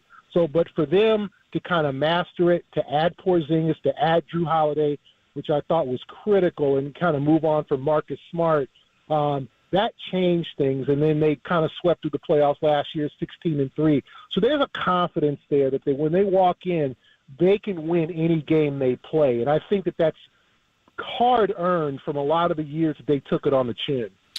You know, you mentioned the game last year when they came to Chase Center, and that game went to overtime, and the Warriors beat them 132-126 in overtime. And I just got the feeling that Boston was still pressing, not just Steve Kerr, but Steph and Draymond and Clay, obviously. And they, you know, what happened when they lost Game 6 at home on the parquet, the performance Steph put on in Game 4, maybe the best he's ever been in the parquet, then coming back and winning the championship. Are the Warriors still somewhat in the Celtics' heads? And I know in the game last year when they went there on March the 3rd and Steve decided to gap Jaylen Brown and let him have the 3 and he went off. And they were up like 50 and wound up winning by 52. Do the Celtics take Steve out of the equation, Wash? Do they still have something for Steph and Dre to prove? I think so, because of the styles and because, you know, they have kind of taken a page from the Warriors' book. I had somebody tell me last year after that game at Chase Center that they knew that the Warriors could no longer guard them. So hence what happened in that 50-point win at the Garden a few months later. Now, is that the case now that the Warriors have revamped their lineup, got a little bit younger, added obviously Anderson and Hield and DeAnthony Melton, and Kuminga's playing a bigger role? We'll see. But I think that game at Chase Center was a sign the Celtics felt pretty good about their chances against Golden State after that. Now, before then, the Warriors were their bugaboo, and they could do nothing with Steph. And if you look at Steph in that game last year at Chase Center, obviously you've seen incredible Steph, and but that one, I think the shot he threw up that almost hit the scoreboard and just landed in the hoop was just like, my goodness, what is this guy on? And obviously we saw that there at the Olympics. So there's still kind of like a uh-oh moment when that guy gets the ball, especially at the Garden. Gary Washburn joined us. Let me just expand this out a little bit because we're going to see Cleveland on this trip. They're 8-0. The Celtics are 7-1. But the rest of the East is so weird, and we are ridiculously early. But you start looking, and Brooklyn's the only other team. I mean, a bunch of teams right at 500. But then you look at the bottom of the thing, and you see the Sixers without Joel Embiid, and Milwaukee's 1-6. I mean, it's so strange to look at the East and see that. Yeah, the East is just kind of eating itself up right now, and Philadelphia is obviously struggling without Embiid, and Milwaukee's a mess, and something's going to have to happen there. And obviously Cleveland is the only team that's kind of emerged. The Knicks are even, everyone talked about the Knicks in the offseason. They're 500. The Heat's up and down. I think teams will find their surface, but there's going to be a surprise team probably, that's going to make it into the play-in, probably a Charlotte or Detroit, because somebody's not going to get back up off the deck, from all these teams that are struggling. Someone's going to have a bad or a disappointing year. And so that's going to make the East that much more interesting because the West is so loaded, and obviously you got Minnesota, Oklahoma City, and Denver, and the Lakers are playing better, and Golden State's off to a great start. But the East is sort of like a bunch of teams trying to figure themselves out, and we'll see which ones actually do. Celtics are 7-1. The Warriors are off to a 6-1 start, so we knew tonight was going to be fun. It's also going to be loud. We know that. So we were talking earlier, Wash, and you're the perfect guy to ask this because you wrote the Boston Celtics an illustrated timeline, the history of the Boston Celtics. With the Red Sox, they booed Reggie unmercifully. They got over, on Bucky effing Dan and Aaron, effing Boone, and they've had their guys. Alex Rodriguez, they were tight on all over him when he backed out of a deal to go to the Red Sox and become a Yankee. As far as the Celtic fans, let alone a coach, I mean, when are they going to boo him? When he's introduced and then it's over. He's not going to touch the ball. Who was the one villain out there in all these decades, 18-time NBA champions, as you write, that the Boston Celtic fans booed the loudest? Kyrie Irving. Yeah, without question. Yeah, there you go. When he was a Celtic, when he was a Celtic, or when he played for other teams? after he was a Celtic. Oh yeah, right, yeah. right. He has been their Bucky Dent without question. And Draymond will get some boos tonight, because he's Draymond, and everybody hates Draymond. I should probably be a new series or something. But he's a people dislike him. And there'll be 150 or 200 or 300 Steph Curry jerseys out there. I mean, he's beloved around the league, so no one will have any issue with Steph. But yeah, the only time you can really boo Kerr is during the introductions. But the crowd gets there early. It's not a late arriving crowd, so they'll be prepared. They'll be in their seats when Kerr is introduced after the starting lineup. So that will be interesting. But that's the only time. But yeah, there's a couple of guys, but Irving is the one in recent years who has just been the guy that the Celtic fans can't stand because he kind of stepped on Boston on his way to Brooklyn, and the Celtic fans did not appreciate that. That's right. I forgot. Yeah, that was bad. Then he went out to midcourt and said he was going to stay. Then all that it kind of started, and then it got worse. Yeah, it was a terrible 2 years. Right. For both sides. No doubt. Wash, thank you so much. Great insight. We appreciate it. We'll talk to you soon. Thank you. Thanks, guys. Thank you, Wash. Gary Washburn from the Boston Globe, UC Berkeley's own. That's right, Kyrie. Oh, my God. Because I was thinking of Julius the Doctor Irving. Kyrie Irving got it bad. When he went back last year with Dallas, or every time he goes back, he gets it. Well, remember he flipped him off, on an inbounds pass, like behind his head. Oh, people went crazy. That's the one. All right, we got a couple of remnants before we get out of here. Tolbert and Cope's coming up at the top of the hour, only here on the Sports Leader.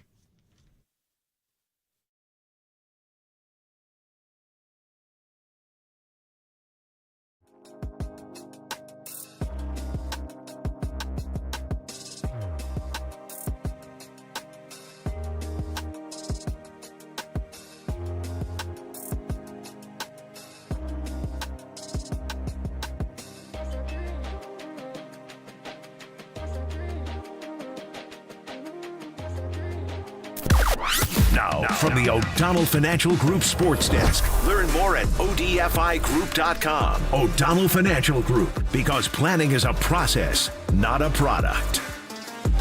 Steve Curry joined Tolbert and Copes yesterday to discuss heading into a hostile Boston environment for their first two tests of the season. 6-1 Warriors start. Celtics only lost one as well. Let us know on our YouTube channel. The only place to let Bay Area fans sound off. Join the conversation instantly on KNBR, the Sports Leader.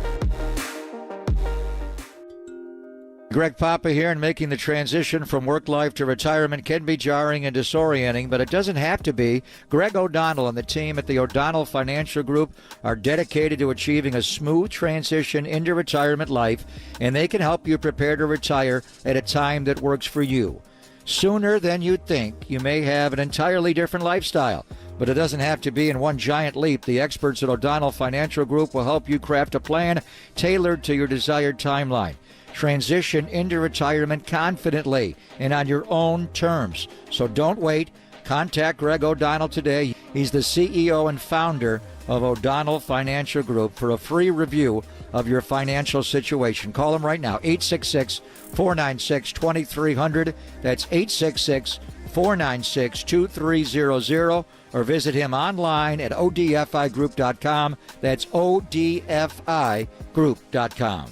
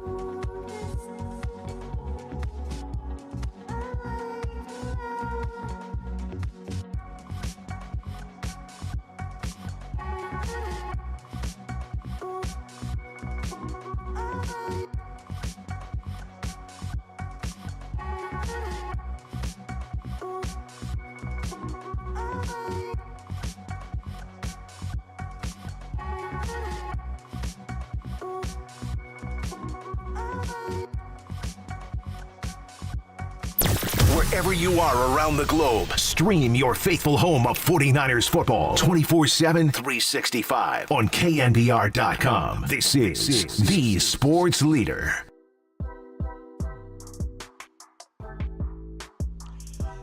All right, a busy day today. So Christian McCaffrey, if no setbacks, Tampa Bay. Steve, it's going to be fun to watch tonight. National audience. Over under on Jason Tatum. I don't go. Going, what, 40? 40? No. I ain't going to. Well, maybe. And Buster Posey, great piece today. We had Bags on today. Great piece on what Buster's going. He's not going anti-analytics, but he is kind of moving things around and using some more eyes and gut feel and guys are ready to get out there on the road. So very cool, very good stuff, and we'll keep you up to date. If anything happens, these GM meetings aren't necessarily where trades or signings are going to happen, although I think Kyle Hendricks did sign with the Angels today, so we did have a signing. But former Chicago Cub? Yeah, signed with the Angels. How much he get? Probably not much. Manassian strikes. Manassian. It's Zach's brother Perry. Yeah, that's right. So anyway, and then by the way, Mookie Betts back to the infield in 2025. Doesn't say where he's going to play second or short. But Really? Yeah. He's pretty good and right. Yeah, he's pretty good and right. What are they going to do with shortstop? That's a great question. I hope that it's. What are they going to do in the outfield? Oh, boy. Probably easier to find. Oh, you mean they need a right fielder now? Oh, boy. Is that what you're saying? Oh, boy. They need a right fielder? Oh, boy. Oh, boy. I know. I thought the same thing. Like, well, DH will also open up the days that Shohei going to come back and pitch with the torn labrum. Boy, he's got some rehab in front of him. Well, that's not his left arm. It was his back arm. So he pitches with his right. He's a left-handed swinger. If they get Soto, just stop. Yeah. Just stop. They cannot add him to that lineup. Just say that. They have to move someone. We're going to keep that. Are they going to drive the price up, the Guggenheims, or are they really going to go in and try to get him? Could you imagine putting him in that lineup? I don't think they're the type of team that just runs up the price. I think if they're going to after somebody, they're trying. $700 million players, and Soto, is he going to take any money deferred? Is he going to try to get to 701? You watch, Mr. Boris. He'll structure that deal somehow, some way, where Juan Soto gets $701 million, and then we'll see how the deferral payments are. He needs to have a bounce back year, that guy. Not that he's starving or anything, but yeah, he's dying. He did not have a great offseason last year. Terrible. Last year was Why does not he buy good. his own team or his own division? Just buy your own. Why would he want to do that? He likes negotiating against the man. He likes to compete. He's a former player. Yeah, that's what he does. He doesn't want to join the other side. Please give us a deal. He likes ripping people's hearts out. Bob Myers did that. Yeah. Is Bob Myers on the studio show tonight? You got to have him on tonight, right? I'm sure. NBA Countdown? Yeah, I would imagine. Oh, is he doing? Walter just said he thinks he's on the broadcast. Is he? No, I think it's just. I think it's Doris. Let me see. It's definitely Mike Breen, and it's Doris. I just have Breen and Doris. I don't even think our Jeff is on. So maybe Bob would be. Now, would they do the pregame show and be a countdown from the parquet? Who Bob Myers? He's the one that beat your ass a couple of years ago. What did Steve do? Well, I mean, look, I'm not saying that sports fans have to be logical. They don't. But if I was a Celtics fan, logically, sitting there, I would be much more pissed about losing to the Warriors and seeing Draymond and Steph again than I would be booing Steve Kerr because my player still got a gold medal, even though he didn't play as many minutes. Gary Washburn hit it right on the head. It was like LeBron's here, Steph's here, KD's here. There's a pecking order here. You're not a bad player. He played pretty well in Tokyo. Yeah, I think it's Joel Embiid. That was the one. In watching it, it was like, he's not playing Tatum over Embiid? Embiid can barely. He's just getting in the front court, and they've already shot and scored. He's got to go back. Oh, he was late. Yeah, there's no doubt. You're dragging. I mean, but Embiid at times was dominant as well. But in any event, I think the way the Warriors can do it is maybe have Draymond Green introduced first and just have a poo-a-thon. So here are the Golden State Warriors. Well, they do the coach last. So do Draymond last and then Steve. I think Steve will be first. Steph's last. So just to introduce Steve and the PA guy there, he used to be, there was a guy they had at the Boston Guard, and he was the opposite of the great John Condon at Madison Square Garden. That guy was annoying. And I think they had like a sound off to get the exact same guy to do it now, so will sound like the previous guy. He's so Boston. But have Steve Kerr be introduced, then just have Draymond run out on the floor immediately after and have Draymond introduced first. That's not a bad idea. Then they just boo incessantly. Who would go second then? Trace Jackson Davis. They're not going to boo him. Who? Dale Davis's kid? You were a Pacer with Larry. He used to beat your ass, too. Yeah, they should just do. And the head coach of the Golden State Warriors, Kyrie Irving. No, I think they'll do Steve. I think they'll do Steve first. Get it out of the way. They're not going to boo him. He'll play it up. Maybe he'll bring earplugs. He doesn't care. Put like a headset. Put like a big Bose headsets on. Well, like you said, to people who are great at what they do, booing is the ultimate sign of respect. As you said earlier, they don't boo nobodies. So certain guys love it. I mean, it's not like Steve Kerr's shooting, and it's like, man, all those boos got to me. What, is Steve not going to be able to rotate his players in correctly? Damn, I never take Steph out that early. That booing got to me. It's not going to do anything to Steve Kerr. Whatever. No, I think the election results last night had an effect on the head coach. He might be in the bag by the time. So does he start GP2 with Steph back and match up with their great backcourt? Who guards Steph? I mean, they'll switch everything. Derek White. Drew Holiday's a damn good defender. Yeah, that's true. They'll throw a bunch of He guys used to at guard Durant. He was so good guarding Durant. He's the one guy. And you put him on Wiggins. Interesting to see how the Warriors match up tonight. They're still waiting for Melton. He's not going to play with the lower back strain. So, and he's been going back with the starting lineup. He's going to keep Wiggins, Draymond, Trace Jackson Davis, and Steph. But he started GP2 the other night to match up with Jordan Poole. Those guys can score. So maybe just send out the glove. I'm sure they booed the original Gary Payton. It's like, he's back. Boo him too. The glove. They It's booed not the everybody, glove. man. They're typical. They're typical That's the East glove, Coast. son. They boo everybody. They're going to have a heater on. They're going to get lubed up. They're going to be into it tonight. It's Yeah, good. big It's time. fun. It's Hey, man, no Jaylen Brown. They got a shot tonight. Yeah, Jaylen they're Brown. pretty good. They're pretty No, I good. know, but I'm just saying, like, it's not like they're going to This'll be a walk in test. there. This will be by far the best team they faced, Yeah. obviously. Now, so they we'll had see. Jaylen Brown. I mean, I'm my mind is still last year. What were they up after the first quarter? Like 50? That was ridiculous. They wound up beating them by 52 points, and they just never let up. They're going to try to run them tonight. So just stay in the game. Don't get blown out. Make it a fourth quarter. But it'll be a hard game tonight. But it's just Warriors go there once a year. I used to love going to the old Garden. There's just something about it. And I do remember, forget what year it was. It must have been after the first championship and maybe the 73-9 team. But there was one, Steph had come out of the tunnel pregame, and the Celtic fans, like Wash was saying, they're going to boo the hell out of Draymond. They're going to boo Steve Kerr. But half of TD Garden will have Steph Curry 30 jerseys on. But when he went in there that first time, when he was truly Stephen Curry, and he was signing autographs on that parquet, and there were hundreds of them, if not thousands of them. These are the Boston Celtics. You think they wanted Rick Barry's autograph when he came in there? They got Hondo Havlicek. They just don't do that, but they do love the game.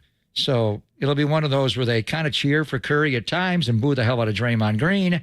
And then what do you do with Steve Kerr? They just keep yelling at him all night? I'll just boo him once. Yeah, and probably, like I said, people sit behind the bench will yell. Every time Tatum makes a shot, I'm sure. Kerr sucks. Yeah, Kerr sucks. I would imagine, there's no odds on this, but I would put fairly good odds that we get a Kerr sucks chant. I think so. One? Are you kidding me? At least one. At least one. Yeah. I'm going 7 dozen. No. I'm going a gross amount, 144. They're not letting I'm up. going under. After a while, that'll become One. boring. It's going to be all It'll night. become boring after a while, won't it? Or no? No? Too bad Marv's not on the call. There's something about Kerr's socks that they don't like. Unbelievable. All right. We'll get into that conversation tomorrow. Had a good time today. Glad you're back. Gary Washburn, a lot of fun with Wash today. David Lombardi was a lot of fun to talk to. And, of course, Extra Bags. Any of those interviews you want to hear back, and, of course, you do, at KNBR.com. Tomorrow I will be with you. Love the Tim Ryan Power Hour from 11 to noon. Looking forward to it. Get back into the swing of things as we get ready to have them go on to Tampa. And then you're heading off Friday to Tampa. We are. So early. Nice. Ybor City. Maybe have some Cuban sandwiches down there. Oh, nice. It's very In nice. Tampa? Yeah, it's very nice. Clearwater, St. Pete? Yeah, not bad. Not bad. All right. They are next thanks to Walter. Walter was a one-man show. No Danny today. Got help. Got some help, of course. But, yeah, Walter with the one-man show today. Thanks to him. They are next. Tolbert and Copes on KNBR AM and FM San Francisco, the sports leader, Cumulus Media Station.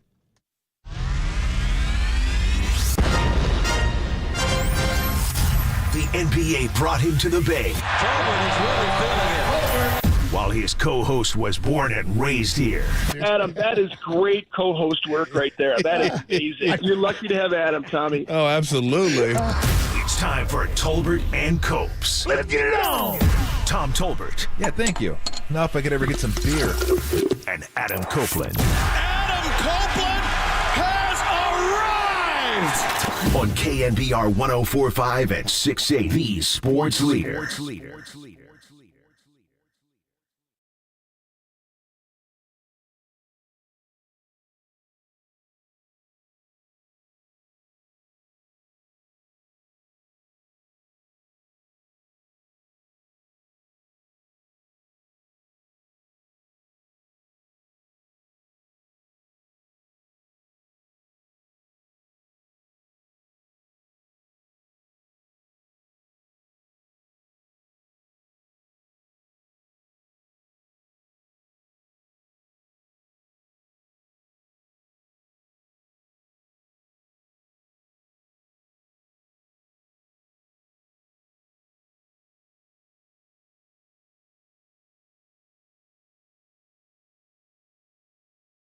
It's shaking. Adam Copeland, Tom Tolbert with you today on the show. Talk a little hoops, a little pigskin. Gary St. Jean joins us at 2:50. Then Dante Widner, 3:50. And Steve Young, Hall of Famer number 8 at 5 o'clock. What's up? What's up, dude? You know, just doing. Yeah. Try not to get blown away when I was walking today. Good Lord. It's windy as hell. Freaking windy out there, man. I don't know what's worse, walking in the rain or walking in the wind. Especially when you're walking upwind. You feel like every, half mile is like another 0.2 of a mile added onto it. It's just a pain in the ass walking in the wind. Golf's no fun in the wind, and walking's no fun in the wind. Or peeing, yeah. Just, peeing. Well, you go downwind. Yeah, I was talking upwind. Upwind specific is the worst kind of wind. If you're peeing upwind, then you have more issues than I can probably help you with. Breaking wind, that's a different thing. Yeah, it's a different thing. Got to do that downwind, too. Or you got to stand downwind. You got to stand upwind to whoever's doing it. Although, don't stand upwind of predators. You don't want to do that. Why is that? Huh? Is that a thing? Well, if you stand upwind of the predators, then they're going to smell you. Oh, I got you. You're going to have your downwind of the predators, they don't smell you as the wind. So that's my extensive knowledge of being in the bush. Being out there with the wild animals and stuff. That's what you've learned from your time in the wild, yeah. I've been in the Kalahari, the calamari. I've been in all of them. Calamari, yeah. You just don't. You want to make sure. Calamari. You want to make sure you're downwind of the lions. Oh, brother. I think rain is worse, especially if it's hitting you in the face. If you get windy rain, well, windy rain sucks. Even just a smattering. Wind just adds suckage to everything. Yeah. Like golf's no fun in the wind. Well, of course. Golf's because you don't have no idea. You can't adjust. Although we did play in the wind one time in Vegas. We played at a course called Paiute, and the winds had to have been 30 to 40 with gusts of 50.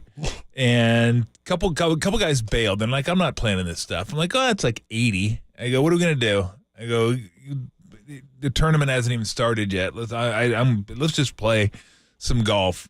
So I played golf, and the 4 guys I played with probably handicaps are anywhere from 10 to 16, somewhere around there.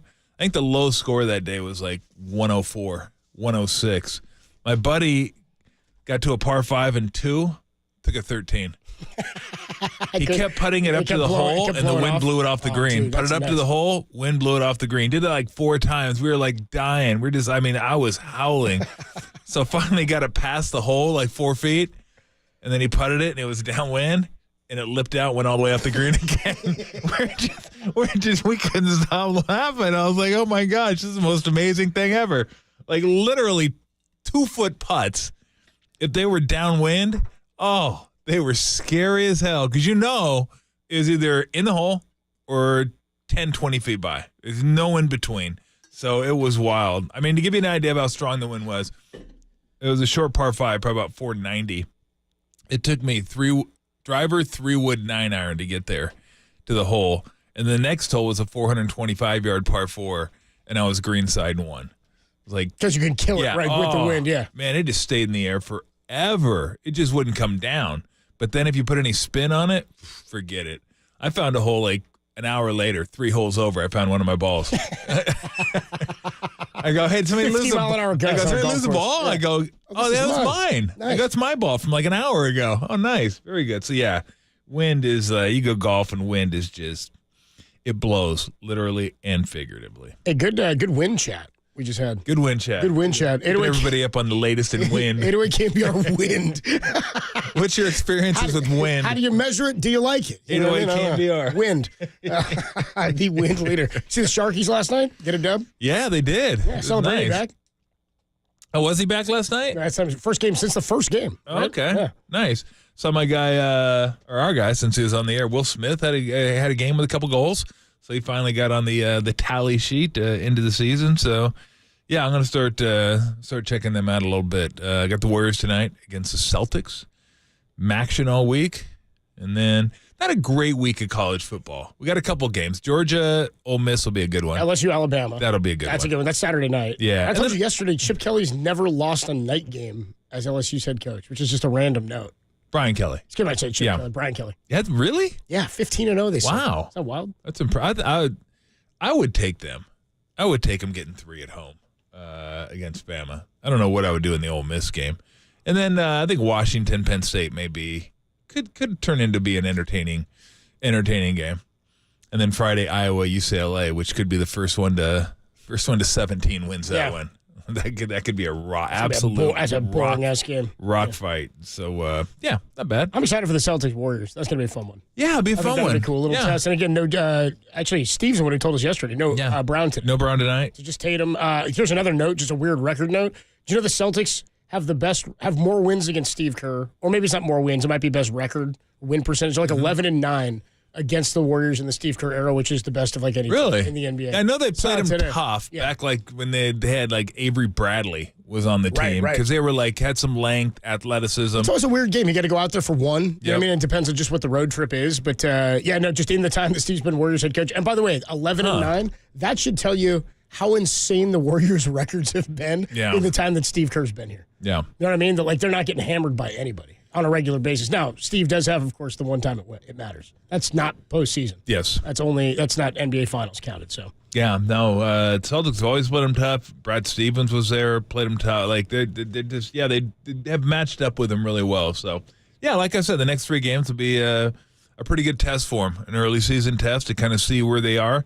And the great thing about it is they put themselves in a position now where even if they lose all 3, not optimal, but it's still a 2-3 road trip. You're 6-4 overall, which isn't bad. It would mean something a little bit though, different, because it depends on how you lose to all those 3. If you lost them, yeah, I think so, but I don't know that it means that much early in the season. Sure, because you're 10 games in by that point. Yeah, because you got so much time to rectify what ills you, if you have any ills. You're just starting the season, so yeah. You'd like to see them grab one of these, play a couple of them tough, not get double-digit.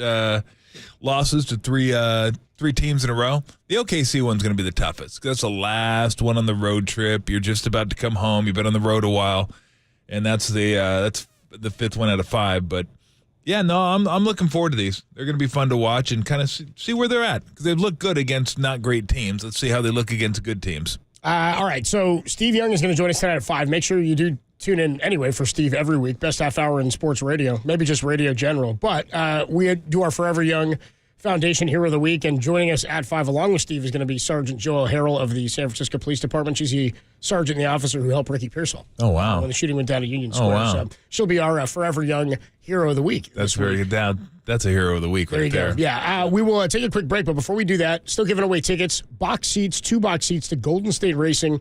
It's going on Friday through Sunday now through December 15th at the Alameda County Fairgrounds in Pleasanton. Tune in between 3 and 6. We'll give you the cue to call. Be caller 10 to the studio, 415-896-KNBR, and you'll win that pair of box seats furnished by Golden State Racing. Get the rules at KNBR.com. Tim, what's the cue today? Would you look at this? The straggler, Duncan, has exploded out of the gate and is making a big move. He's showing more heart than any horse I've ever seen. What a shame the race is already over. When you hear that, 415-896-KNBR, and you'll win those box seats. All right, when we come back, the latest from Shanahan on Christian McCaffrey and company. That's next on the Sports Leader.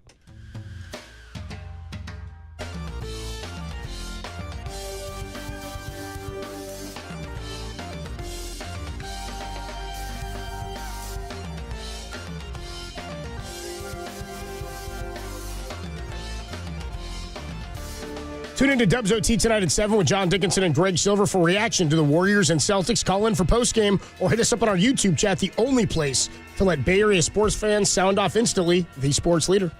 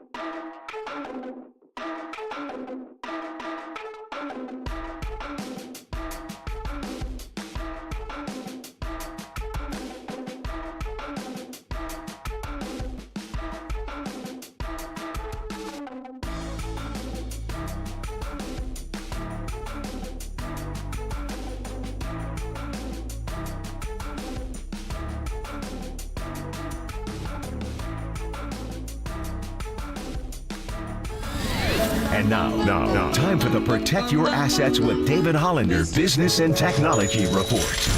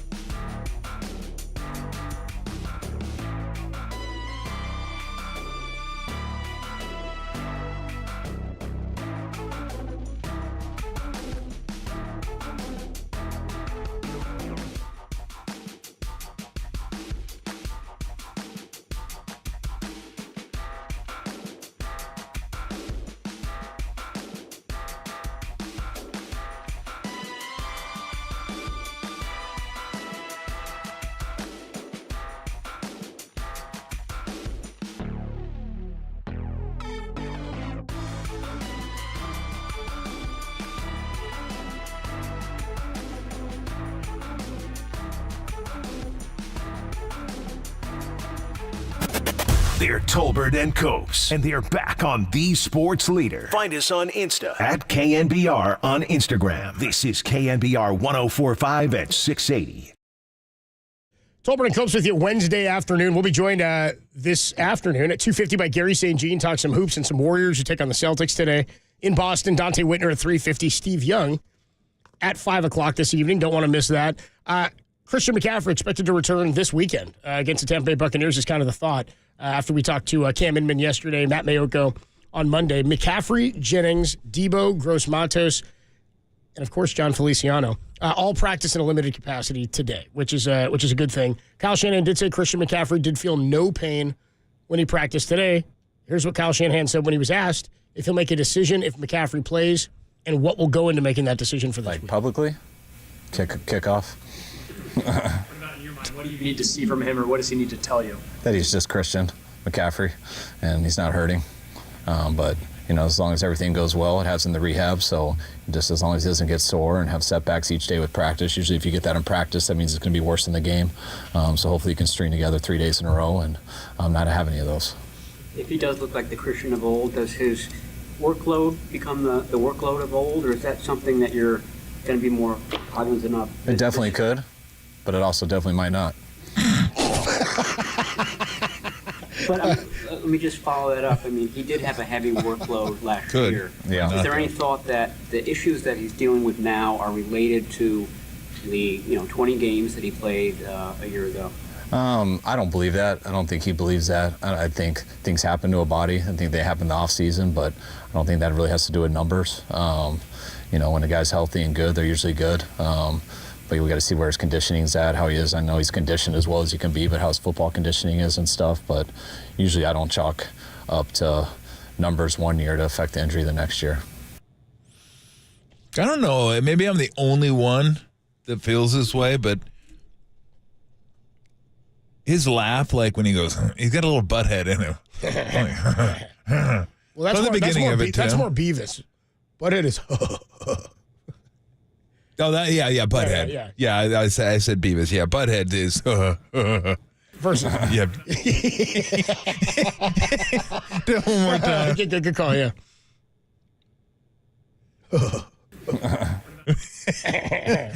Yeah, it's pretty good. By the way, that was as that's cool. That was as nothing Kyle's ever said about anything. Could be, or maybe not. Well, yeah, I'd say definitely. Will he have the same workload? I'd say he definitely could, or definitely. It definitely could, but it also definitely might not. Well, definitely might not. It's really funny, but he definitely might not. So yeah, we He learned said nothing. definitely. And then he gave a real thought on the. He gave a real thought on, like, I don't really look to last season's usage to compare to injuries for, and like, again, yeah, playing football is probably what led to it. You know what I mean? Yeah. What led to the injuries for McCaffrey's tendonitis? Probably football. Probably doing what he does. I don't know. Yeah. It's kind of that simple. We learned nothing. Yeah. Also, I mean, he said kickoff. I don't know how long you can go with that. They can leave him as questionable. They've opened the window. They have this period of time. They don't have to say anything. They can say, okay, he's actually going to dress, and they'll make a roster move on Sunday if they want. He should have said, "I'll make a decision when the ball's in the air." Definitely could. Balls in the air. Me in the Jimmy. You good? Get in there. Or definitely might not. Yeah. I might. But then again, I might not. He was also asked about the trade deadline. Why weren't you more aggressive at the trade deadline? Kyle Shanahan. I mean, I think it was the same as every year. There's just, we don't just make a huge move because we want to. We think it's something that can help and not hurt you for the future. And you got to risk. You got to weigh those risks every year. And a few good things have popped up that we thought were worth the risks in past years. So we didn't see anything this year. That was a huge risk, but we do feel like we helped our team with the things that we did do. I think when you have as many injuries as they have, and this is sort of twofold or multi-pronged, because you say this all the time, and we say this the last couple of years for the Giants at the deadline. They didn't do anything. They didn't get enough. They weren't as aggressive. Saying they weren't aggressive doesn't mean anything. Yeah. Because we don't know how aggressive they are and what kind of calls they're making. But really, it's about what's out there. What do you need and what's out there, and what can you do to help your team? Not just, I mean, anything they were going to add to the team this year was just going to be for this year. Yeah. And that's how pretty much every acquisition, with the exception of McCaffrey for them, at deadlines has been. Chase Young was a player who was a pending free agent, so it didn't hinder them to do anything the following season. Emmanuel Sanders, same thing. Didn't hurt them from doing anything the following year. And I want to say there's somebody else they've done that with, or they've acquired players throughout the season and done that with via trade. There's just, unless you know what's out there, and unless you know there's an absolute game-changing player that can help you, like Christian McCaffrey was at the top of the list. You look at which teams could go get him at the time, who could afford him, who had the draft capital to do so, and the Niners said, we'll go do it, because they knew it was going to change their fortunes. I don't think there's a player out there that was moved at the deadline that was a season-changing player for anybody. I think there was a lot of help that went to some good teams, but I don't think there was a massive player that got moved that makes you think, okay, that team's going to be much different than what we just saw. Yeah. The one player I thought might be moved, he wasn't, but would have helped the 49ers was Jadeveon Clowney, playing for the Panthers. Yeah. They're going nowhere. He wasn't moved. But he wasn't moved. Yeah. And what was he at? I mean, I would imagine if he offered enough, you could have had him. I'm pretty sure he's not under contract next year, and the Panthers are going nowhere this year. 2 more years, Derek says. So that's It's 2 more years? Derek says he had 2 seasons. Oh, That was okay. what I was gonna My look bad. up, yeah. I had bad info, but But that's bad also scoop, why- bad scoop. It's also why trying to get him was going to be more difficult. Yep. Because they're like, well, we've got him anyway. Yep. We're paying him anyway. So if you want him from us, it's going to cost you a lot more Yeah. draft capital because we stink. Exactly. And we got to go. And we got to leave for Germany. Well, we got to. By the way, we got to get Again. to Germany with Oh. Bryce Young on Sunday. That's a banger. I thought we're trying to introduce like football to the European countries. So enjoy Not- the Panthers not and Bryce that. Young. That's a tough. Who do they play this week, by the way? Oh, Who are the they going to- Giants. Oh, dude, no way. No way. You see the. They're actively telling people not to go. Yeah. Like, no, that's not football. That's Don't not. We're not marketing that to you. We don't want to market that to you. I forgot we scheduled it. Isn't there a Champions League game you guys go to or something? You don't want to. You don't want to see this. I mean, that one is. Oh man, rough. Is there a worse game? Like that might be the worst game because they already had the Patriots over there. They already get to feast their eyes on Patriots football. Now they get to feast their eyes on Panther Giants football. Danny Dimes. Well, you know what Danny Dimes threw for last week in the first half? Yards or picks? Yards. No, I don't know. 0. He threw for 0 yards in the first half? 0 yards. 0. 0.0. I mean, that's not on how many passes, do you know? I don't know. It wasn't many. But still, it's an NFL game. 0 yards. Like 0. Like, holy smokes. I mean, at least Bo Nix threw for like 7 against the Jets, and there was that -7. I think he was negative. It 7. was -7. Remember he was like 6 of 13 for And they negative won the 7 or game. something? Yeah. 0.0. Yeah. Oh, that's amazing. It's like, oh man, Goodell's like, oh no, that's not what we're anticipating. Well, enjoy. Yeah. Enjoy Wembley or enjoy is this one They're in Germany? Germany, yeah. This one's Germany. Yeah. Because it's what, maybe 3 games in England and 1 in Germany? It's something like that, but they're kind of, it's weird because they're sort of in the infancy stage in Germany, but the first couple of games I feel like they had in Germany like last year or a couple of years ago, like they got a Tom Brady out there. I want to say they got a Buccaneers game. When Well, they Brady had was there. a Dolphins Chiefs game. That's right. They had a that good was one. in Germany. So That was a they've- really good They've game. done a couple of those, but there's the Brazil game. Brazil was game was night, cool. though. That was opening night. That's the one I want to go to if I had to choose. Like if the Niners played in Germany, I might look into going to that one. England would be cool, but Germany would just be. Put it in. Can't imagine why you'd go to Germany. Put it in September too, so I can enjoy Oktoberfest. Yeah, thank you. I figured can as knock much. them both Yeah, out. I figured as much. Yeah. Knock some NFL out. Knock some Oktoberfest out. That's not why. We're good to go. Yeah, that would be fun. I would enjoy that.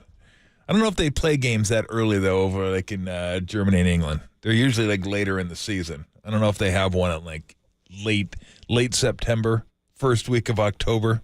But as far as I know, the beer production in Germany doesn't shut down after Oktoberfest. No, I think I'd be okay. I think there's leftovers after that. Yeah.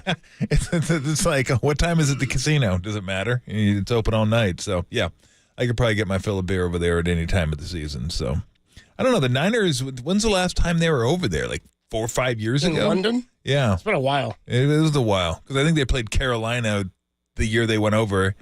Yeah, that's a while ago, 11 years. Yeah. I think Ralph might have went there. I think Ralph. Okay, Ralph? Yeah, I think he did. I think he might have gone to the London Bridge is falling Ralph. Carolina game, and then the game in England. Yeah, so that's a pretty cool trip, though. I don't know if I have any interest in going to South America for a game. I don't think I would. Yeah. One more note from the 49ers and Kyle Shanahan today, just in terms of who's available this weekend.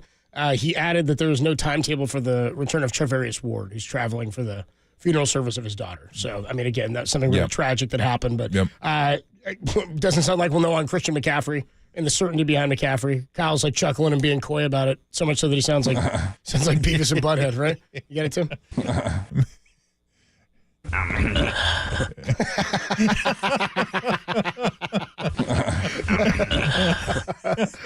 Yeah, sit on the couch with him, dude. You know what you need to do? You need to splice in the Butthead laugh and then over the Kyle laugh. So when he laughs, you splice in Butthead. You're a stupid dumbass.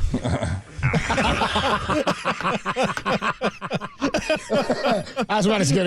I like the idea that Kyle's just just hanging out with him, dude.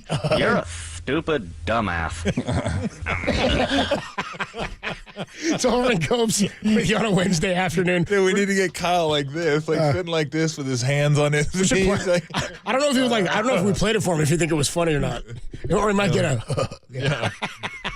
One of these where he's sitting here like this. He goes, definitely might play him. Definitely might not. When we come off back, Warriors take on the Celtics in Boston tonight. We'll get into it next on the Sports Leader.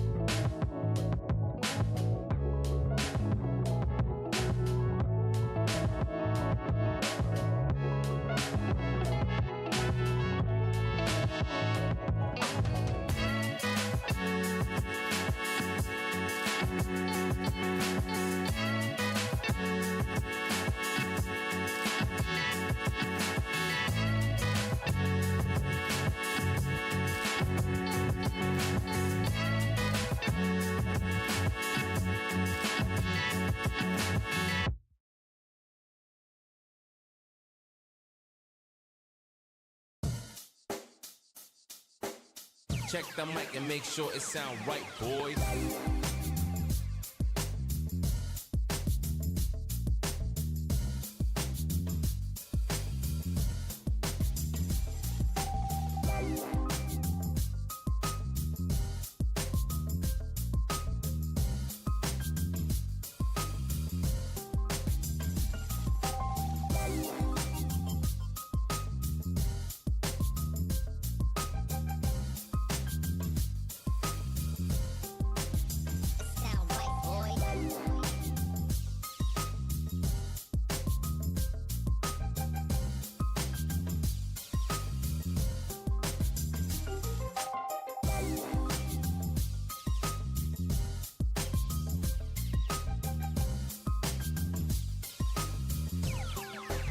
It sound right, boys.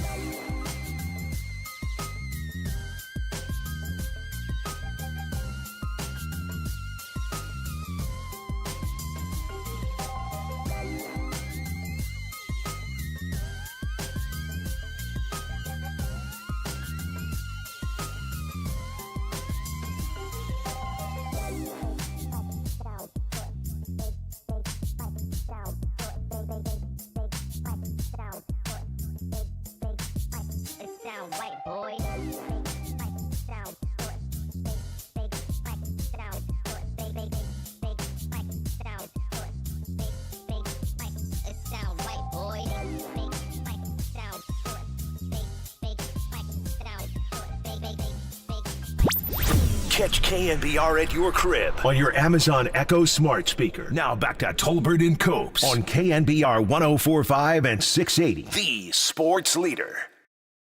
I'm excited. I think the fans are really going to cheer for me because you know what I did this past summer. I played Drew Holiday and Derek White a ton. Yeah, and you did. Given that both guys are Celtics, and the fact that Tatum also played a huge role in the proceedings. All three guys, major fact. We won the gold medal. This is America. It's the day after Election Day. I think Celtics fans are going to welcome me with open arms and just maybe even like bouquets of roses. Maybe. You know what I'm going to call it? It's going to be loving. Heartfelt. Yeah. But Steve Kerr, that's some straight bull. Heck of a day for Steve Kerr to go to Boston. Yeah. If they could hear this, they'd be super pumped. I was wondering if that would get picked up by anybody and thought of as like a real thing that he was being serious. Because he's being dry and funny and sarcastic with us. Makes a point to talk about the players on the team. And I played them so much. And they're Celtics, so I imagine that it'll be very caring, to welcome you with open arms. Especially after we went in there and won an NBA title against them, a couple of years ago. So we got to make sure we get some sound on that when they introduce him. See what it's like. Because it's going to be boo. They're not yelling Kerr, they're booing. No, you're going to be yelling more than that. So he had fun about going back with Boston. The Boston media definitely making something out of it. Check it out. I said, I wonder if it'll get picked up for something. Here's the top promo that they're playing on NBC Sports Boston ahead of today's game.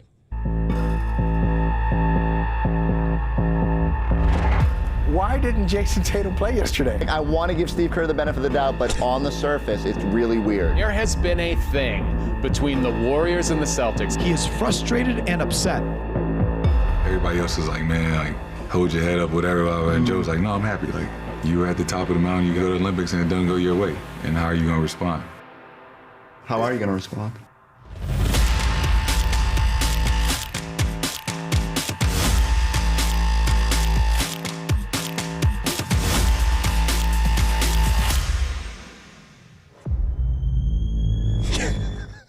It's a lot for game 8 of the season. I mean, he might go for 50. Wow. I mean, he might go for 50 tonight. He's gonna try to go for 50. You know what he's done? He can go put on that gold medal that Steve Kerr got him. You know what I mean? Exactly.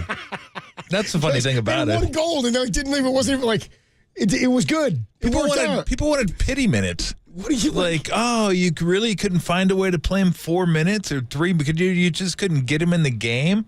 Trust me, from someone who's just gotten in the game, it's worse to just get in the game for the sake of just getting in the game than not get in the game at all. It's the worst when you're just like, oh, let's get him in there. We're up 30. We're up 40. Let's put him in there for a couple minutes. You hated that? If they just pulled you off the bench and put you in? Hated it. Okay. Yeah, just because it's like, what am I doing out here? Like, what are we doing? We're protecting the starters. Like, if we're down 30 and I can go in with like 6 minutes to go, cool.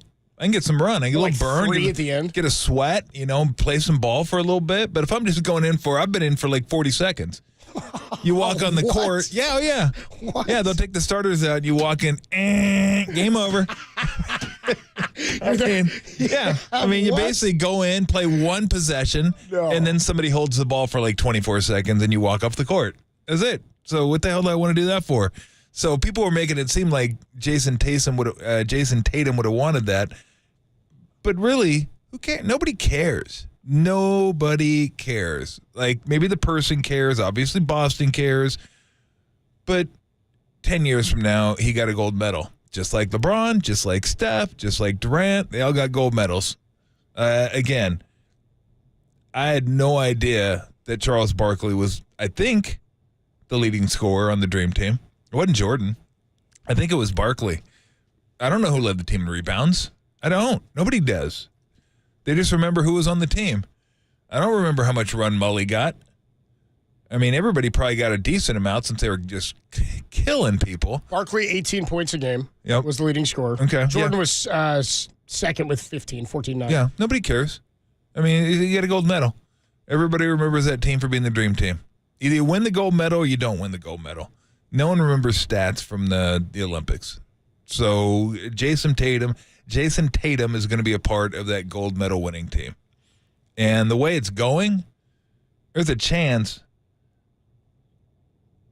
I'm not going to say that's the last gold medal they're going to win for a while, but it's getting tougher and tougher and tougher.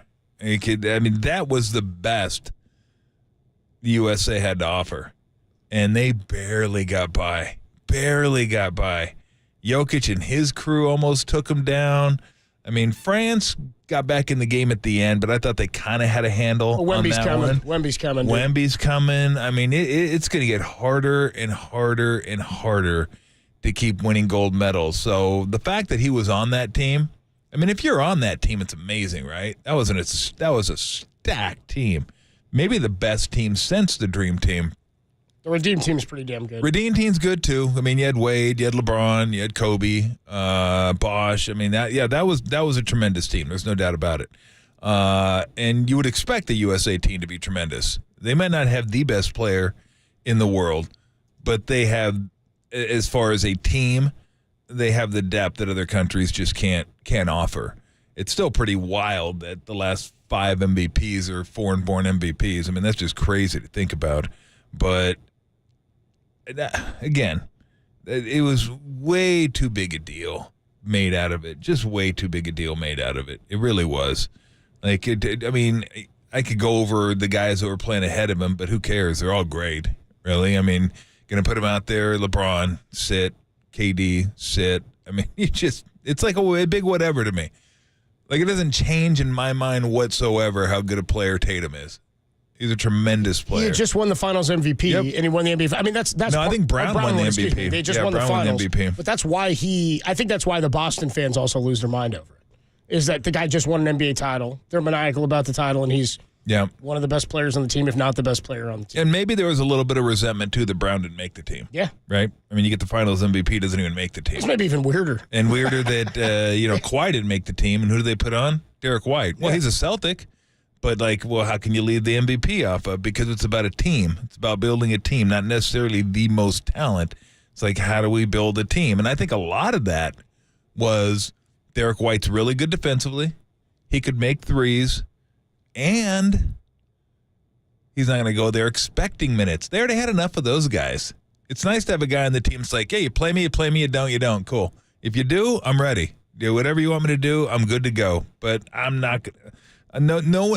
Did I hear anybody out there crying and complaining when Derek White wasn't playing? No, because it was Derek White. But when it's Jason Tatum, and he's a first-team All-Pro. Nobody said a peep about Halliburton. You know what I mean? Nobody said a peep about Halliburton. He played less than Jason Tatum did. Yeah. To your point, by the way, I wanted to look it up to see on the Dream Team, who played the least, and I was like, it's got to be Leitner. Got to be Leitner. It wasn't. Leitner played in all 8 games. Did he really? Leitner played in all 8 games. Now he might have got in for some run at the end because they were up big on so many people. But Leitner got into all 8 games that the 1992 Dream Team played. The guy who played the least, to your point, and nobody knows or cares or thinks about it. No. John Stockton played 4 of the 8 games. Really? Yeah. He only averaged 7.5 minutes a game when he did play. Again, he wasn't in there to play. Who knew? Isn't that crazy? Whereas Jason Tatum, when he played, 18 minutes a game in the 4 games he played. Yeah. So, I thought it might have been Bird because he was dealing with a bad back at the time. I remember him playing. How many minutes did Mully play a game?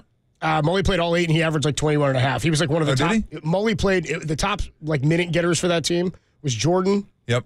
Scotty. Yep. Mully, and Clyde. They all were in the 20s per game. Yeah. Again, who knew?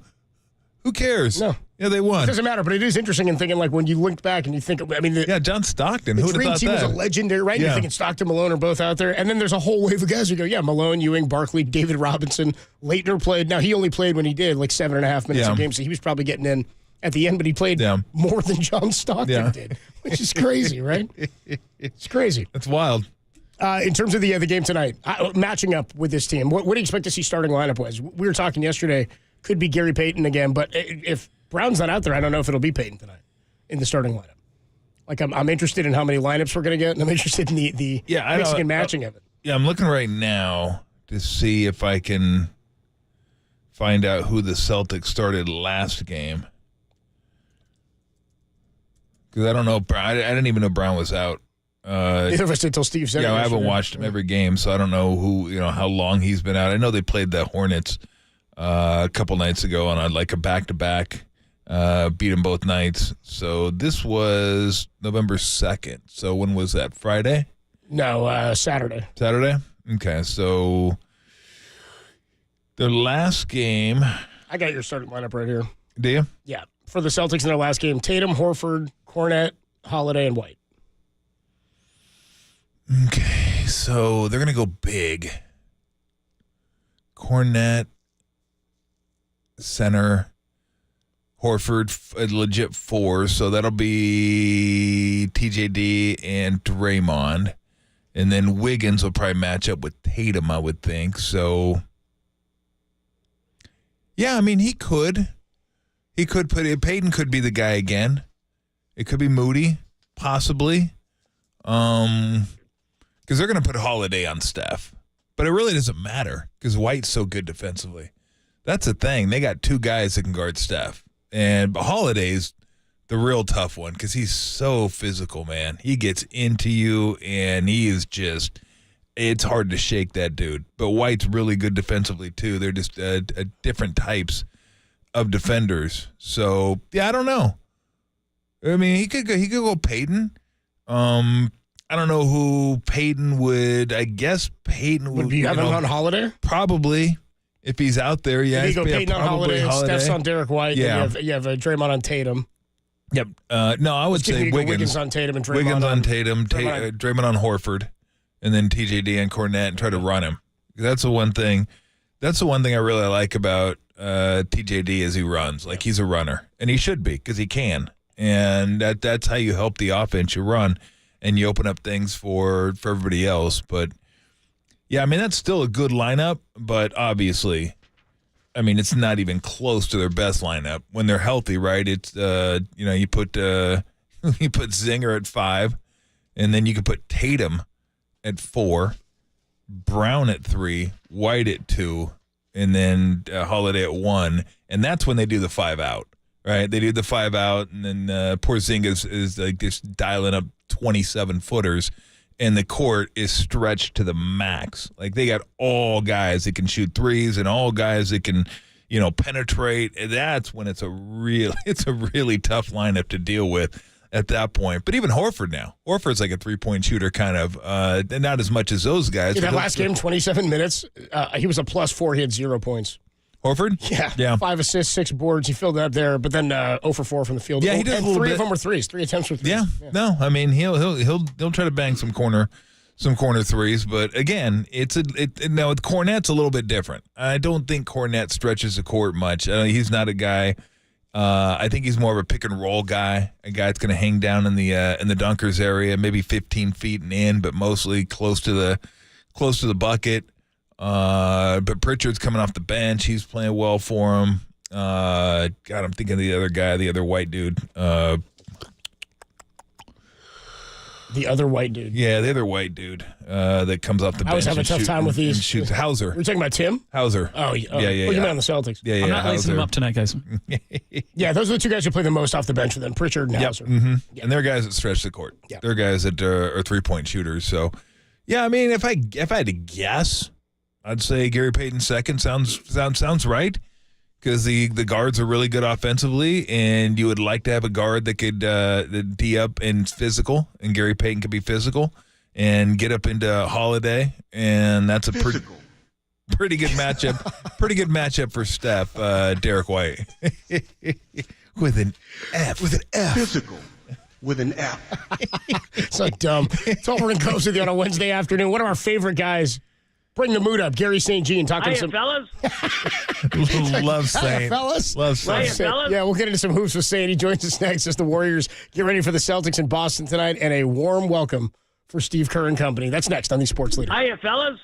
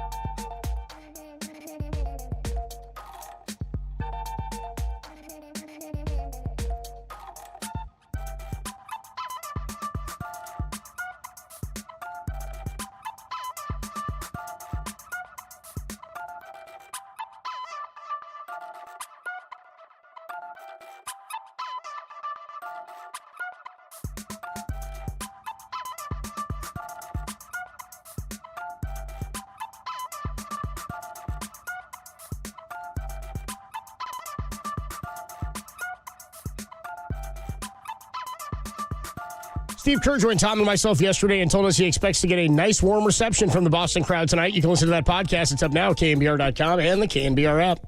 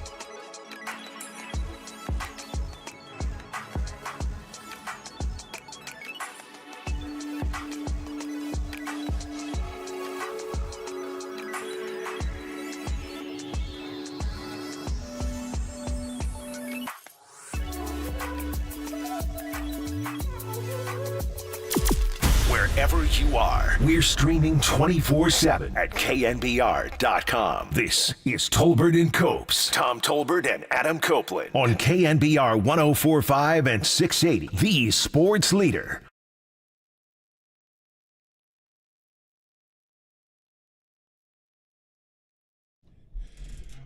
All right, let's talk a little Warriors hoops with my former assistant coach, former head coach of the Warriors and the Sacramento Kings, a man that's from Boston but will not be rooting for the Celtics tonight, I do not believe. Gary St. Jean. Saint, what's going on? Hiya, Tom. Happy Wednesday. Happy Wednesday to you. How are you? I'm pretty darn good. I'm excited to watch this game. I'm really, I'm jumping on board. I'm really liking this Warrior team. No, I am too. And look, Boston and Boston fans as well as anybody.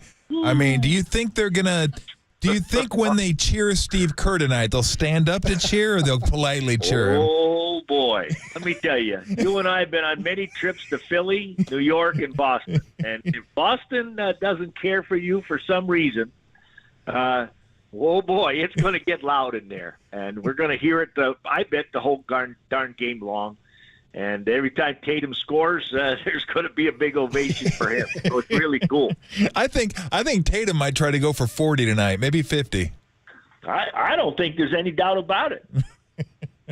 Especially with Brown being out.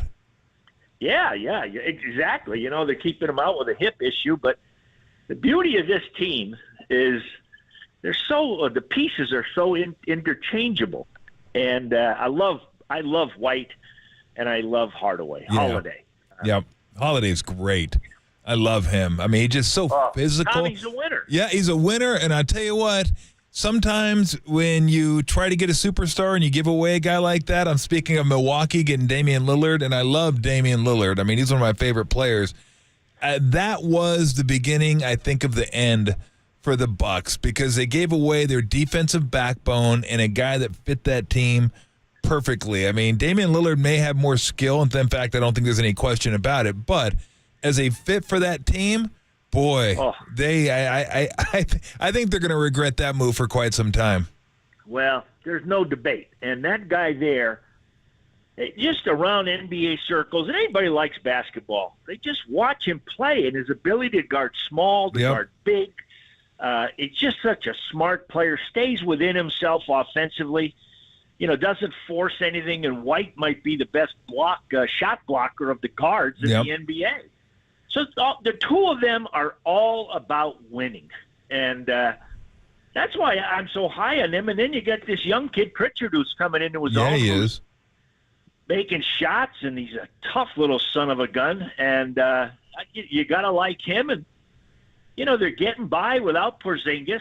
Horford, doesn't play a lot of minutes, but they got character in that locker room. When you look at Horford, you look at Holiday, and you look at White, those guys, they've been around, and Cornette's not doing a bad job, and we'll see a lot of Hauser tonight, the former Marquette kid, that he can make shots too. So they'll only take 53s, Tom. Only. There might be 100 threes combined tonight. There might be, because the Warriors are going to be jacking them up as well. So what do you make? What will this tell us about the Warriors? Because it's 6-1, pretty soft schedule outside of the win in Houston, which was a little dicier than it looked like it was going to be. But, it's a pretty good landing spot for them early in the season. What is this stretch starting tonight with Boston, then Cleveland, then OKC, who I think might be the best team in the NBA? What will this tell us about the Warriors? Well, I'm going to go all the way back to Red Auerbach, who taught Nelly. Win early. And it doesn't matter if it's the 60th game, 65th. Get off to a good start. Have a good training camp. Have a culture and a chemistry. And that's what the Warriors have. I didn't know if this would all come together. And we're watching Hield, and he's off to a fantastic start. And, Tom, the old expression, he'll shoot you in and he'll shoot you out. Yep. And so far he hasn't shot you out yet. And this system is tailor-made for him. This guy's just walking around smiling wherever he goes. He's so happy to be here. And Anderson will have a place here because he can play multiple positions. He's a smart player. I'm anxious to see Melton play. I think he's a two-way player that really has a good skill set. So I think he's going to be a good acquisition. So with that said, I'm looking at this team, and, I took my grandson to practice, William, a couple of weeks ago. And I was just impressed with how it all felt. How you walk in and you can feel good stuff? Mm-hmm. Draymond's in a great place, Tom. He's really mentally really sharp. And, boy, I'll tell you what. How about him knocking down threes? That'd be in your old trailer spot. You'd be the second trailer coming up on the break. He'd be telling you to change it over to Mitch or to Mully, and you'd wave him off and shoot the three. Yeah, I'd wave him off. That's what we'd be looking at in today's game. It'd be you or Manute. Manute up there launching threes. Yeah, I don't remember waving Nelly off and jacking a three up there. The good old days. Yeah, they were. Looking at Gary St. Jean on the Uber guest line. What have you seen from Jonathan Kuminga this year, and what do you want to see from him going forward? Hey, Adam, I've been a critic of him and Wiggins, and there's been, a youth and inexperience there with Kuminga, but boy, what a set of shoulders. This guy, what an upside. If he just thinks about playing downhill, he's a tremendous athlete. And, he could have pouted and put his head down when He didn't start when Steve wanted to get more shooting in there in the starting lineup. The heck with that. He's had his 3 best games of the year. So kudos to him. And if he'll just, Tom, can you get me a couple more rebounds? I know. Just a couple more. Yep. Come on, with that body, it's easy. And it's just a focus to get in there. I know he's got a big upside. And Wiggins, to me, I'm seeing good stuff. I know the last game he didn't shoot it very well, but I like the way he's playing. I'm happy for him. He's smiling. He's loose. He's committed to really playing that stellar defense, best perimeter defender on the team. And there's no kidding with me. I think it's those 2 guys. We know who Steph and Draymond are. We know who these other guys are. If these 2 young guys, and Wiggins, I'm still calling him young, if they play at a high level, then to answer your question, Tom, of 5 minutes ago, they're going to really compete in these 3 games, and I think they can get 1 or 2. These are the 3 best teams in the league along with them. And each of these 3 teams, whether it's Boston, Cleveland, or OKC, boy, they're good. They're really good. No, OKC is going to get Hartenstein back. I mean, they're already monsters. Yeah, he and Caruso's hardly playing, and I love him. Oh, I love him too. Hartenstein, oh boy, to have him, the Knicks miss him, and they're going to be really, Tom, it reminded my days with Nelly. We were in a small market in Milwaukee, and there wasn't a lot of TV back then. So not everybody knew about us. They knew about Magic and the Lakers, Bird and Boston, and Dr. J in Philly. But we were the 4th team. And OKC, they don't have a lot of national TV games because they got more cows there than people. Oh, gosh. What do you make of Phoenix? Because they're off to a 6-1 start, too. I'm going to root for them. Even though my son Greg was on that staff when they all got let go last year, and he's now with the Lakers. Yep. But I'm going to tell you what, I love the way Kevin Durant's playing. I don't know if you saw the game the other night. The last 3 minutes. Oh, against Philly? Every my shot. gosh. He just took over. I loved it. And it was just great to watch. We're still waiting to see what's going to go on with Beal. That's a big contract, Tom. Yep. And you know what? Maybe he'll get really rolling. I love Booker. He played great in the Olympics. Great acquisition getting Plumlee to help with Nurkic because Nurk just can't give you a lot of big minutes. And the other key was them bringing in what the heck's the point guard's name? Oh, Jones. Jones. Yep. And Jones and Morris. Yep. You can't play without a guy like that. So Yeah. I'm thinking, Denver sliding a little bit. Yep. Murray's knee a little. So, Phoenix is right there going to be in the top teams in the West along with OKC. And I keep thinking Minnesota's going to fall down, but they keep doing a good job. And Dallas is the other one. Getting Clay down there next week, he'll be coming in here, I think, on Tuesday. They're really, really good. So I've said this before. We're talking to Gary St. Jean, my former assistant, former head coach of the Kings, the Warriors, GM as well. So you've seen a lot of players all the way back to the Stone Age. Now, maybe not that long ago. So I've said this. Tell me how ridiculous this sounds, because it sounds ridiculous when I say it, but I still think I might believe it. Kevin Durant is the greatest offensive weapon in the history of the NBA because of his ability to shoot threes, shoot pull-ups, put it on the ground, cross you over, get to the rim, post you up, and all those shots that he gets are quality shots. Like, it's really hard to force him into taking a bad shot because of his handles and his size and his release point. You just can't get to the ball. And I know that's saying a lot because there's a lot of great offensive weapons. I mean, Kobe right off the top of my head, Jordan is another one, Kareem with the sky hook. But the versatility this guy brings to his offensive arsenal is something that I can say I've never seen before. I've never seen an arsenal like this guy has before. But I think if I needed one bucket from one guy, Jordan's the easy answer because he's Jordan. But, man, I know I can get a good shot. I just say, Kevin, give me a good shot, and I know he'll get me a good shot. It's more than fair in terms of a breakdown. In the old days, I'd say people forgot about Kareem. Just put him on that right box in the sky hook. Done. It's going to get you 39,000 points. You know, exactly. It was boring, but they just won. And, you grew up watching that. Yep. And then you talked about Jordan. Well, you know what? He didn't take many threes. That wasn't in his bag. No. He just wanted to attack you. And so in terms of the three levels, I'm with you. And I marvel at him just at his age, what he's doing, the way he takes care of himself. And LeBron is totally different. Yeah. It's a power game, just attacking you and all that kind of thing, and mid-range and on the post and all that.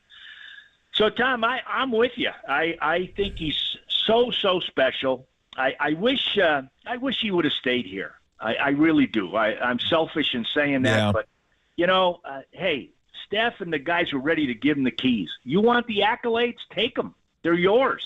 Come on, we're going to have fun here. We're going to win. And for whatever reason, he decided he wanted to leave, and I don't know that he's ever going to be as happy as he was those 2 years here.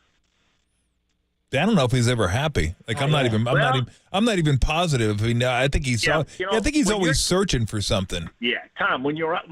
Why are you going to get into it with Stephen A? I mean, come on now. You might as well just go hit yourself in the head with a hammer. Yeah, come on, man. It doesn't make any darn sense at all. Yeah. So you know what? I hope he keeps playing great. No, and, I love watching him. He's one heck of a player. But no doubt about it. You know what? We got that guy here named Curry. And, Tom, he's not bad either. You know what? I will be later this afternoon. I'm not sure if it's going to be a Merlot, a cab, but I'm going to be on the couch. I have no Pop-Tarts like you. No, that's too bad. But I am going to sit in and really, really enjoy this game. Every time I remember going into Boston over all my years, boy, it was always special for me, probably special when you went into L.A. Yep. And this is going to be a great game. The matchups are terrific. And you know something that's really impressed me and I think is helping the team? The play of Looney and Davis. I think they're keeping Steve from having to put Draymond at 5. Mm-hmm. And I think that's a big help in terms of not wearing him down because, he's like the fulcrum to the wheel. I just, there's been times I've been a little critical, but I got to give him his praise, boy. And he's really playing now. I'd like to see him make a couple threes tonight. Then I'd head over to the Union Oyster House right by the State House in Boston and then have a dozen and maybe knock down a couple of Sam Adams. That's fantastic. That's a good night. A couple Saint. threes, some oysters, and a Sam Adams. I didn't get to ask you this, Saint. Who gets booed louder, Steve Kerr or Draymond? Oh, that's not even close. Steve wins tonight. He's got all the cards. He's got all the momentum. You guys, you know what? I remember going in there in Birds Days and all that kind of thing, and boy, they'd boo us and all that. You know what? It's as much as we love our fans here. Oh boy, it's old school back there. I mean, they are tough. I mean, you should see the way they're killing the Red Sox. Oh my God, they might as well move to Alaska. The Nome Red Sox. There you go. There you go. Yeah. Juno Sox. There you go. Just get rid of them. And they're not very patient either back there, are they? Oh. Hey, yeah. How about our man Mookie Betts? How's he doing? He's doing okay. He's moving back to the infield this year. Don't get me going. I'm having a nice afternoon here. Well, at least they got a good return for him. Oh, yeah, superb. Yeah, just unbelievable. Unbelievable. Oh, what a disaster. It's funny because my buddy is a big Red Sox fan, too. And I kept needling him this year because he kept needling me. He goes, man, that Ohtani's pretty good. The Angels could use a guy like that, couldn't they? I go, yeah, they really could. I go, I wish they'd get a guy like that one of these days. Oh, wait, they had him for 6 years. So I would needle him and go, boy, your Red Sox are a little light on pitching. If they had a guy like Sale, they'd be really good this year.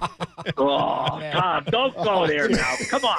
What was he, 16-3 or something like that? It's going to be the Cy Young Award winner. Oh, gosh. Unbelievable. So what are we making of the West right now? Because I think it's OKC and then everybody else. I mean, there's teams at the bottom, probably Portland, Utah, and then after that it's kind of a mix of what category you fall into. Do you feel the same way? Although I agree with you, I said that I before the season started, I said that Denver wouldn't be one of the top 4 teams, that they might even be closer to a play-in team this year, because how do you, Saint, if you're Stan Kroenke and you have a championship in basketball, you have a championship in the NFL, you have more money than you know what to do with, how could that possibly be your bench when you have one of the greatest players ever to play the game on your team, and you can look at him and go, this is what I'm surrounding you with, good luck? You know, using the excuse of the first apron, second apron, I don't get it. I'm with you. And it's the same thing down there with the Clippers letting George go. You know what? Your window is open. It only stays open for a little while. So I'm old school. I think you got to go for it. Letting Caldwell Pope get away. Yep. Even letting Green and Brown get away. That was their key bench guys there. They had one heck of a team. It just looked like it all fit. They had all the spots filled. And now the front office is saying to you, if you're Mike Malone, well, you got to play this kid Braun and these other guys and develop them. And listen, I know in today's game that player development is huge, and you got to develop your rookies and all that because of the restrictions. Well, the league wants parity, and boy, they're getting it, because you just it's hard to stay special for quite a long time. And I feel for Mike Malone. I really do. And, the Minnesota deal, Tom, I don't know how that's all going to work out with Town and Randall. That situation, Randall up there. But I do like DiVincenzo a lot. I thought that was a gate for them. Let's not go to sleep on 2 teams. I'm not telling you they're getting the top 4, but along with the Warriors, I think Sacramento and Memphis are going to have good years. Okay. I really do. The Pelicans are all banged up. The Lakers, they play good one night. The next night, lose to Detroit. Come on, man. Join along with the dance. You're dancing with LeBron and Davis. Yep. You can't get any better than that. No. And we got one night their bench scored 5 points. The Warrior team gets 60 or 50 a night. Yep. That all doesn't work. Houston's not going to get there. San Antonio's not going to get there. Kudos to the Clippers with Tyrone Lue and getting Jeff Van Gundy. They're competing, but I just don't think they've got enough talent. Yeah, no, I agree. This may be unfair because one of these guys plays for the best team in the West, and one is one of the bottom teams. But are we sure? Like, I think we're sure, but I'm not sure if I'm sure, if that makes any sense. Are we sure that Wembanyama is better than Holmgren? The other night he wasn't. There's no debate there. And one of them didn't even mention the other one's name, so I thought that was kind of cool. Holmgren, give this kid credit. If he turns sideways, you can't see him. No. and Tom, he's tough. He's tough. He'll, you know what? He'll give you a shot right back if you hit him. And boy, has he got a high skill level. Oh, brother. He's really a talented kid. So that team there, boy, oh boy, the Williams kid from Santa Clara, he upped his game. Shai Gilgeous-Alexander is one of the top 5 players in the whole league. And we don't talk about the guy. No, I know. Fantastic. How about that trade? Oklahoma City got the best player and all the draft picks. Oh, my gosh. Unbelievable. Yeah, they've done a great job there. And that young coach there, Dagnall, I'm a fan of his because he's from Leominster, Mass, which is right above Worcester, which is halfway between Chicopee and Boston. There's your geography. Thank you. I was wondering where. Yeah. Oh goodness, you are a beauty. What do you think, Wembanyama? Because Wembanyama, right? It's almost unfair to say his ceiling is best player of all time. Like that's what they're saying about this kid. But his skill level is undeniable. Like some of the stuff he does, Saint, when I was calling the game last year, just made my jaw drop. I was like, that's not even possible. I've never seen a guy like, I think Wiggins was taking a shot from the top of the key, and Wembanyama was like at the free throw line and he blocked it. He's just like he's a condor. That's just a big shadow that comes over you. And he dunks it and gets a half inch off the ground, and then the next move is a crossover 3. The guy does. Like, he's not as consistent as you like, but he's not playing for as good a team as Holmgren. But God dang, his skill level is off the charts. It really is amazing. We think all the way back to Kareem being so big, but this kid is 7'4", and he's going behind the back and leading the fast break and passing between his legs. You're spot on, Tom. And I'm going to tell you, and listen, to get Chris Paul and Barnes down there to help the locker room maturity-wise, they just don't have the talent yet. And you can't do it all by yourself. You just can't. It's a tough game. But once they get some more pieces, it's going to be great. Tom, I love his attitude. He just seems like a terrific young guy, and that had to be a thrill for him playing for the French team in the Olympics and playing so well. And he's just a bright light for the league. His future's just off the charts, and I hope he keeps growing like heck because this is a unique player. Yep. So did we decide we're going cab tonight for the game? Well, you're making me talk so much. Yes, I'm getting something stronger. I'm getting the cab. No more lower, Pino. We're going full force tonight. Full force. There we go. Full force. Let's go, baby. About an hour to go, and you'll be locked into the Celtics and the Warriors. Saying it's always fun catching up with you. Tell the fam I said hi. All right, guys, you made my day. Thanks, Coach. Appreciate it, man. Dude, love talking to Saints the best. Dude, he makes me laugh the entire time. How do you not? Oh, brother. Dude, his reactions to everything. He's the best. He's the best. Boy. You said Chet Holmgren, he turned sideways. You can't see the guy. Hiya, fellas. I love Saint. Me too. And miss Saint any of that. Just you want to smile today, you want to laugh, just go listen to Saint. Yeah. Just be just hyped about everything with the Warriors. Ready for me to bring you down now? I got some news for you. Here we go. Wow. You got an update for me, Tim? Grim Reaper and me. Yeah, here I am to bring everybody's day down. Brandon Pajemski out for tonight's game with an illness, so nothing to be too worried about. But he's just going to miss still sucks. Yeah, I'd like to see him play. Well, yeah, because when two really good teams play each other, you want to see them healthy. So we're already missing Brown, we're missing Melton, and now we're missing Pajemski.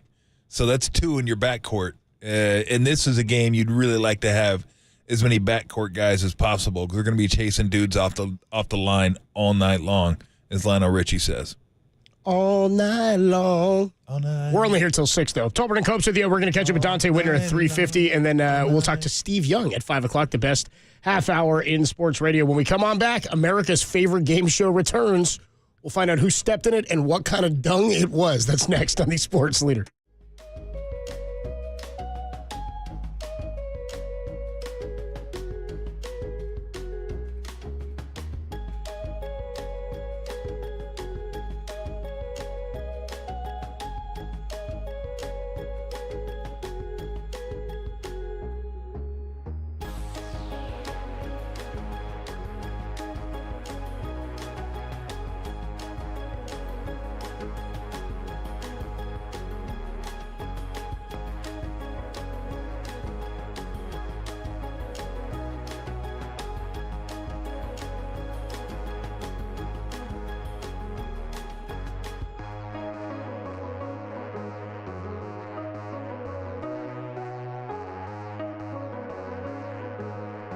Steve Young joins Tom and myself today for the best half hour in sports radio. Listen or watch on YouTube or Twitch channels at 5 o'clock, only here on the Sports Leader.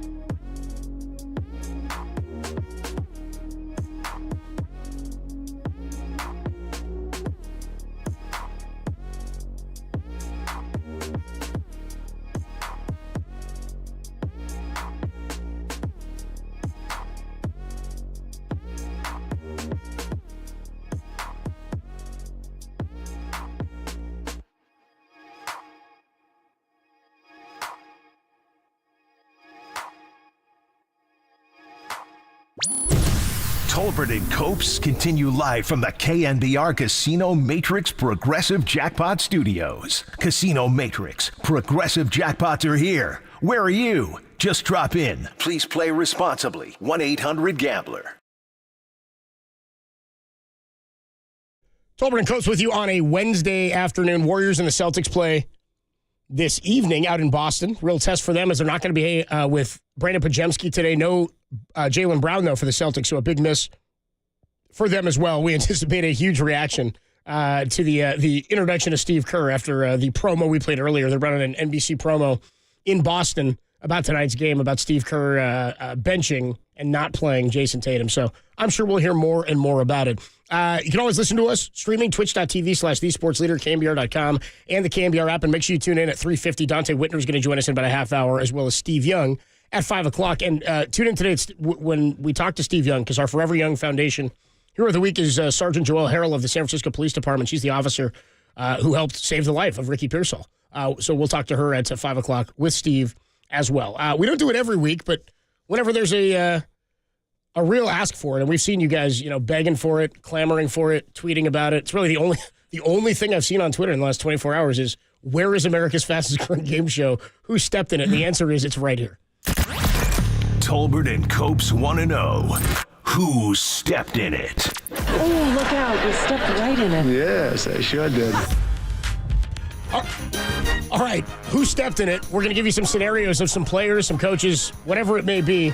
And the way the game used to work is we decide who stepped in it worse, who made the biggest gaffe. Now, it's about what kind of gaffe, what type of animal poop did each person step in it. Our first entry into who stepped in it, last Thursday night, Malachi Corley.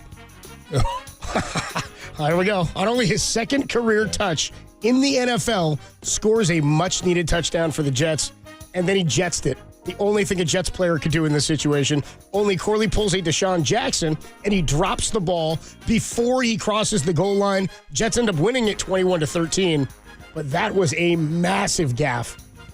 How big a poop we talking, Tom? We are going to go. Hold on to your butts. Let's go lion.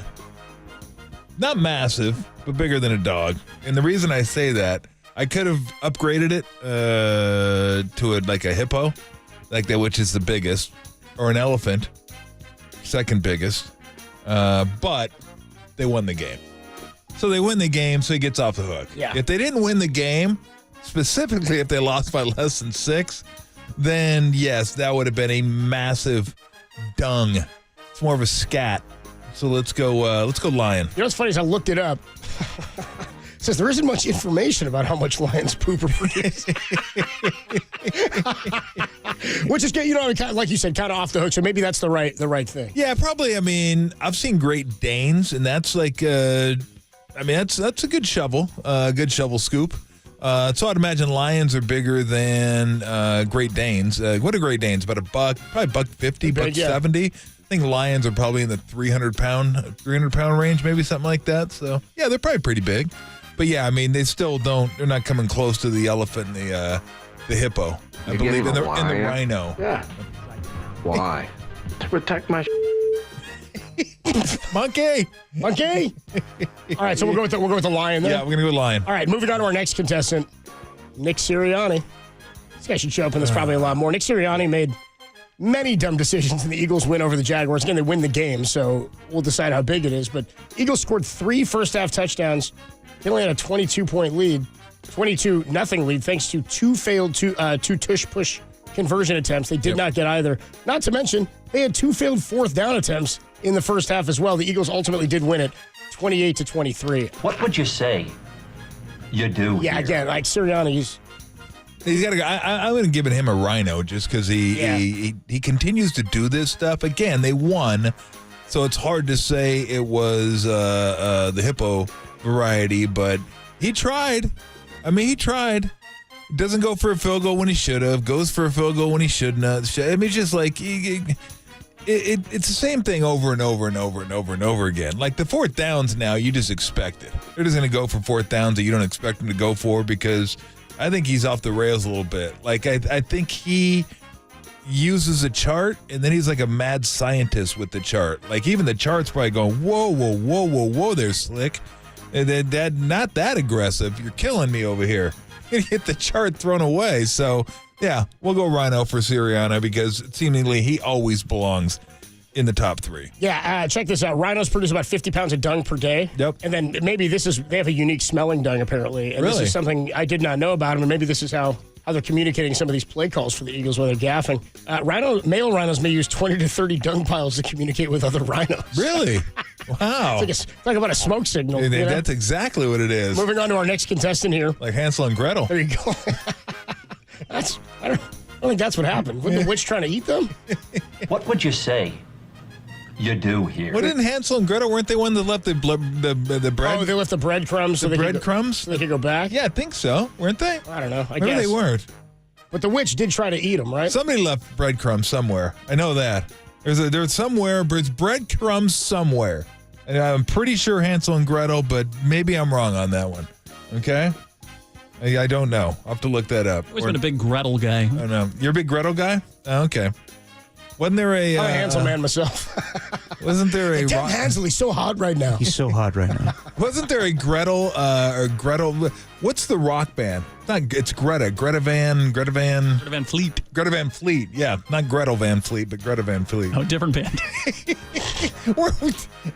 Look up the breadcrumbs. Wasn't that girl named Greta? Wasn't a little girl named Greta? We said it was like the world that Greta Thunberg. Thank you. Anyway, KNBR more great Gretas. We'll take them. KNBR win. Yeah, Gretas. we've had wind talk today. Greta Van Susteren. I think she's a political pundit, I believe. That's incredible knowledge. I don't know. I got nothing. I think so. Isn't she? Yeah. Tim says yes. The great Gretas. Greta Van Susteren. Yeah. Okay. Can only confirm the breadcrumbs. Yeah, I don't know. What's that? So the breadcrumbs were part of Hansel and Gretel. Yeah, they were. Yeah, okay. I thought so. Okay. I know my Aesop's fables. I'm not even sure if that was an Aesop's fable, but I like saying Aesop's fable. I thought it was Aesop. It could be Aesop. I don't know. Aesop. I don't know. That is one big pile of shit. Our next entry into the Who Stepped in It. The Seahawks went into overtime against the Rams, facing a 4th and 1 from the Rams 16. Seattle goes for it. Instead of kicking a field goal to force the Rams to tie or score a touchdown. Seahawks are then stuffed on 4th and 1, and the Rams throw a walk-off bomb shortly thereafter and win the game in overtime. Bad call. How big of a bad call? I'm going to disagree with you. I'm giving it a rabbit pellet. That's it. And I'm not giving it a stepped in it at all because I would have gone for it. Tom knows his rabbit pellets. I do know my rabbit pellets. Very easy to pick up, too. Yeah. In fact, get this. You'll probably think this is gross, but there was a rabbit pellet sitting there. It looks like a kibble. Dude, I just picked it up with my hand and threw it away. That sounds pretty gross. It was a little gross, but I washed it. All right, I got some Jergens. Where you're shaking hands. I got some Jergens and did this whole thing. Washed it. Warm water. We'll save that sound for Friday. That's a different sound. I did it for 20 seconds. That is the associated Jergens sound, but just not in the same. Remember COVID? Not in the same topic. Gross. Boom, you're good to go. Gross. Is that Baby Huey? But it's like dry. It's like dry. You just throw it in the trash and you're good to go. Your toenails are really gross. So, now here's my reasoning, and I think I said this on Monday. The reason I go for it there is because I kicked the field goal. Now all they have to do is come down and kick a field goal to extend the game. Yeah. If they get the touchdown, then they win anyway. So I'm saying screw it. I got 1 yard to go. I got Kenneth Walker on my team. So let's just give him the ball. I would have liked to have seen him go a little bit more north-south. They got him kind of bending out to the left and going horizontal to the line of scrimmage. I didn't love that, but give the Rams credit. They did a good job of stringing it out. But yeah, that's I'm not even sure to me if that qualifies for stepped in it because sitting there, first guessing it, I said go for it. They went for it, so I can't crap on them now. He scored a touchdown. One more here in the Who Stepped in It. Buccaneers scored a touchdown with 30 seconds left against the undefeated Chiefs. We talked about it, 24-23, and Todd Bowles decides not to go for two, kicks the PAT. Chiefs score on the opening drive overtime, and the Bucs go home unhappy and get ready for the 49ers. Yep. Tough deal. I thought this, as egregious, and we didn't mention it here, the timeout that he called with 29 seconds or whatever it was left, that all goes into this. Absolutely. If I didn't include the timeout, it'd be an elephant. just because I think Mahomes could have come back and won it. I would have made it more egregious if it was under 10 seconds. Thing is, it could have been under 10 seconds had he not called the timeout. So, coupled with the timeout, give him the prestigious hippo. Hungry Hippo. He is the winner. The hippo's the big one. He gets the big dog. Congratulations to Todd Bowles for stepping in a hippo poop. This whole thing is really gonna. Tim trying to find hippo sound. Yeah, go ahead, Tim. What do you got for me? Not a lot in the old hippo folder. You don't got any hungry hippos? You don't have like Ralph We're talking playing hippos? hungry hippos. Hungry hippos. I was wondering around a hippo. I can't believe you don't have hungry hippos. That is Who Stepped In at America's Fastest Growing Game Show. Yeah, and I have heard that the new That is one big pile of shit. the new edition of the game with a whole book of animal dunks is going to be on shelves by Christmas. Is it? Nice. Your home game. I'm gonna grab some. Yeah, you'll get to you just grab the pellets. Tolbert and Copes with you. When we come on back, a hot debate that's been going around the KNBR offices. I'll tell you about it next on the Sports Leader. This whole thing.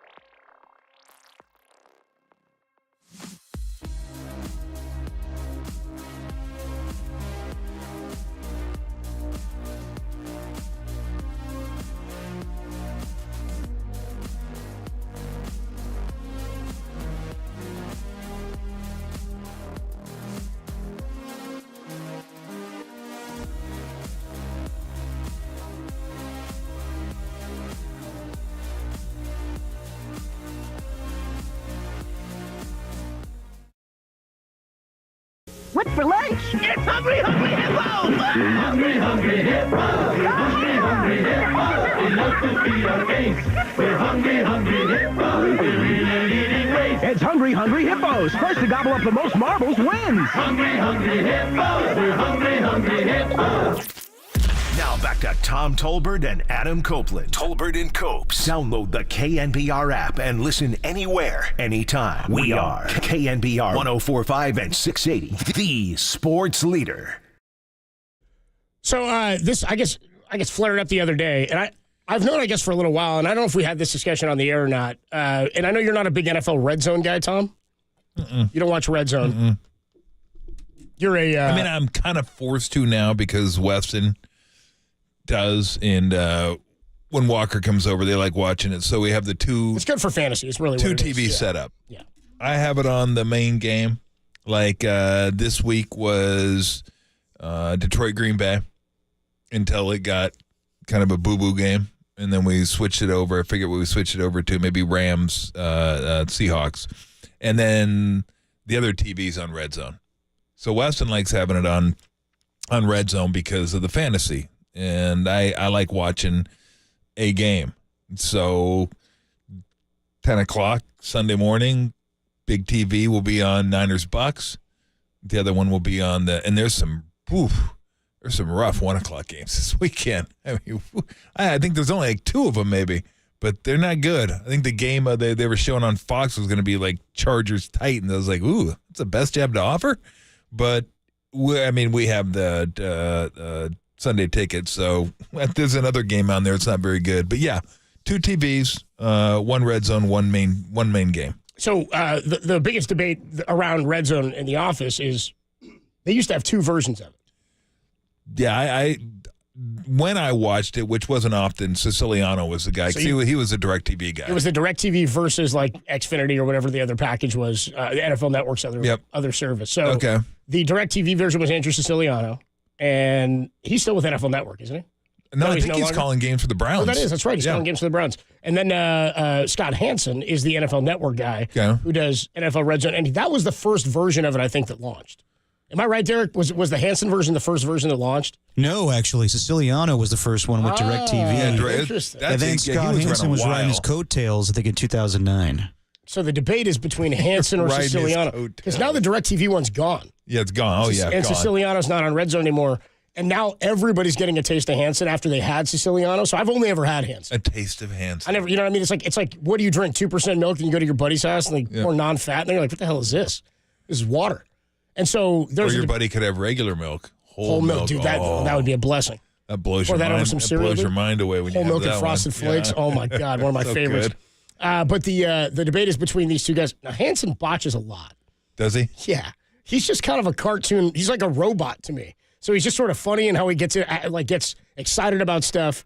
But he's also doing insane whip around coverage. If I'm being honest, I never even watched any of Siciliano. I probably watched like a couple of days of it at a buddy's house over time, and then I probably just bitched and moaned about it. Like this isn't my NFL, not my red zone. My red zone.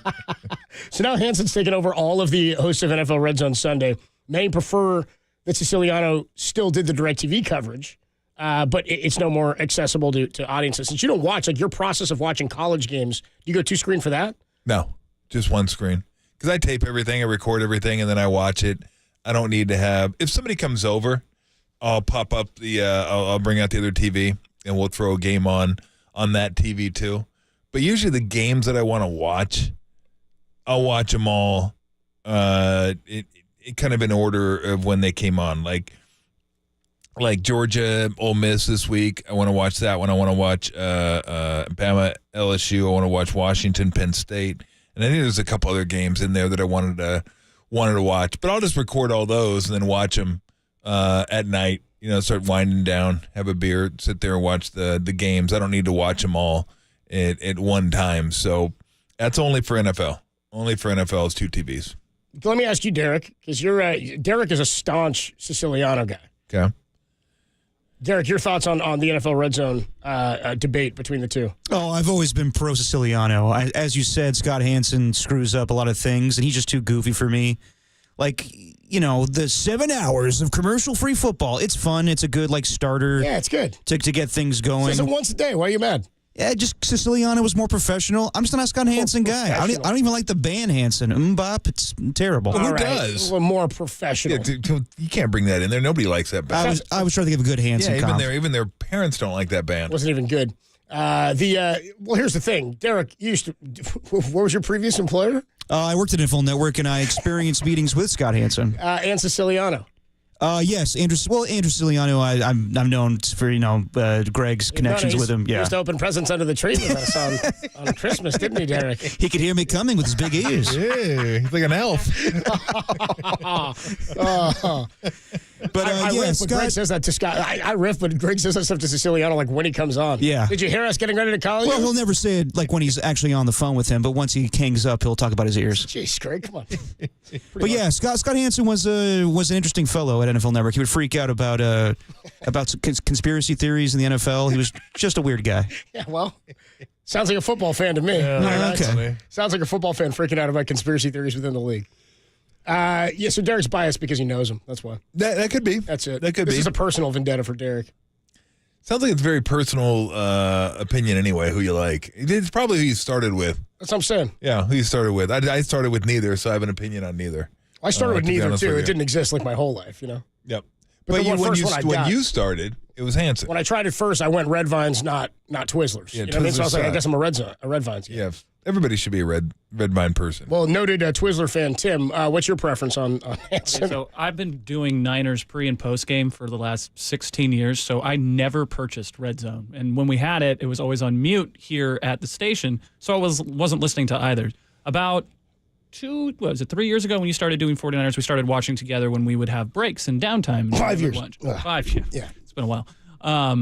And as such, I am a Hanson man with Adam Copeland. I love Andrew Siciliano as a guest, and I loved him when he comes on the station, but I'm a Hanson man. The witching hour. Love it. Oh. Yeah, did he invent that? Did he invent the witching hour, Derek?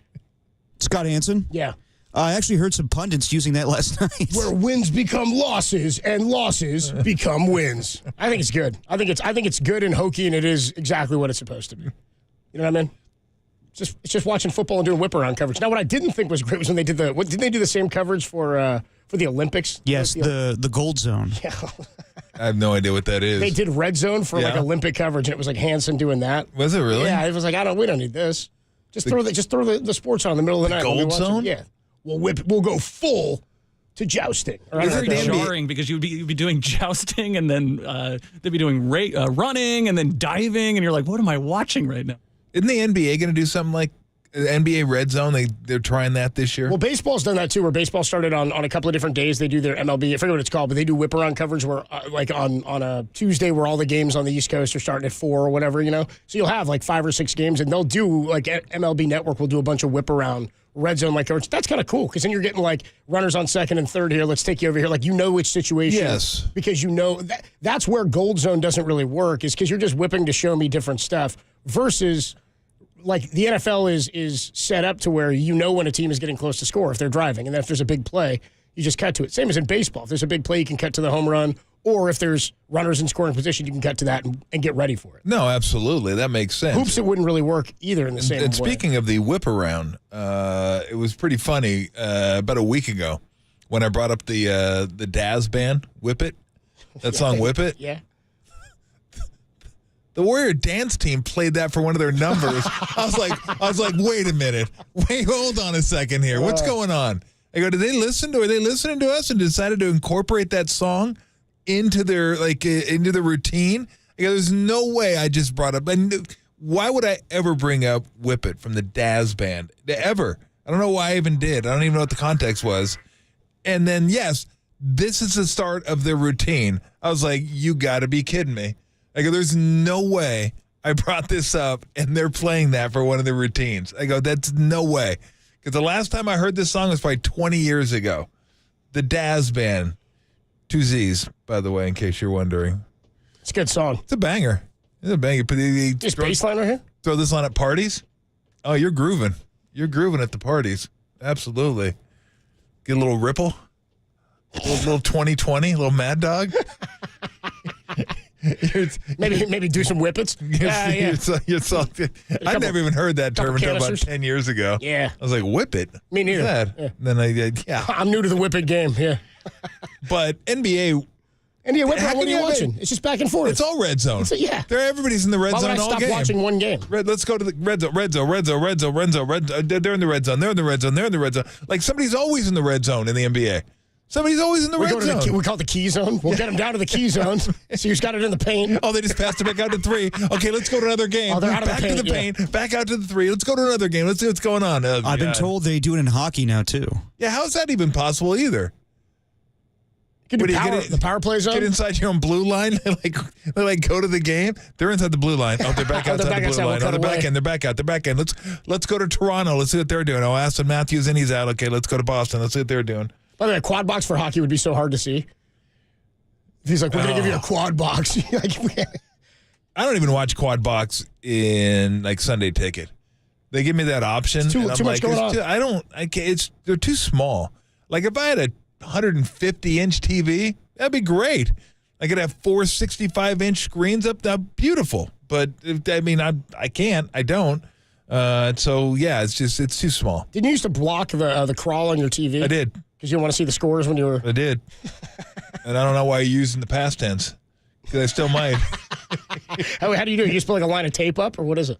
No, I stack up DVDs until Tom uses DVDs until it gets to the score, and it blocks it all out. Now what I do is if there's a game on NBC, I watch that one first because their score bug is up in the right-hand corner. Yeah. I can stay away from that one. That one's easy to stay away from.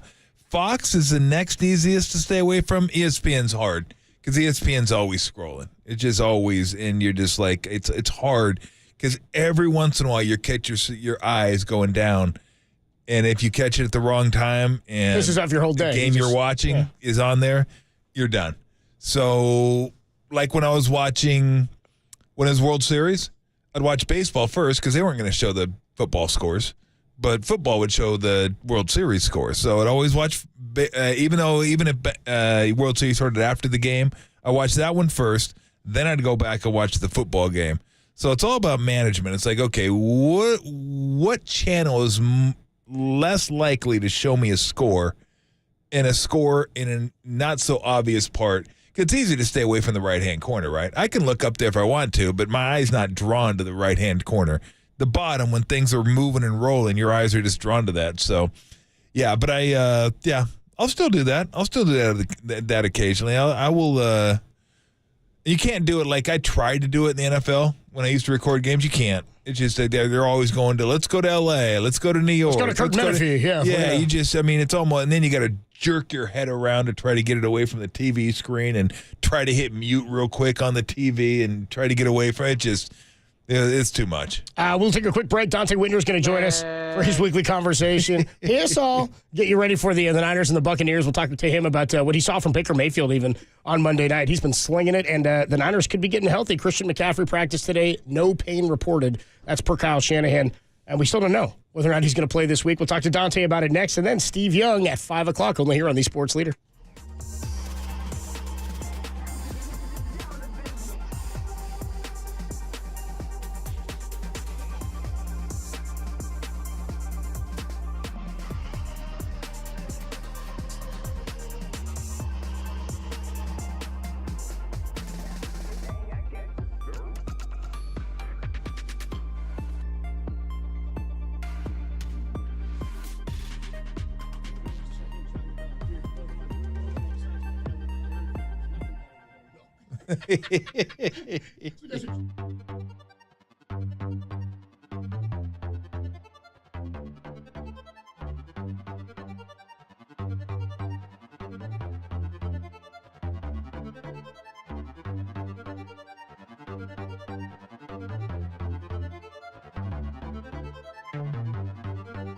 Kyle Shanahan spoke to the media today and said Christian McCaffrey was limited in practice but did not feel any pain in his Achilles. Keep it locked on your home of 49er News. For the last 20 seasons, KNBR, the Sports Leader.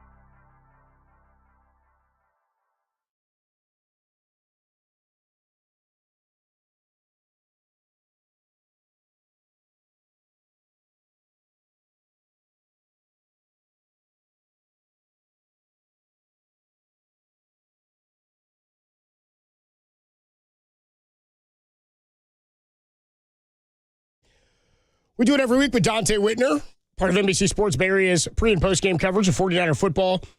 And Dante is sponsored by Dignity Health, the official healthcare partner of the San Francisco 49ers and Levi Stadium. Dante joins us courtesy of the UMA guest line. Dante, how was the bye week, man? You feeling rested? Yep, feeling rested, ready for the second half of the season. What are your after the bye week now? They go 1-1 to end those last two against the Chiefs and the Cowboys. Apparently guys are getting healthy. Christian McCaffrey was out there practice today. Debo, Juwan Jennings, even some of the other guys. John Feliciano was out there. They talk about him coming back. Just your thoughts on where they stand now with the back half of the season coming and the trade deadline passed. And I also heard that Dre Greenlaw was running around with his helmet. So that's more good news. Huge good news. He's not going to return now. But think about Christian McCaffrey and what he brings to this offense. Is almost like getting a player in free agency. And we know what he provides in the red zone, but being able to dictate different coverages because teams don't want to leave guys man-to-man on Christian McCaffrey, or even when they do play zone coverage, they have to pay so much attention to him underneath or the wheel routes or being able to run the ball out of the backfield that other guys run free. And you get Juwan Jennings back, you get Debo Samuel, George Kittle coming off the game that he had, and then you have two backups running backs that can start on other teams in the National Football League. I think that the 49ers are getting healthy at the right time, and this is when they typically go on their run. I should just tell Kyle, look, if you get down inside the 5-yard line, guaranteed score. All you got to do is fake it to McCaffrey and throw it to Juszczyk in the flat.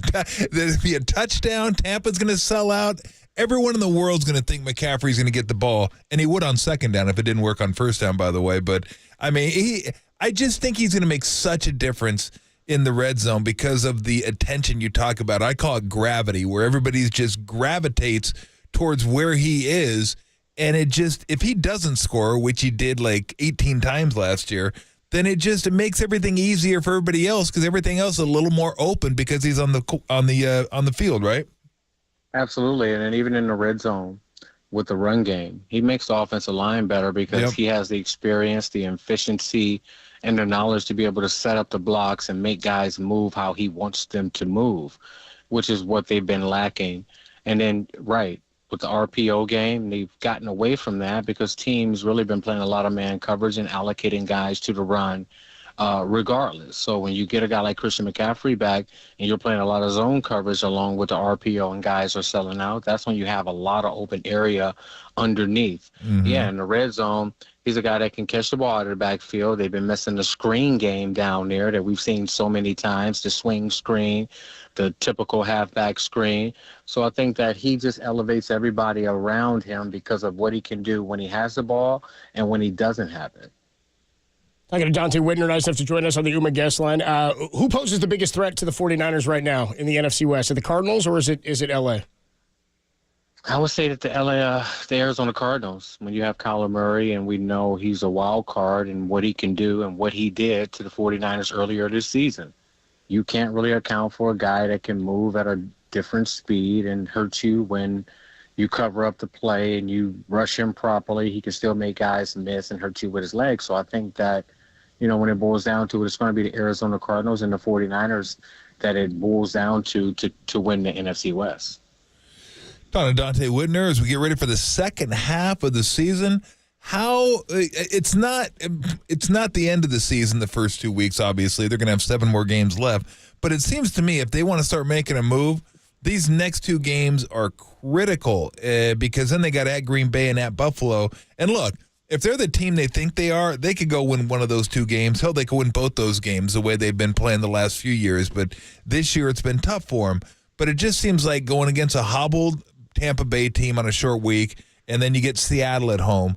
Like, just to get a couple games above 500, right, to get your head above water and start feeling like, okay, we're getting some traction in this season. Because that's the one thing, they haven't had any traction. I just think they need traction to start off this kind of second half of the season. Well, they haven't had anything. They haven't had any luck. They haven't had any traction. They haven't had any cohesion and, just anything. Just think about all the issues they dealt with the holdouts, with Trent Williams and Brandon Ayuk, then the injuries to Christian McCaffrey, then you get injuries during the season. You get guys that you're relying on that's injured. You have Brock Purdy pretty much out there at times with zero of his offensive weapons that he played with last year. You have a defense that's going through a transition period. We have a number of different rookies playing. You have a pass rusher that's new opposite Nick Bosa. You have a bunch of interior guys that are new. So I think this is the point in the season where the continuity kicks in and they start to gel as a unit in all three phases. And we've seen it. We've seen it last year, starting 3 and 5. We probably said the same thing on this call last year. They have to have one, then they have to have two. Can they go on the run? Yes, they clearly can. And a lot of the games that they have left on their schedule, I would, probably think that they'll be favored in probably 80% of the games because of the talent that they have, the return of Christian McCaffrey, Brock Purdy, and the defense. I think that it's going to all boil down to, the way that they take the field with championship mentality, going through that data like a fine-tooth, with a fine-tooth comb, and realizing how teams are attacking you and the players taking that information and, getting results on the field. So that's what it's going to boil down to, the players just playing better. What about the defense? Well, when you struggle on defense in the way this defense has it, getting off the field on third down, that's something we've talked about a lot through the first half of the season. It's easy to say, well, you just got to be better at that. What is that about? Is that about schematics on third down? Is it just simple execution? When you take the 2 weeks off or the week off and you come back and you know that's something you have to improve, what do you see that needs to change? Well, I think that the attitude when it comes to stopping the run has to change, and we've seen it in a dominant fashion in previous years where you have guys like Dre Greenlaw, DeForest Buckner, these guys that, are just all pros at their position. And, there's was some games in previous years where, they were starting to say that the 49ers defense might have been up there with the greatest of all time. I think that's what it takes.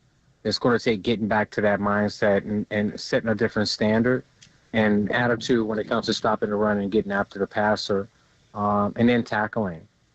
Tackling is just so basic, but it's just such a incredible differentiator when it comes to the top defenses in the league. If you give me a defense that doesn't blitz a lot, that doesn't give up big plays and tackles well, you'll probably win a lot of football games with everything being equal. So I think it's back to tackling and the basics, and then awareness. Every defense has every offense has a weakness to it. Protections have a weakness. Coverages have a weakness. But every coverage that you call and every defense that you call has a proper way to play it as well. And we've seen it in the past where the 49ers go out and play championship defense because guys are where they're supposed to be. The timing is right. Guys are playing off each other. We haven't really seen that. So I think increasing the awareness on the defensive side of the ball when it comes to gap integrity, setting the edge, getting on and off of blocks, and really playing gang team defense. With Jennings, Pearsall, and Debo, do they have enough in the wide receiver room, in your opinion? Yes, and then when you throw Christian McCaffrey in there in special situations, when he aligns outside of the backfield and as a wide receiver in the tight end position, or when you have George Kittle that's interchangeable, and then you throw Kyle Juszczyk in there who's a matchup issue. So often we get caught into, wide receivers versus defensive backs. Well, we know what Kyle Shanahan likes to do is it's all about mismatches, creating a mismatch and exploiting it. So however that looks, whatever personnel grouping they're in, they have enough weapons to create enough mismatches to score enough points to win enough games. So I think that it doesn't really boil down to the wide receivers. It's those group of guys, those offensive weapons versus any defensive back seven. Yeah. I have no idea about this, so I want to ask you, because I know you'll have an idea. How is, in your opinion, how has Sorensen done as a DC the first 8 games of kind of his career being a defensive coordinator? I think he's done pretty well in comparison to DeMeco Ryans and Robert Saleh. Remember, early in their tenures, they struggled until pretty much the bye week where they were able to accumulate the data, go back and see what are you calling on first down, second down, third down, being able to tweak it, being able to tweak the looks, understanding your players and the individual guys you have out there, their weaknesses and their strengths, and then putting it all together the second half of the season. So, and a lot of times it's a group collaborative effort. So you better believe that Brandon Staley is involved in it. Nick Sorensen is involved in it. Somewhat, you have John Lynch involved in it with what he sees being a Hall of Fame safety and understanding defense at a high level, and even Kyle Shanahan and the guys on the offensive side of the ball. So I don't think it'll just be Nick Sorensen with the way that they finish. I think it's going to be a collaborative effort because that's what it takes to coach at a high level in the NFL and to win games. Talking to Dante Whitner, something we were talking about around the trade deadline going down yesterday is Niners didn't make a huge move, got a little depth on the D-line. I don't think I saw a move for anybody that changed like the fortunes for any team. There was obviously no Christian McCaffrey level move out there to be acquired by anybody, but did you see a season-altering move for any team at the trade deadline? No, but I think I saw a championship type of move from the Washington Commanders. What we've seen what Daniels can do at the quarterback position, and Terry McLaurin is number 4 in the league in receiving, and they have a great running game, and they protect the quarterback, and their defense is playing at a high level. And then they added Marshawn Lattimore, who's one of the most disruptive defensive backs since 2017. He went to my high school. He went to my college. He has a lot left in the tank, and this is just going to energize him as well. It's his type of defense. He's a man, up-in-your-face type of guy. He's a physical corner.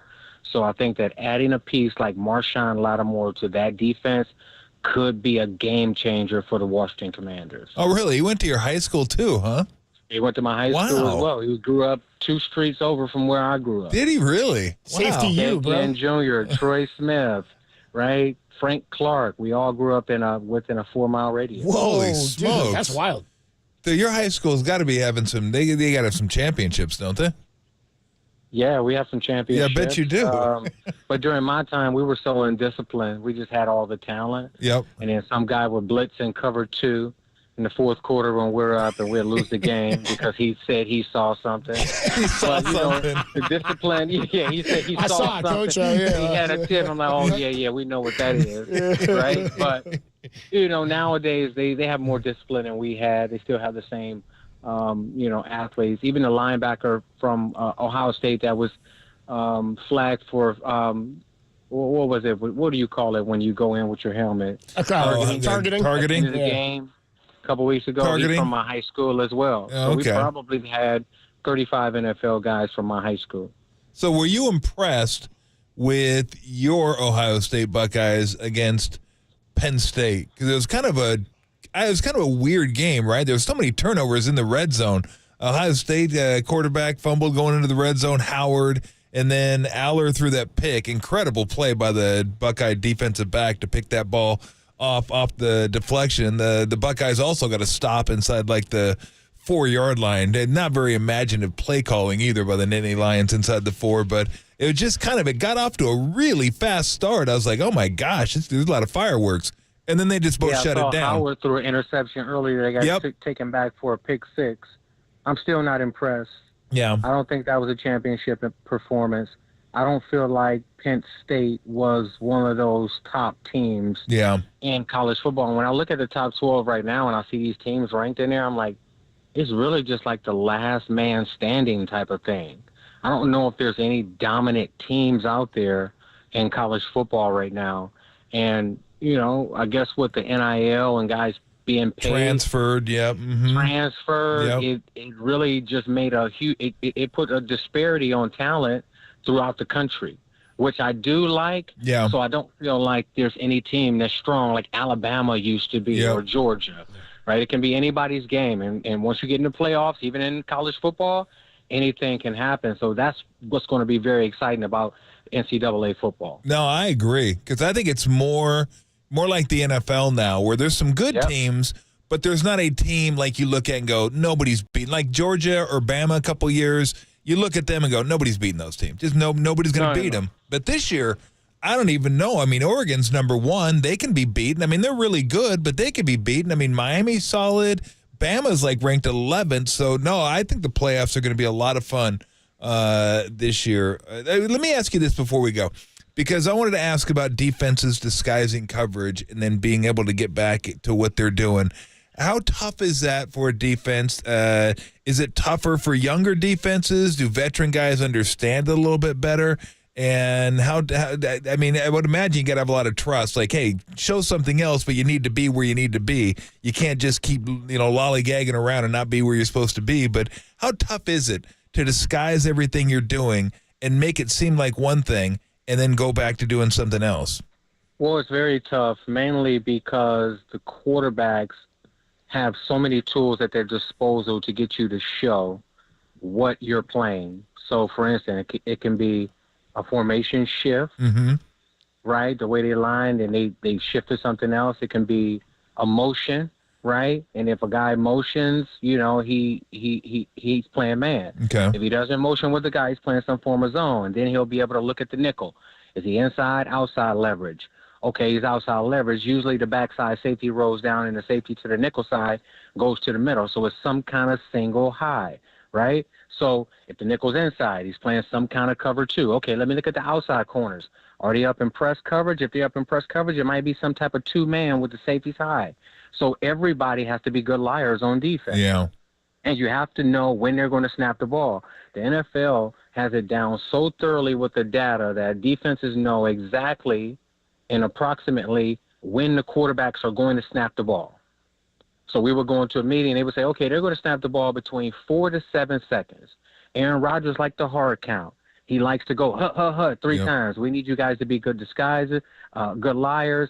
So the safeties, if you're going to the middle of the field, we need you to stretch yourself out to show over the backside X, close to the numbers. And at the snap of the ball, you take 3 read steps and don't turn your shoulders so that he can read you and know that you're in his coverage. And then we need you to go to the middle of the field. So if you have 11 guys that are in tune pre-snap, keep their poise before the ball is snapped and take that information that they had during those meetings and not lose their composure when he goes, hard count, not show it. Yep. And then get to 4 to 7 seconds and get to where you're supposed to be and still execute your technique, but keep your shoulders square and your hips square. If you have 11 guys that can do that 85 to 90% of the game, you can disguise at a high level and win a lot of games.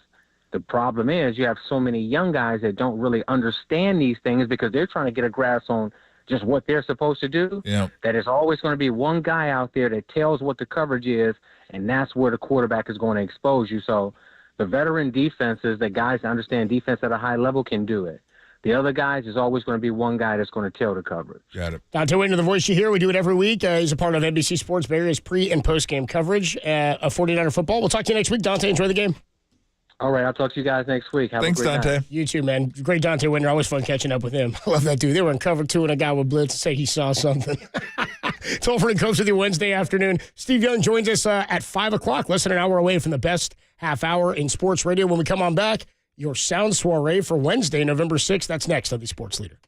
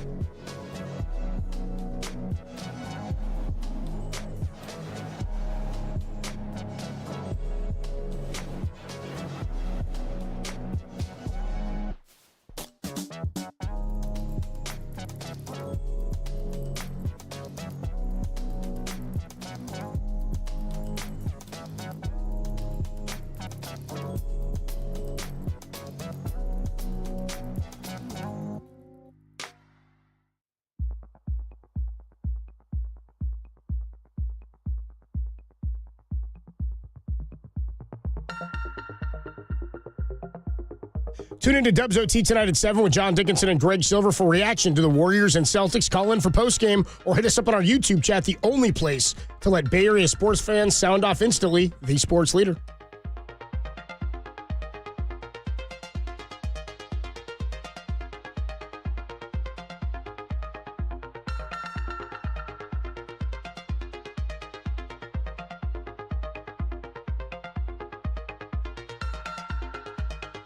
Hey, what's going on, everybody? Adam Copeland here. My good friend Steve Moskowitz is hanging out on the line. And Steve, people always have questions about the complications of the ERC. Tell us what you can do. First, there's so many people that grow in long white beards, thinking, are they ever going to get paid? And now we have a new administration. And a lot of times when new administrations come in, they change the tax law and they're worried, hey, am I still going to get paid? So the bottom line is there's 3 different ways to hurry up the IRS. We'll explain all 3 to you because we want you to get your money and we want to hurry up the IRS. And there's 3 different ways to do it. Or you get a nastygram from the IRS and they say, no ERC for you, and you have 30 days to appeal. Do you really? There's different ways to appeal, and we can go ahead and appeal for you. And we think the IRS is using AI in a lot of these denial letters because they're denying people, and the IRS doesn't have the information to know whether you're entitled to it or not, or you're being audited. The bottom line is this. Anything with ERC, if you just haven't gotten your checks and you've been waiting and waiting, or if they denied you or you're being audited, call us for our free consultation. We've done a lot of these. We'll explain them all to you. And then if you want us to, we want to go ahead and take care of this for you. And the only thing you have to do is call up and say, hey, Steve, get me my money. Steve can do it. Give him a call, 188-TAX-DEAL, or find him online at MoskowitzLLP.com.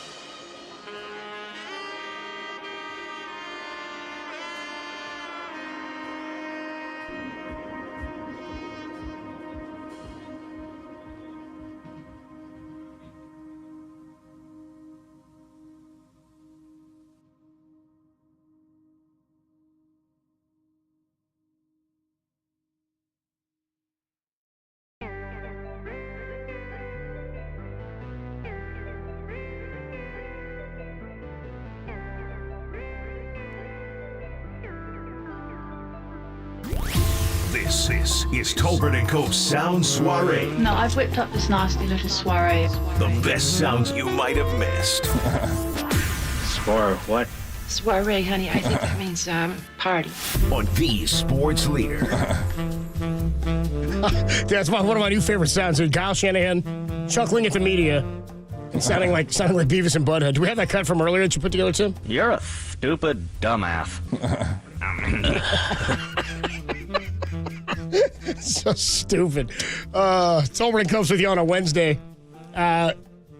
We got a sound soiree for you, some of the best sounds from across the sports world that you might have missed. Then we'll see if we can get some audio of the introduction to Steve Kerr out in Boston, taking on the Warriors taking on the Celtics tonight. Okay, we'll start here with a sound from Steve Kerr. He was asked pregame if he has a message to the team before playing the defending champion Celtics. I just told them in our meeting this morning, let's make America great again and beat the Celtics.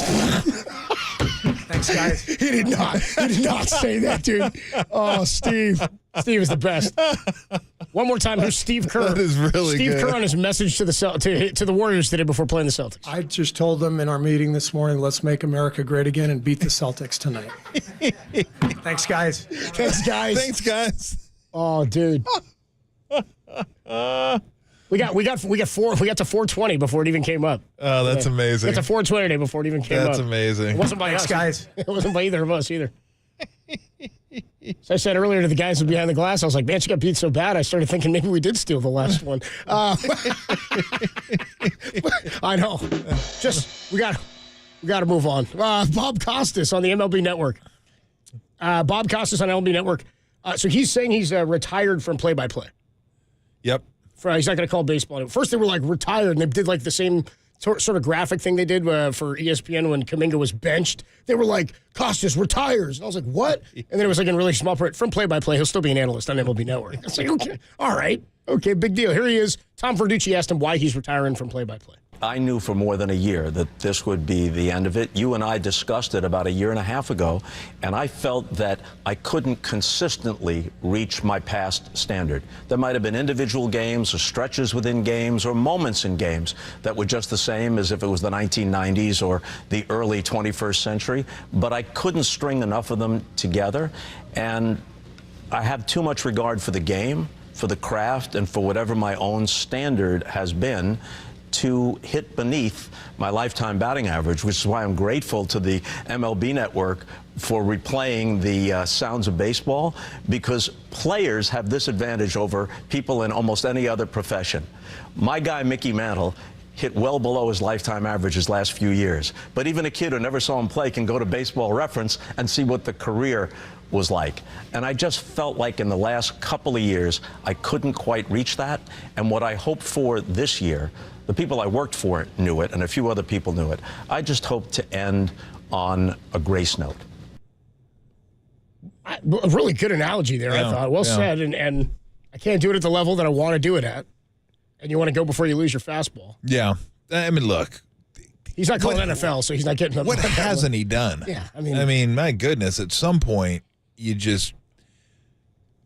Everybody loses their fastball to a certain extent. I mean, you just do. It doesn't matter what you do. If you're doing something in public, you know, you're judged and you're scrutinized, and you feel it. You know, you're the first to know, like, that you can't. I mean, hell, there are days,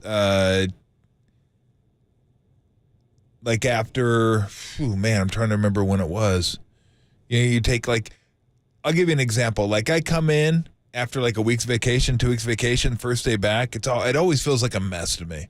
Like I never feel like You've been doing the show? Yeah, like I never feel like I can get the right word, and I'm always thinking about, and then like 5 seconds later the right word will hit me, and then it's too late. Like not in rhythm yet? Yeah, it's just I can't. It takes me like a day or two just to kind of get back into rhythm.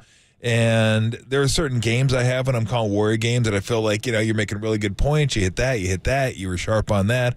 And there are others where it's just not there. So I get what he's saying. And what he's saying is there were moments, much like an athlete, that you'll have a good game or a good quarter, but you can't string them together. Like Dan Marino was the example you used to give. I always used to give that one. The Marino one's the one you talked about. Because he'd throw for 350 yards like every like 5th game or something. You're like, see, it's still in there. But it's not every day. But it's not really in there because it used to be in there 9 out of 10 games. Now it's in there 2 out of 10 games. So, yeah, I mean, There's basketball guys that are like, they get older, and every once in a while they'll pop for 30 or 28, but, they're averaging 12, where they used to average 23. It's just like, and it happens. It just does. And, I mean, look, he's one of the lucky ones because he got to do, basketball, NFL, NBA, Major League Baseball, Olympics. I mean, basketball. Pootie Tang. I mean, the guy did everything. You're excited. Feel these nipples. Does Tolbert and Copes now? Literally did everything. I noticed once he started doing Tolbert and Copes, he was like, I can't do it. I can't do everything. Yeah, I can't do them all. It's too much. Can't call games anymore. Exactly. Another piece of sound here. Maybe your fastball's gone when you start going on Tolbert and Copes. Let me go on Tolbert and Copes. Yeah. Why'd you go in there? Why are you going in there a show more regularly now? That fastball's gone. It's more my speed. He did come on 2 shows in a row at one point. Remember, he's like, I got more for you. I'll come back tomorrow. Yeah. I was actually a Friday and then a Monday. That was pretty funny. We got to get him back on. Travis Kelce was on the New Heights podcast with his brother Jason, and following Jason's apology for breaking the dude's phone, Travis defends him. Here we go. I know it's weighing on you, brother. That sucks. You shouldn't feel this much. Obviously, the scrutiny and the media view on it, and everybody passing around the videos that are being out there. I mean, that's going to make it a bigger situation than I think what it really is. But the real situation is you had some clown come up to you and talk about your family, and you reacted in a way that was defending your family, and you might have used some words that you regret using. And that's a situation that you just got to kind of learn from and own. And I think you owning it and you speaking about it shows how sincere you are to a lot of people in this world, and shows that especially what you said on Monday night. You don't choose hate. That's just not who you are. I love you, brother. Love you too. I think you said that perfectly. Well, they have to bring the music bed coming up. There was actually some really good comments on that from him. I was like, yeah, it's his brother. And of course, there's going to be some bias here. But what he said, he's like, dude, somebody said something about your family, and you probably regret using some of those words. But I love you, brother. I think you said that perfect. Not much to add, except podcasts are getting out of hand, dude. That's pretty wild. By the way, they do 2.5, 3 hour podcasts. We could have put that somewhere else. Do they really? These things go on forever. Oh my gosh. We only hear a snippet every 3 weeks. We get a piece of sound from it. That's incredible. Devontae Adams. He was on the Up and Adams podcast. And Gronk is on there as well. Okay, Adams and Gronk. Here we go. I submitted this. He's asked what number touchdown that was that he caught between him and Aaron Rodgers. Because he and Aaron Rodgers have a bunch of catches. Here you go. Yeah, I thought about you. I think I could be wrong. What number was this for me and Aaron? Do you know how many touchdowns it was? Oh, I don't know. We'll look it up. Why did it beat him? And did it beat him and Tom? No. I feel like it was 69. I feel like it was 69. Oh man, you're going that route. Oh my God! You got us there. That is not what I expected you to say. That was a good one. I remember he made a pretty big deal about his 69. I literally remember that day. I did. Mike Reese asked me about it right after I scored my 69th touchdown versus the Pittsburgh Steelers. And he goes, "Hey Rob, you know what number touchdown this is?" And I was like, "Of course I do, Mike Reese. Boy, of course I do. boy. Scored versus the Pittsburgh Steelers." It's like a proud moment of scream. Of course I do. As a Pittsburgh gets a Pittsburgh Steelers. He's like, oh, you're going that route? What do you mean, oh, you're going that route? Of course I'm going. You're on the show. That's why I'm going that route. I got 69 touchdowns, if you know what I mean. I still love that. That's my favorite part of the whole thing. I mean. If you know what, no, nobody's ever heard that phrase. No one knows what you're talking about. What are you talking about with the number 69, Gronk? Like an 8th grader. It's so funny, but it's funny because he wasn't even thinking about it. Devontae sets it up himself. He's like, "Do you guys?" He was like playing a game. He's like, "Do you guys know what number touchdown that was?" Yeah. Gronk is just sitting there. There's no idea. He wasn't going to make the connection himself unless you had to bring him 69 on a platter. One more piece of sound here in the sound soiree. So we play that Stephen A. They sound. only do that in Cleveland, by the way, or Pittsburgh. Yeah, Pittsburgh. Yeah.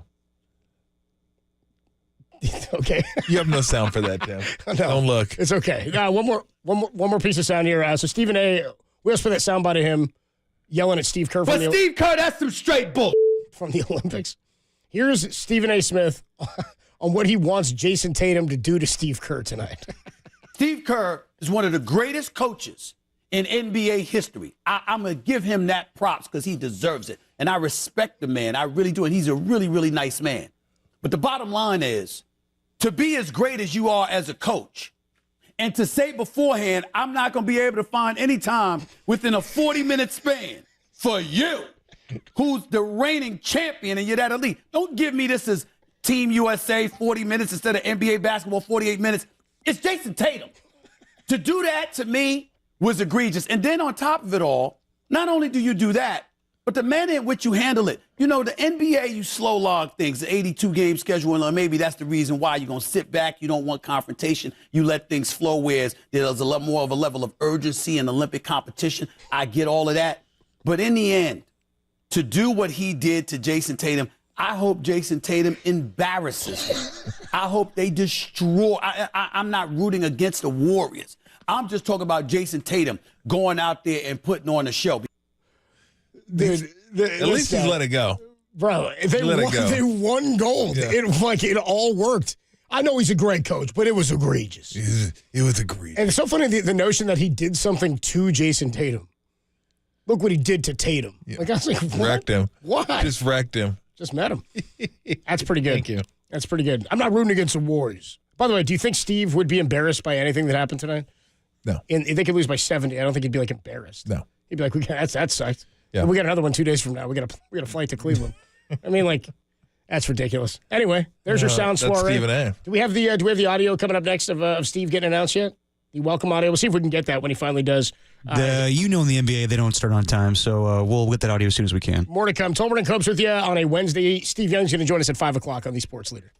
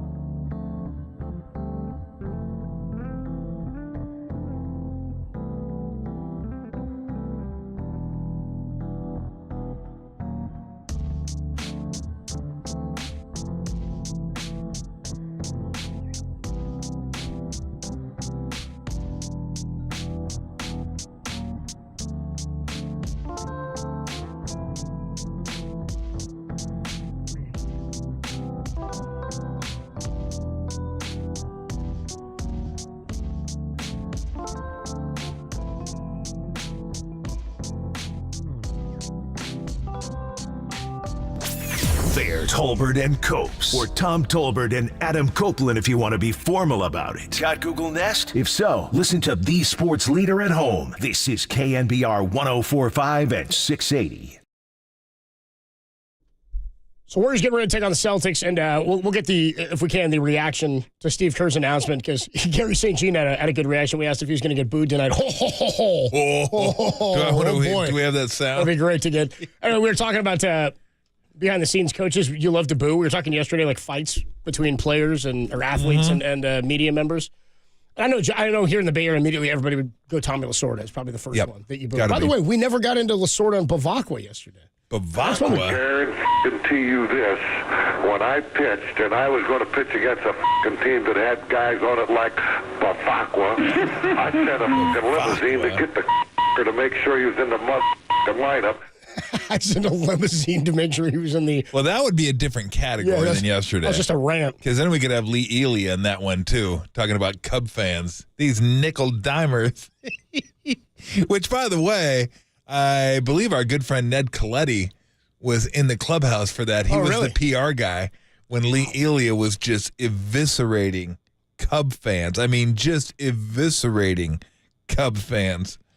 Yeah, it was amazing. That one and the Lasorda ones are the best. Hal McRae had a really good one time, but you're right. That's a different category. That's more Coach Rant. Yeah, Coach Rant. Like those were good. Yeah, those are really, really good. What about coaches that are hateable though? Like who's the most hated visiting coach? Like Jimmy Johnson was hated here, right? Ooh, big time. He got it a lot. Big time. I don't know if there's a basketball coach I can remember getting a lot of heat here. Phil Jackson? Yeah, but the Warriors weren't good. I mean, maybe like the Warriors weren't good. The arena was half Lakers. It was half, at least more than half. You're probably right. So You're probably right about that. I remember that, but like, it's not like anybody was booing. Who was even the? No one's booing Ty Lue when nobody was Cavs booing Randy Fund back in the day. A Laker fan. What about Darryl Suter, Kings head coach?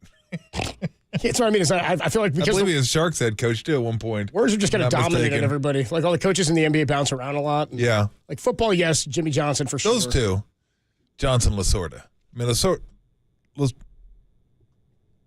college football, hateable college football coach. Hey, Al Nation. I mean, why don't you just set up your own stuff? What an exciting time. He gets me to say it. Go Al. Until he can play it. I knew we had it. I was going to get there, Tim. I got to kill him a few more minutes. Tim wanted me to let me fake Tom. He says it low too. He goes, "What about college coaches?" So I go what about college coaches? He goes, "Oh, let me play it. I got it already teed up." God, go out. So predictable. So predictable. As we were saying, that's what we were talking about. Oh man, Lasorda, Jimmy Johnson, like in the Bay Area, 808 KNBR. I wonder how people felt about Landry back in the day.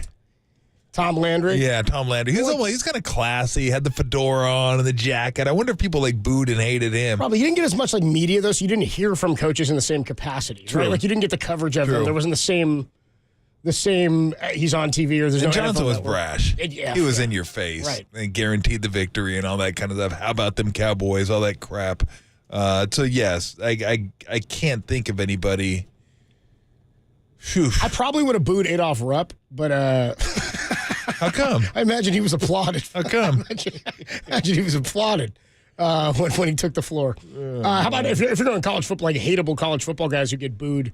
Football's easy too because if you win for a long enough time with one school and you have a rival, like the other school is just going to despise everything about you because you become the face of that school, right? It's like Georgia, Alabama. Nick Saban was Alabama because you cycle players through. Yeah. So he becomes the stable face and voice that you hate. Yeah. So like Urban Meyer is that. He was easy. That's the guy I was thinking of. I'd boo him walking down the street. Yeah. That'd be easy. You know what I used to hate? Another Dodger one, of course, Jim Tracy. And not because, it was mostly because of the walking of bonds. I never thought of that. The scrawny skeleton figures he'd hold up. I remember him. But he was a Rocky manager. It didn't bother me as much. Yeah. When we went to Pittsburgh, he didn't irk me. It was funny, but because before they got Brent Brennan, who I like, it seems like a really nice guy and liked him at San Jose. Not off to a great start at Arizona. They're not very good this year so far. I remember before that, I was thinking who they're going to get, and I told someone, could have been Steve, I don't know. I go, dude, they should get Urban Meyer. He goes, Urban Meyer? What are you kidding me? I go, I don't have a daughter at the school. Get Urban Meyer. I want to win. Jesus. I want a national championship. It was a joke, kind of. I want to win. So you can't be like I always say, you can't be a fan of college sports and character. No. Yeah, if you pick one. No. If you like character, this is not the game for you. Not at all. There's other games in town. Look, you're better off, and I've made this a point of saying this, especially like around election time like we had last night. Like, you're better off not knowing what party your favorite players are affiliated with, and you're better off not knowing what your college is up to a point. Like, you can't go straight Baylor. Like, you go Baylor. Like, I want to know that, then run everybody out of town, get them out of here. I don't care what kind of championships. Can't touch that dude with the 10 for Art Bryles? Art Bryles, yes. It's like, I don't want any part of those guys. I expect some kind of chicanery. Now, if it crosses a line and it has to do with women, then don't want them, get out, leave it. And the only reason I made the crack about Urban Meyer, because there wasn't a college-age girl. It was like although the athletes at Florida, look, Aaron Hernandez, nobody was safe when Aaron Hernandez was around.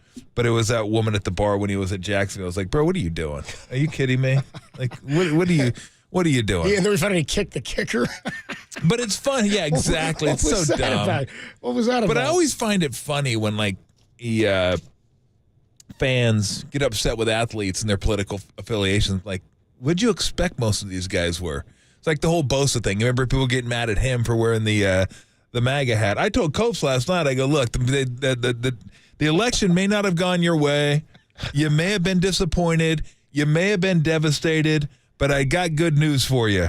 No, they're not going to recall Trump already, but I can guarantee you Bosa's getting 4 sacks this Sunday. Tom sent me that He's going to be so pumped. Tom sent me that text right after the results last night. I was like, I'll tell the story of this text forever.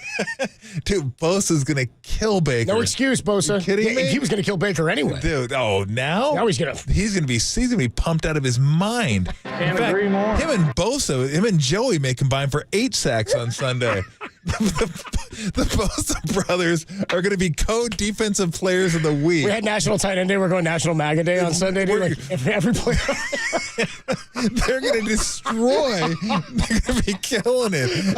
And I guarantee it, Niner fans will be pumped then. They'll be like, oh, yeah, baby. 115 sacks by MAGA DNs this Sunday on National. Give me another one. It's an all-time record. Oh, it's so stupid. Oh, man, it's so ridiculous. But my point is, like, you don't want to know. You know, when it comes to politics, you just don't want to know what your athletes are, because you're not gonna want to root for sports anymore. Trust me. I mean, trust me on this. Most athletes are Republican because most athletes like their money, and that's just the bottom line because Stone Cold said so. And you don't want to know that. You don't need to know that. You just want to watch your sports and have a good time and leave all that other crap alone. If you do, go ahead. You can find out. And you can be mad if you want to. I just choose to watch sports and just assume that that everybody's probably 50-50, and some guys are this, some guys are that. Doesn't bother me. I don't want to watch guys go out there and play football, basketball, baseball, hockey, and all that stuff. Oh, so I wonder what the over-under is going to be set out for Bosa sacks this weekend. I hope it's like 3.5. 3.5. He's there by halftime. He spoke today about it too. They asked him if he'd been fined for it or he'd received a fine for it. Because I guess it's against. You're not supposed to wear that I stuff. think there is a thing about NFL in the rule book, and so they said they're investigating. But it would just be a fine that he would get later on. But he said haven't received anything worth every penny. Whatever he said. Like it sounds like all right, man. Oh my gosh, it's crazy. It's just absolutely crazy. It's crazy because it's here, right? Like if he does that in Jacksonville, are you kidding me? Half the crowd's going to have those hats on. No, half. I might tell you 80% of the crowd's going to have those hats. Dallas. I mean, there's just certain places, but like it's funny because it's here of all places. Of all places, like the one place that hat doesn't really fly at all, and it's here, and it's like, dude, that's who he is. So you can get mad if you want to, whatever. I'm not wasting my time on that kind of crap because again. You may have a poster of somebody in your house, and if you find out who they're rooting for, you'd be like, oh, I hate that player. Don't do that to yourself. Don't do that. Just watch the games. Just grab your beer, watch the games. I kind of like the Warriors' new uniforms this year. I haven't liked their new uniforms recently, but the old Philly ones. You know who designed them, right, and who they voted for? I hate their new uniforms. I hate their uniforms, but no, they're not really Warrior. I mean, they're Philadelphia Warrior colors, but they're kind of slick. Like the black ones, I'm over. I just want to get. You don't like these ones? You don't like these white ones? Really? I like these ones. I think they're cool. Really? Yeah. Why do you hate them? I got one. What's the hate about? Do you? Yeah, that's right. That's right. Why do you hate them? If I wanted a Pistons jersey, I'd just buy a Pistons jersey. Doesn't look like a Pistons jersey. Oh yeah, to me it does. A Pistons jersey? Do you watch sports, Tim? Like what Pistons are you talking about? What are the Warriors' colors red? Piston Cup in is that what you're Philly. saying? Didn't you just listen? That's the Philadelphia Warriors. That's that's homage to the Philadelphia. I don't know where you're getting Pistons from. Those don't remind me of the Pistons at all. I say Cavs. No, it doesn't remind me of the Cavs either. These are bad. You guys watch NBA? Yeah. Like, seriously. I don't even know that you guys watch NBA. That doesn't remind me of the Cavs either. Cavs are wine. They got the wine color in it, and that doesn't have any wine in it. So, look, I've said this about the Warrior uniforms, though, and I'll tell anybody that will listen, Raymond Ritter, whoever with the Warriors, every year, because I know they switch uniforms around, and nobody loves the black uniforms. Get rid of the black uniforms. You like them? I don't like the black uniforms. Yeah, that's. You like the black uniforms? Do you really? Yeah, these ones look like McDonald's All-American. Oh no, you don't get a third selection. You don't get to keep making picks. All-American. No, I stand by the Cavs. Yeah, whatever. Pistons. But the one jersey they have to have, and the reason I say get rid of the black uniform, everybody has a black uniform now. Like everybody, we're gonna have tough. We're gonna be black. No, get rid of the black uniforms. Why can't they just have the old school, the city with the cable car on it? That's like one of the best uniforms in sports. The blue and the gold one? That was sick with the name on the bottom. They're incredible. The tramp stamp name? I love those I like ones. the tramp stamp name on those jerseys. Those are those should be available every single year, and they're not. They're not. They had our throwbacks last year, the ones that just said Warriors across. Those are okay. Like, I remember when I wore them, I go, that'd be cool if we had a logo rather than just it says Warriors on it. But they were cool enough, I guess. I like the colors, though. The problem is, to Tim's point, is where's the blue, where's the yellow? Like, they have black uniforms, they have white uniforms, they only have blue, they don't have yellow. Like, blue and yellow is a kick-ass color combination. Wait till they give us the orange again. No, they're not. Wait till they come back with We're those. not giving you the Thunder Give me anymore. the orange. No, give me the Adiago orange. Yeah, Thunder's gone. You know what we do have, by the way? We've tap danced for long enough, and by the way, Steve Young coming up at 5 o'clock for the best half hour of radio. We have the sound of Steve Kerr being introduced. Oh, at TD Garden in Boston. That's going to be good. Let's see what it sounded like. The head coach of the Golden State Warriors.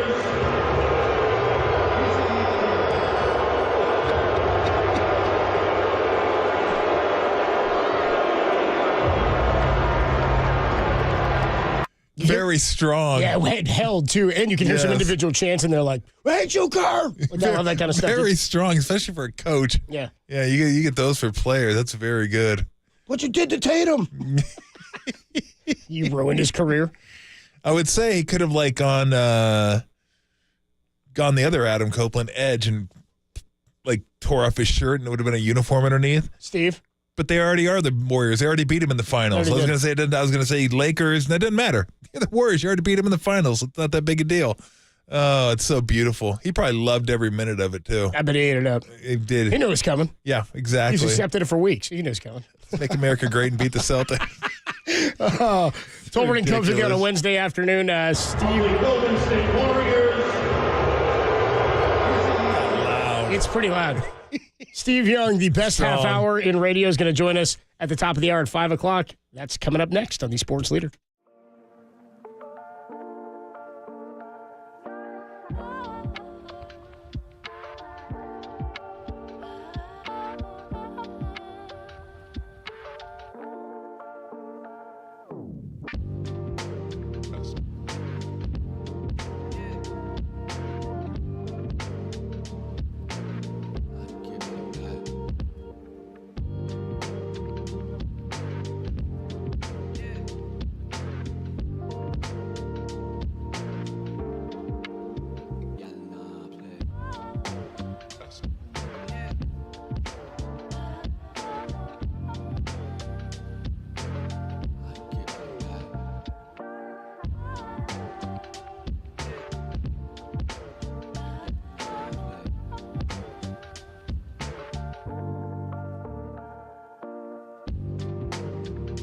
Steve Young joins Tom and myself today for the best half hour in sports radio. Listen or watch on YouTube or Twitch channels at 5 o'clock, only here on The Sports Leader.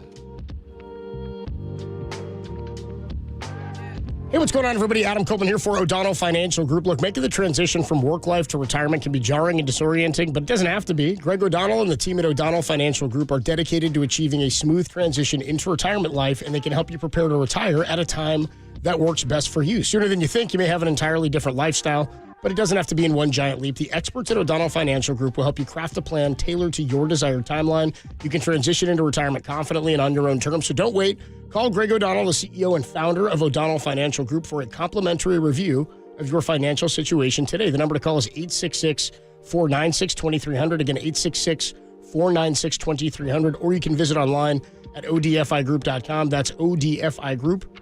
If you're a licensed financial professional, please consult your compliance department prior to giving any specific advice. All information included herein is confidential and proprietary to Loan Beacon. All associated content or any portion thereof may not be reproduced or used in any manner whatsoever without the express written permission of Loan Beacon. Would you look at this? The straggler, Duncan, has exploded out of the gate and is making a big move. He's showing more heart than any horse I've ever seen. What a shame the race is already over.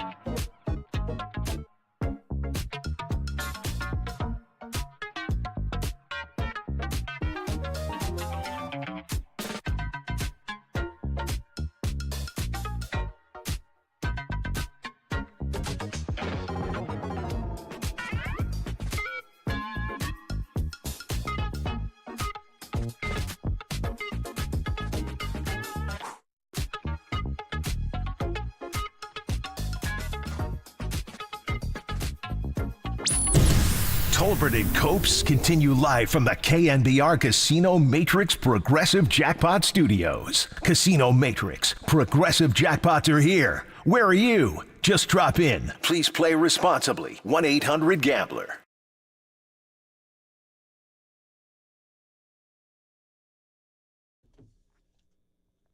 We are going to make the connection momentarily with Steve Young, the Hall of Famer number 8, the best half hour in sports radio. And we're also going to be joined as our Steve Young, Forever Young Hero of the Week, which we do on every week and honor different foundations and people from across the Bay Area. Joel Harrell, who's the San Francisco police officer, a sergeant who helped Ricky Pearsall when he was shot in Union Square. So see Ricky Pearsall back out there. A couple of the updates, we gave you these earlier. McCaffrey, Jennings, Debo, Eder Gross-Matos, and John Feliciano were all out of practice today. Don't forget him. In a limited capacity. Best thing about McCaffrey is that he felt no pain after he practiced today, but Kyle was very coy and very coach speak-like when asked whether or not McCaffrey would get a full load when he finally does come back on. One of the funniest things, too, is I can't remember who asked, it was Mayoko or Barrows, said, what do you have to hear or know from McCaffrey to get him back out there? He says, well, he's got to tell me he's Christian McCaffrey and that he feels okay. Okay. All right. I hope that's the case. So the thought is he may be... But it also definitely might not. That's the workload. I love it. Could it be normal? Definitely could. Or it might not be. I almost feel like this is opening day. Like it's like we're getting to see a new team with McCaffrey. It's like Christmas Day in the NBA. Yeah, it's like you get to watch a team that's going to be better because they're getting one of the best players in the NFL back. And that, look, for me, it's about watching what with Jaylen Brown eating ice cream on the bench. Are you serious? Hey, bro, come on. I know you're up 14-3, but put the ice cream away. Look at him. He's like holding some ice cream. Like, what are you doing? Oh, brother. Nice jacket, though. I want to watch the best. It's like tonight's game. Great game. I'm looking forward to it. You know, I'm going to watch it, the rest of it when I get home. But it's better when Brown's in. It's better when Pajemski's in. It's better. And those aren't the best players, but they make the team. They're not full strength. It changes rotations and it's matchups. Just, the whole thing is just, you know, who else did they play this year that didn't have a whole team? I mean, you know, McCollum wasn't playing. And I've watched a number of NBA games. I just got through watching New Orleans. New Orleans. I just got through watching Phoenix and Philly. And the Philly has nobody. George came back that night, but Embiid's out. Yeah. So it's just, you know, the NBA is wild. And I just never remember guys getting this hurt. But same goes for football. Football is kind of expected because it's, football. But is it more fun to watch an Eagle game when A.J. Brown's playing? Yes. Is it more fun to watch a Dolphin game when Tua's playing? Yes. In fact, it's no fun to watch it when Tua's not playing. It's incredible. Yeah, because then Waddle's not Waddle and Hill's not Hill and Achan's not Achan. It's like, you know, you're just watching a watered-down product. And you want to watch the best guys play. So we're getting a chance to watch one of the best guys play. Maybe the best running back, certainly top handful of running backs. Maybe Henry's the best running back in the league this year, but damn, the two in Detroit got an argument as well, the way they've been playing. But you just want to watch good players play football. And this is one of the best. So, yeah, I'm excited to watch him play. Absolutely. Especially if, they're all back in this game. I mean, it's not Greenlaw, but Dante Whitner did say to us earlier, Greenlaw was seen at practice today running around and had a helmet on, which is a positive. So he's trending in the right direction, which is good. He hasn't had any setbacks, is what they were saying either earlier this week. I think that's what Matt Mayoko told us. But that'll be like getting a huge key player back. But if all these guys are just there this weekend, now I mean, think about how different the receiving core looks than it did 2 weeks ago or 3 weeks ago, where Ayuk goes down. You don't have Debo because of his illness. He's even limited. J.P. Mason then went down. And, you're getting Ike Garendo and a couple other guys out there to get some work in, and they helped you out, and you found a way to win a game. But the feel of the offense will be tremendously different with Jennings, Debo, and McCaffrey all out there together. They feel dangerous now. Yeah. They feel dangerous. And they were dangerous enough before. Like, they could still move the ball up and down the field. They just weren't punching it in. So, no, it's you know, it's got a little extra juice, let's put it that way. Like, it's fun watching Niner games anyway. But now that they have him back, it just got juice to it. It's like, okay, let's watch him do his thing. How far behind the Lions are they with him back?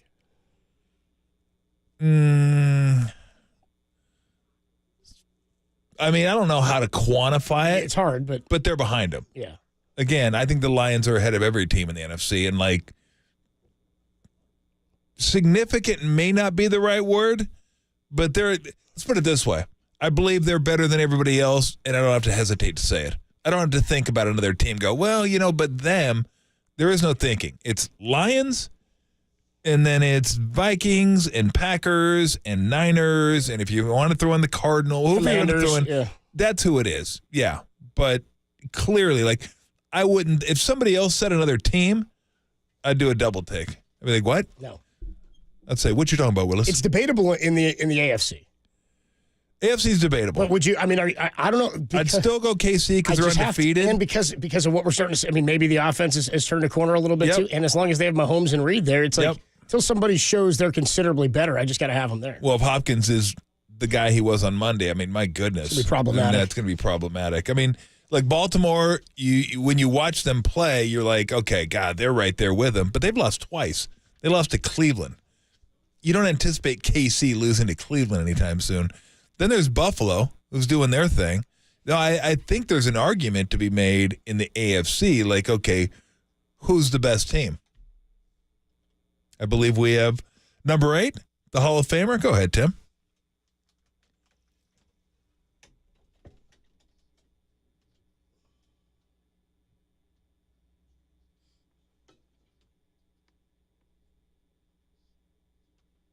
What should I ask her?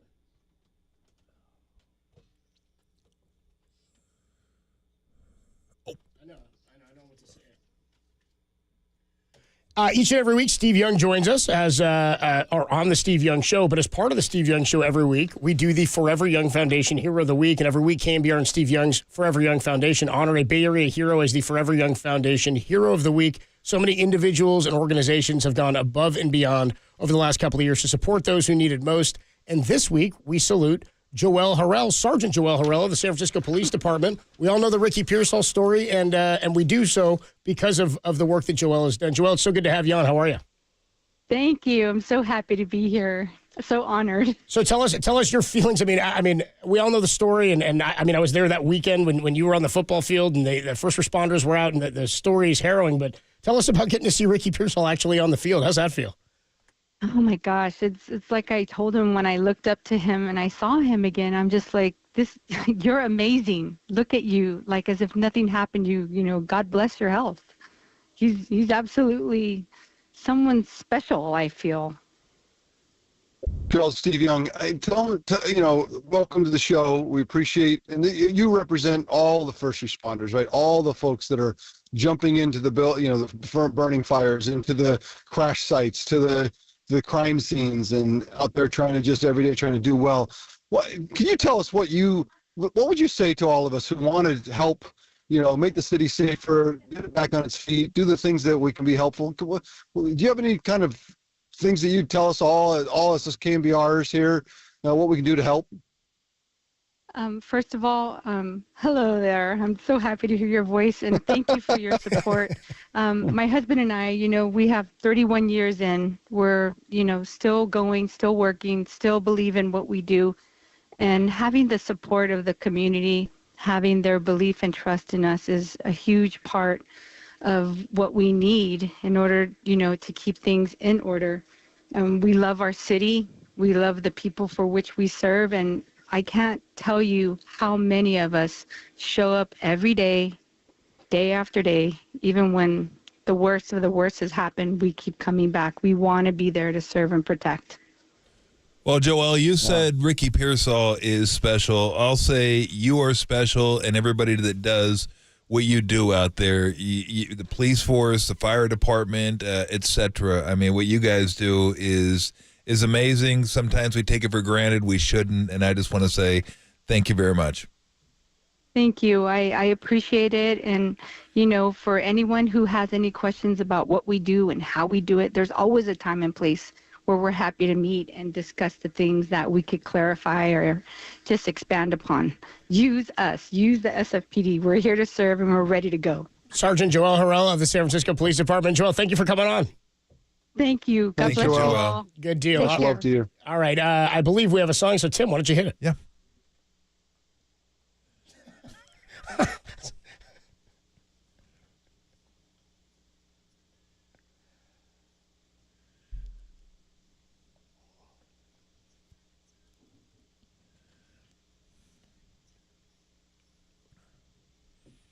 Fantastic song. It's a really, really good song. Little Thin Lizzy. Very well done, Steve. I like this one. That's a legit one. That's all-timer right there. That is all-timer. It's no quabs, but it is like, I mean.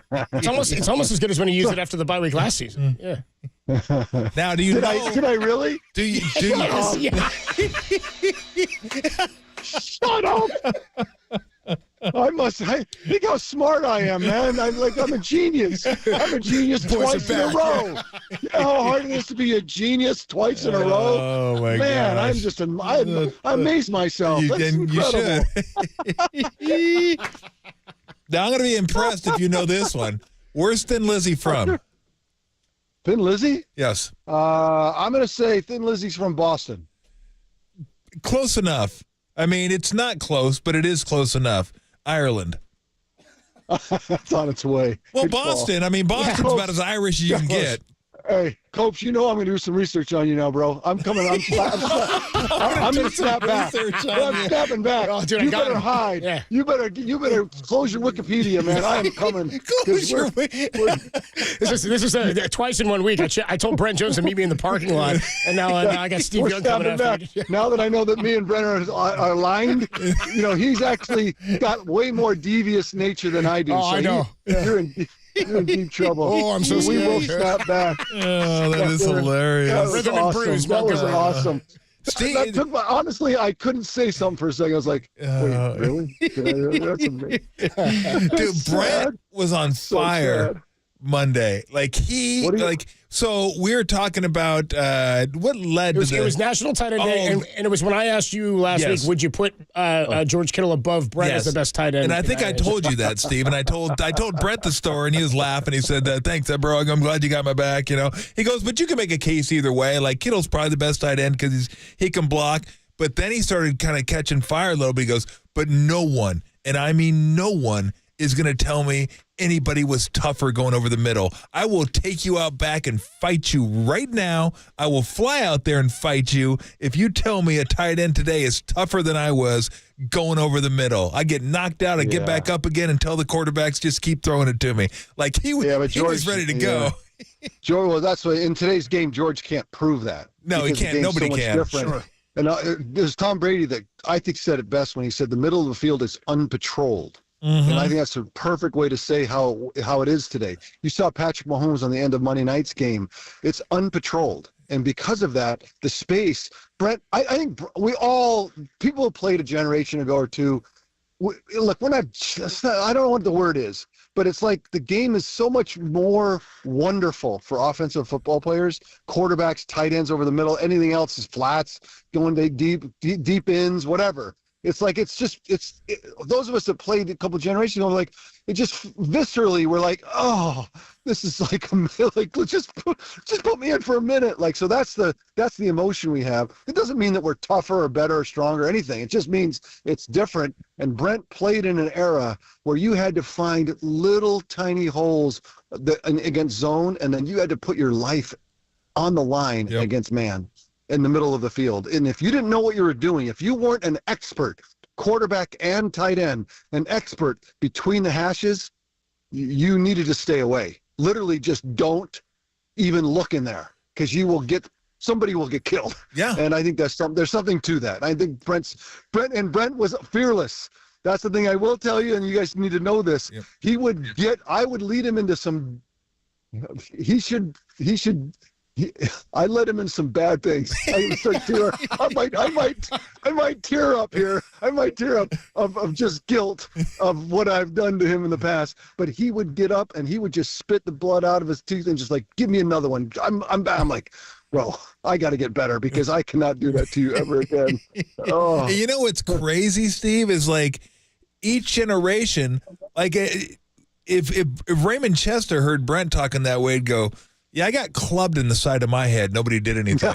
Like you watch 70s football, they should have been arrested, Steve. Like what the Raiders defensive backs did to the Steelers. I agree. It was literally like misdemeanor. Stick them, and everything else. Oh. Okay, so I would say that the generations, I agree with that, but the sea change when the rule changes made. We talked about this last week at nauseum. I'm not going to go there again. But effectively the field became bigger, like Canadian football. That's what the effect of the rules made the field bigger. in essence, and that's why it's so much more wide open. But I agree. There was, Ray Nitschke. I mean, my gosh, can you imagine? It was criminal what those guys were doing. I mean, and the helmets were the kids' helmets they play with today. The little plastic Toys R Us. That's like a Toys R Us helmet. That's what they played with. It was so ridiculous. So ridiculous. Come on, man. Now bar. Before we get to the Niners, since we're on this kind of tangent, I've said this before, and I don't know if it's complete lunacy or not. I said, if you want to make football safer and get rid of the concussions and get rid of guys like cracking guys, I go, take the face masks off the helmets. Make them play with the helmet. Keep the helmet safety intact. But take the face mask off, and I guarantee you're going to be a lot less likely to stick your face into those positions while your face isn't protected. Intuitively, I think you're right. Like, I can't imagine what it would feel like to play without a face mask. Like that's an odd thing to even think about. But certainly, I think you play with football too much. If you toy with it too much, people will just turn it off. It's like it's not football anymore. Yeah. So I think that, so that's visually such a dramatic thing. I think you're most likely to see the fog helmets, the things, the covers. Yeah. You got more and more. Yeah. But I mean, but you're right, Tom. Intuitively, you're right. People are not going to be throwing their face, and that'll be a difference maker for sure. So, what are you most excited about seeing with McCaffrey back Sunday? Just seeing him back. Like, I need this. It still feels ginger. All we got was these little glimpses of the warm up. So I just, I don't know, but I need to have him, because his injury was like plantar fasciitis. I don't know if you ever had that before, but when it comes, it's not going to go away fast. You know what I mean? And so when you finally get rid of it, there's still all the things that you've been stressing to try to get loosened, and other stuff is strained, and other stuff is, it's just double Achilles. I mean, this is insanity. What was he wearing? What shoes was he working out in? What was he doing that created this double? One leg happens, I get that, but to have them both, that means that somehow you were training it.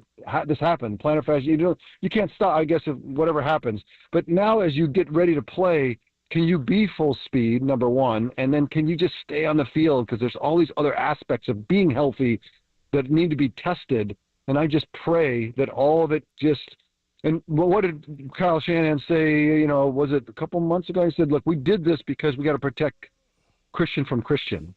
Like, Christian has an earnestness that people need to understand. Like, there's a lot of people that play NFL football that are very dedicated and very focused, and then there's Christian, where it's just the earnestness and the desire is so intense that he needs to be protected against himself. So as we get him back on the field, I just pray we can go through the whole, get fully healthy, tested through a few weeks, get all the way back, and then I'm going to be super happy for him, because you know how dynamic of a player he is. Yeah. What's the number one thing that has to change for them in the second half? Is it red zone? Is it third down defense for you? What's the number one thing?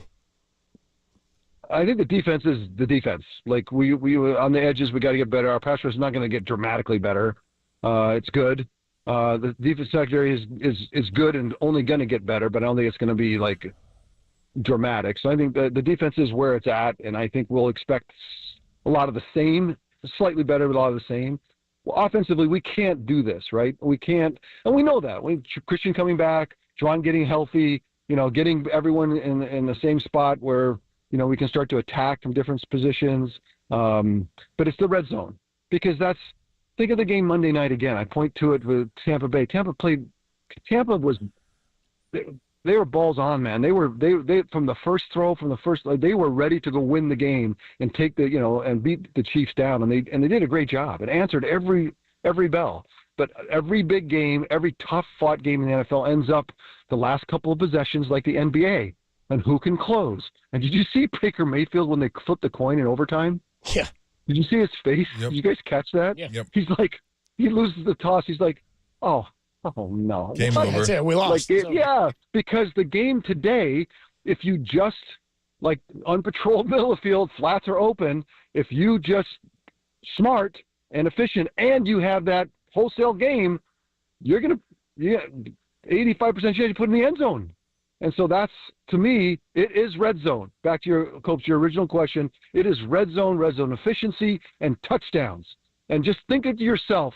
It's not always true, but every field goal you get closer to losing. And the second half of the season, every time we line up for a field goal, just think to yourself, we're getting closer to losing. We need 7. And in the big games, obviously, that's the difference maker. And then, again, in the red zone, in the biggest games, Brock running for 56 yards, finding those holes, lining up and carrying the football on purpose, putting pressure on defenses, using all the elements of every bit of his athletic ability that's out there to put the ball in the end zone.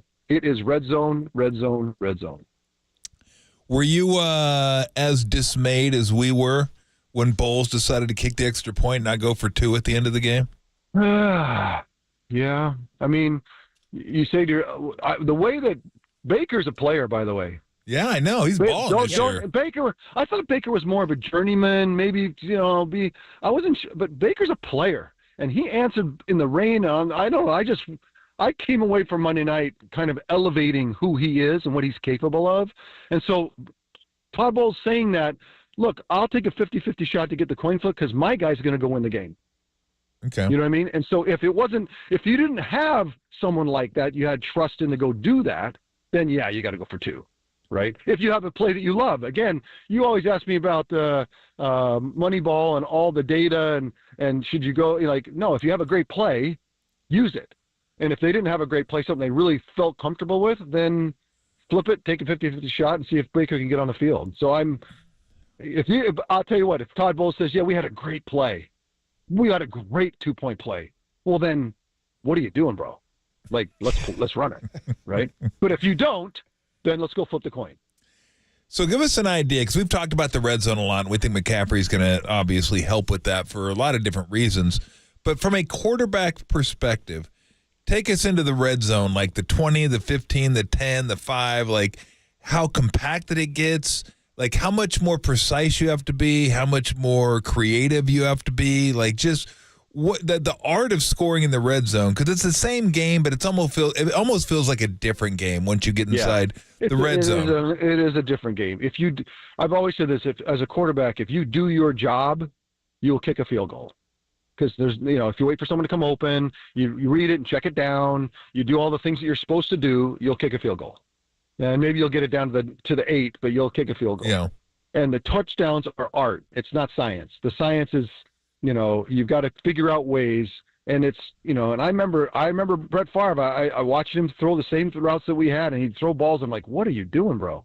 But he was forcing things into the end zone. He was pushing things into the end zone. And if you're really smart, you can use body position, ball position, and throw people open in the end. That's what you have to do. And look, not every time. And I would say this: the 49ers in the second half. If I'm right, and it's the red zone, Copes, and that's what we're going to focus on. And you think that we're going to run and throw the ball out of the huddle into the end zone, to go win big games and championship games? They're not going to happen. We're going to have to concoct a lot of ways to put the ball in the end zone. If you watch the big games and the big players every week, that's what they do 50% of the time. 50% of the time, they just run it out of the huddle. They actually run it in or throw it in. The other 50%, they're coming up with something to figure out a way to put it in the end zone, and they do it regularly, and that's why they're the kings of the game. Talking to Steve Young on the Yuma Guest Line. Steve is sponsored by Friedman's Appliance, proudly serving all of Northern California with a wide selection of luxury appliances. Visit them in Pleasant Hill to see the Friedman's difference, and by Putnam Family Dealerships, car shopping driven by you. Are the Cardinals a problem in your mind for the Niners? It feels like yes. It feels yes. And I feel like the Rams are a problem because it feels like teams don't know who they are. Because we talk about this every year too. A couple of OTAs, a little summer camp to kind of get to know each other for a minute and play some ball. And so as teams either get worse or better, the teams that get consistently better, you wonder where will they be at Christmas time? how good will they get? Used to be not that way. You knew who people were a year before they got there. Nowadays, you're like a month, you're not really sure. But the trajectory of both of those teams, and with new weapons, like I think Marvin and Harrison is they come out of the locker room with more of a threat. That it matters, right? If Puka's healthy and all those guys and Cooper's healthy and Matthew's healthy, they come out of the huddle. They come out of the locker room with way more. And as they build more confidence and fill in places where the voids that they had, I think it'd be a problem. And it does feel like, don't you feel like the trajectory every week? It's like they're becoming more of a problem. And it's bugging me. Bugging me. Speaking of things that bug you, it's like Butch Cassidy, right? It's like, who are those guys? who are those guys? Dang. So I thought of this today. I don't know why I thought of it driving in, but I thought of like sports pet peeves, like things that drive me crazy in sports. And I'll give you one. Tom, if you thought you could make that list it would take you a year to put a list of all your gripes into one place. I mean, come on. It's not a short list, right? I don't know if it is or not. I just thought about it. I'm sure I've thought about it before. My intuition is that's not a short list from the Great Tolbert. No, it may be. Well, there is no great to it, but it may be. I don't know how long it is. There are things that just jump up at me, and when I see them on TV, I'm like, what are they doing? Like, I'll give you for instance, when a quarterback rolls out and rolls out and rolls out and holds onto the ball and runs out of bounds 2 yards behind the line of scrimmage instead of just throwing it 3 yards to save 2 yards. All he has to do is just let go of the ball. That's it. And he just runs right out of bounds with it, holding the ball. And I'm thinking, what are you doing? Why are you running out of bounds with the ball when all you had to do is just throw it out of bounds? Save yourself 2 yards. How is that a possibility? That's one of my pet peeves. Okay, equal to that. Can we say that equal to that is drop back, one-on-one down the sideline, and you throw the ball at the cheerleaders? And you're like, yes, bro, don't even give him a chance. How do you have one job and you can't put it in bounds? Like, can you put it in play? Maybe on the edge of play, but put it in, like, you know what I mean? Like, if it's it's either to you or out of bounds, that kind of a ball, I'm fine with. But to just put it out of play, I just want to scratch my eyeballs out. And the third one, is just if you can miss a field goal, but you can't miss the net. Yes, can't miss the net. You can't miss the net, bro. If you come out there and how good are field goal kickers today? Really good. How amazing! You line up for a 50-yarder now. You're like, yes, better than 50-50. Yeah. Oh yeah. 60. Yeah. I'm amazed at the field goal kicking today compared to what it used to be. Amazed. No, it's incredible. All right, how about the fourth down at the end of the game? You're trying to win the game, trying to come back, and you take a sack. I mean, just throw it over your head, left-handed. I don't care what you do. Just chuck it up somewhere. How about last play of the game or fourth down in the game? Doesn't matter. Last play or fourth down, and you're in the red zone, and you got to make a play, and the ball never gets out of your hand. Yes, that's what I'm talking about. Or that somehow at the end of it you're desperate and you throw it into the stands. Yeah. Yes. Put it in play. I don't care if there's nobody open. Let it bounce around a little bit. Go see if hands. Just throw it in there somewhere. Just let it play. Yeah, what are we doing? Yeah, so we've got the gripe list for both of us seems to be growing. Yeah, Derek Carr did that against the I think the Jags. That was so bad. Yeah, I think it was the remember Jags. it. Yeah, I remember it. Fourth Bro, down. He throws it out of bounds. Like, hey, look, I made a good play. I didn't force it. It's like, bro, it's the end of the game. What are you doing? Who cares if you get a pick? Just throw it. Throw it 100 miles off someone's helmet. Make it bounce up in the air and somebody come get it. Yeah, that's it. See if you can get a rebound. I mean, exactly. Just anything. Okay. Maybe we'll have to work on that one of these days. Our pet peeve I think list. you and I could get riffing on that one. We could. You know what? Well, then you've got clock management. The whole. Oh, don't get me started on that. The whole big ball of crap that the clock management is. You could.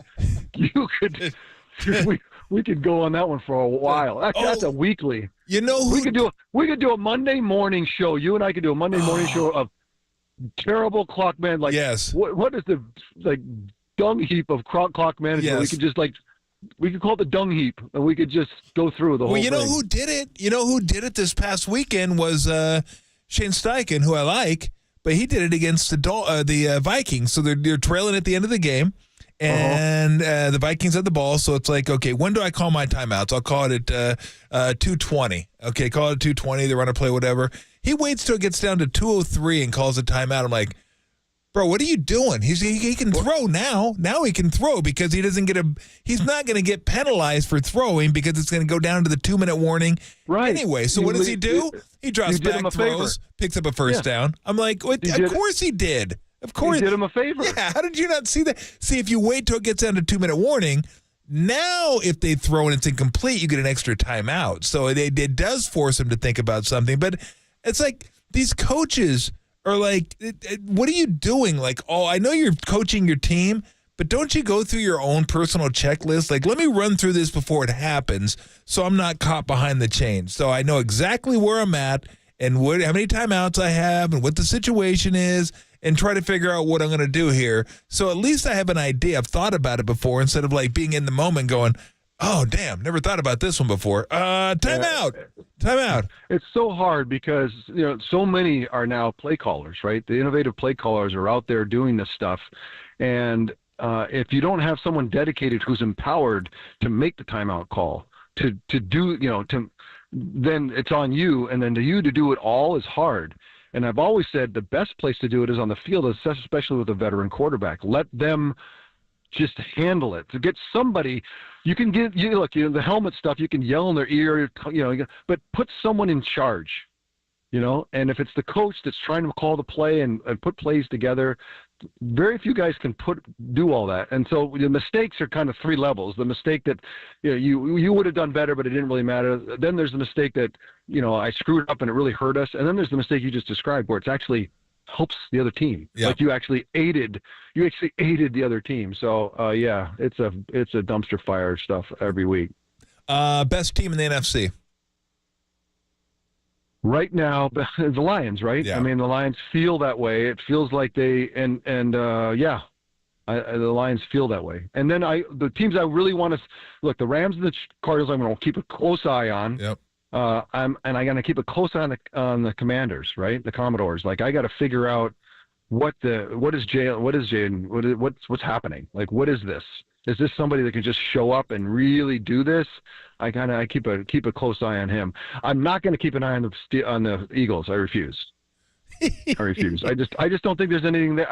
I'm sorry. I just don't think there's anything there. So no eyes on the Cowboys, no eyes on the Eagles. Look, Cowboys. Don't embarrass yourself, bro. The Cowboys are so freaking cooked. They are done. It's not even close to Thanksgiving. It's like they're done. They're overcut. Like there's nothing. There is nothing there. Turn it off. Freaking don't even turn it on. If you bring them up again, then we're fighting. That's just not even close. Come on. Yeah, you and Brent can get in a parking lot together. That'll be one of the worst fights of all time. Talk about the Falcons. Talk about the Buccaneers and Falcons before you even mention the Cowboys. The Cowboys are underneath the Giants right now. Oh, come on. No, close. Come on. Close. The Giants? Daniel Jones threw for 0 yards in the first half last week. I'm talking about grit and ability to go change the nature of the trajectory of where you're going. It's close. The Giants are terrible. God, they're terrible. Well, okay, then finish the same sentence then. No, man, I know the Cowboys are terrible They're cooked too. Yes, and Dak's going on IR. I do like asking you about the Cowboys, though. It is fun. I can't believe you brought them up. I can't believe you brought them up. That just pissed me off. It inflamed me, man. I got inflamed. I can see that. You're inflamed. Oh, my gosh. So I didn't get to say last week. I didn't get to say, well, I guess I couldn't say it last week because Halloween was still around the corner. So Merry Christmas. Yeah. It's time. Music's up. Yep. Music's Halloween up. was great this year. You know what? I decided, you know what? Make it its own beautiful little holiday with the cool spookiness of it all. Thank you. The music. And I really did appreciate you've kind of converted me to really appreciate Halloween. Just don't mix it with anything else. I don't. It's its own little thing. I don't. Yeah, but you put the lights on the tree. You try to. What's wrong with the lights? You try to mimic Christmas. Like, no, I don't. Well, it's another holiday. Let's put lights up. Do you want to? No, you don't put Halloween lights on a tree. You know how many kids enjoy the Halloween lights? You can do blow-ups. You can do the blow-ups. You can do the spooky blow-up. We had some great blow-ups. I'll send you a picture. Okay. Like, we did it right. But you want to make it Christmas Halloween. No, I like lights. No, I don't want to make it Christmas ween. I like the lights. Yeah. The kids like the lights. I like the look, and we had the blow up too. So we had. No, you like the. It's not really light. What do you do with lights? Like, it's about spooky lights and smoke. Yes, exactly. And music. Yes. And yeah. That's fine. That's fine. But you don't have like a lit up tree of Halloween lights. That's just stupid. I don't get it. I don't get a tree. And I can go out buy a tree and put it in my house. I put lights on a tree. I do. I have Halloween lights I put on a tree. I do. I put them around the trunk going up on the right side of the house. Whatever. Oh, how dare you call my Halloween lights stupid? Whatever. How dare you? Who skips actually skips a holiday. No, he skips Thanksgiving to go right because they're one holiday. Please. Last I checked, they were a month apart. Can you not appreciate the additivity? I can't appreciate it. Check that word. Yeah, please. I'm not going to check it. Additivity. I'm not checking it. What Thanksgiving brings? Is it like nativity? Brings to Thanksgiving. They come together. It's like a beautiful, explosive, abundant space of like holiday. So just let it be, Tom. Quit fighting it. No, I'm not going to let it be. Take your almond nut orange rolls for Thanksgiving and go somewhere else. What do you mean almond nut orange rolls? When did I have an almond nut orange roll? My memory, is that just my own problem? Yeah, you're thinking about what I cooked last year with that was my awesome. stupendous beef Wellington. Yeah, the Wellington was good. You're right. You give me some props. Didn't you make a turkey one time that just got fried into nothing, where there was like no meat on the bones or anything? Well, yeah, that was bad. That's the Cowboys turkey. That's the one that he was talking about. Yeah, that was bad. That was the turkey. No meat. Just skin. Yeah, I eviscerated it. You opened it up and it just shriveled up. It looked great. It was golden on the outside, and it weighed like 2 pounds. I was like, oh, I think I did something wrong. And I opened it up, and it went... It was just air. It was air that came out of it. We'll call that the Cowboy Thanksgiving. Yeah, it was bad. It was bad. But I just like to separate Thanksgiving. I like the separation because look, Little Drummer Boy has no place in my Christmas at all whatsoever, and really has no place anywhere. It's a horrible song. I hate that. I'm not a big Little Drummer Boy guy. Why would you have an opinion like that? Like, just if you don't like Little Drummer Boy is amazing. Like, just let it be. No, it Why isn't. do you have to? Like, you don't have to spit it out. Like, it's not worth it. That's not worth it. No. Like, it's fine. No. The claymation. Let it play out, Tom. No. There's something in your childhood. We need to lay you on the couch a little bit. We got to figure out what's going on. There's some missing pieces. No. Look, I love Frosty the Snowman. Big fan. Something happened. Big fan of Rudolph. Rankin Bass, like you were abused by Rankin Bass somehow. Like something went wrong. Something's gone haywire, Tom, and I don't know. I can't quite figure it out. Little Drummer Boy beat it. He bothers me. He literally bothers me. Like if we were on the playground together, I'd take the dodgeball and just peg him. I go, get out of here. You and your little drumsticks. Beat it. I don't want to deal with you right now. I want to deal with you. Definition. I think it speaks, Tom, to something's not right. It might not be. It might not be, Steve. Something's a little crooked, Tom. That's okay. That's okay. What happened? We got to heal. There's some healing in there somewhere. There's some healing. I don't want to heal. And Copes, I tell you what, I take the whole thing that what I played for my song a year ago tells me that you must really appreciate the show. Just don't. This must be. It's like I take that in the positive. You care. You care so much that you notice that there's some redundancy. That means a lot to me. There you go. It's by the way, it's what I would have picked too. It's like anytime you come back from a summer vacation or something like that, or a holiday Christmas. I always play it in the morning for the morning show guys first day back after a break. I was breaking beans. That's what I do. Well, it was actually what it was. I will say this. I was because of Christian. I was like, that's the song. That's why. It wasn't because of the bye. It was because Christian was back in town. But I recognize that I have. I need to keep it. I need to keep a log.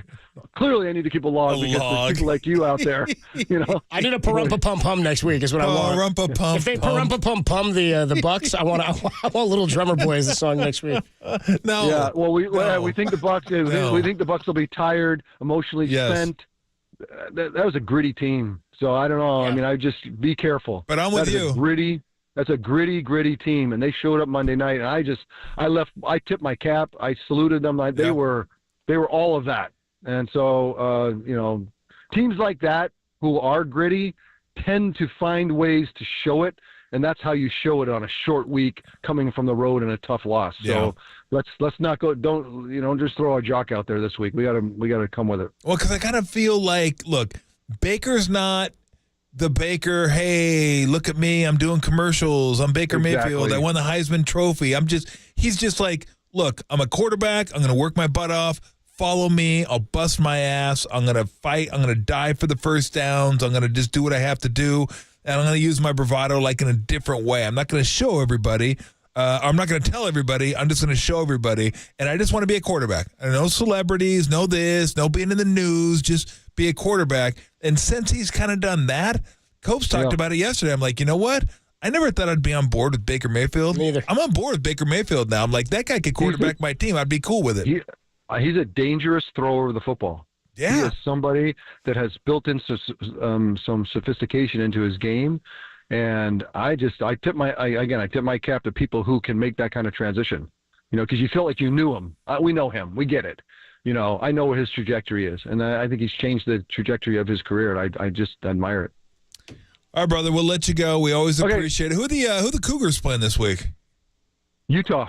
Oh, the Holy War. Yeah, it's happening. And, you saw Tuesday, we got a bye, ranked 4th, waiting for the winner of Ohio State and somebody else. I'm like, we got some heady stuff going on right now in Provo. I don't know. We got to grow into some shoes pretty quickly here. Did you play in the Holy War when you were there? Oh yeah, super intense, I would imagine, right? Oh, great! I probably told you this story. Maybe I haven't, but we pulled into Rice Stadium up in Rice Eccles Stadium in Utah, and the old stadium before they had built it out. You'd pull in next to the visitor behind the east stands. The bus would pull in, and then they'd build a little corridor so that you could come out of the bus, and because they'd be pelting you with crap. I mean, like all the students would be from their section would be throwing stuff, so you'd have to put something over your head, your bag or something, then run into the locker room. And then the students would. One year they came to the side and tried to tip the bus over. And it got off the wheels. Like it was close to tipping over. That was the last time that happened. But then that was the game where Fred Whittingham, which is Kyle Whittingham, the head coach of the Utah, his dad was a defensive coordinator for BYU.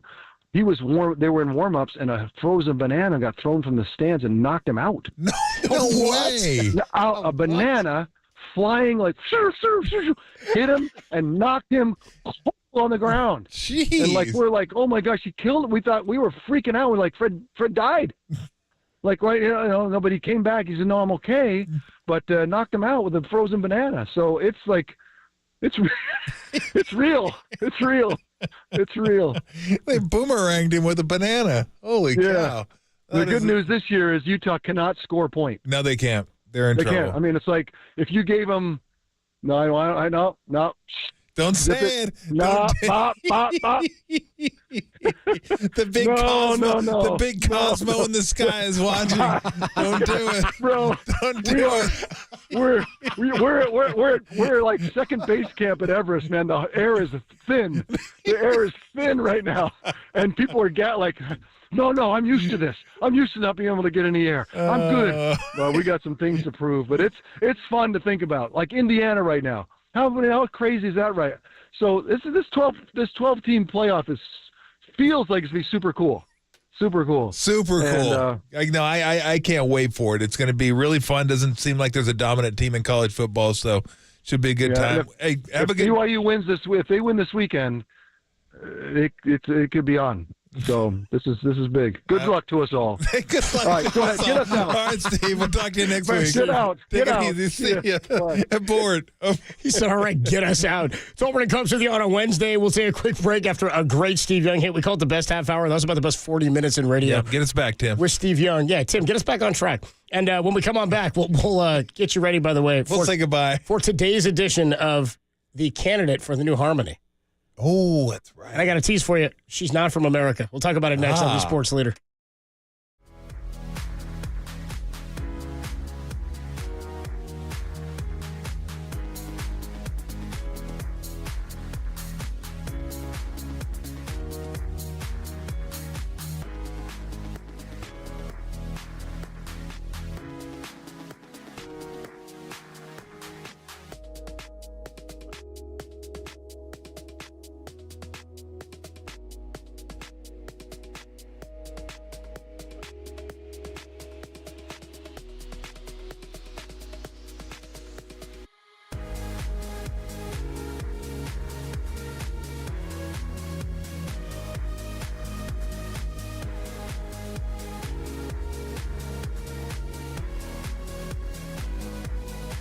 Tune in to Dubs OT tonight at 7 with John Dickinson and Greg Silver for reaction to the Warriors and Celtics. Call in for postgame or hit us up on our YouTube chat, the only place to let Bay Area sports fans sound off instantly, the Sports Leader.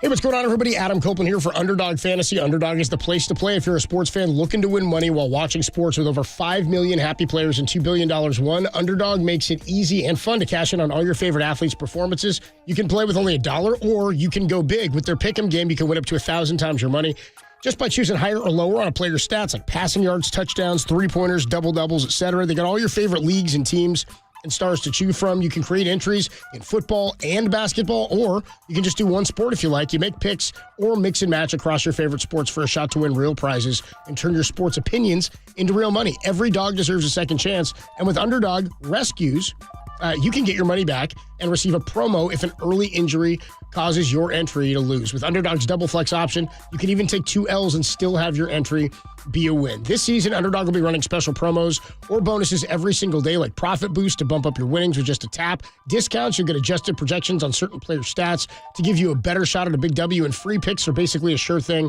Player just has to go higher than half, like a 0.5 rebounds or 0.5 points for that pick to win, and all new users get a free pick. Download the app and sign up today with promo code KNBR, and you can deposit now to get up to $1,000 in free cash. Again, that promo code is KNBR, must be 18 or older. Present in a state where Underdog Fantasy operates. Terms apply. Concerned with your play, call 1-800-GAMBLER or visit www.ncpgambling.org.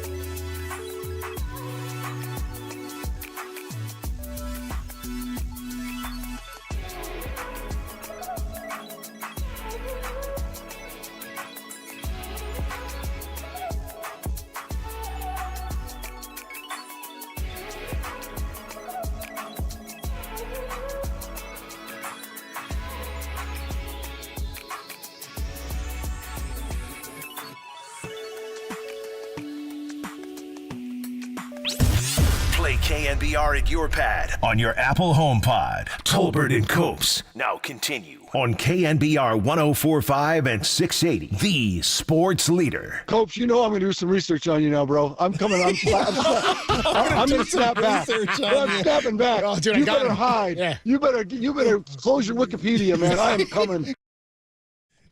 Close your Wikipedia. Close my Wikipedia. Yeah, because I got one of those. He's going to find the wrestler Edge is what he's going to do when he searches for it. That's hilarious. That was pretty good. I rattled him. He said I couldn't even think for a minute. I'm coming for you, bro. And he circled back and he was like, no, it's okay. We're on the same side. Tolbert and Copes with you on a Wednesday. Great stuff from Steve Young. Make sure you check it out, KNBR.com and the KNBR app. Awesome stuff also today from Dante Whitner, and really, really fun with Gary St. Jean earlier today. Check all that out, available on the app and KNBR.com. So we told you what happened last week. If you're joining us or you hear Harmony on Fridays, our sophisticated sex robot, sitting here every week to help you bang the book throughout football season. We had a crisis with her where we don't have access to what she sounds like anymore. So we have new candidates for her. We gave you candidate 1 yesterday. We'll give you candidate 2 today, 1 more tomorrow, and then by Friday, we will have our new Harmony. Your Harmony from a foreign land is coming your way next on the Sports Leader. Hey, what's going on, everybody? Adam Copeland here, reminding you that you can close out the 2024 Bay Area hot rodding season in style with America's favorite car show. It's the Good Guys 34th Fuel Curve Autumn Get-Together, and it's going down, all of it, November 9th and 10th. That's this weekend at the Alameda County Fairgrounds in Pleasanton. Check out over 2,500 of NorCal's baddest American-made and powered show cars of all years on display, including hot rods, muscle cars, trick trucks, lowriders, and more. You don't want to miss the Veterans Day celebration all weekend long and the Metal Crunching Hayward Firefighters Local 1909 Smash for Cash Charity Demolition Derby on Saturday. You can enjoy the new indoor truck show. There's vintage trailer and Cruiser-Rama displays. There's an earth-shaking Nitro Thunderfest and a tire-smoking burnout exhibition. Plus, I should remind you, bring the family out. You can enjoy some live music. There's a free kids zone featuring the Auto World model car make and take on Saturday and Sunday. That's, of course, while supplies last. Plus, active and retired military members get in free all weekend long with a current and valid active military or veterans ID. For complete details and to register your vehicle or purchase tickets, visit www.good-guys.com/AGT.